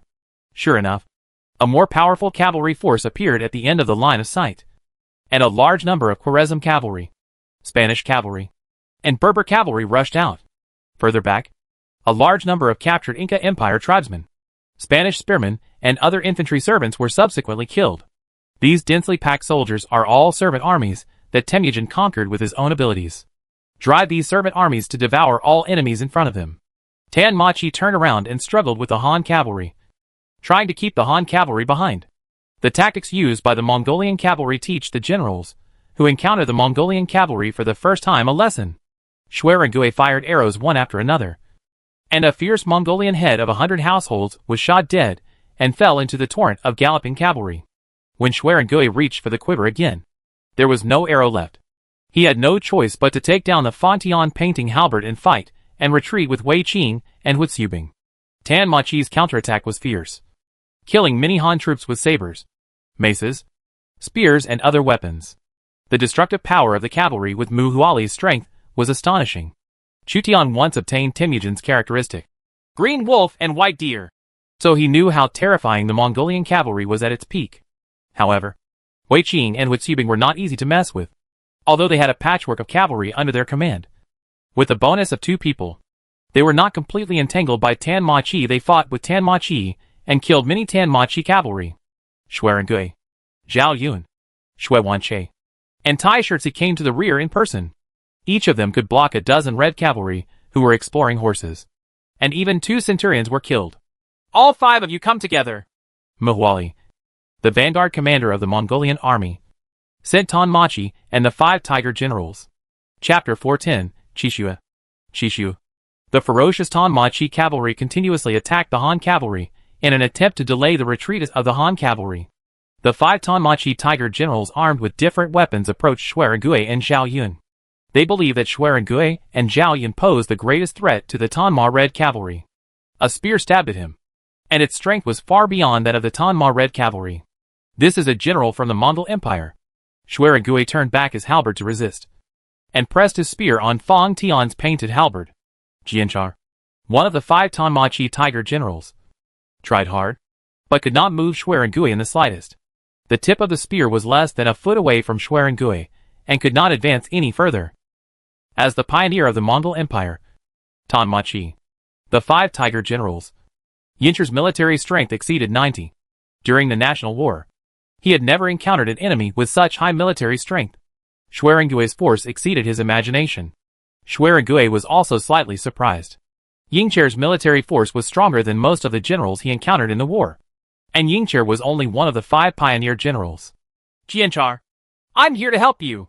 A Mongol Empire military general swung his mace and hit him with a strong wind. His force was even worse than that of Yingcher. Shui Rengui opened the spear of Ancher, then opened the mace, and took it straight to the throat of the 2nd Mongol Empire general. The Mongol Empire general leaned backward subconsciously, barely able to avoid Shui Rengui's Fang Tian painted halberd. Shui Rengui changed his thrust into a flat hook, intending to kill a Mongol Empire general. A golden melon hammer hits with the force of thunder. The 3rd Mongol Empire general is attacking on horseback. His hammer is more powerful than Wu Ongua's. If he is hit by his hammer, even if Shui Rengui kills a Mongol Empire general, he will be severely injured by the golden melon hammer. Chu Tian once ordered the generals to exchange one for another, which is really not advisable. So Shui Rengui chose to avoid it. Xiao Naitai, Kwekwebu Hua, I can kill him alone without your help. Jingcher complained dissatisfiedly to the other 2 Mongolian generals who were attacking Shui Rengui. According to Cha, you are no match for him. If we don't take action, you will be killed by him. 2 Mongolian generals, Xiao Naitai and Kwekwebu Hua, continued to attack Shui Rengui. The 2 of them plus Jiancher are equivalent to 3 generals with 90+ strength in besieging Shui Rengui. Shui Rengui fought 1 against 3, and Fang Tian's painted halberd knocked away the golden melon and iron hammer, even scratching a scar on Jianchar's armor, and the leather between the armor broke. On the other side, Zhao Yun fought against 2 of the Mongol Empire's Tan Ma Chi 5 tiger generals and gained the upper hand. The 5 tiger generals Tan Ma Chi of the Mongolian Empire, 5 king-level generals, were held back by 2 generals, Shui Rengui and Zhao Yun. Wei Qing and Wu Xubing took this opportunity to counterattack, and the retreating Han cavalry fought back. The Tan Ma red cavalry was hit hard and suffered heavy losses. Shui Wanqi held a horse stick, returned to his horse, and rushed into the Tan Ma Chi cavalry of the Mongolian Empire. He suddenly killed more than 10 Tan Ma Chi and captured the enemy general Mu Huali. Mu Huali faced the charging Shui Wanqi. As one of the 4 timid generals of Shui's army, he was not afraid and fought with Shui Wanqi with his gun. The spear clashed with Ma Cha. Mu Huali pushed the horse away and stabbed Shui Wanqi. Shui Wanqi avoided it, and the 2 passed by each other in the chaos. Don't be greedy for war. Taisher Ci saw that Shui Wanqi was deeply involved, and Mu Huali was not a weak commander at all.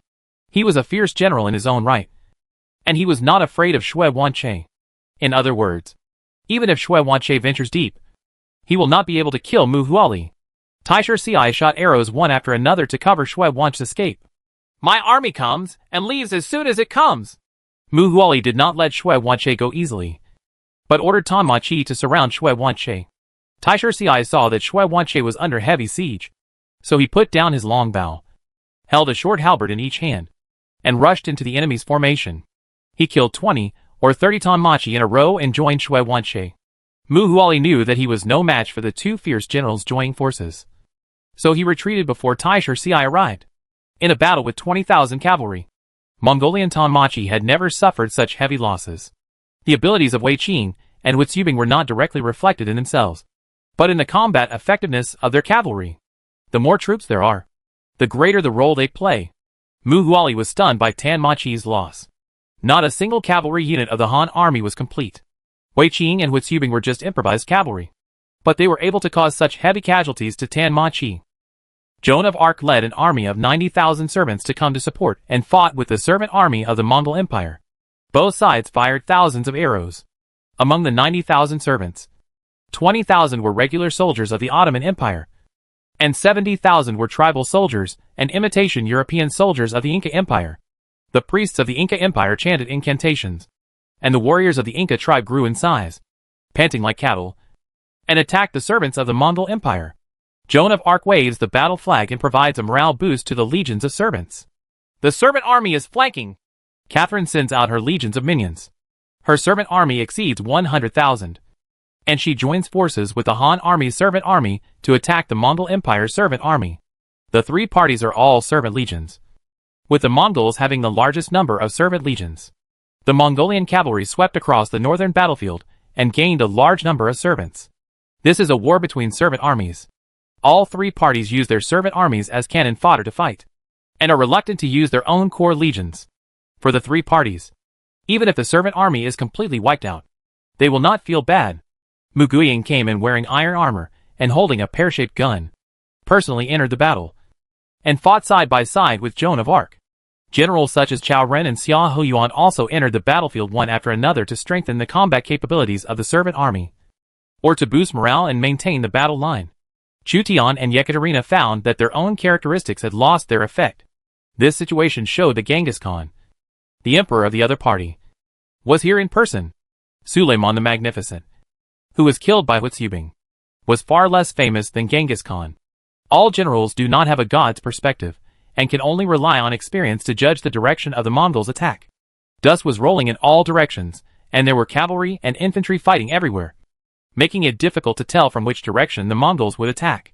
The Mongolian cavalry is now on the active offensive side, while the Han army and the Moscow Grand Duchy Corps, who were attacked, are quite passive. Lo Yi, Cao Cao, Fan Xianling, Sun Yu, Guijia and others wanted to climb up to have a better view, but there were no chariots or arrow towers present. Their vision is severely restricted. More than 300,000 servants were fighting in the melee. Yekaterina was also trying her best to determine where the main force of the Mongolian cavalry was, and at the same time mobilized her own troops for defense. The Mongol Empire was very ambitious. After using its servant army to capture the main city in the north, it also wanted to capture the main city in the west. Behind the Mongolian servant army, Temujin led a group of Mongolian generals to arrive. This group of generals includes many king-level and even emperor-level heroes. They followed Temujin or Temujin's descendants in history and fought in all directions, with great achievements. This is the first time I see Mahwali being frustrated. This group of people is more powerful than other civilizations we encountered.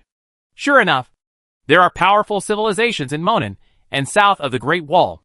Maybe our strategy of attacking south of the Great Wall needs to be changed. Changed! Temujin's war eagle fell on his shoulders.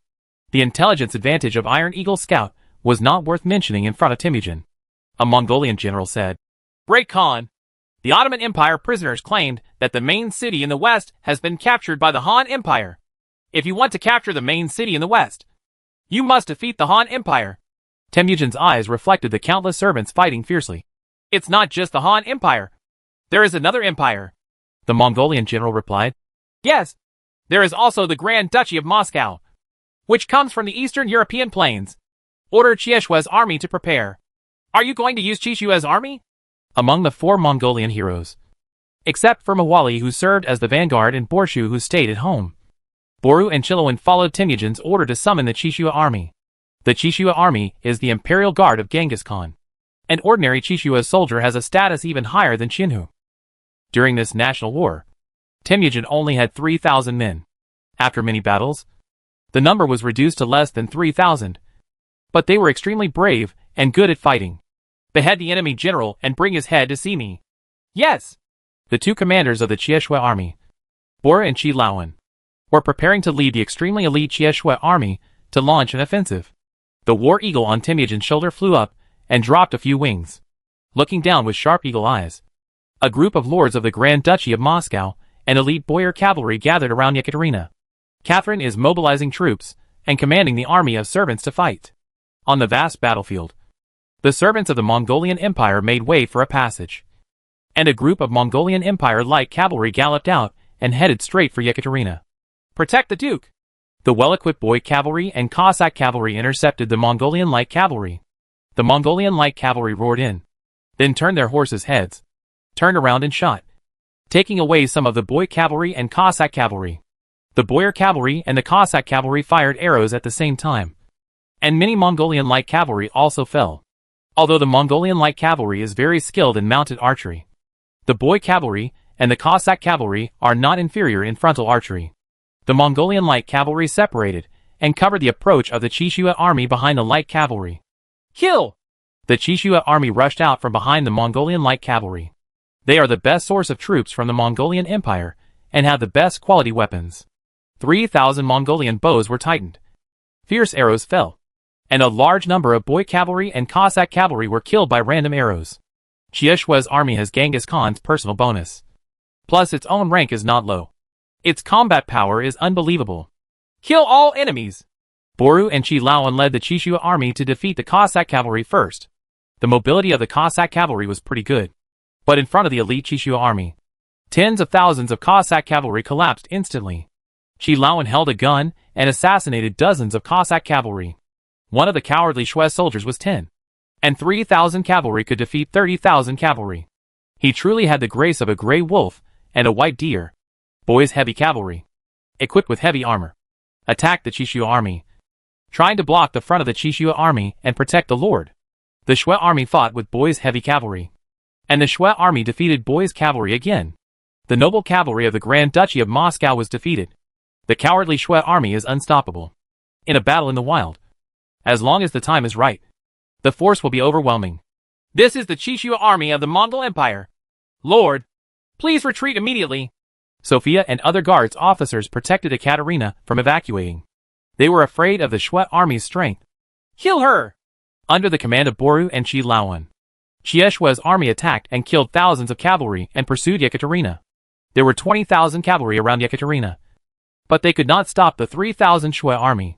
Their great Khan has pointed out the location of Yekaterina. As long as Yekaterina is killed, the only ally of the Han Empire can be disintegrated. A general of the Grand Duchy of Moscow led a group of heavy infantry to support him, but was killed by the Mongolian general Boru. The chaotic Grand Duchy of Moscow army could not stop the powerful Chieshue army, and Ekaterina was gradually overtaken by the Chieshue army. The tactics of the Mongol Empire are changeable, and she may be killed by the Mongols' decapitation tactics. Chieshue's army was less than 50 meters away from Yekaterina and the others. Boru and Chi Laowen rushed towards Yekaterina on horseback, just a stone's throw away from killing the enemy general. Suddenly, a heavy cavalry group attacked Shui's army from the side.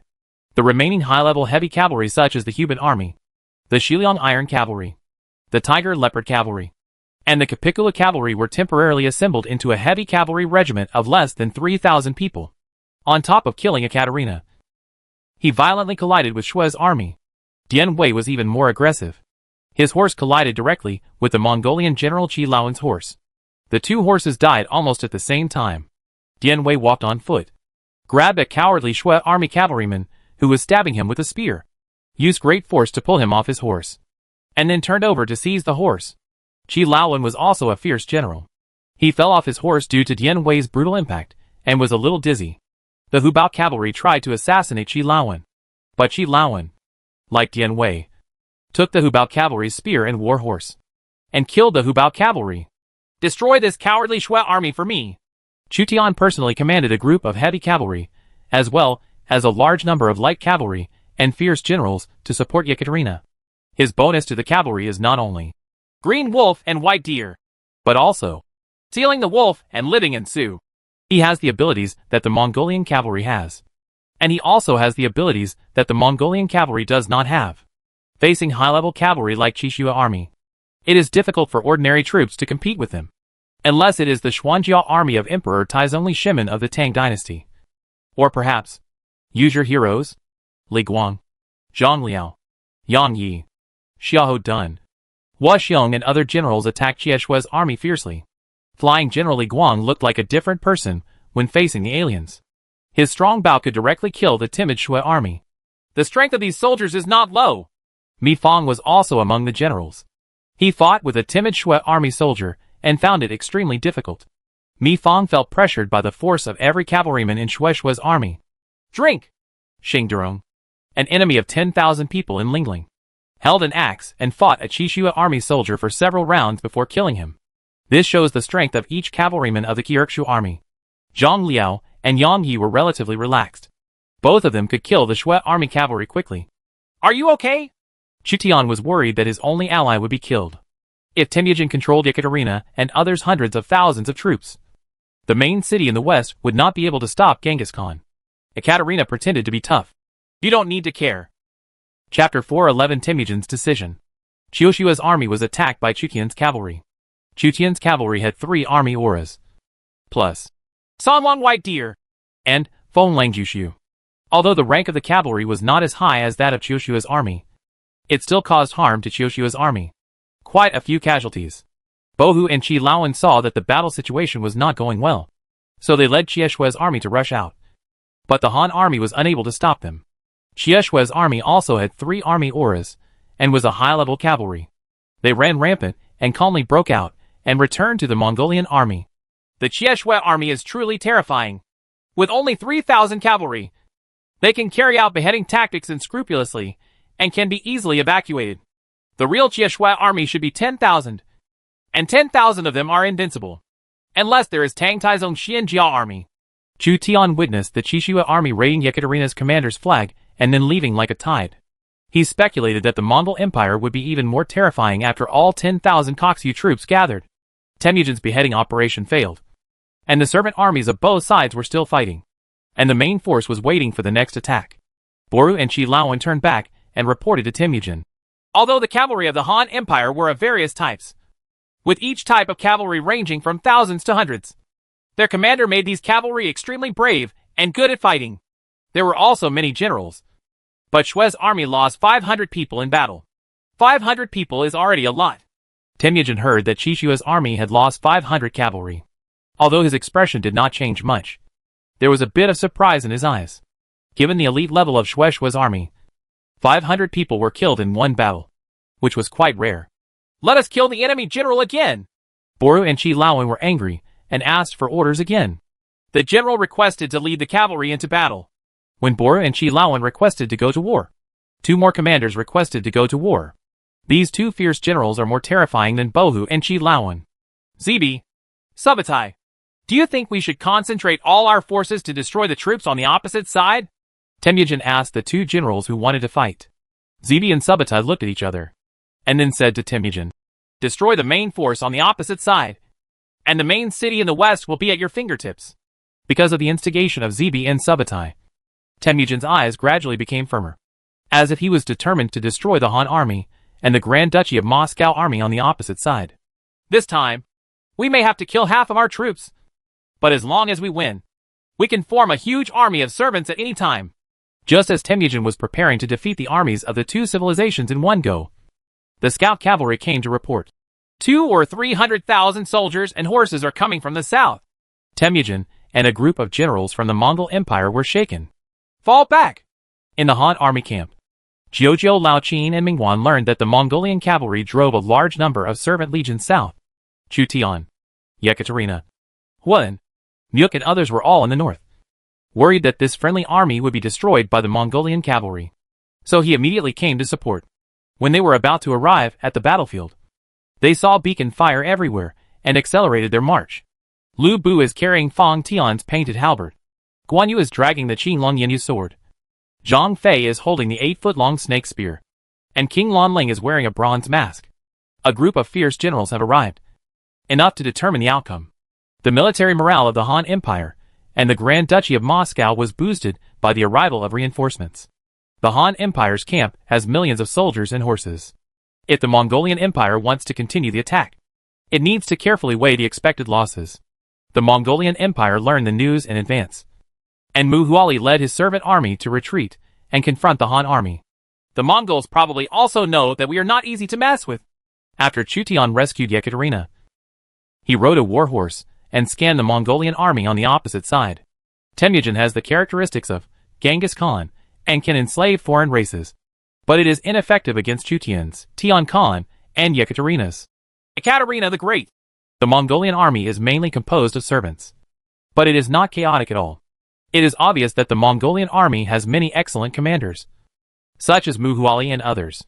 Is this the Mongolian army that once conquered Asia and reached the Rhine River? It does look very impressive. Princes such as Jiujiang, Lao Qin, Mingwan, and Liu Bei arrived to join the confrontation with the Mongolian Empire. Liu Bei saw the horror of the Mongol Empire.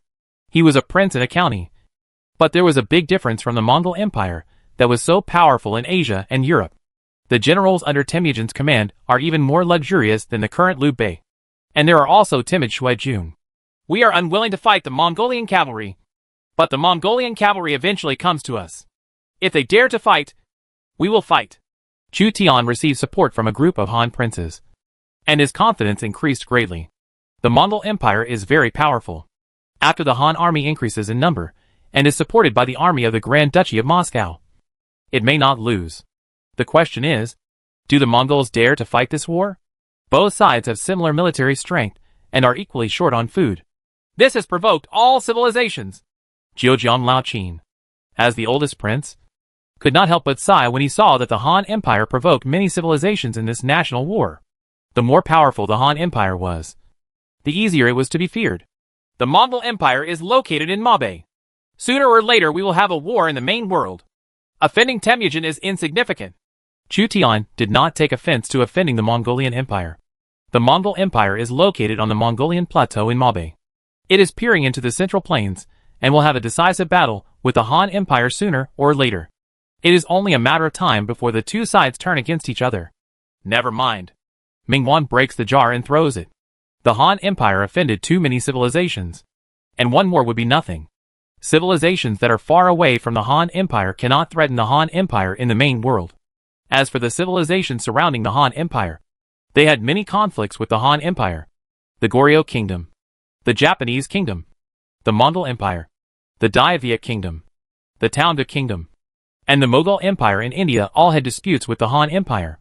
In Lords, conflicts among neighboring civilizations will only become more serious. When facing the surrounding civilizations, focus on attacking. And when facing civilizations further away, focus on communicating. Jiujiang Lao Qin and others arrived, and millions of troops from both sides faced off until the next day. If either party takes the initiative to launch an attack, it will cause another million-strong army battle to break out on the western battlefield. The Mongols have withdrawn. After a tense confrontation, the Mongol Empire seemed to have chosen to give up the war with the Han Empire and the Grand Duchy of Moscow and retreat to the north. It's better for the Mongols to retreat when they realize the difficulty. Otherwise, I will kill their generals and cut off their thoughts. Guan Yu stood up with his sword straight and watched the Mongol Empire army leave. The Han Empire did not take the initiative to launch an attack. The purpose of the war is to gain benefits. The war with the Mongolian Empire is started here, regardless of whether it can be defeated. There are also the Persian Empire and the Mughal Empire watching covetously in the rear. Even if they win miserably, they may not be able to defend the main city in the west. The Mongol Empire seems to have become a behemoth. Imagine if Temujin brought millions or even tens of millions of people back to Mabe from the battlefield of the national war. These populations will automatically transform into local ethnic groups. The new Mongol Empire would be extremely scary. Chu Tian watched the Mongol Empire army leave. He was not worried about the national war, but worried about the main world. Temujin took advantage of the national war to plunder a large number of people, which was naturally useful. If the Mongol Empire dares to invade our Eastern Han dynasty in the main world, we must make it impossible for them to come back. After hearing what Chu Tian said, the princes of the Han Empire were vaguely aware of the seriousness of the situation, and at the same time, they were confident in themselves. The Mongol armies retreated alternately. This was the only time the Mongol Empire voluntarily evacuated from the battlefield of the national war. The Mongol Empire avoided confrontation with the two great civilizations. The generals of the Mongol Empire were somewhat dissatisfied and disappointed. They have never suffered such a loss. Many generals of the Mongol Empire relied on the strength of their cavalry and were invincible. Temujin's initiative to withdraw his troops indeed aroused dissatisfaction among the generals of the Mongol Empire. It's just that they were shocked by Temujin's prestige. And these generals of the Mongol Empire did not dare to say anything. The main city in the west has been occupied by the Han Empire. We cannot take risks without certainty of victory. The population is even more important to us than the main city. If we bring tens of millions of people back to Mubei, we will have millions of elite riders. Temujin is now sober. His Mongolian cavalry is indeed feared by countless civilizations. But it is not invincible. The number of Mongolian cavalry he brought was too small. And the reason was that the population of the Mongol Empire was not large. For the Mongol Empire, with a population of tens of millions, its strength will surge 2 or 3 times. The Han Empire showed its muscles to the Mongol Empire. And the Mongol Empire retreated. Let's go to the east and attack the main city in the east. In order to appease the generals, Temujin changed the direction of the attack. The Mongol Empire was more like an empire with a military system.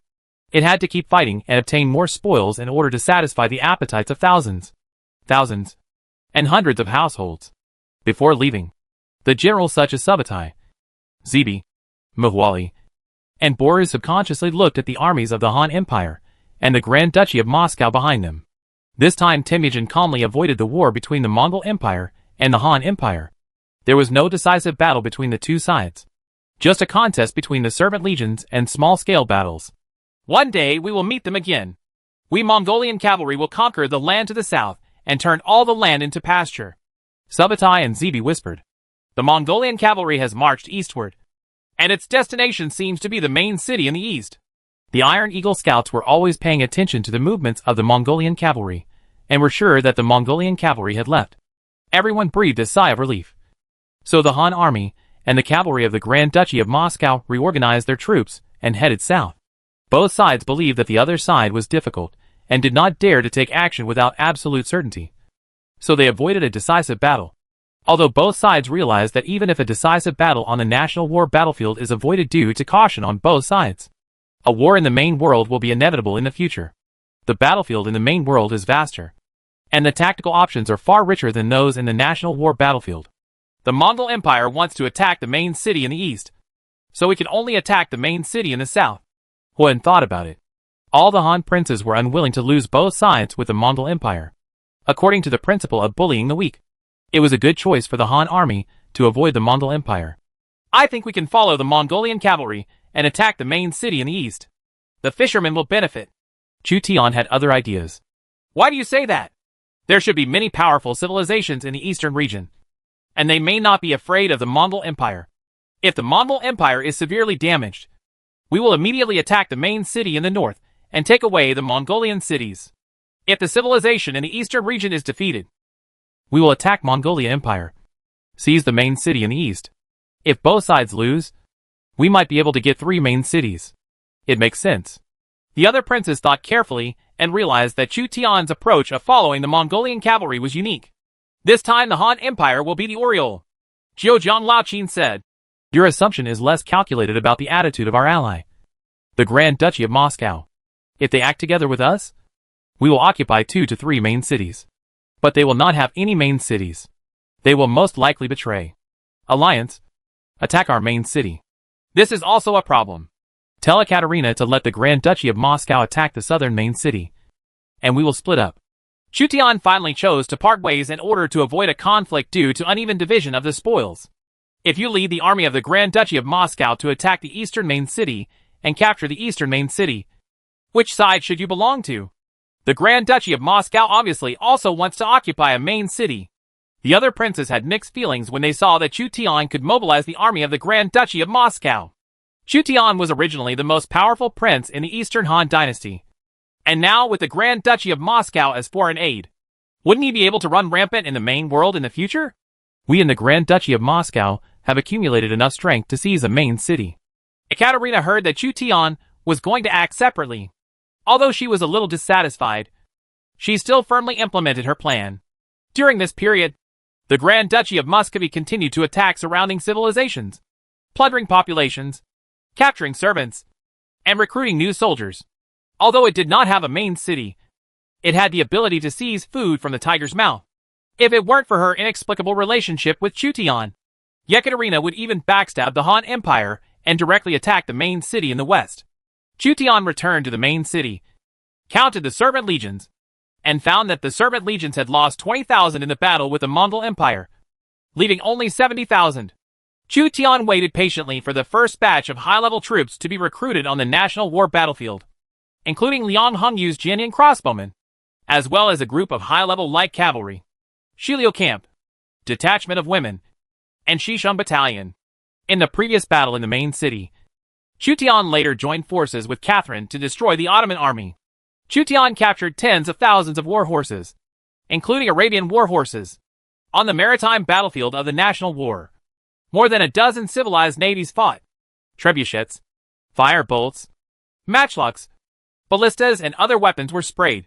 Battleships, tower ships, galleys, fortune ships, Galenic sailing ships fought, and 2,000 ships on warships were attacked by many marine civilizations in the port.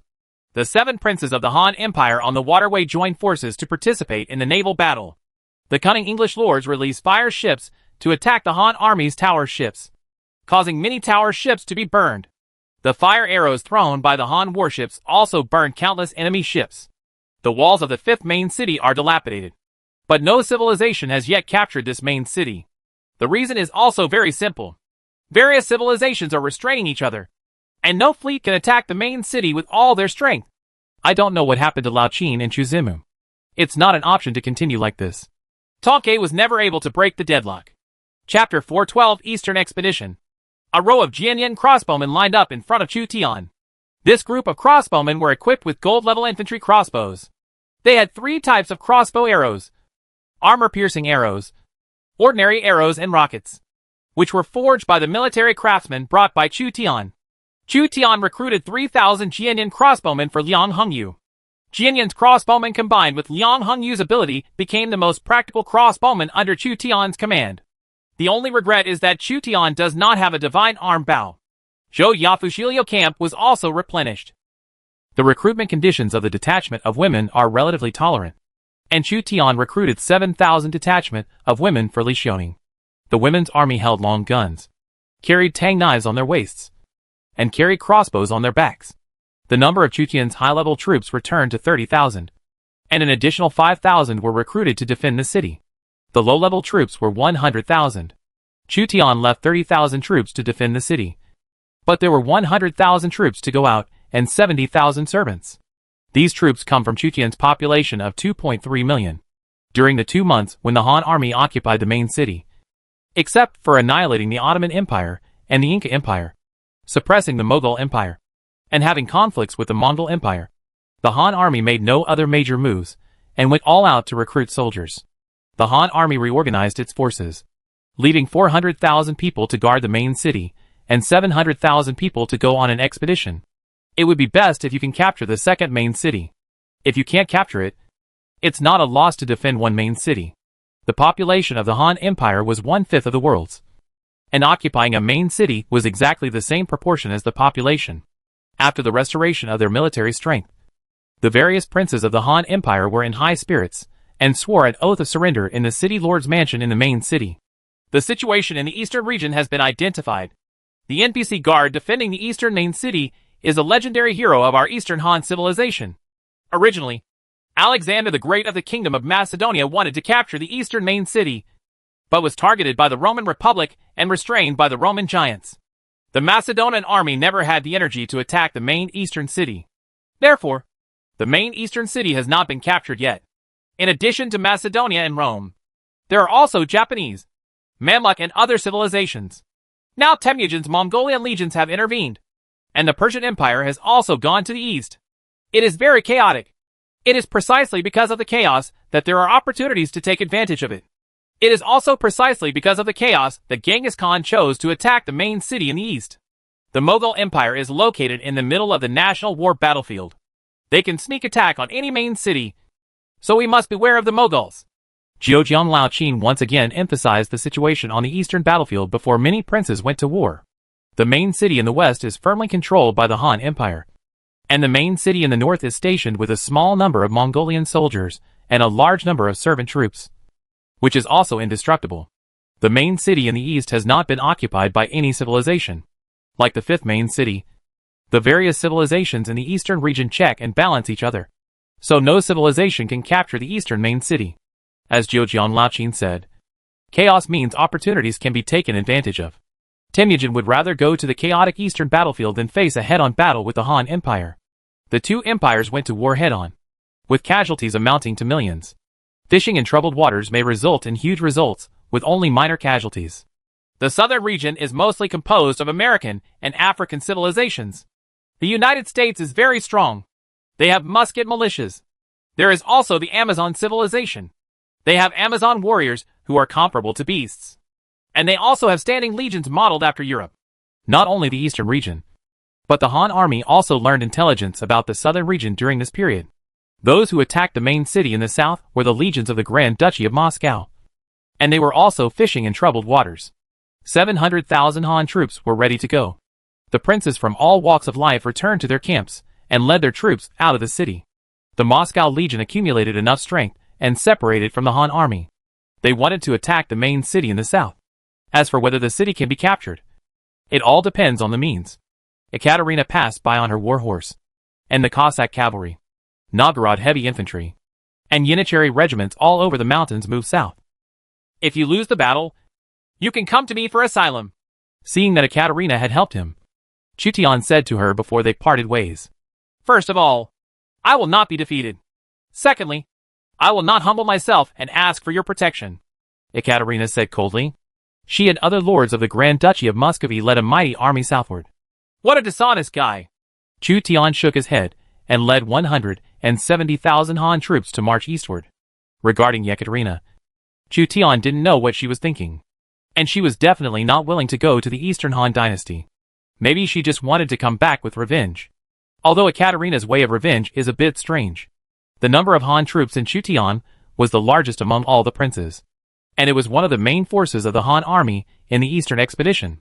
The Han army was divided into 3 groups again, marching side by side to support each other and speed up the march. Huge war elephants, southern barbarian soldiers equipped with rattan armor, brave and skilled chieftain wolf soldiers, legions from the southern barbarians, and cavalry from the western region protectorate were very close. What? Have you and Yuk gotten close recently? Chu Tian squinted his eyes and noticed that the army of the Western Region Protectorate and the army of the Southern Barbarians were in close contact. Huan was surprised. I didn't expect you to find out all this. A Western Region Protectorate and a Southern Barbarian region. The two of them joined forces to form a considerable force. Chu Tian turned a blind eye to the matter of Huan and Yuk, as long as it did not affect the attack on the second main city. And Chu Tian didn't seem qualified to intervene in this matter. After all, he was pushed by a drunk Ekaterina. The main force of the Han army has left the main city. How many people did the Han army leave to defend the city? About 400,000. The remaining troops of the Mughal Empire were huddled in 3 cities. They had lost a lot of young men and weapons in the previous wars, and were unable to recruit too many troops. Currently, they only have 800,000 troops, which is already less than the strength of the Han Empire. The main force of the Han Empire marched eastward, and the Indian Mughal scouts came back immediately to report to the lords. With our strength, it is difficult to capture 400,000 people. These 400,000 people are no weaker than the 100,000 NPC city defense troops. We can follow the main force of the Han army and destroy them when they fight other empires. The princes of the Mughal Empire had a brief discussion, and the answer was ready to come out. If you go head-on with the main force of the Han army, you can't defeat it. If you attack the Han army's main city by surprise, you don't have enough troops. You can only follow and attack in a sneak attack to have a chance of success. The Mughal army began to gather and leave the city, following the Han army. The Han army had already noticed the movements of the Mughal Empire army. The Mughal Empire now is just like the Persian Empire. We must try to defeat them. Mingwen frowned when he heard that the soldiers and horses of the Indian Mughal Empire were following the Han army. In the battle of the main city in the west, the Han army was flanked by the following Persian army and the intercepting Arab army. Mingwan believed that the Mughal Empire must be eliminated. The Mughal ascent population in India is too large. So many people have died, and they still dare to leave the city. It is better to use the tactics used by the Mongols to annihilate the Mughal Empire and completely solve their worries. Chu Tian took the initiative to contact other princes. Who will lure the enemy? The West Route Army lures the enemy. After 2 months of rest and recuperation, the West Route Army regained its strength and reached 180,000 troops. The 180,000-strong Western Route Army slowed down its march and made a gesture of facing the Indian Mughal Empire army. The main force of the Han army has stopped marching and is forming a formation in front. The Mughal Empire's army was following the Han army, and the scout cavalry in front sent back intelligence. The Han army wants to fight us in the wild? There was a commotion among the Mughal princes, who were considering whether to fight the Han army.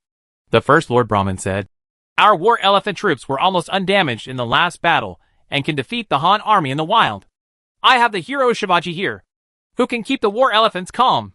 Because of the Brahmin's self-confidence, the rest of the Mughal Empire's lords were slightly more confident. So they decided to challenge the Han Empire's hegemony in the east again. The battlefield chosen by the Han army on the western route was relatively narrow, and the 800,000 Mughal Empire army could not fully deploy. The princes of the Mughal Empire sent 400,000 elites to fight the Western Han army. Prime Minister Yao Guangxu in black followed Mingwan and looked at the army of the Indian Mughal Empire on the battlefield. The Mughal Empire ranked the main war elephants at the forefront, with a total of 1,500 war elephants. Among the war elephants, there were countless infantrymen serving as cannon fodder. According to what Chuzimu said, there was a hero Shivaji in the Mughal Empire who could effectively control the war elephant troops. Ordinary fire arrows could not confuse them unless special means were used. Mingwan was wearing armor and a black cloak, commanding the formation of troops of the West Route Army. The West Route Army suffered heavy losses in the last war. After recovering its strength, it once again became heroic. Huma said, "During the Second National War, Chu Zimu used fire camels to defeat the Mughal Empire's war elephant troops. But it was not just fire camels. Maybe he had some ability that could intensify the fear of war elephants." Probably. Mingwan himself also gained a lot of characteristics. And it seems not surprising that Chu Tian had some special abilities that could cause chaos to the Mughal Empire's war elephant troops. Yao Guangxu said, "My lord, if you want to lure the enemy, you must pay a certain price. The group of servants we captured last time should be put to use." The dull sound of war drum sounded, echoing over the battlefield, and everyone's attention returned to the battlefield. Hundreds of horns were blown at the same time, and the most proud war elephant troops of the Indian Mughal Empire attacked. Shivaji, the legendary hero of the Mughal Empire, personally led a force of 1,500 war elephants to attack the Han army. 1,500 war elephants stretch for 7 kilometers and are extremely deep. In order to protect this ace force, the Mughal Empire deployed 50,000 infantry and 50,000 archers for cover. Tens of thousands of cavalry were ready to attack on the flanks and rear. As long as the war elephant troops destroy the Han army's formation, the cavalry will come forward to harvest. Boom! Boom! 1,500 war elephants were like majestic walls of flesh, pressing towards the Han army's formation. The war elephant at the front is covered in iron armor, like a moving iron fortress. It is nearly 4 meters tall, making the surrounding infantry and cavalry look extremely small. On the backs of war elephants, Mughal soldiers holding spears and bows looked solemn. Opposite them was the main force of the Han Empire, which was larger than the Mughal Empire in India. At present, the princes of the Mughal Empire in India mistakenly believe that the Western Route Army of the Han Empire is the main force of the Han army. They do not believe that the Han army will fight the Mughal Empire with less than 1/3 of its strength. These behemoths are really a headache.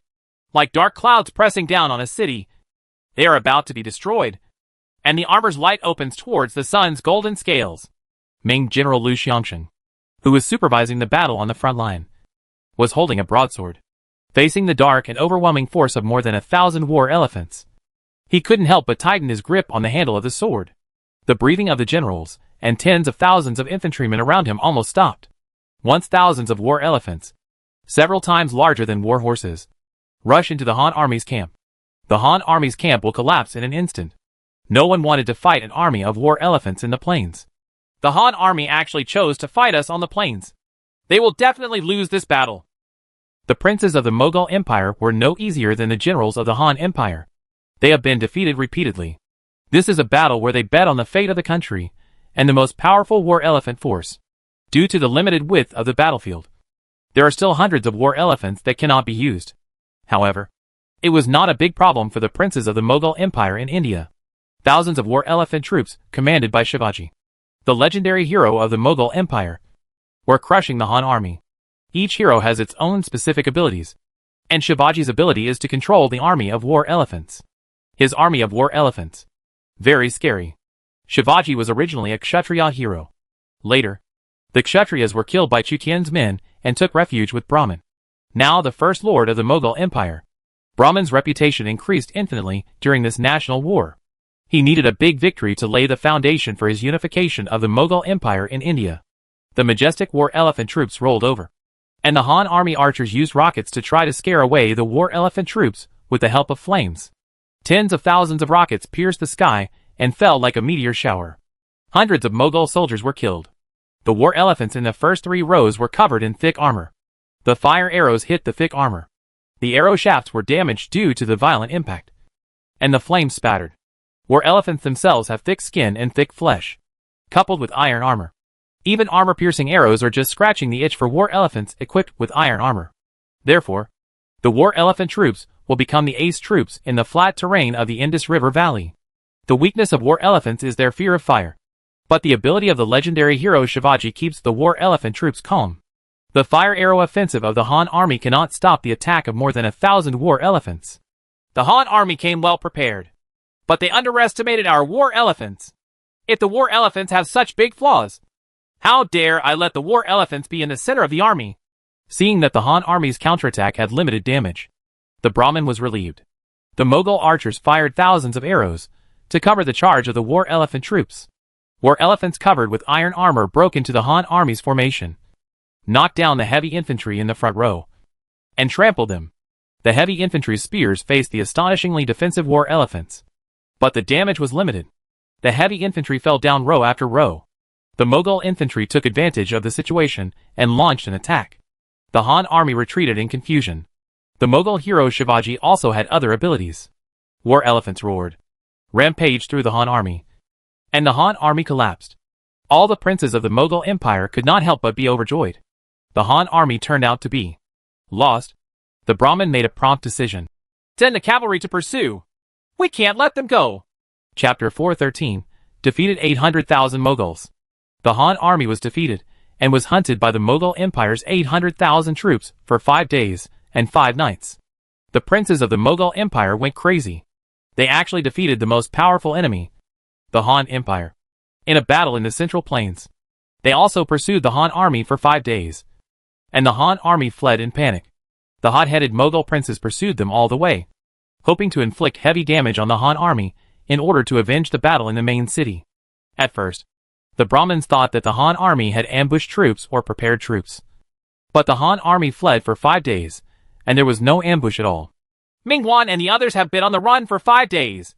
They should be arriving soon. Chutian's eastern route army waited patiently. The usual tactic used by the Mongolian cavalry to lure the enemy is patience. It is possible to lure the enemy troops to retreat for several days. The Han army on the western route lured the Mughal Empire's 800,000 strong army to pursue them, causing the Mughal Empire's army to stretch for hundreds of miles and become chaotic. A Liaodong cavalryman galloped over. Report: the Mughal Empire army is less than 50 miles away from here. Chu Tian and the princes and generals of the East Route army heard that the enemy was finally attracted by the West Route army, and they all geared up.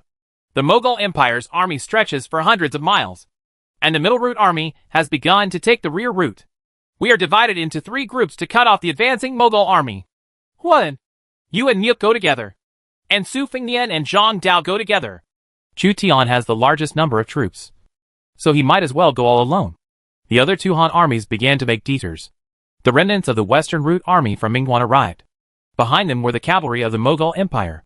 The Liaodong cavalry is fighting with the Mughal Empire cavalry. The 2 sides have been fighting each other for 5 days and nights.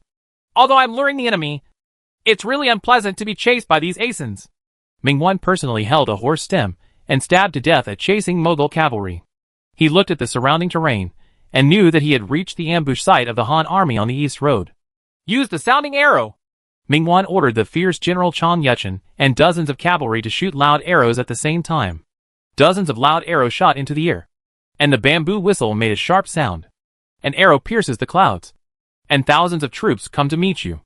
This time it was dozens of ringing arrows. As soon as the sounding arrow was fired, 100,000 Han troops and 70,000 servant troops came from all directions. A group of military generals under Chu Tian led various troops to surround the Mughal Empire army that underestimated the enemy and rushed in. Fire the arrow! Liang Hongyu drew out her sword. And 3,000 Jianyan crossbowmen, 3,000 shooting sound battalions, and countless low-level crossbowmen fired their crossbows. The dense rain of arrows covered the sky and purged the Mughal army. Caught off guard, thousands of Mughal soldiers were killed by the rain of arrows. The battlefield was littered with corpses filled with arrows. Mu Guiying led a small number of heavy cavalry troops to attack the Mughal Empire army from the flank and crush them. Soldiers, it's time to fight back! In order to lure the enemy, Mingguan was hunted down by the Mughal Empire for 5 days and nights. There was already anger in his chest. He led the Liaodong army, Bingzhou army and other armies to fight back fiercely. Chang Yuchen and Murong Ba were enemies of 10,000 people, and no fewer than 300 Mughal soldiers fell to their weapons. Kill! The Han army shouts of killing shook the heaven and earth. Although the number of the Han army was not necessarily as large as that of the Mughal Empire, the Han army that successfully ambushed had the momentum of an ambush from all sides. Luring the enemy into encirclement? The Brahmin, who was surrounded by the Han army, turned pale when he found out that he had been ambushed. It was not that he had never thought that the Han army would lure the enemy, but the Han army fled for 5 days. For 5 days, all the princes of the Mughal Empire dropped their guard. Escape!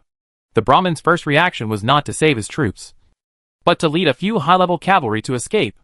The war elephant troops are still in the rear, and the infantry are cannon fodder. As long as we keep the high-level cavalry, we can still save some losses. There was a melee between the Han army and the Mughal army, and the Mughal princes each led their cavalry to escape. In the melee, Xuerengui and Mu Guiying each killed a Mughal prince, exacerbating the defeat of the Mughal army. Various Han princes intercepted the 800,000 Mughal army and captured prisoners alive. The battlefield in the central plain was in chaos. The 800,000 Mughal army was defeated one by one because they could not look at each other from head to tail because they were chasing the enemy. Jiuzhou Laoqin intercepted the war elephant troops of the Mughal Empire, and Lu Bu's war horse was knocked over by a violent war elephant. Lu Bu fell heavily to the ground, his face covered with disgrace. A war elephant weighs 5 tons, and when it goes berserk, even a powerful general may not be able to withstand it. Lu Bu was unwilling to give in. He held Fang Tian's painted halberd and stabbed the war elephant in the eye. The wounded war elephants showed their bestiality and collided with the rebel army. Many of the Guanzhong soldiers of Jiuzhou Laoqin were trampled to death by the war elephants. Capture the elephant slave and use it for me!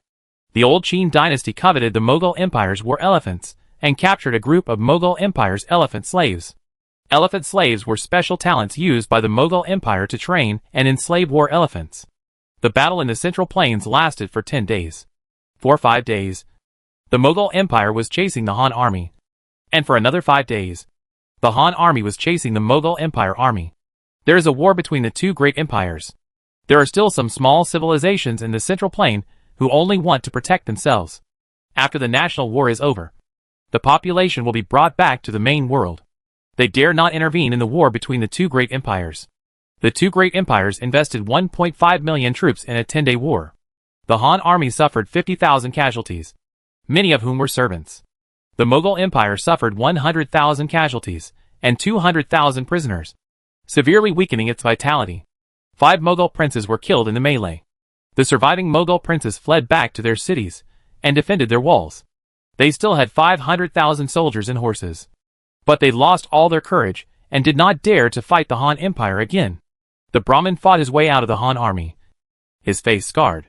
The Han Empire once lured the enemy, and the Mughal Empire suffered another heavy blow, basically losing the qualification to compete for the main city. Chu Tian alone captured 50,000 Mughal soldiers, and supplemented his servant army to 120,000. Chu Tian's servant army is composed of soldiers from the Inca Empire, Mughal Empire, and Ottoman Empire, and is huge in number. However, although the Mughal Empire had a large number of troops, the proportion of elite troops was very low. In addition, Chutian captured 50 war elephants and a dozen low and mid-level generals from the Mughal Empire to command the 50,000 captured Mughal Empire soldiers. Most of the war elephants of the Mughal Empire fell behind, so the number of war elephants captured by Chutian was not large. The princes of the Central Army captured many war elephants alive. The armored war elephant belongs to the 9th level of the army, and its destructive power is astonishing. In terms of individual combat effectiveness, most generals will be killed if they are hit head-on by the armored war elephant. But war elephants also have their own shortcomings. They move slowly, consume a lot of food, have high armor costs, and are prone to violence. In terms of versatility, armored war elephants are not as good as high-level cavalry. Of course, Chutian would not mind accepting the 50 captured war elephants. He could feed 170,000 soldiers and horses, and 50 more war elephants would be insignificant. When Joan of Arc saw the armored war elephant, she climbed onto the tower on the elephant's back with great interest, hoping to become an elephant soldier. During the Second National War, Chutian fought with the war elephants of the Mughal Empire. In the war, almost all the war elephants were killed, and no war elephants were captured. Therefore, most of the generals in the Eastern Han Dynasty were curious when they saw the war elephants. The Mughal Empire has been severely damaged. In the future, it will probably retreat within the 3 cities. It will not dare to fight with us anymore. You can safely enter the eastern region. Chutian was talking with Fang Xianling and Du Ruhui when a black shadow hit him and knocked Chutian off his horse. Lord! Fang Xianling and Du Ruhui were shocked. Chutian fell to the ground. Dizzy, he was hit by a military commander weighing at least 100 kilograms with armor, and he felt that his bones were falling apart. When Joan of Arc climbed the war elephant, the elephant became violent and threw Joan of Arc hit Chutian, who was passing by. And now she is sitting on Chutian. When she recovered, she grabbed Chutian's collar. Lord, are you okay? You get up first so I can be fine. Chutian was knocked down by Joan of Arc for the second time. If Joan of Arc didn't wear armor, Chutian wouldn't care.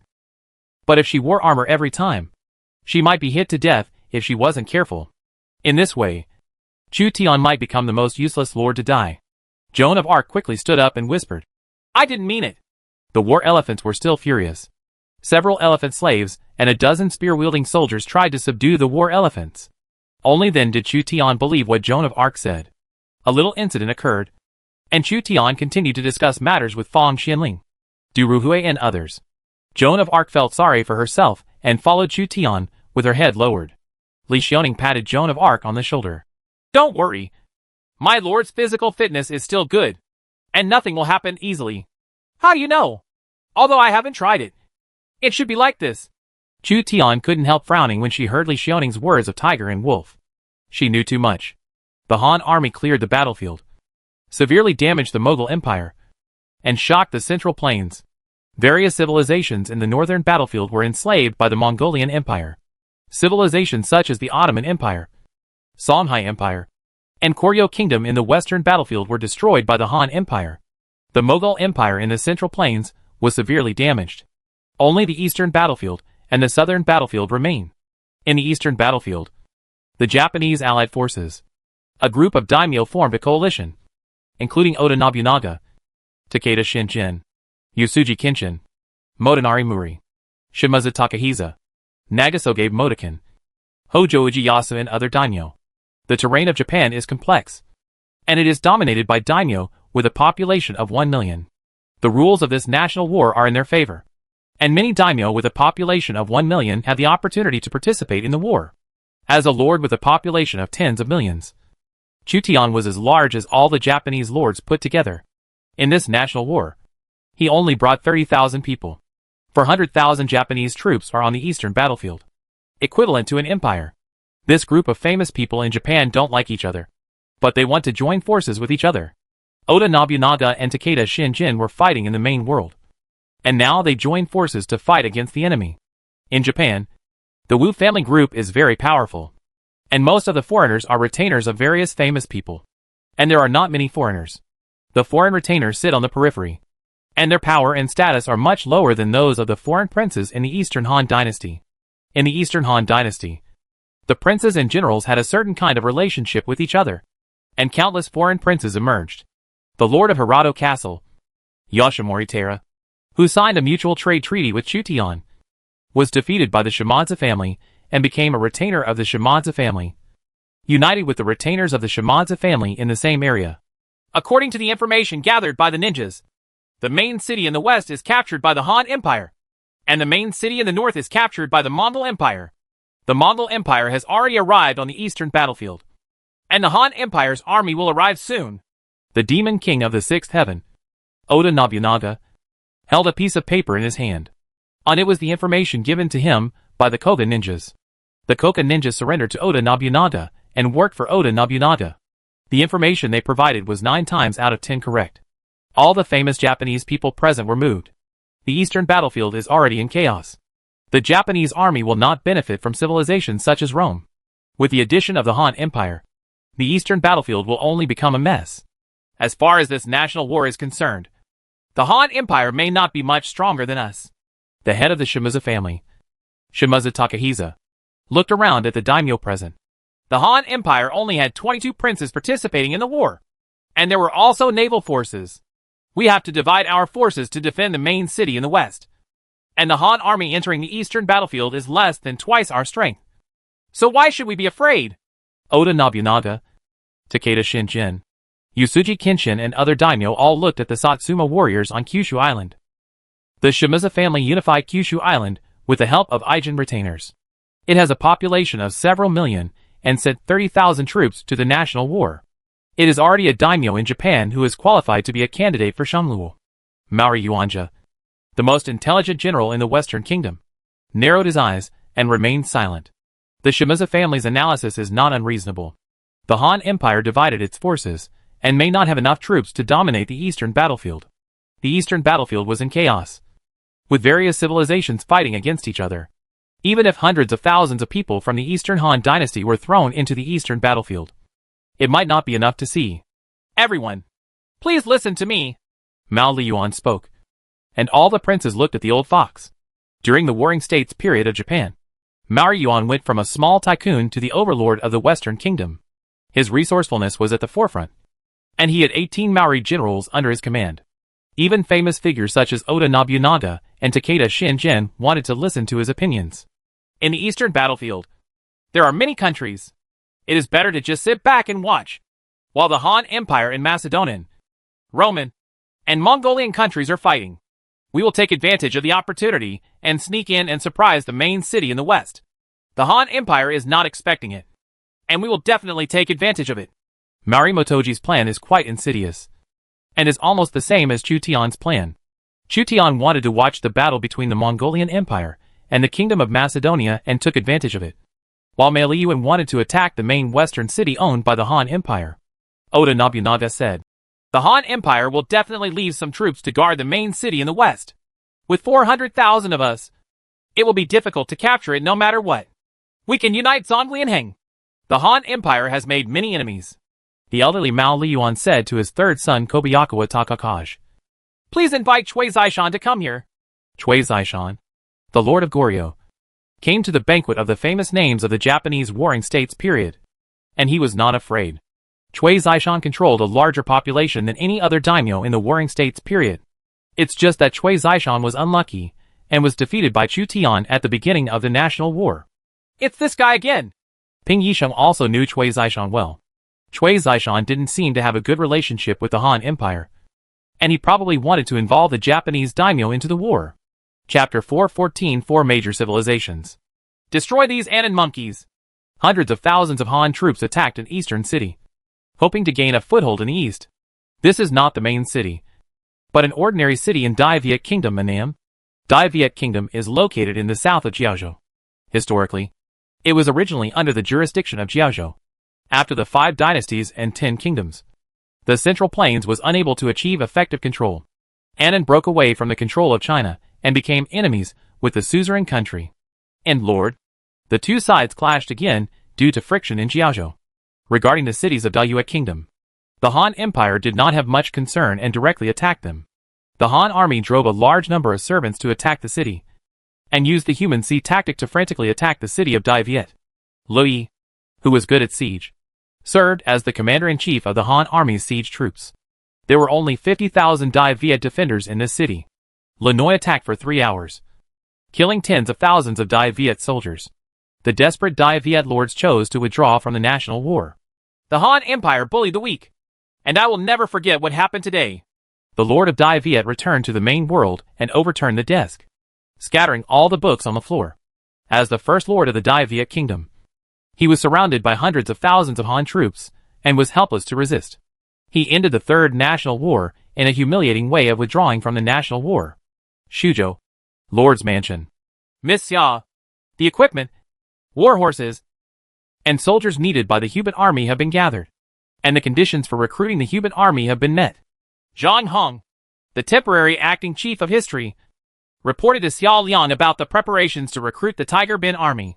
Zhang Hong was respectful in front of the younger Xiao Liang. Xiao Liang had many military exploits, and was appointed as Shuzhou Mu by Chu Tian. His prestige in Shuzhou was even greater, and all the aristocratic families in Shuzhou were afraid of him. Moreover, Xiao Liang's background is from Shuzhou Langia, so the Shuzhou family believes that she represents the interests of the Shuzhou family. According to the list brought by the Lord to participate in the national war, recruit a group of high-level soldiers.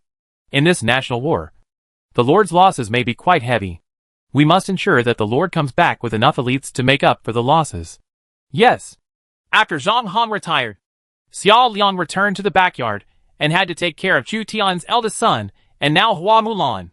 Koryo Kingdom, Ottoman Empire, Inca Empire, Dai Viet Kingdom. Dozens of civilized lords have withdrawn from the national war, and they are all defeated. Civilizations such as the Han Empire, the Mongol Empire, the Kingdom of Macedonia, and the Roman Republic have become synonymous with notoriety. The Han Empire eliminated many civilizations. Among them, Suleiman the Great of the Ottoman Empire was killed in a national war. After the Ottoman Empire's lords returned, they immediately declared war on the Han Empire. However, the Han Empire turned a blind eye. The Ottoman Empire is in West Asia, and the Han Empire is in East Asia. Even with the teleportation array, the Ottoman Empire cannot make an expedition against the Han Empire. Whether it can come over is a matter of debate. Furthermore, after Emperor Suleiman the Magnificent was killed by Witzubing, the local forces of the Ottoman Empire and the player aristocrats began to compete for power, and they had no energy to deal with the Han Empire. Instead of worrying about the Ottoman Empire's expedition to the Han Empire, Xiao Liang was more concerned about Chu Tian's news. The Third National War was far more tragic than the previous 2 national wars. If each lord could not choose to voluntarily withdraw from the national war, the war would be even more tragic, and even all the top lords of the entire civilization would be killed. The Han army stationed in the city that originally belonged to the Dai Viet kingdom and sent a large number of scouts to learn about the situation on all sides in the eastern battlefield. Civilizations on the eastern battlefield have already noticed the arrival of the Han Empire. The notoriety of the Han Empire has spread rapidly, and civilizations such as Macedonia, Rome, Mongolia, Persia, Japan, and France have smelled the danger. Because of the destruction of Goryeo, Songhai, Inca, Ottoman, Mughal, and other civilizations, the Han Empire has become notorious, and its notoriety is second only to the Mongol Empire. Now 4 major camps have been formed in the east: Mongolia, Macedonia, Rome, and our Eastern Han dynasty. 15 princes gathered. After they came to the eastern battlefield, they found that the various civilizations in the eastern battlefield were not easy to deal with. In the Mongol Empire, the Mongolian cavalry and servant legions numbered at least 1 million. The Kingdom of Macedonia summoned the lords of the Balkan Peninsula, including the Greek city-states of Athens and Sparta. And Alexander the Great also had a large army of servants. The Roman Republic assembled the military services of Rome, Venice, Genoa, and other civilizations, as well as an army of servants from North Africa. In addition to the 4 major civilizations, there are also many civilizations with hundreds of thousands of troops. They have more princes with a population of 1 million and have more initial troops. Chu Tian asked. The commander-in-chief of the Kingdom of Macedonia is Alexander the Great. Who is the commander-in-chief of Rome? Caesar? The Roman legions were commanded by 4 giants. Aren't there only 3 giants in Rome? Who else but Caesar, Pompey, and Crassus? A Roman player. The last Roman. But in Rome, people call him Constantine, who is competing with the 3 giants for the position of Roman consul. Constantine. The princes of the Eastern Han dynasty were somewhat surprised when they heard this name. Emperor Constantine is also a famous Roman emperor. It would be too arrogant for a player to be named after Constantine. This is equivalent to Catherine using the name of the famous Tsarina Catherine II in history.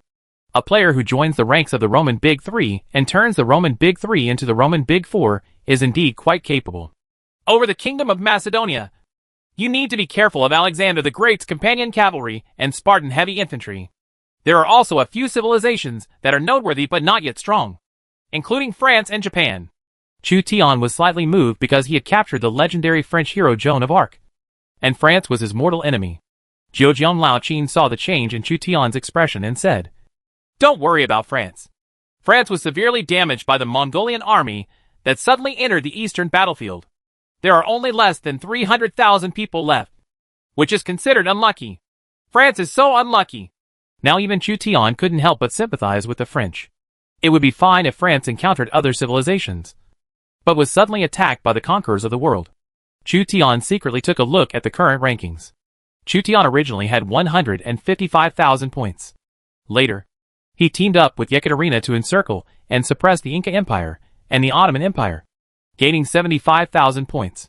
He fought with the Mongolian Empire and gained 40,000 points.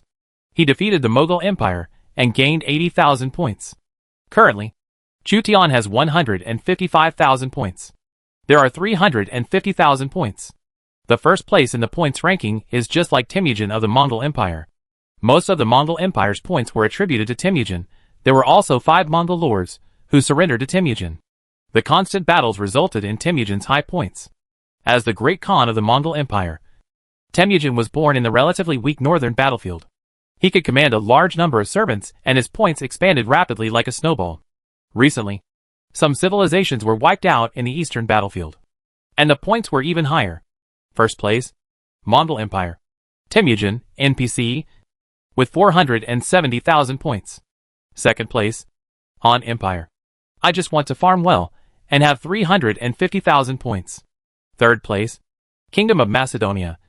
Alexander, NPC, with 320,000 points.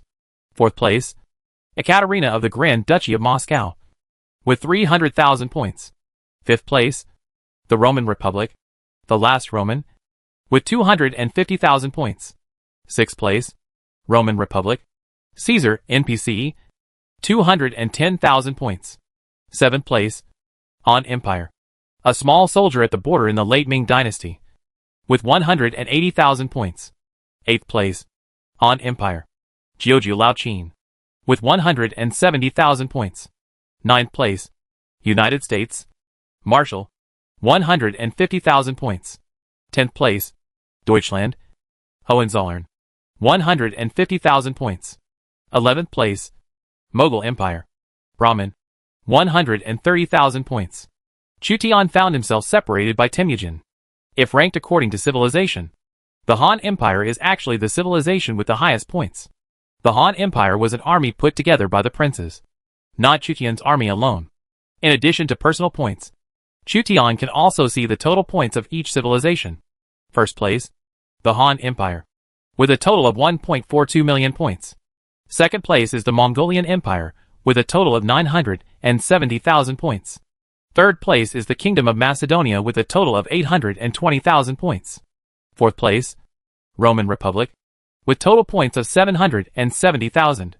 Fifth place, Mughal Empire, with total points of 750,000.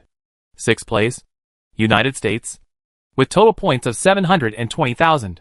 The seventh place is the Grand Duchy of Moscow, with a total of 690,000 points. Eighth place, Holy Roman Empire, with total points of 630,000. Ninth place, Japanese Shogunate, with total points of 580,000. The Mongol Empire ranked second because it swept the northern battlefield, although it did not experience too many fierce battles. The Mughal Empire ranked fifth simply because they had many princes and many soldiers who died in battle. Under Alexander the Great of Macedonia, many Macedonian and Greek lords actually took part of his points. Ekaterina joined forces with several Moscow earls, and these earl lords also took a lot of points.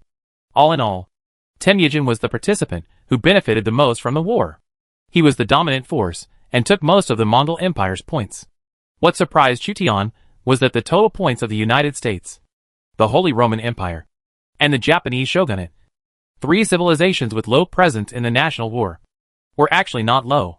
A civilization's points depend on how many princes participate in national wars, and who are the opponents around them. The Persian Empire, the Ottoman Empire, and the Arab Empire, which should have been on the list, suffered heavy losses when they encountered the Eastern Han Empire, but fell behind. Also unlucky were the Mughal Empire and the Kingdom of France. Chu Tian glanced at the points in the rankings and was worried about the rise of the Mongol Empire by taking advantage of the opportunity of the Third National War. Chu Tian undoubtedly ranks first among all player forces, and the sudden appearance of Temujin is a huge threat to the Han Empire. The Mongol Empire in Mabe is equivalent to a sharp knife hanging above our heads. We should try to severely damage the Mongol Empire in this national war. Seeing Temujin's increasing points, Chu Tian proposed to other Han Empire princes to suppress Temujin.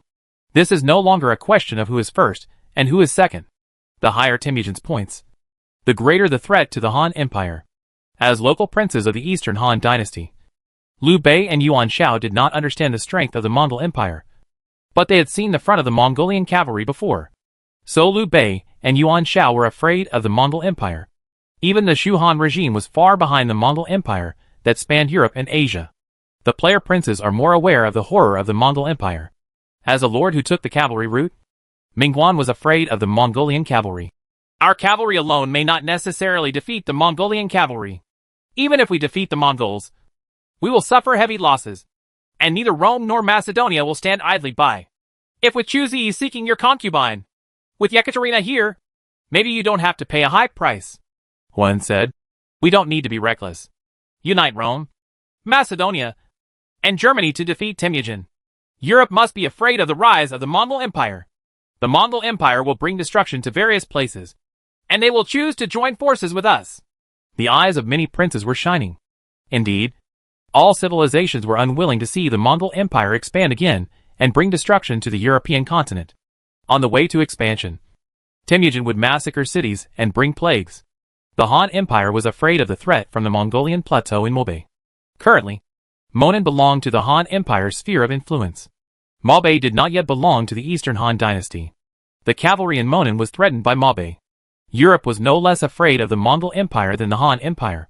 The Mongolian cavalry may avoid the Han Empire, enter Central Asia, and attack West Asia and Europe.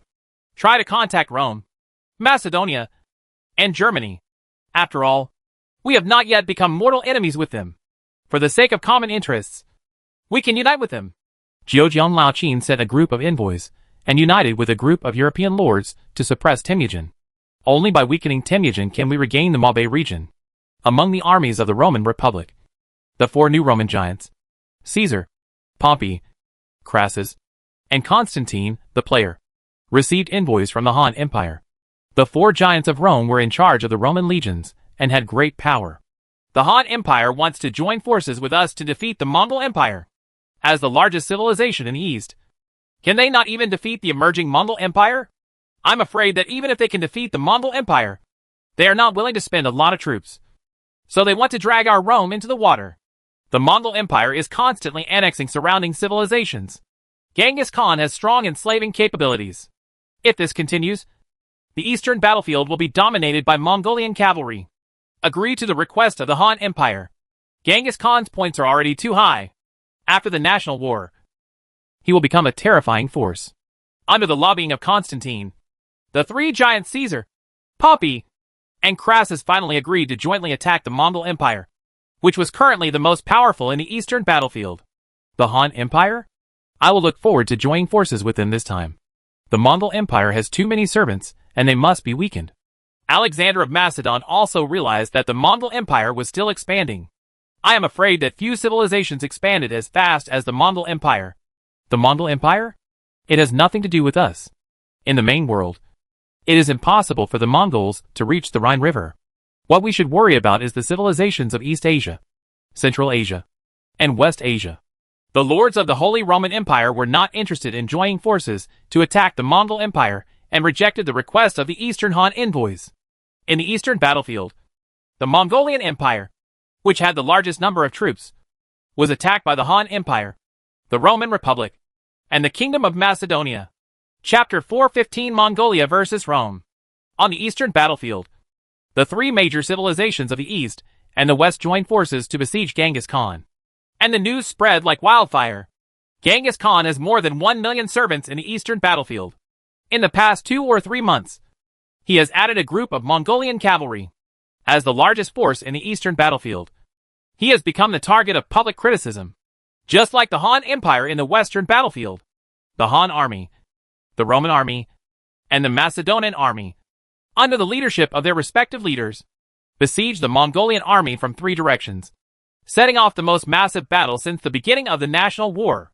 The Han army was also quite surprised by the positive response from Rome and Macedonia. Obviously, the Mongolian cavalry caused a lot of trouble to Rome and Macedonia. Otherwise, they wouldn't be eager to expel the Mongolian cavalry from the Eastern battlefield. After Chu Tian and other princes supplied supplies, they left 200,000 Han troops, including servants, to guard the granary, and led 700,000 Han troops, including servants, to cooperate with the Roman and Macedonian legions to attack the Mongolian Empire. The diplomatic principles of various forces in the national war are also very simple. Whoever is ranked first will have the civilizations behind them to join forces to push them out. The Mongol Empire had the strongest military strength on the Eastern battlefield, so it was resented by other civilizations. The Roman Republic sent out 20 Roman legions and 300,000 servant legions, with about 400,000 troops. Alexander the Great of the Macedonian Kingdom sent 500,000 troops. The total number of troops attacking the Mongol Empire reached 1.6 million. The rest of the civilizations are waiting to watch this unprecedented epic battle. 3 of the 4 major camps joined forces to deal with the Mongol Empire. If the Mongol Empire had not acted as a shield, perhaps the Han Empire would have been besieged at this time. Joan of Arc holds a holy dragon flag, with the mighty Han Empire army behind her. She had learned that the Kingdom of France was on the Eastern battlefield, but she began to hesitate. She was recruited by the Lord for only a few months, but she lived in the Eastern Han dynasty for 2 years. Back in France, she didn't know many people at all, but under Chu Tian's command, she not only knew Xiao Liang, Hua Mulan, Li Xiaoning and others, but also many civil servants and generals under Chu Tian's command. Still, I will wait until the 5-year service period is up before I go back openly. After all, I have to keep my promise. Joan of Arc found reasons for herself to stay in the Eastern Han dynasty. Heavy cavalry requires large armor, and is difficult to recruit in a short period of time. This battle can only rely on a large number of infantry and light cavalry. The high-level heavy cavalry units that Chu Tian held as his ace unit were almost completely squandered by him, especially the Tiger Army. For the Servant Legion, Chu Tian selected 2,000 high-level heavy cavalry and formed them with his remaining high-level heavy cavalry to form 4,000 high-level heavy cavalry, plus 6,000 ordinary heavy cavalry, forming a 10,000 heavy cavalry unit. Because of the continuous conquests of the national war, the various units were constantly depleted and reorganized, so the organization was chaotic. Chu Tian simply divided them according to the types of arms. Chu Tian appointed Mu Guiying, Tai Shirzi, Shui Wanche, Hua Xiong, and Chao Chun to command the heavy cavalry, Wei Qing, Chun Qingji, Shui Gui, and Zhao Yun to command the light cavalry, Lu Yi and Pang Wan to command the heavy infantry, and Chao Chao and Zhou Yafu to command the light infantry. Liang Hongyu and Li Guang commanded the crossbow troops. Joan of Arc commanded the Legion of Servants, and Dian Wei commanded the escort. As for the 4 tiger generals of the Northern Army, Mi Fang, Wu Anhua, Lu Kuang, and Xing Durong, Chu Tian ordered them to obey orders under the tent and command the war elephant troops. The 4 tiger generals of the Northern Army sat on the wooden tower of the war elephant, condescending and majestic, and looked down upon all the cavalry. Chu Zimu alone has more than 200,000 troops and horses. This time he sent 170,000 troops to conquer Temujin. He is really a hero. Liu Bei could only send 30,000 troops in this battle, which was not comparable to Chu Tian's. Chu Tian's population increased as the battle progressed. Liu Bei could only follow behind to drink soup. He barely had 50,000 troops, leaving 20,000 to defend the city and only 30,000 to attack. Zhang Fei said carelessly, "Brother, I believe you can do great things. No less than Chu Zimu." Guan Yu dragged the Qinglong Yanyu sword and stroked his beard and said, "The third brother is right. The eldest brother just has a bad timing. If we can kill Temujin in this expedition, It will help the eldest brother become famous. Liu Bei said. Temujin has made all the princes talk about it. How can it be that the three of us can kill him? The alien strategist Chen Shi saw that Lu Guanzhong really couldn't compete with the Mongol Empire.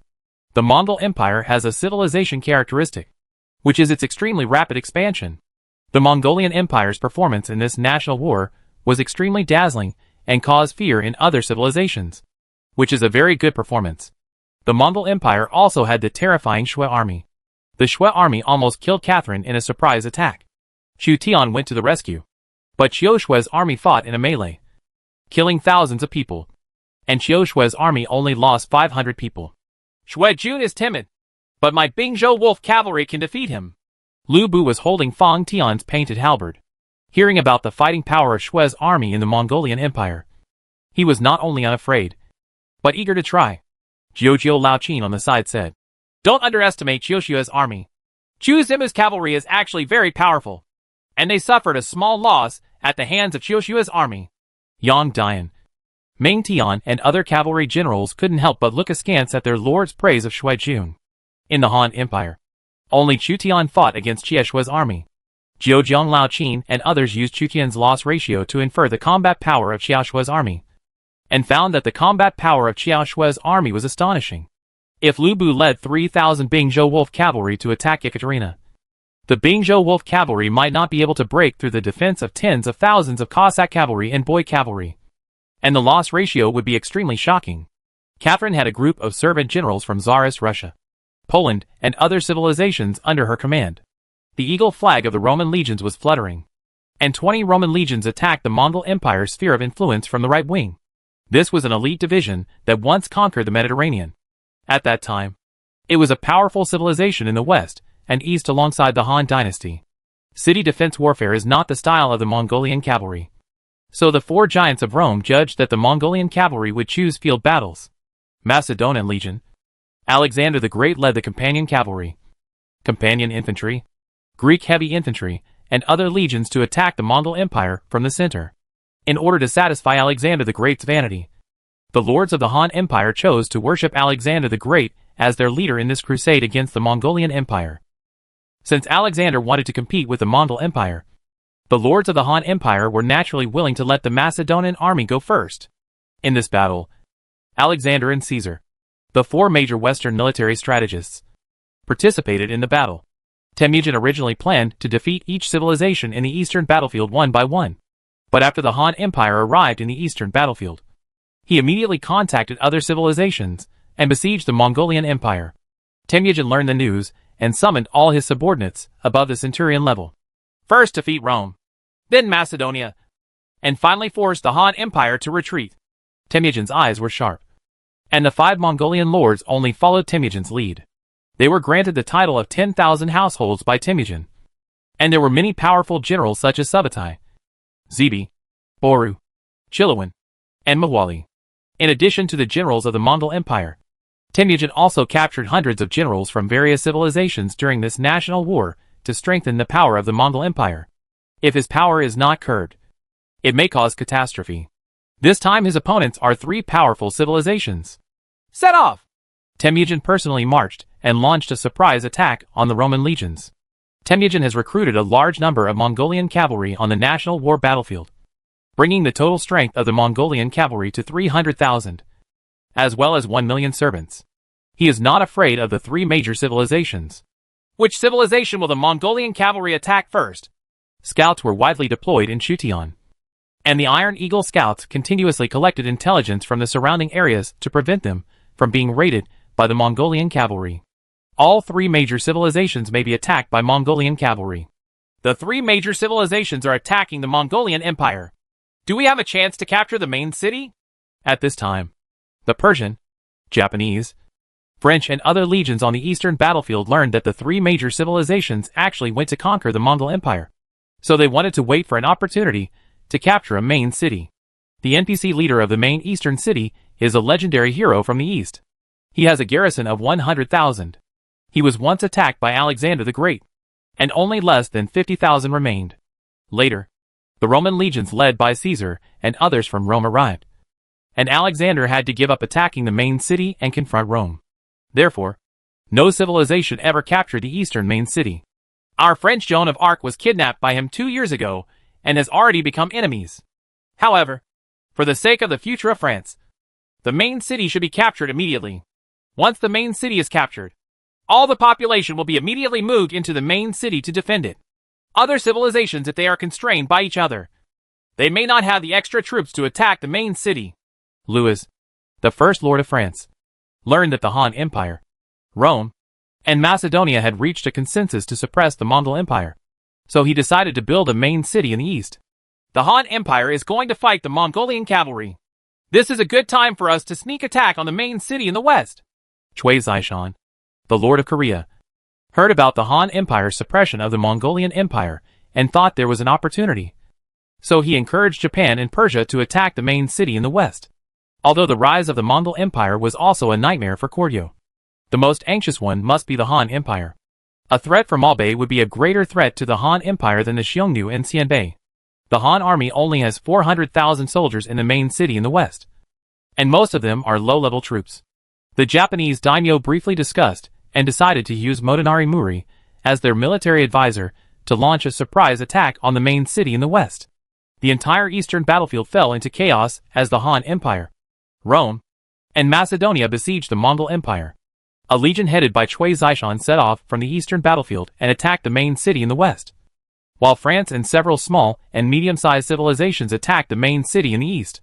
The Japanese daimyo also considered attacking the main city in the east, but the Roman, Macedonian, and Han armies left troops and horses near the main city in the east to monitor the main city in the east and hoard food and grass. Mao Yuan thought that a surprise attack on the main city in the west would be more difficult than grabbing food from the tiger's mouth. Small, the military flag of Fenglanshan Mountain is ringing, and the Takeda family's red cavalry serves as the vanguard. On the city wall of the eastern main city, the NPC general guarding the main city looked at the French legion attacking in the distance. The remaining Roman and Macedonian troops responded and threatened the French legions. However, the French Lord Louis divided into 2 small teams to block the remaining troops of Rome and Macedonia, hoping to capture the main eastern city as soon as possible. Who is the legendary hero from the east who once prevented Alexander the Great from capturing the main city in the east? Louis looked at the eastern army defending the city. He already knows 5 main cities, and each main city is guarded by a legendary hero of the civilization. It may be a historical hero or a fictional hero from legend. The main city in the west is the legendary King Arthur and the Knights of the Round Table in England, while the main city in the east is likely to be the historical heroes of the Eastern Han Dynasty, because the battle flags on the city wall have small seal characters unique to the east. The legendary hero from the east looked at the French legion below the city, without a trace of fear in his expression. Jiujiu Lao Qin, we will fight against the national calamity together. Jiujiu Lao Qin will restore our mountains and rivers. Qin has warriors. Who can compete with us? Behind him are 50,000 Qin troops. 20 Roman legions were on their way to attack the Mongol Empire. When the scout cavalry from the front came back, the Mongolian cavalry also arrived quickly. All legions prepare for war. The 4 giants of Rome, each with 5 legions, immediately mobilized their troops to defend. The 20 Roman legions were all elite. The Roman soldiers quickly arranged themselves into a square formation, forming a dense phalanx of spears, with shields standing everywhere and archers in position. In the last national war, the Roman legion suffered the loss of less cavalry. This time they captured a group of servant cavalry as the flanks of 20 Roman legions. Constantine ordered Scipio the Greater to command the 5 Roman legions, and Scipio the Younger to command the legions of servants. The Roman legions faced the notorious Mongol Empire, and they were not sure they could block the attack of the Mongolian cavalry. The Mongol Empire developed extremely strongly in this national war, with far more servants than the Roman Republic. 20 Roman legions lined up in 2 columns, with a large number of legions of servants as auxiliary forces. The future Julius Caesar, Pompey, Crassus and others looked solemnly towards the horizon. The cavalry of the Mongol Empire appeared, forming a loose thin line. The Mongolian cavalry's battle line turned out to be extremely long. Caesar's first battle with the Mongol Empire was cautious. They don't use dense shock formations? Although Caesar and others had extremely high power in Rome, they had no confidence in the conflict with the Mongol Empire. They have never fought against the Mongolian cavalry. This time the Mongolian Empire chose to concentrate all its main forces to defeat the Roman legions first. The current Rome is not yet the Roman Empire on an equal footing with the Han Empire, and it has not yet dominated the Mediterranean. So Temujin was the first to attack Rome. Countless Mongolian cavalry launched a charge. They were herdsmen who grew up on horseback.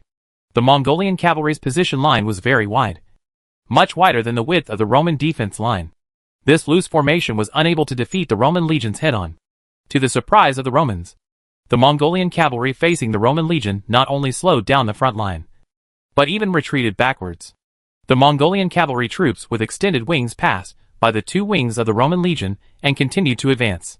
Muhuali led the Mongolian Empire's Tan-Ma-Red cavalry to defeat the Roman legion servant cavalry and seize the areas on the sides and back of the Roman legion. The Mongolian cavalry wants to cut off food routes and retreat routes. At this time, the Roman generals knew why the Mongolian cavalry wanted to extend the battle line. Some Mongolian cavalry had already circled behind the Roman legions, and the morale of the Roman servants was shaken first. Around the battlefield, the Mongolian cavalry lit smoke screens, and thick smoke billowed, obscuring sight. Temujin drove an army of millions of servants to press against the Roman legions and fight fiercely with the Roman legions. Thousands of arrows were fired on the battlefield, and the servants braved the rain of arrows to attack the Roman legions toward SH-L formation composed of shields. The most elite Qiushui army is already ready, using smoke screens to hide the direction of their attack. Temujin said to Boru and Qi Laowen, "Cut down the eagle flag and kill Caesar." 2,500 soldiers peered at the Roman legion through the smoke screen, and their eyes were placed on the eagle flag of the Roman legion. Chapter 4:16 Cutting the Eagle Flag. The Roman legions are surrounded by the Mongol army. Alexander has gone to support. The allied forces of the Han Empire attacked the Mongolian Empire from the left wing and received urgent reports from Roman scouts. The princes of the Han Empire looked at each other in shock. The reaction speed of the Mongolian cavalry was far beyond their imagination. Temujin wants to defeat them one by one. The Mongolian cavalry captured too many servants in the northern battlefield. Although Rome may not be friends in the future, we cannot let the Mongol Empire annex Rome. Otherwise we will face a terrifying empire that combines Mongolia and Rome. At once move closer to the Roman legions.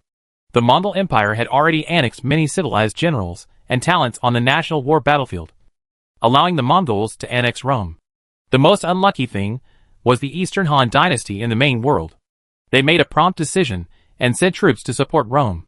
Rome had many talented people. After being captured by the Mongols, the problem would be huge. The Eastern Han dynasty in the main world would bear the brunt. 20 Roman legions began to retreat backwards in an orderly manner. The Mongolian cavalry had already seized important positions behind them in an attempt to annex the Roman army of 400,000. 400,000 people were surrounded, facing 1,000,000 servants of the Mongol Empire. These servants came from various civilizations, and even French knights, who were enslaved by Temujin. Hold the battle line and retreat alternately. The 4 Roman giants divided into 2 groups and retreated alternately. The Mongolian cavalry cut off the grain road. On the eastern plain, this was the world of cavalry. Once the 400,000 Roman troops were surrounded, the amount of food and grass consumed every day would be an astronomical figure. There was smoke all around, and the Mongolian cavalry used smoke and dust to cover up their attack direction. The Roman generals constantly sent out scouts and cavalry to test, hoping to find out the direction of the main force of the Mongolian cavalry. The Roman legions faced the Mongolian cavalry, which used cavalry tactics to its peak. The Mongolian cavalry acquired a group of Central Asian war horses and European craftsmen during the National War, making the threat even greater. The food route has been cut off by the Mongols, and the 7th Army failed to seize the important territory. Crassus, one of the 3 giants of Rome, received a report from the commander of the Roman 7th Legion, sweat flowing down his neck. If you are not careful, the Roman legions will be wiped out. The Mongolian cavalry drove away millions of servants. These locust-like troops densely covered the entire battlefield, and their number may be 3 times that of the Roman legions. The smoke of wolves and fires used by the Mongols interfered with Crassus's judgment. He continued to send cavalry to communicate back and forth with Caesar, Constantine, and Pompey to confirm that the Roman legions were retreating in an orderly manner. There is a town with a Roman legion in the rear. As long as you retreat to the town area, you can get supplies and wait for reinforcements from the Han army in Macedonia. A dangerous intuition came to his mind. Crassus, who often fought with Persia, realized that the danger was coming, and he immediately mobilized the 6th Army to get closer to him. There were shouts of killing everywhere. Smoke was filling the air, and black smoke was billowing among the Mongolian servants. The fierce Chishua army stood out from the smoke, revealing its ferocious iron armor, and charged directly towards the eagle flag. The Roman 6th Legion was caught off guard, and was attacked from the side by the Shui army. The Roman soldiers were knocked away by their horses. Boru and Qi Laowen stepped into the formation with their spears, and penetrated the Roman legions. They regarded Crassus as the biggest threat to Caesar, and wanted to kill Caesar among the rebels. Each cavalry member of the Cheongshua army is at least a 100-level warrior, and their force is not low. Crassus's Roman legions were attacked in the abdomen. Although they tried their best to maintain their formation, they still fell to the ground in the face of the terrifying Cheongshua army. Protect the governor! Crassus' bodyguards formed a circular formation, protecting Crassus, one of the 4 giants. In the middle, Crassus's military ability was inferior to that of several other giants. Compared with other giants, his advantage was that he had money. At this time, he was attacked by the Shui army, and could only rely on the Roman legions he built with money. The Shui army unexpectedly attacked and destroyed the 6th Roman legion, without the other Roman legions having time to react. They approached Crassus. The Shui army has replaced the war horses and equipment of Central and West Asia, and collided with Crassus's guards. The war horses trampled the square shields of the Roman soldiers, and the spears penetrated through the gaps. The guards faced the top cavalry, and the Shui army attacked Crassus's guards one after another. The guards that suffered losses began to waver. Qi Laowen held a spear, and led the Shui army to launch a final attack on the shaken Crassus guards, overwhelming the bodyguards with only a few hundred people. To the Romans, Qi Laowen looked weird, like the god of death from H.L. The spear stabbed Crassus, and the Roman general beside Crassus drew his sword to block. The galloping Qi Laowen knocked away the Roman general's sword, and the Cheongshua army in the rear overwhelmed Crassus and his guards. Crassus tried to escape, and was stabbed by Shui's army. There were roaring Shui cavalry everywhere. Crassus hugged his injured shoulder, and looked at the cavalry from the east in horror. Cheonghua's army has 3 army-wide halo bonuses from the Mongol Empire, and is one of the top cavalry. Boru and Qi Laowen serve as generals in the battle. Under the surprise attack, Crassus tried his best to resist, but he seemed so powerless. Qi Laowen still regarded Crassus as Caesar, and stabbed Crassus with his spear. Another spear stopped Qi Laowen. Not a Roman general, but Boru, one of the 4 great cowards in Mongolia. Qi Laowen saw clearly that it was Bohu and said angrily, "Bohu, you stopped me from killing him. Are you trying to take my credit?" Boru said, "I have changed my mind. Taking this guy captive back to Mabe will be of greater value to our Mongolian Empire. It's so annoying. He left it to you." Qi Laowen was impatient, and could not kill Crassus. So he drew his sword and cut off the eagle flag of the 6th Roman Legion as a trophy. "Follow us to Mabe, where we can eat delicious food and drink spicy food." Or suddenly mentioned Crassus, one of the Roman giants, and handed him over to the Shui army for strict supervision. The horror of the Mongol Empire is not only the Mongolian cavalry and generals, but also the surrenders and traders from various civilizations. When the Mongolian Yuan dynasty destroyed the Song dynasty, a group of southern Song generals, who led the way, intensified the defeat of the southern Song dynasty. Crassus was captured, and his 5 Roman legions, as well as his army of servants, were shaken. Nowadays, Rome is composed of 4 giants. Crassus's legion has no coach, and its morale has dropped sharply. Crassus, one of the 4 giants of Rome, was captured by the Mongol Empire. Seeing the chaos in Crassus's legions, Caesar, Pompey, and Constantine immediately tried to control Crassus' 5 legions. The 3 giants worked together to divide Crassus' legions. Crassus' Roman 6th Legion was defeated by the Shui army, and was completely defeated. There were still 4 legions relatively intact. The Mongolian cavalry and servants took the opportunity to advance, causing a larger rout of Crassus' army. Constantine's hand holding the sword was trembling. The Mongol Empire, which had annexed various civilizations and gradually reached its peak, had demonstrated its terrifying combat power. He hoped that the 2 commanders, Scipio and Scipio, could block the Mongol cavalry offensive. Scipio took over Crassus' 2 Roman legions, bringing his own strength to 7 Roman legions, and stabilizing the front.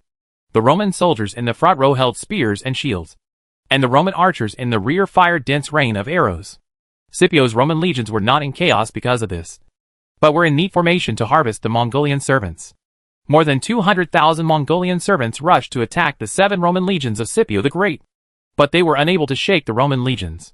After capturing Crassus, Chishua's army sank into the Mongol army, waiting for the next opportunity to behead him. Caesar blocked the Mongol attack from the other direction, while Pompey tried to seize the few surrounding highlands and open up a retreat. Without Crassus, the remaining three giants were forced to do their best to cooperate. The Mongolian servant armies attacked one after another, and the first to collapse was the Roman servant army. Scipio the Younger tried his best to control the Roman servant army and faced enemies several times his own. The European-level warriors, like Subdai and Jabetsu he encountered were in danger. It is said that Subdai was known as the king of field battles in the west. He fought in the widest range, reaching Goryeo in the east, Poland and Hungary in the west, Siberia in the north, and Kaifeng in the south. Most Roman generals were inferior to him. Temujin personally led an army to attack Caesar. A showdown between the emperors of the east and the west. The Mongol cavalry harassed the two flanks, and the heavy cavalry hid behind them, trying again and again to attack Caesar's 5 Roman legions. The most powerful force in Rome was the Roman legion formed by Roman citizens, while the servant army was relatively weak. Boru and Chilewin returned after cutting off the eagle flag and brought Crassus to Temujin. Crassus was sweating profusely when he saw the great devil from the east. He became a prisoner, and as long as Temujin nodded, his head would be on the ground. "Are you Caesar?" "I, not Caesar. Be loyal to me, and you can still live. Lock him up. After the war, if he doesn't surrender, drag him away to feed the wolves." When Temujin saw that Bor had suddenly captured Crassus, he resisted the urge to kill him. Only by absorbing surrendered generals from various civilizations can the Mongol Empire conquer the main world. The pale Crassus was dragged down, falling into the hands of the Mongol cavalry. He was unable to return to Rome. The Roman legions were surrounded by millions of Mongolian troops, and were attacked in turn by the Mongolian troops for 2 consecutive days and nights, causing heavy losses. The food route was cut off and besieged by a large number of enemies. The Roman legions were unable to retreat to the city, and could only rely on hillside defense. With Scipio the Great, Scipio the Younger, Caesar, Pompey and others commanding them, the Roman legions were able to maintain their front with great difficulty. The Roman legions now lack water, and all Roman soldiers have dry throats. "I didn't expect Crassus to be captured by the Mongols. If this continues, if the Han army and the Macedonian army don't come, we will run out of troops and food. If we use part of our troops to dig wells, our food and grass can last for 5 days. This is a plain. In 3 days, the Macedonians and Greeks will have arrived." Caesar, Pompey, and Constantine met, and Rome encountered such a powerful barbarian for the first time.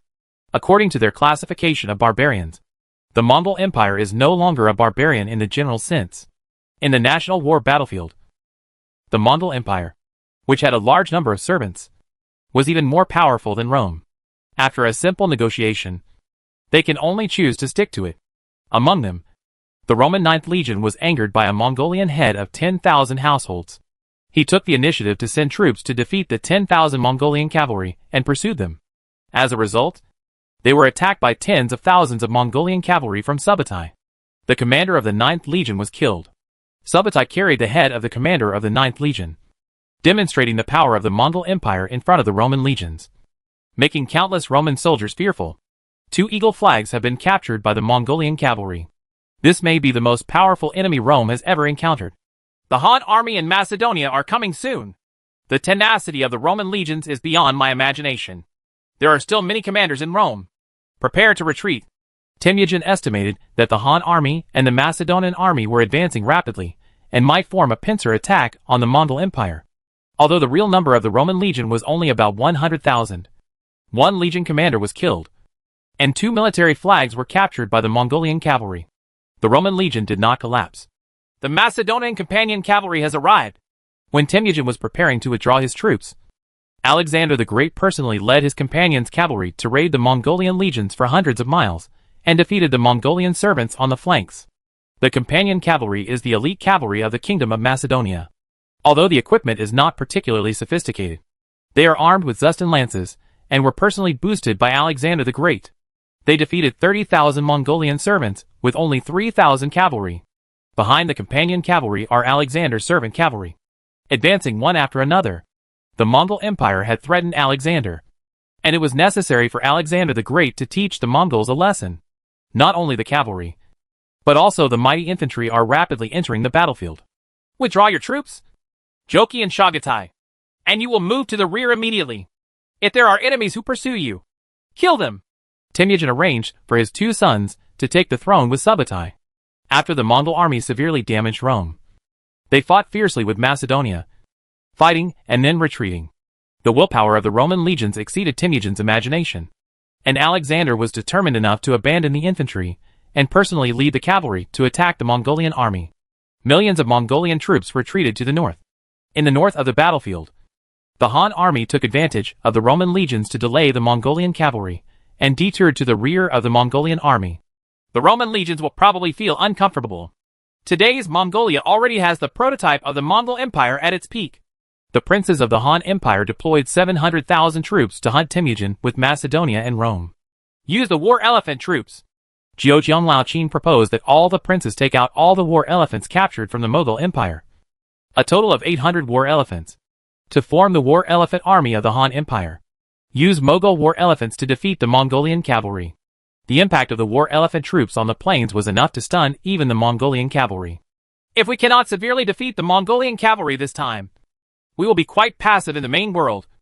So 700,000 soldiers and horses must fight hard. We must go all out in this battle. 15 Han princes swore an oath and agreed to attack with all their strength. On the horizon, the retreating Mongolian army has appeared. Mughwali leads Tonmachi and is once again the vanguard. The banners of the Han army were fluttering, and 700,000 Han troops blocked the retreat of the Mongolian army. Thousands of Han generals were ready to attack. Han Empire! Temujin's pupils shrank. Chapter 417 Han vs. Mongolia. Mongol Empire. Xuerengui, Zhao Yun, Mu Guiying, Lu Bu, Guan Yu, Zhang Fei, Yang Dian, Shi Wansui, Tai Shirzi, Li Guang, King Lanling, Yan Liang. Wen Chou and other generals stood with their swords drawn and their horses raised. Opposite them, there was a mighty force. Mongolian cavalry. 700,000 Han troops blocked the Mongolian Empire's retreat, and thousands of senior and junior generals of the Han army were ready to go. If the Mongol Empire wants to retreat, it must pass the Han army, at the cost of losing a giant and a legion commander. Rome gave the Han army and Macedonia the opportunity to hunt Temujin. Although the price was not what the Romans were willing to pay, the Romans objectively contained the Mongolian cavalry. Hey! Stop! Mughwali ordered Tonmachi's vanguard to stop advancing. The 700,000 Han troops on the opposite side are wearing sharp armor and awe-inspiring armor. The attackers are evil. Great Khan! Hundreds of thousands of Han troops are blocking our retreat. I've already seen it. Temujin's pupils dilated. The Han Empire was the civilization he was least willing to deal with among all civilizations. The Central Plains and the south of the Yangtze River took the Mongols several generations to pacify, but they were quickly lost and lost again, making it difficult to conquer. Order the legions of servants to go up and fight the Han Empire and break through the siege. Temujin did not pity the lives of the servant legions and let the servant legions attack the Han army, an endless army of Mongolian servants, from various civilizations and composed of different arms. Attack the Han army. The Mongolian cavalry supervises the battle in the rear. If any servants dare to retreat, they will fall under the saber of the Mongolian cavalry. Use the war elephant troops. 800 Indian war elephants are arranged. This is one of the trophies obtained by the Han army during the war with the Mughal Empire. Myuk, a lord from the southern barbarians, had the ability to strengthen war elephants and personally commanded the Han Empire's war elephant troops to attack the Mongolian servants. The Rattan armored troops under Myuk held rattan shields and spears to cover the attack of the war elephants. The armies of both sides fought, and the sky was covered with arrows. Thousands of soldiers were killed by random arrows. At present, the two most powerful civilizations on the national war battlefield are at war. Both sides are not stingy with their arrow reserves in order to kill the other party as much as possible. Even if the two sides do not fight on the national war battlefield, there will be a battle sooner or later in the main world. The 4 generals of the Northern Army went out to fight, but not a blade of grass grew. Mi Fang, Wu Anhua, Lu Kuang, and Xing Daorong were sent by Chu Tian to help command the war elephant troops. They each rode a 9th-level armored war elephant. 800 war elephants lined up in an iron wall. But the dense rain of arrows from the opponent could hardly cause damage to the war elephants. Mi Fang held a square shield and hid in a tower. arrows flying everywhere. With their iron armor and thick skin and thick flesh, the war elephants crashed into the Mongolian servants. The roaring war elephants trampled them, and their sharp tusks and poison-coated blades stabbed the servants along the way. The 800 war elephants were invincible. The spears pierced the armor of the war elephants. They could not even hurt the elephants, but scattered sparks on the armor. Mi Fong held a spear and stabbed the Mongolian servant soldiers below on the elephant's back. When the Mongolian servant soldiers faced the behemoth and didn't know how to attack, Mi Fong's spear had already stabbed him to death. The Mongols did not expect that the Han army would deploy war elephants in their rear, and they did not prepare the means to deal with the war elephants. When 800 war elephants galloped among the Mongolian army, even the Mongolian cavalry had to retreat. If it were just elephant soldiers, perhaps the destructive power would not be strong enough. Between the war elephants and the war elephants, fill in the vine armor soldiers. This group of vine-armored soldiers is fast and flexible, has the mobility of light infantry, and has defense comparable to heavy infantry. The soldiers of the Mongolian servants, who were even stranger to the vine armor soldiers, slashed at the vine armor soldiers with their scimitars. They were blocked by the vine armor soldiers and made invulnerable. The agile vine armor soldiers drew their swords and chopped down the enemy soldiers. Muk used his own abilities, and the additional elephant soldiers and vine armor troops gave the Mongolian Empire an unexpected offensive. The Mongolian servant army was defeated one after another.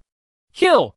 Seeing that the war elephant troops and the Tingjia troops had won the first battle, the 700,000 Han troops pressed against the Mongolian Empire like an avalanche from three directions. The Han army is all over the mountains and fields, galloping with lightning speed. Whether it was Chu Tian, Lao Qin, or Mingguan, they all anticipated the threat of the Mongol Empire to the Han Empire. So they decided to take the lead in crippling the Mongol Empire on the battlefield of the national war. The Mongolian cavalry is nothing more than that. Lu Bu wielded Fang Tian's painted halberd with both hands, rotated it several times in the air, and fought with the Mongolian generals. In one round, he killed one general. Behind Lu Bu, the few Bingzhou wolf cavalry followed, holding spears and fighting with the Mongolian cavalry. The Golden Fire cavalry, led by Ming Tian as heavy armored cavalry, collided head-on with the Mongolian servants. Ming Tian's halberd drove away more than a dozen enemy troops. Die! Yang Dian protected Lao Qin, while Ma Shan swept across the enemies in front of him, killing several of them with one strike. The tiger-patterned cavalrymen of the Northern Wei dynasty followed Yang Dian, and were responsible for following the charge of the general. This armored cavalry had been depleted during the national war, with only more than 300 cavalry left. But Yang Dian, a fierce general comparable to Guan Zhong, was enough to protect Lao Qin. Brother, the Mongolian army is no match for me. Zhang Fei used his strength to conquer mountains and rivers, and killed dozens of enemy cavalry with a spear 8 feet long. These are just servants of the Mongolian cavalry, not the cavalry of their own tribe. Liu Bei personally went to battle and killed several enemy cavalry, knowing that the only ones fighting his own army were the Mongolian servants. I'm going to get Temujin's head. Guan Yu saw the Mongolian commander's flag in the distance, and led Yozhou's sudden cavalry, charging through the rebellious army and heading straight for the Mongolian commander. Along the way, there was a servant general who was holding a mace and smashing it at Guan Yu. But Guan Yu raised his sword and chopped him off his horse. Second brother, don't be reckless. Third brother, catch up quickly. Liu Bei saw that Guan Yu planned to take the general's head among the 10,000 troops. At this time, the Mongolian troops had the advantage. If he was too reckless, he might die among the 10,000 troops. Temujin had a cowardly Shui army beside him. Zhang Fei quickly chased Guan Yu with his spear. The battlefield was in chaos. Yuan Shao sent Yin Liang, Wen Chou, Hu Lu Mingyu, Lanling King Gao Su, and other generals to lead the Jizhou army to attack the Mongols. Along the other way, Chu Tian's army acted as the main force and encountered the Mongolian cavalry. Mu Guiying, Shui Wanche, Tai Shirzi, Hua Xiong, and other fierce generals led 10,000 heavy cavalry in an assault. When they encountered the Mongolian heavy cavalry, the equipment on both sides was heavy armor, and the sound of iron pieces and weapons clashing was loud. Shuerigui and Zhao Yun's light cavalry troops once again fought against Mawali's Tanmachi, and the two fought alone against Tanmachi's 5th vanguard. Fire the arrow! Liang Hongyu ordered Jianyu's crossbowmen to fire, forming a crossfire with the Xisheng battalion led by Li Guang. The dense rain of arrows knocked over a group of Mongolian cavalry. Hundreds of Mongolian cavalry fell off their horses, and dust flew into the air. The Mongolian cavalry wanted to slaughter these two crossbow troops that caused heavy casualties to them. However, Yin Jia and Wei Wuzu provided protection for Liang Hongyu and Li Guang's crossbow troops. The presence of heavy armored infantry made the Mongolian cavalry consider whether they should bite the bullet and launch the charge. Chang Yuchen led 100,000 infantry and cavalry to attack from the flank. Sun Bin assisted Tianji in setting up the formation, and the Qi martial arts fired fiercely at the Mongolian cavalry. The entire Han army is trying its best to deal with the threat from Mabe in the main world. The Mabe Xiongnu were replaced by the Mongol Empire, and the threat was 10 times greater than during the period of Emperor Wu of the Han dynasty. Je farewell. You are the vanguard and break the enemy's formation. Bohu and Qi Laowen, follow me on the expedition and open the gap. Temujin personally went into battle. The Macedonian and Roman legions in the rear were blocked by Subutai. He had to personally break through the blockade of the Han Empire so that the Mongolian cavalry could escape back to the northern battlefield. Temujin also underestimated the heroes and military strength of various civilizations. The lords of various civilizations who have survived to this day, not to mention their talents and strategies, are at least far superior to ordinary people. Faced with the siege of 3 major civilizations at the same time, the Mongol Empire suffered huge losses. All civilizations would rather not see a new competitor emerge. The Roman legions counterattacked, and the Macedonian and Greek heavy infantry and Macedonian phalanx were rapidly gathering. The 4 major civilizations are fighting, although the Mongol Empire's points are rising rapidly. Temujin is not happy because his army of servants is rapidly decreasing. Ji, the top marksman of the Mongolian Empire, served as Temujin's vanguard, and Shuai and Gui of 3 arrows Dingtian Mountain stood in front. The 2 of them shot an arrow at the same time. The 2 arrows were chasing the clouds and the moon, but they collided in the air, and the 2 arrow shafts broke apart in an instant. In the main city in the east, the French army took advantage of the 4 major civilizations to besiege the Mongol Empire and stormed the main city in the east. The French Lord Louis thought he could easily capture the eastern main city with only 50,000 NPC defenders. However, when his army attacked the eastern main city, it was killed by the NPC defenders and suffered heavy casualties, but it was still unable to capture the main city. The 50,000 Qin troops in the main eastern city were ordered by the system to defend the city and fight until the last man was left. The average level of this group of Qin troops is level 80. The Mughal Empire suffered nearly 300,000 casualties in order to level the main city in the west. France suffered 60,000 casualties and was still unable to capture the main eastern city. The strength of the NPC Qin army in the main eastern city exceeded Louis's imagination. How can the legion defending the main city be so tenacious? Unable to withstand the heavy casualties, Louis found that the morale of his French legion had dropped to rock bottom.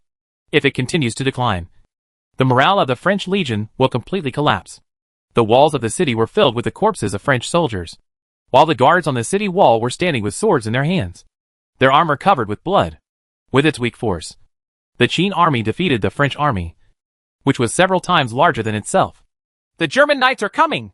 When Louis was hesitating whether to continue to attack the eastern main city, the Lord of the Holy Roman Empire, who had been secretly spying on the eastern main city, arrived with an army. Louis gritted his teeth. The number of Qin troops in the city was estimated to be only 30,000 to 40,000. The Germans intervened on the battlefield at this time, obviously to reap the benefits. Retreat! The French legion was unwilling to retreat, and the coalition of princes of the Holy Roman Empire attacked the main city in the east. The Qin army in the main city in the east was attacked by France. Although its number was less than 40,000, it was still resisting and fighting hard. The Holy Roman Empire's coalition forces also encountered a wall in the eastern main city and suffered a bloody blow. Only then did they understand that every main city was not easy to attack at all, and they could only use human lives to pile it up. If it weren't for a huge empire like the Mughal Empire that dared to spend 300,000 troops, the main city in the west would not have been captured so easily. The human wave tactic is sometimes very practical. The German princes suffered 50,000 casualties, and the Qin army only had 20,000 troops left, which was no longer enough to defend the 4 walls. Even if the Qin army in this city is an elite division, it is still facing the dilemma of exhaustion of troops under the opponent's wheel tactics. Seeing that the main city in the east is about to be captured, the French Legion makes a comeback to participate in the battle for the main city in the east. Several American and African civilizations did not care about giving face to France and Germany, and immediately jumped into the fight. There were about 5 or 6 civilized armies fighting. and the Roman and Macedonian teams monitoring the main city in the east also joined the melee. In addition to the civilizations fighting in melee, the Qin army with only 20,000 people was also a party in the fierce fighting. They faced the pressure of several civilizations, and the Qin soldiers were killed one by one, leaving corpses everywhere. After all, the troops are too few. We have killed more than 300,000 enemies. The Qin army commander counted the number of enemies he had killed since Alexander of Macedon attacked the city. If the enemy they met at the beginning was not Alexander, 50,000 of the 100,000 Qin troops were killed, leaving only 50,000. In this battle, more could be killed. The main city in the east is being attacked by all parties. This may be our opportunity. The Han army left 200,000 troops in advance. These 200,000 people saw the various parties fighting in the eastern main city, so they started to think about the eastern main city. The man in charge of these 200,000 soldiers and horses was Zhou Bo, the general of Zhejiang Lao Qin, Zhou Yafa's father. Chu Tian also left behind generals such as Xiahou Dun and Chao Hong. After a brief discussion, a group of generals decided to take the risk and participate in the battle for the main city in the east. Seizing the main city in the east requires an excellent opportunity. It can't be fast or slow. It needs to wait until all parties are fighting. It's best to take advantage of the weakest moment. Zhou Bo left only 50,000 Han troops to defend the city, and personally led 150,000 Han troops to advance towards the main city in the east. In the main city in the west, Lao Qin left his military advisor Jiasu, and Chu Tian left Guijia. The Han army does not need too many counselors on the front line. There were already Fang Xianling, Du Ruhui, Sun Yu, Yao Guangxu and others serving as planners on the front line. So 2 advisors were left to guard the most important western city. There are still 400,000 Han troops in the main western city. A group of cavalry scouts who went out to patrol the city have not returned yet. This is a signal for a surprise attack by the enemy. Jia Su found the Han army generals. The 28 generals of Yutai are Feng Yi, Wu Han, Chao Ren, and Man Chong. And the commander-in-chief is Guizi, who rebuilt the Tang dynasty. Guizi was also keenly aware of the enemy's presence outside the city. Maybe they are enemies from other battlefields, or they are enemies we are familiar with. Guijia, who was drinking even during the battle, wiped the tip of his nose and said, "You can bury an ambush outside the city. When the enemy army is tired from attacking the city, you can break it by cooperating inside and outside." Guizi agreed with Guijia's proposal. Who dares to lead a cavalry out of the city to ambush? Down here! The 2 generals responded almost simultaneously. Su Fengyan's general Wang Yanshang stayed in the main city in the west to recuperate due to the recurrence of his old injury. At this time, he got better and asked for a battle. The person who wanted to fight was Chao Ren. Jiasu added, "The number of cavalry in the ambush should not be too large. Otherwise it will be easily detected by the enemy. 20,000 is enough. 20,000 is enough." Wang Yanshang and Chao Ren agreed almost at the same time. 20,000 Han cavalry quietly left the city. Chapter 418, The Meeting of the 3 Giants. On the eastern battlefield, Mu Guiying put down his spear, and the battlefield was littered with corpses. The 4 major civilizations, the Han army, the Mongolian army, the Macedonian army, and the Roman army, entered the main force into a fierce battle, with hundreds of thousands of casualties. 1 general succeeds, and 10,000 bones wither. The Mongol Empire suffered heavy losses, and a large number of Mongol servants were divided among the 3 major civilizations. The dragon flag in Joan of Arc's hand was stuck on the ground, with a sword mark on it. Still unable to capture Temujin alive, Chu Tian ordered people to clean up the battlefield and captured a group of Mongolian war horses. Although Mongolian horses are not as valuable as Dewan horses, Ili horses, and Arabian horses, they are easy to feed, and their yield is extremely amazing.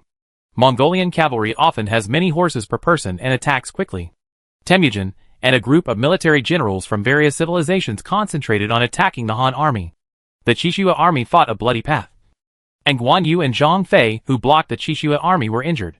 Guan Yu wanted to kill Temujin in the midst of thousands of troops, but was shot and wounded by the Mongolian marksman Zibi. Qiangshu's army gathered the warriors with higher military strength in Mobei. They had the aura of the entire army of the Mongol Empire commander. Temujin personally added it and broke out. Bao-type heroes can often achieve unexpected results. Generals with lower levels of force can also use bows and arrows to injure generals with higher levels of force. When Liu Bei's military advisor Chen, she learned that Guan Yu was injured. He looked solemn. The person who shot General Guan may be Zibi, one of Temujin's 4 mastiffs. He was the best in archery in the Mongolian Empire, and was the same as Temujin. When we were enemies, we once shot Temujin's horse. Zhang Fei was indignant.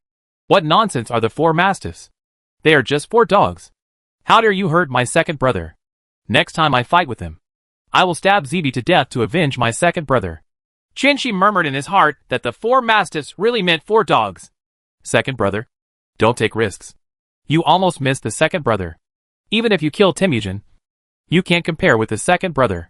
Liu Bei couldn't help but burst into tears, and his generals were moved. Liu Bei still attaches great importance to loyalty. 15 Han princes broke out into a war with the Mongol Empire.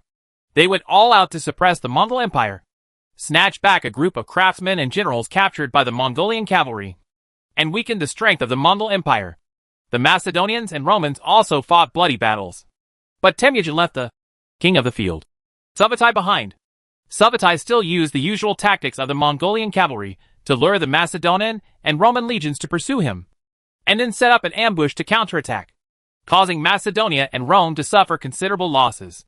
Both the Macedonians and the Romans learned the tactics of Eastern cavalry from this battle, at the cost of the lives of tens of thousands of soldiers. The Mongol Empire suffered the greatest losses, with its troops defeated and hundreds of thousands captured, mostly servants. Chu Tian also captured a group of servants to make up for the losses. The Han army joined forces with Rome and Macedonia, and the 3 parties faced off. Historically, the Han dynasty had a low opinion of Rome, and Rome had a low opinion of the Han dynasty. Now Rome is in the period of the Republic, but it is weaker than the Han Empire. After the 3 major civilizations severely damaged the Mongol Empire and forced the Mongol Empire to withdraw from the eastern battlefield, they disliked each other. Let someone from the Han Empire and Rome who can take charge come to see me. I want to see who it is and join forces with me to defeat the Mongols. Alexander, accompanied by fellow cavalrymen, was deeply surprised by the performance of the Han Empire in Rome. He thought that he was the proud son of heaven and conquered Greece when he was only in his 20s. However, the Roman Empire was immovable, and the Han Empire was invading like fire. Alexander couldn't help but look at each other with high regard. Alexander's general Antigonus replied respectfully, "Yes, the Kingdom of Macedonia sent partner cavalry to the Han Empire and Rome to establish contact. The companion cavalry is the Macedonian Guards cavalry, the most important main assault force of the Macedonian army, and also Alexander's guard, equivalent to the Shuat army to Temujin. This was an important legacy left to Alexander by his father. The Day of the Friends of Macedonia highlights the sacred relationship between the king and his friends. The princes of the Han Empire were surprised when they received Alexander's invitation. Alexander wanted to gather the important figures from the Han Empire and Rome to celebrate the victory. Alexander was a big man. In the classical era, Macedonia unified all of Greece, swept across the Middle East, occupied all of Egypt, wiped out the Persian Empire, and attacked ancient India. At that time, China was in the 7 heroes period of the Warring States period. Later generations compared countless times. If Alexander attacked Qin, who would win between the East and the West? Moreover, Alexander was less than 33 years old when he died, and his record when he was young was almost the same as Li Shimon's record when he was young. Otherwise, Alexander might have continued his expedition to India or Arabia. Of course, it was impossible for ancient Macedonia to cross the Tian Shan Mountains and attack China, because the natural environment at that time was too harsh. Only in Lords, using the teleportation array, is it possible for the Han Empire to break out of war with the Kingdom of Macedonia. If there are saint-level heroes in the West, then Alexander the Great at his peak may be a saint-level hero. The Kingdom of Macedonia was in the Alexander period and undoubtedly took advantage of it. If China were now in the period of Qin Emperor, Han Dynasty and Wu Tangzong, Chu Tian and the others would probably have nothing to do with them. All the player lords in the Kingdom of Macedonia were conquered by Alexander. Even the lords of the Greek city-states of Athens and Sparta were also conquered by Alexander. Should we go see Alexander? He might set a trap to kill us and the 4 Roman giants, and then annex our legions. The princes of the Eastern Han Dynasty were discussing whether to be invited to meet the legendary Alexander the Great. Throughout the ages, no matter in the East or the West, there have been only a handful of people who are qualified to be called great emperors.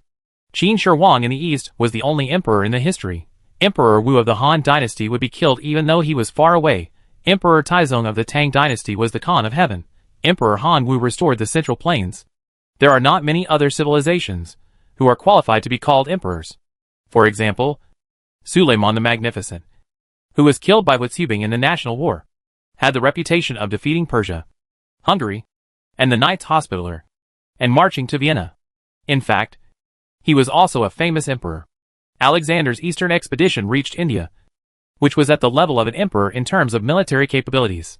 Chu Tian had no fear of the great emperor. After all, Witzhubing killed a great emperor. Temujin, who was also at the level of the great emperor, fled under the attack of the three empires. Our Han Empire is larger than Macedonia. But now the emperor of the Han dynasty has little influence and cannot be summoned by Alexander like a minister. Jiuzhou Laoqin held the emperor hostage and was not afraid of the emperor. Celebrating the victory, you can reward the three armies in front of the formation. Yes, we are princes of the Han Empire, not ministers of Macedonia. The princes of the Han Empire quickly made their decision. Alexander could see them if he wanted, but he could not summon them as king. Everyone in the Han Empire was also worried that Alexander would set up a Hungan banquet, ambush swordsmen, and kill all the top officials of the Han Empire and roam with swords in hand. In this way, the kingdom of Macedonia would have one less powerful opponent. If you think about it this way, Alexander has enough motivation.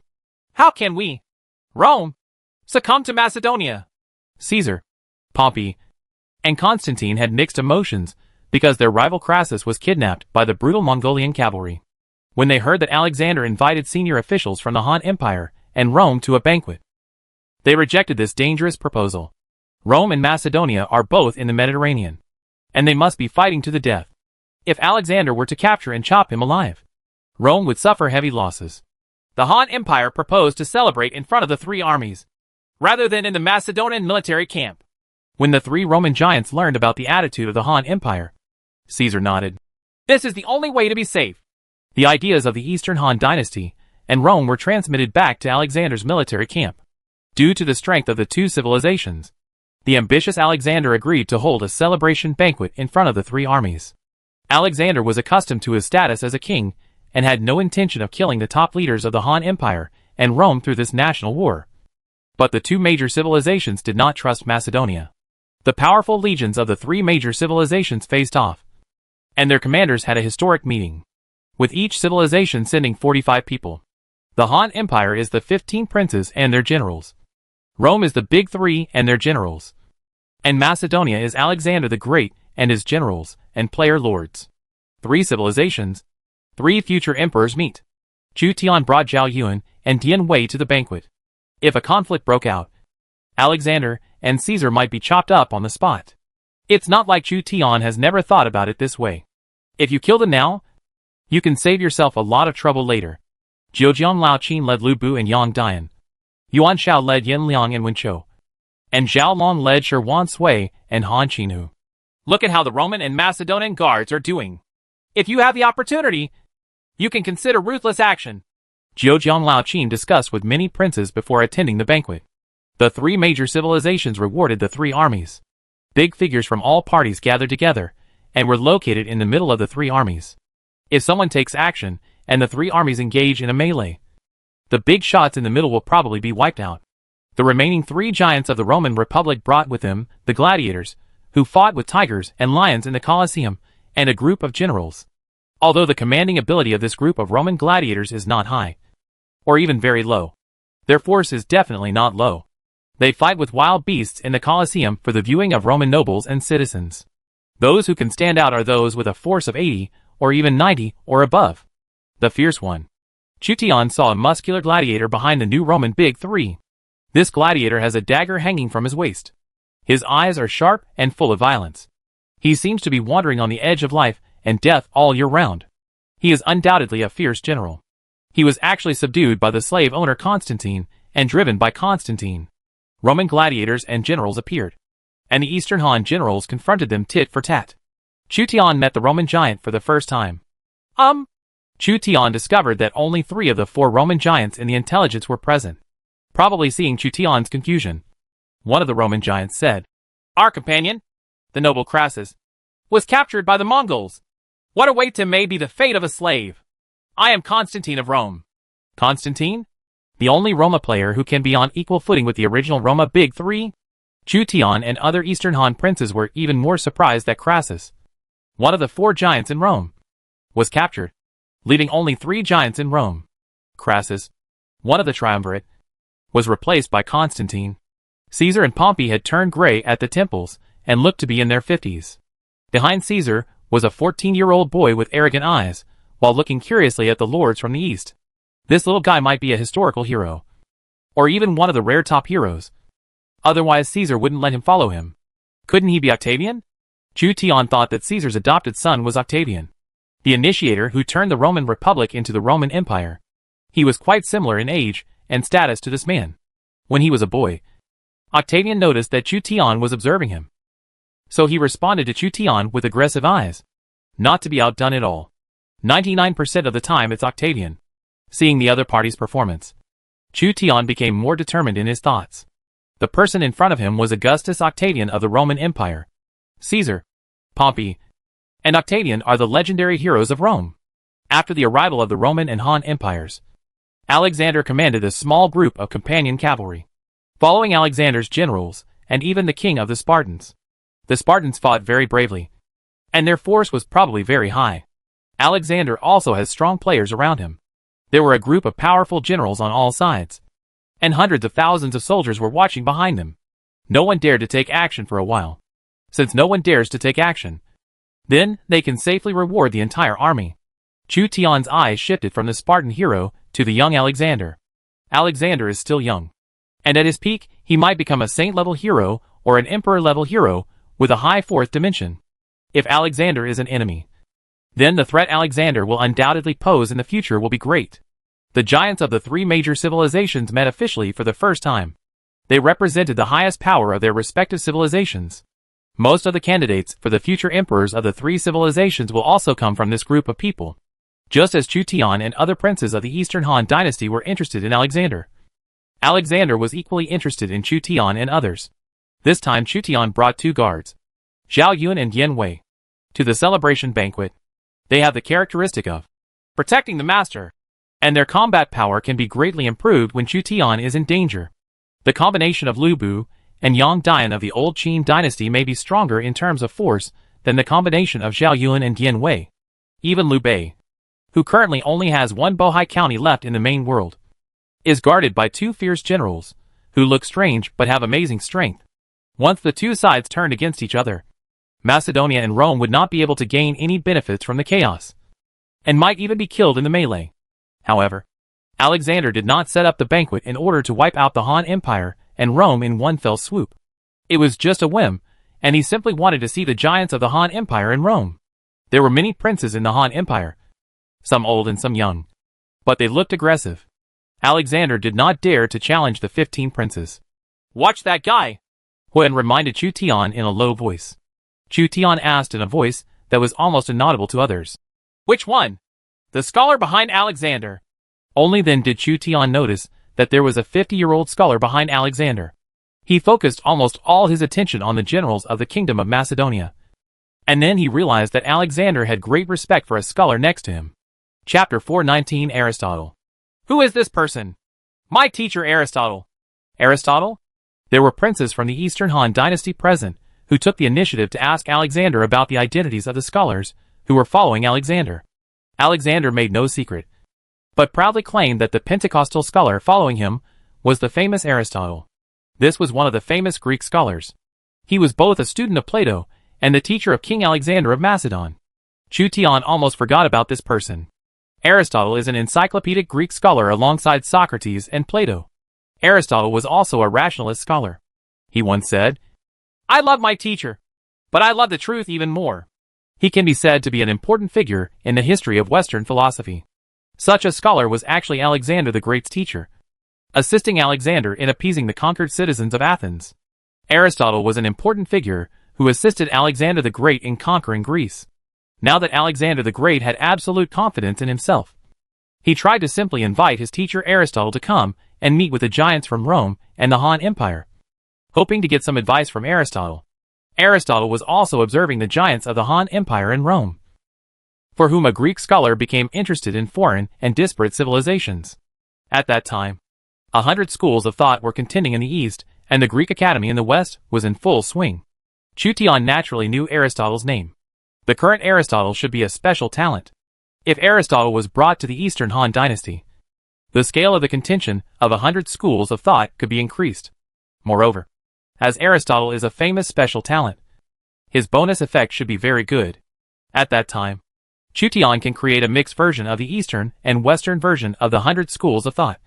Put Han Fizi, Confucius, Mozi and Western scholars such as Socrates, Plato, Aristotle, etc. in one institution, and then listen to their quarrels whenever they have nothing to do. To be precise, it should be a debate. If other princes knew that Chu Tian gathered this group of scholars just to watch these celebrities quarrel, they would definitely roll their eyes at Chu Tian. Instead of watching scholars quarrel, it is better to watch scholars fight with each other to see who can win. After all, in troubled times, whoever has the bigger fist is the truth. Thinking about it this way, when Confucius had a friendly and enthusiastic conversation with Greek scholars, the burly Confucius might be able to beat two of them one by one. Alexander saw a prince from the Eastern Han Dynasty looking unscrupulously at Aristotle, as if he wanted to kidnap his teacher. So he coughed twice, allowing Chu Tian to come back to his senses from his unrealistic reverie. Aristotle was Alexander's teacher. The kingdom of Macedonia currently occupies Greece. Unless Alexander's power collapses, Aristotle may be recruited by Chu Tian. The giants of the three major civilizations met, and Alexander had a banquet prepared with fine wine and delicacies. Although the three major civilizations may be enemies in the future, at least for now, they have joined forces to defeat the allies of the Mongol Empire. Under their combined attack, Temujin of the Mongol Empire lost many servants, foreign generals and military craftsmen. These are important resources for the Mongols. The lords drank wine and mingled with each other, but they were secretly wary of each other. Dian Wei was not afraid, and instead ate happily, grabbing the golden and oily leg of lamb and stuffing it into his mouth. Zhao Yun is very cautious and never leaves his gun. In addition to the Greek hero Aristotle brought by Alexander, Chu Tian also found out the identity of the boy beside Caesar. Exactly as Chu Tian guessed. It was Octavian, the founder of the Roman Empire. Octavian did what Caesar could not do during his lifetime. Constantine, one of the three giants of New Rome, and the seemingly powerful gladiator behind him, named Spartacus, was a very famous leader of the rebel army in ancient Rome. Historically, the slave rebellion initiated by Spartacus was mainly put down by Crassus. However, Constantine recruited Spartacus, a fierce man who fought with tigers and lions, in the epic Battle of Rome and became Constantine Din's guard. If Mr. Aristotle has the opportunity to travel to our East in the future, I believe you will not miss the opportunity to communicate with the famous people in the East. Chu Tian wanted to abduct Aristotle from a long distance away. Aristotle was a little surprised that this lord from the East actually took the initiative to talk to him. So because he wanted to give Chu Tian face, he replied, "A famous person from the East? I have heard about the culture of the East for a long time." The eyes of the other princes of the Eastern Han Dynasty twitched. They had already seen that Chu Tian actually wanted to recruit Aristotle. Aristotle's student Alexander was watching from the sidelines. This was taking food from the tiger's mouth. Chu Tian didn't care at all.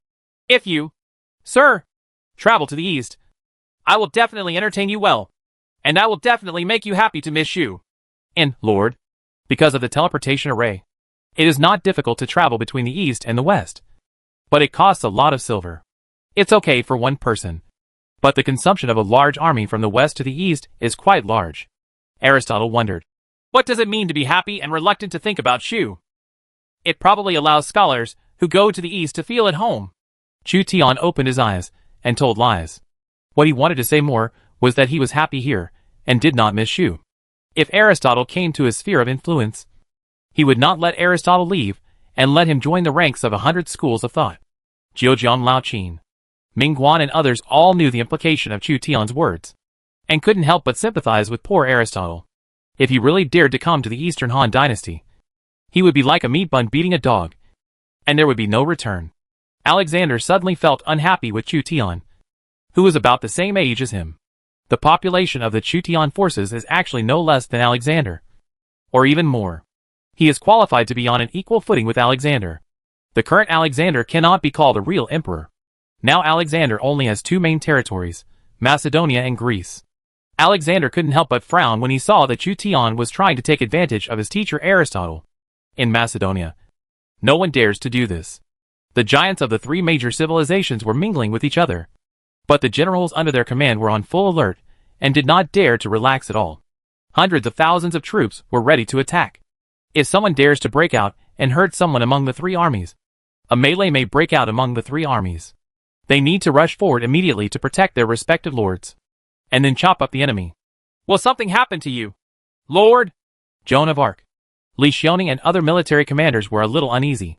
Although the three giants were chatting and laughing, the flash of swords and shadows could already be vaguely seen. As a general who had not yet surrendered, Joan of Arc was somewhat worried about Chu Tian's safety at this time. After all, Chu Tian's life is related to the existence of the entire force. If something happens to Chu Tian, Joan of Arc will have no power to rely on. Li Xiaoning was entrusted by Xiao Liang and could not sit back and watch something happen to Chu Tian. So he ordered the detachment of women to prepare for the attack. If something unexpected happens later, the detachment of women will immediately step forward and snatch Chu Tian back. Each legion is also ready for battle. My lord! They were talking and laughing. But we haven't even eaten yet. Fang Xianling couldn't help but sigh. A group of his subordinates needed to organize the army and support Chu Tian at any time, so they had no time to eat at all. An Iron Eagle scout cavalry came over and reported to Fang Xianling in a low voice. After Fang Xianling heard the information from the Iron Eagle scout, his expression changed slightly. Sun Yu saw that the usually calm Fang Xianling would be disturbed by a piece of information. So he asked curiously, "What happened?" Fang Xianling couldn't help but solemnly said, "It's a big deal. Something happened in the main city in the east." Time returns to the battle in the eastern main city. The French legion failed to attack the main city in the east. The Legion of the Holy Roman Empire replaced the French legion and attacked the main city in the east, attracting several other civilizations to engage in melee. These civilizations came from all directions, climbed and attacked the walls of the main city in the east, and continuously consumed the Qin army defending the city. No matter how powerful the Qin army defending the city was, it could not withstand the attack of hundreds of thousands of people with only 20,000 people, and their numbers were decreasing crazily. This group of legions from various civilizations were fighting in a melee. They saw that the number of Qin troops in the eastern main city may have been less than 3,000 to 5,000. In order to contain each other, they fought fiercely. No one wanted to be attacked by the other side. As a result, a relatively strange scene formed on the battlefield in the eastern main city. A civilized legion may not only have to deal with the Qin army defending the city, but also attack or defend other civilizations. After the coalition of princes of the Holy Roman Empire consumed the Qin army defending the city, the French legion came back again to participate in the battle for the main city in the east. In order to capture the main city in the east, these civilizations have been fighting each other like crazy. France was originally severely damaged by the Mongol Empire and repeatedly fell into the battle for the main city in the east. At this time, it was at a disadvantage when competing with the Holy Roman Empire legion for the main city in the east. In order to eliminate the Qin army defending the city, the Holy Roman Empire legion paid a heavy price. The most powerful ones were attacked by France and other small and medium-sized civilizations, and they were also severely damaged. Just as these European legions were biting dogs, 150,000 Han troops, led by Zhou Bo, Xiahou Dun, Chao Hong, Zhao Shi and others, marched straight in from the West City Gate and attacked the Lord's Mansion. The two cavalry officers under Zhejiang Lao Qin's command, Li Ju and Guisi, were actually very brave in combat. They rushed directly to the Lord's Mansion and killed all the civilizations whose vitality was seriously injured. They were caught off guard. The Flying Bear Army and the Shiliang Iron Cavalry swept past, charging all the way. Just like Chu Tian destroyed the stone tablet in the western main city, Li Ju and Guisi destroyed the stone tablet and turned the eastern main city into the possession of the Han army. The Qin general, who was fighting the Holy Roman Empire legion with only a few hundred people left around him, was still fighting bloody battles. Because the stone tablet in the eastern main city was destroyed, it disappeared on the city wall, leaving only Qin's small seal war flag. The famous generals of the Holy Roman Empire were truly relieved when they saw NPC General Qin disappear. This Qin general caused them a lot of casualties, and almost caused the Holy Roman Empire legion to collapse. No matter who occupies the Lord's Mansion and breaks the stone monument, the NPC defenders will disappear. This unexpected and unprepared tactic of quick lightning embodies the combat concept of blitzkrieg advocated by Chu Tian. All civilizations participating in the battle for the main city can't help but be stunned. When they came to their senses, they felt extremely angry. They killed and injured so many troops, and killed each other. Unexpectedly, they let the second and third line troops of the Han Empire sneak attack and steal the victory. Had the Han army been secretly watching us compete for the main city in the east? That must be the case. The Han army wanted all of us to suffer heavy losses. So they suddenly attacked. Their tactics are really despicable. The Han Empire already has one main city. I didn't expect them to capture the second main city. Do they want to take all 5 main cities into their hands before they are satisfied? Whether France, Germany, or other lords competing for the main city in the east, there is an unknown fire brewing in their chests. This is equivalent to a duck that is about to be cooked and disappears. Attack the Han army and let them spit out this city. Louis, the first lord of France, ordered the French legion to continue attacking the main city in the east, so that the main city in the east could change its owner twice.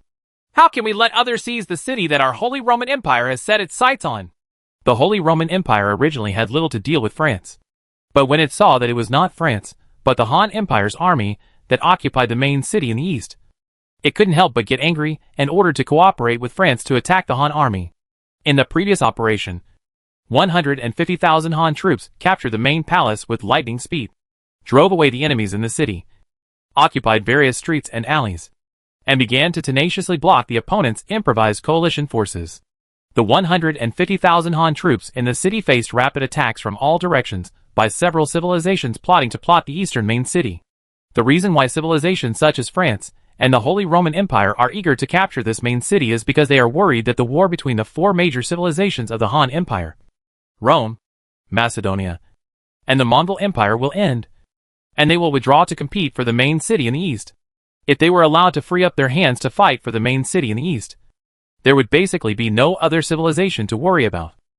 Therefore, they must eliminate or expel the 150,000 Han troops who suddenly attacked the city as soon as possible, replace the Han troops, and control the main city, with the main city's defenses and the intrigue among other civilizations. Medium-sized civilizations also have a chance to defend the eastern main city. Enemy troops several times their own number came like a tide. 150,000 Han troops form formations to fight in the streets. They refuse to give an inch, guarding every street and alley to stop the enemy troops. Zhou Bo, the leader of the Han army, ordered, "If you can't defend the streets of the outer city, then defend the inner city." Iron Eagle Scout immediately notified General Zheng Dong, asking them to come quickly to support us if the Four Kingdoms War is over. We have already captured the second main city. As long as we hold on to the second main city, this time will not be in vain. Yes. The Iron Eagle Scout immediately stuffed the news recording that the Han army had captured the second main city and requested support into the War Eagle's copper tube, and asked the main force of the Han army for help. Although Zhou Bo and others were surrounded, they were very excited. They had captured the second main city at a lower cost than imagined. All they needed to wait for was reinforcements.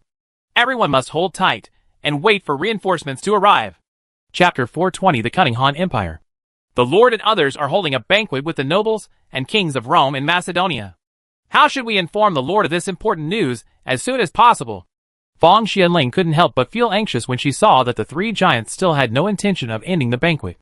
If someone were rashly said to inform Chu Tian at this time that the Han army had captured the main city in the east, it might arouse the suspicion of the Roman and Macedonian armies. Let me go and inform the Lord. They will not be wary of a woman. Li Xiaoning's strategy is not low either. She put on a long dress instead of a military uniform and walked towards the banquet where the 3 giants of civilization were meeting in the center of the 3 armies. Originally, for this meeting of the 3 major civilization giants, each lord had already brought a guard. The Han Empire suddenly sent a military general, which indeed aroused the alert of Rome and Macedonia. The young Octavian behind Caesar and Spartacus behind Constantine both drew the daggers at their waists. A sonorous sound sounded, and the Spartan warriors behind Alexander prepared to fight. It seems that the 3 parties are having a good time talking to each other. But in fact, they are all wary of each other. The so-called guarding against others is indispensable. The actions of Rome and Macedonia caused a chain reaction, so that the generals of the Han Empire also used swords and guns. However, when Rome and Macedonia saw clearly that the visitor from the Han Empire was just a woman wearing a long skirt, without even armor. They breathed a sigh of relief. "You are too nervous." Alexander signaled his generals and Spartan warriors to put away their weapons. One bad thing is that most people here may be killed by the melee between the three armies. Over in Rome, the gladiators also put down their short swords and daggers. Obviously, neither Rome nor Macedonia considered the arriving woman to be a threat. Li Xiaoning came to Chu Tian and sat upright. In order to prevent everyone from suspecting, he poured wine for Chu Tian. Chu Tian was surprised that Li Xiaoning suddenly took the risk to come to the banquet among the three armies. "Why are you here?" Li Xiaoning whispered. "Lord, the main city in the east has been captured by the remaining troops. They are being besieged by various troops and are asking for support from us." When Chu Tian heard the news, the wine in the wine bottle sloshed. The Han army left 200,000 not-so-strong partial troops to defend the city, among which only a small number of elites were used to protect grain and grass. Unexpectedly, this part of the Han army, which was almost considered a partial division, actually captured the main city in the east. This is simply incredible. Chu Tian could only explain it this way. "I see." Chu Tian rolled his eyes and tried to act quickly before Rome and Macedonia got the information. His intelligence is now ahead of Rome and Macedonia. If Rome and Macedonia knew that part of the Han army had occupied the main eastern city, the now warm and friendly parties would immediately be at war with each other. And then Rome and Macedonia would join forces to attack the Han Empire. The best way is to station the main force of the Han army in the main eastern city before Rome and Macedonia can react, thus creating the established fact that the Han Empire has occupied the main eastern city. There were hundreds of thousands of Han troops defending the city with strong walls. Rome and Macedonia suffered heavy losses in the battle with the Mongol Empire and could not capture it even if they joined forces. Once Rome and Macedonia realized that they could not capture the main city in the east, they could only choose to go south and attack the main city in the south, or attack the main city in the west or the north. The main city in the south was in chaos, and the main city in the west was defended by the Han army. Attacking the main city in the west meant being attacked by the Han army from the two main cities in the east and west. The main city in the north is dominated by Temujin. Temujin was besieged by the three major civilizations and lost half of his strength. But he still had the Mongolian cavalry that made countless civilizations fearful. "This guy Chu Zimu is really lucky. Li Shimon's sister is like the girl from the same room." The princes of the Eastern Han dynasty couldn't help but be envious when they saw that Li Xiaoning was dressed in a long skirt. But he was Xiao Liang's retainer, which was equivalent to Chu Tian's retainer. Li Xiaoning is the sister of Tang Tai's own Li Shimon. Chu Tian didn't seem to care much about this. He was thinking of a way to get out. "I seem to be hungry, so I'll leave for now." Chu Tian held his stomach and looked in pain. In order to cooperate with Chu Tian's performance, Li Xiaoning even wiped Chu Tian's sweaty head with a handkerchief. The princes of the Eastern Han dynasty were stunned. Everyone was fine. Why was it that Chu Zimu was the only one who ate something unclean? The three giants of Rome, Alexander, Aristotle and others looked at each other in confusion, and were very confused as to what the lord of the Eastern Han dynasty was up to. "I'm not feeling well, so I have to leave for now." Chu Tian left the banquet with the support of Li Xiaoning. Only one lord of the Han Empire quit midway, and it did not cause too much trouble. Rome and Macedonia knew very little about the Han army, and thought it was normal for Chu Tian to leave early. However, the other princes of the Eastern Han dynasty realized that Chu Tian left midway, and something might have happened. So the various lords of the Han Empire began to find excuses to leave. Chu Tian managed to return to the army, and immediately mobilized a large number of troops to support the main city in the east. The main eastern city without support may be acquired by other civilizations. Since we can capture a main city without much effort, we must consolidate this victory. Wei Qing, Xuerengui, Chen Qingji, Yang Yi, Zhang Liao, and other military generals were sent out to lead the light cavalry to secretly support the main city in the east.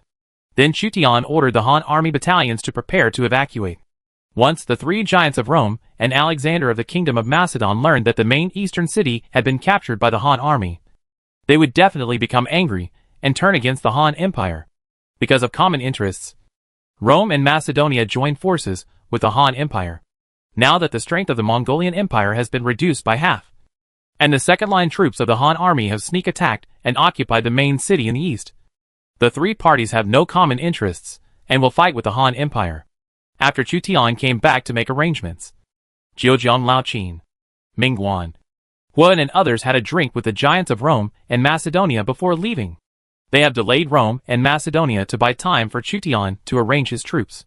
When Jiujiang Laoqin, Mingwan, Huan and others heard that the second-line troops left behind had captured the main city in the east at a relatively small cost, they all showed expressions of disbelief. They had imagined many situations. But it was really unbelievable that the second-line troops could capture the main city in the east by their own strength. Taking advantage of the life-and-death struggle between civilizations to carry out sneak attacks is also a way to win. However, the timing must be just right, and luck must be good. Break camp immediately! All the Han princes led their troops, left the battlefield with the Mongol Empire, and marched urgently south. They judged that Rome and Macedonia would soon know the news that the main eastern city had been captured by the Han army. And then the three Roman giants and Alexander would target the Han Empire. Sure enough, after the Han army broke out of camp, Caesar, Alexander, Constantine, and others suddenly turned pale when they learned that the main eastern city had been occupied by the Han army. They finally knew why an eastern Han lord named Chu Zimu left the banquet midway. They are too cunning!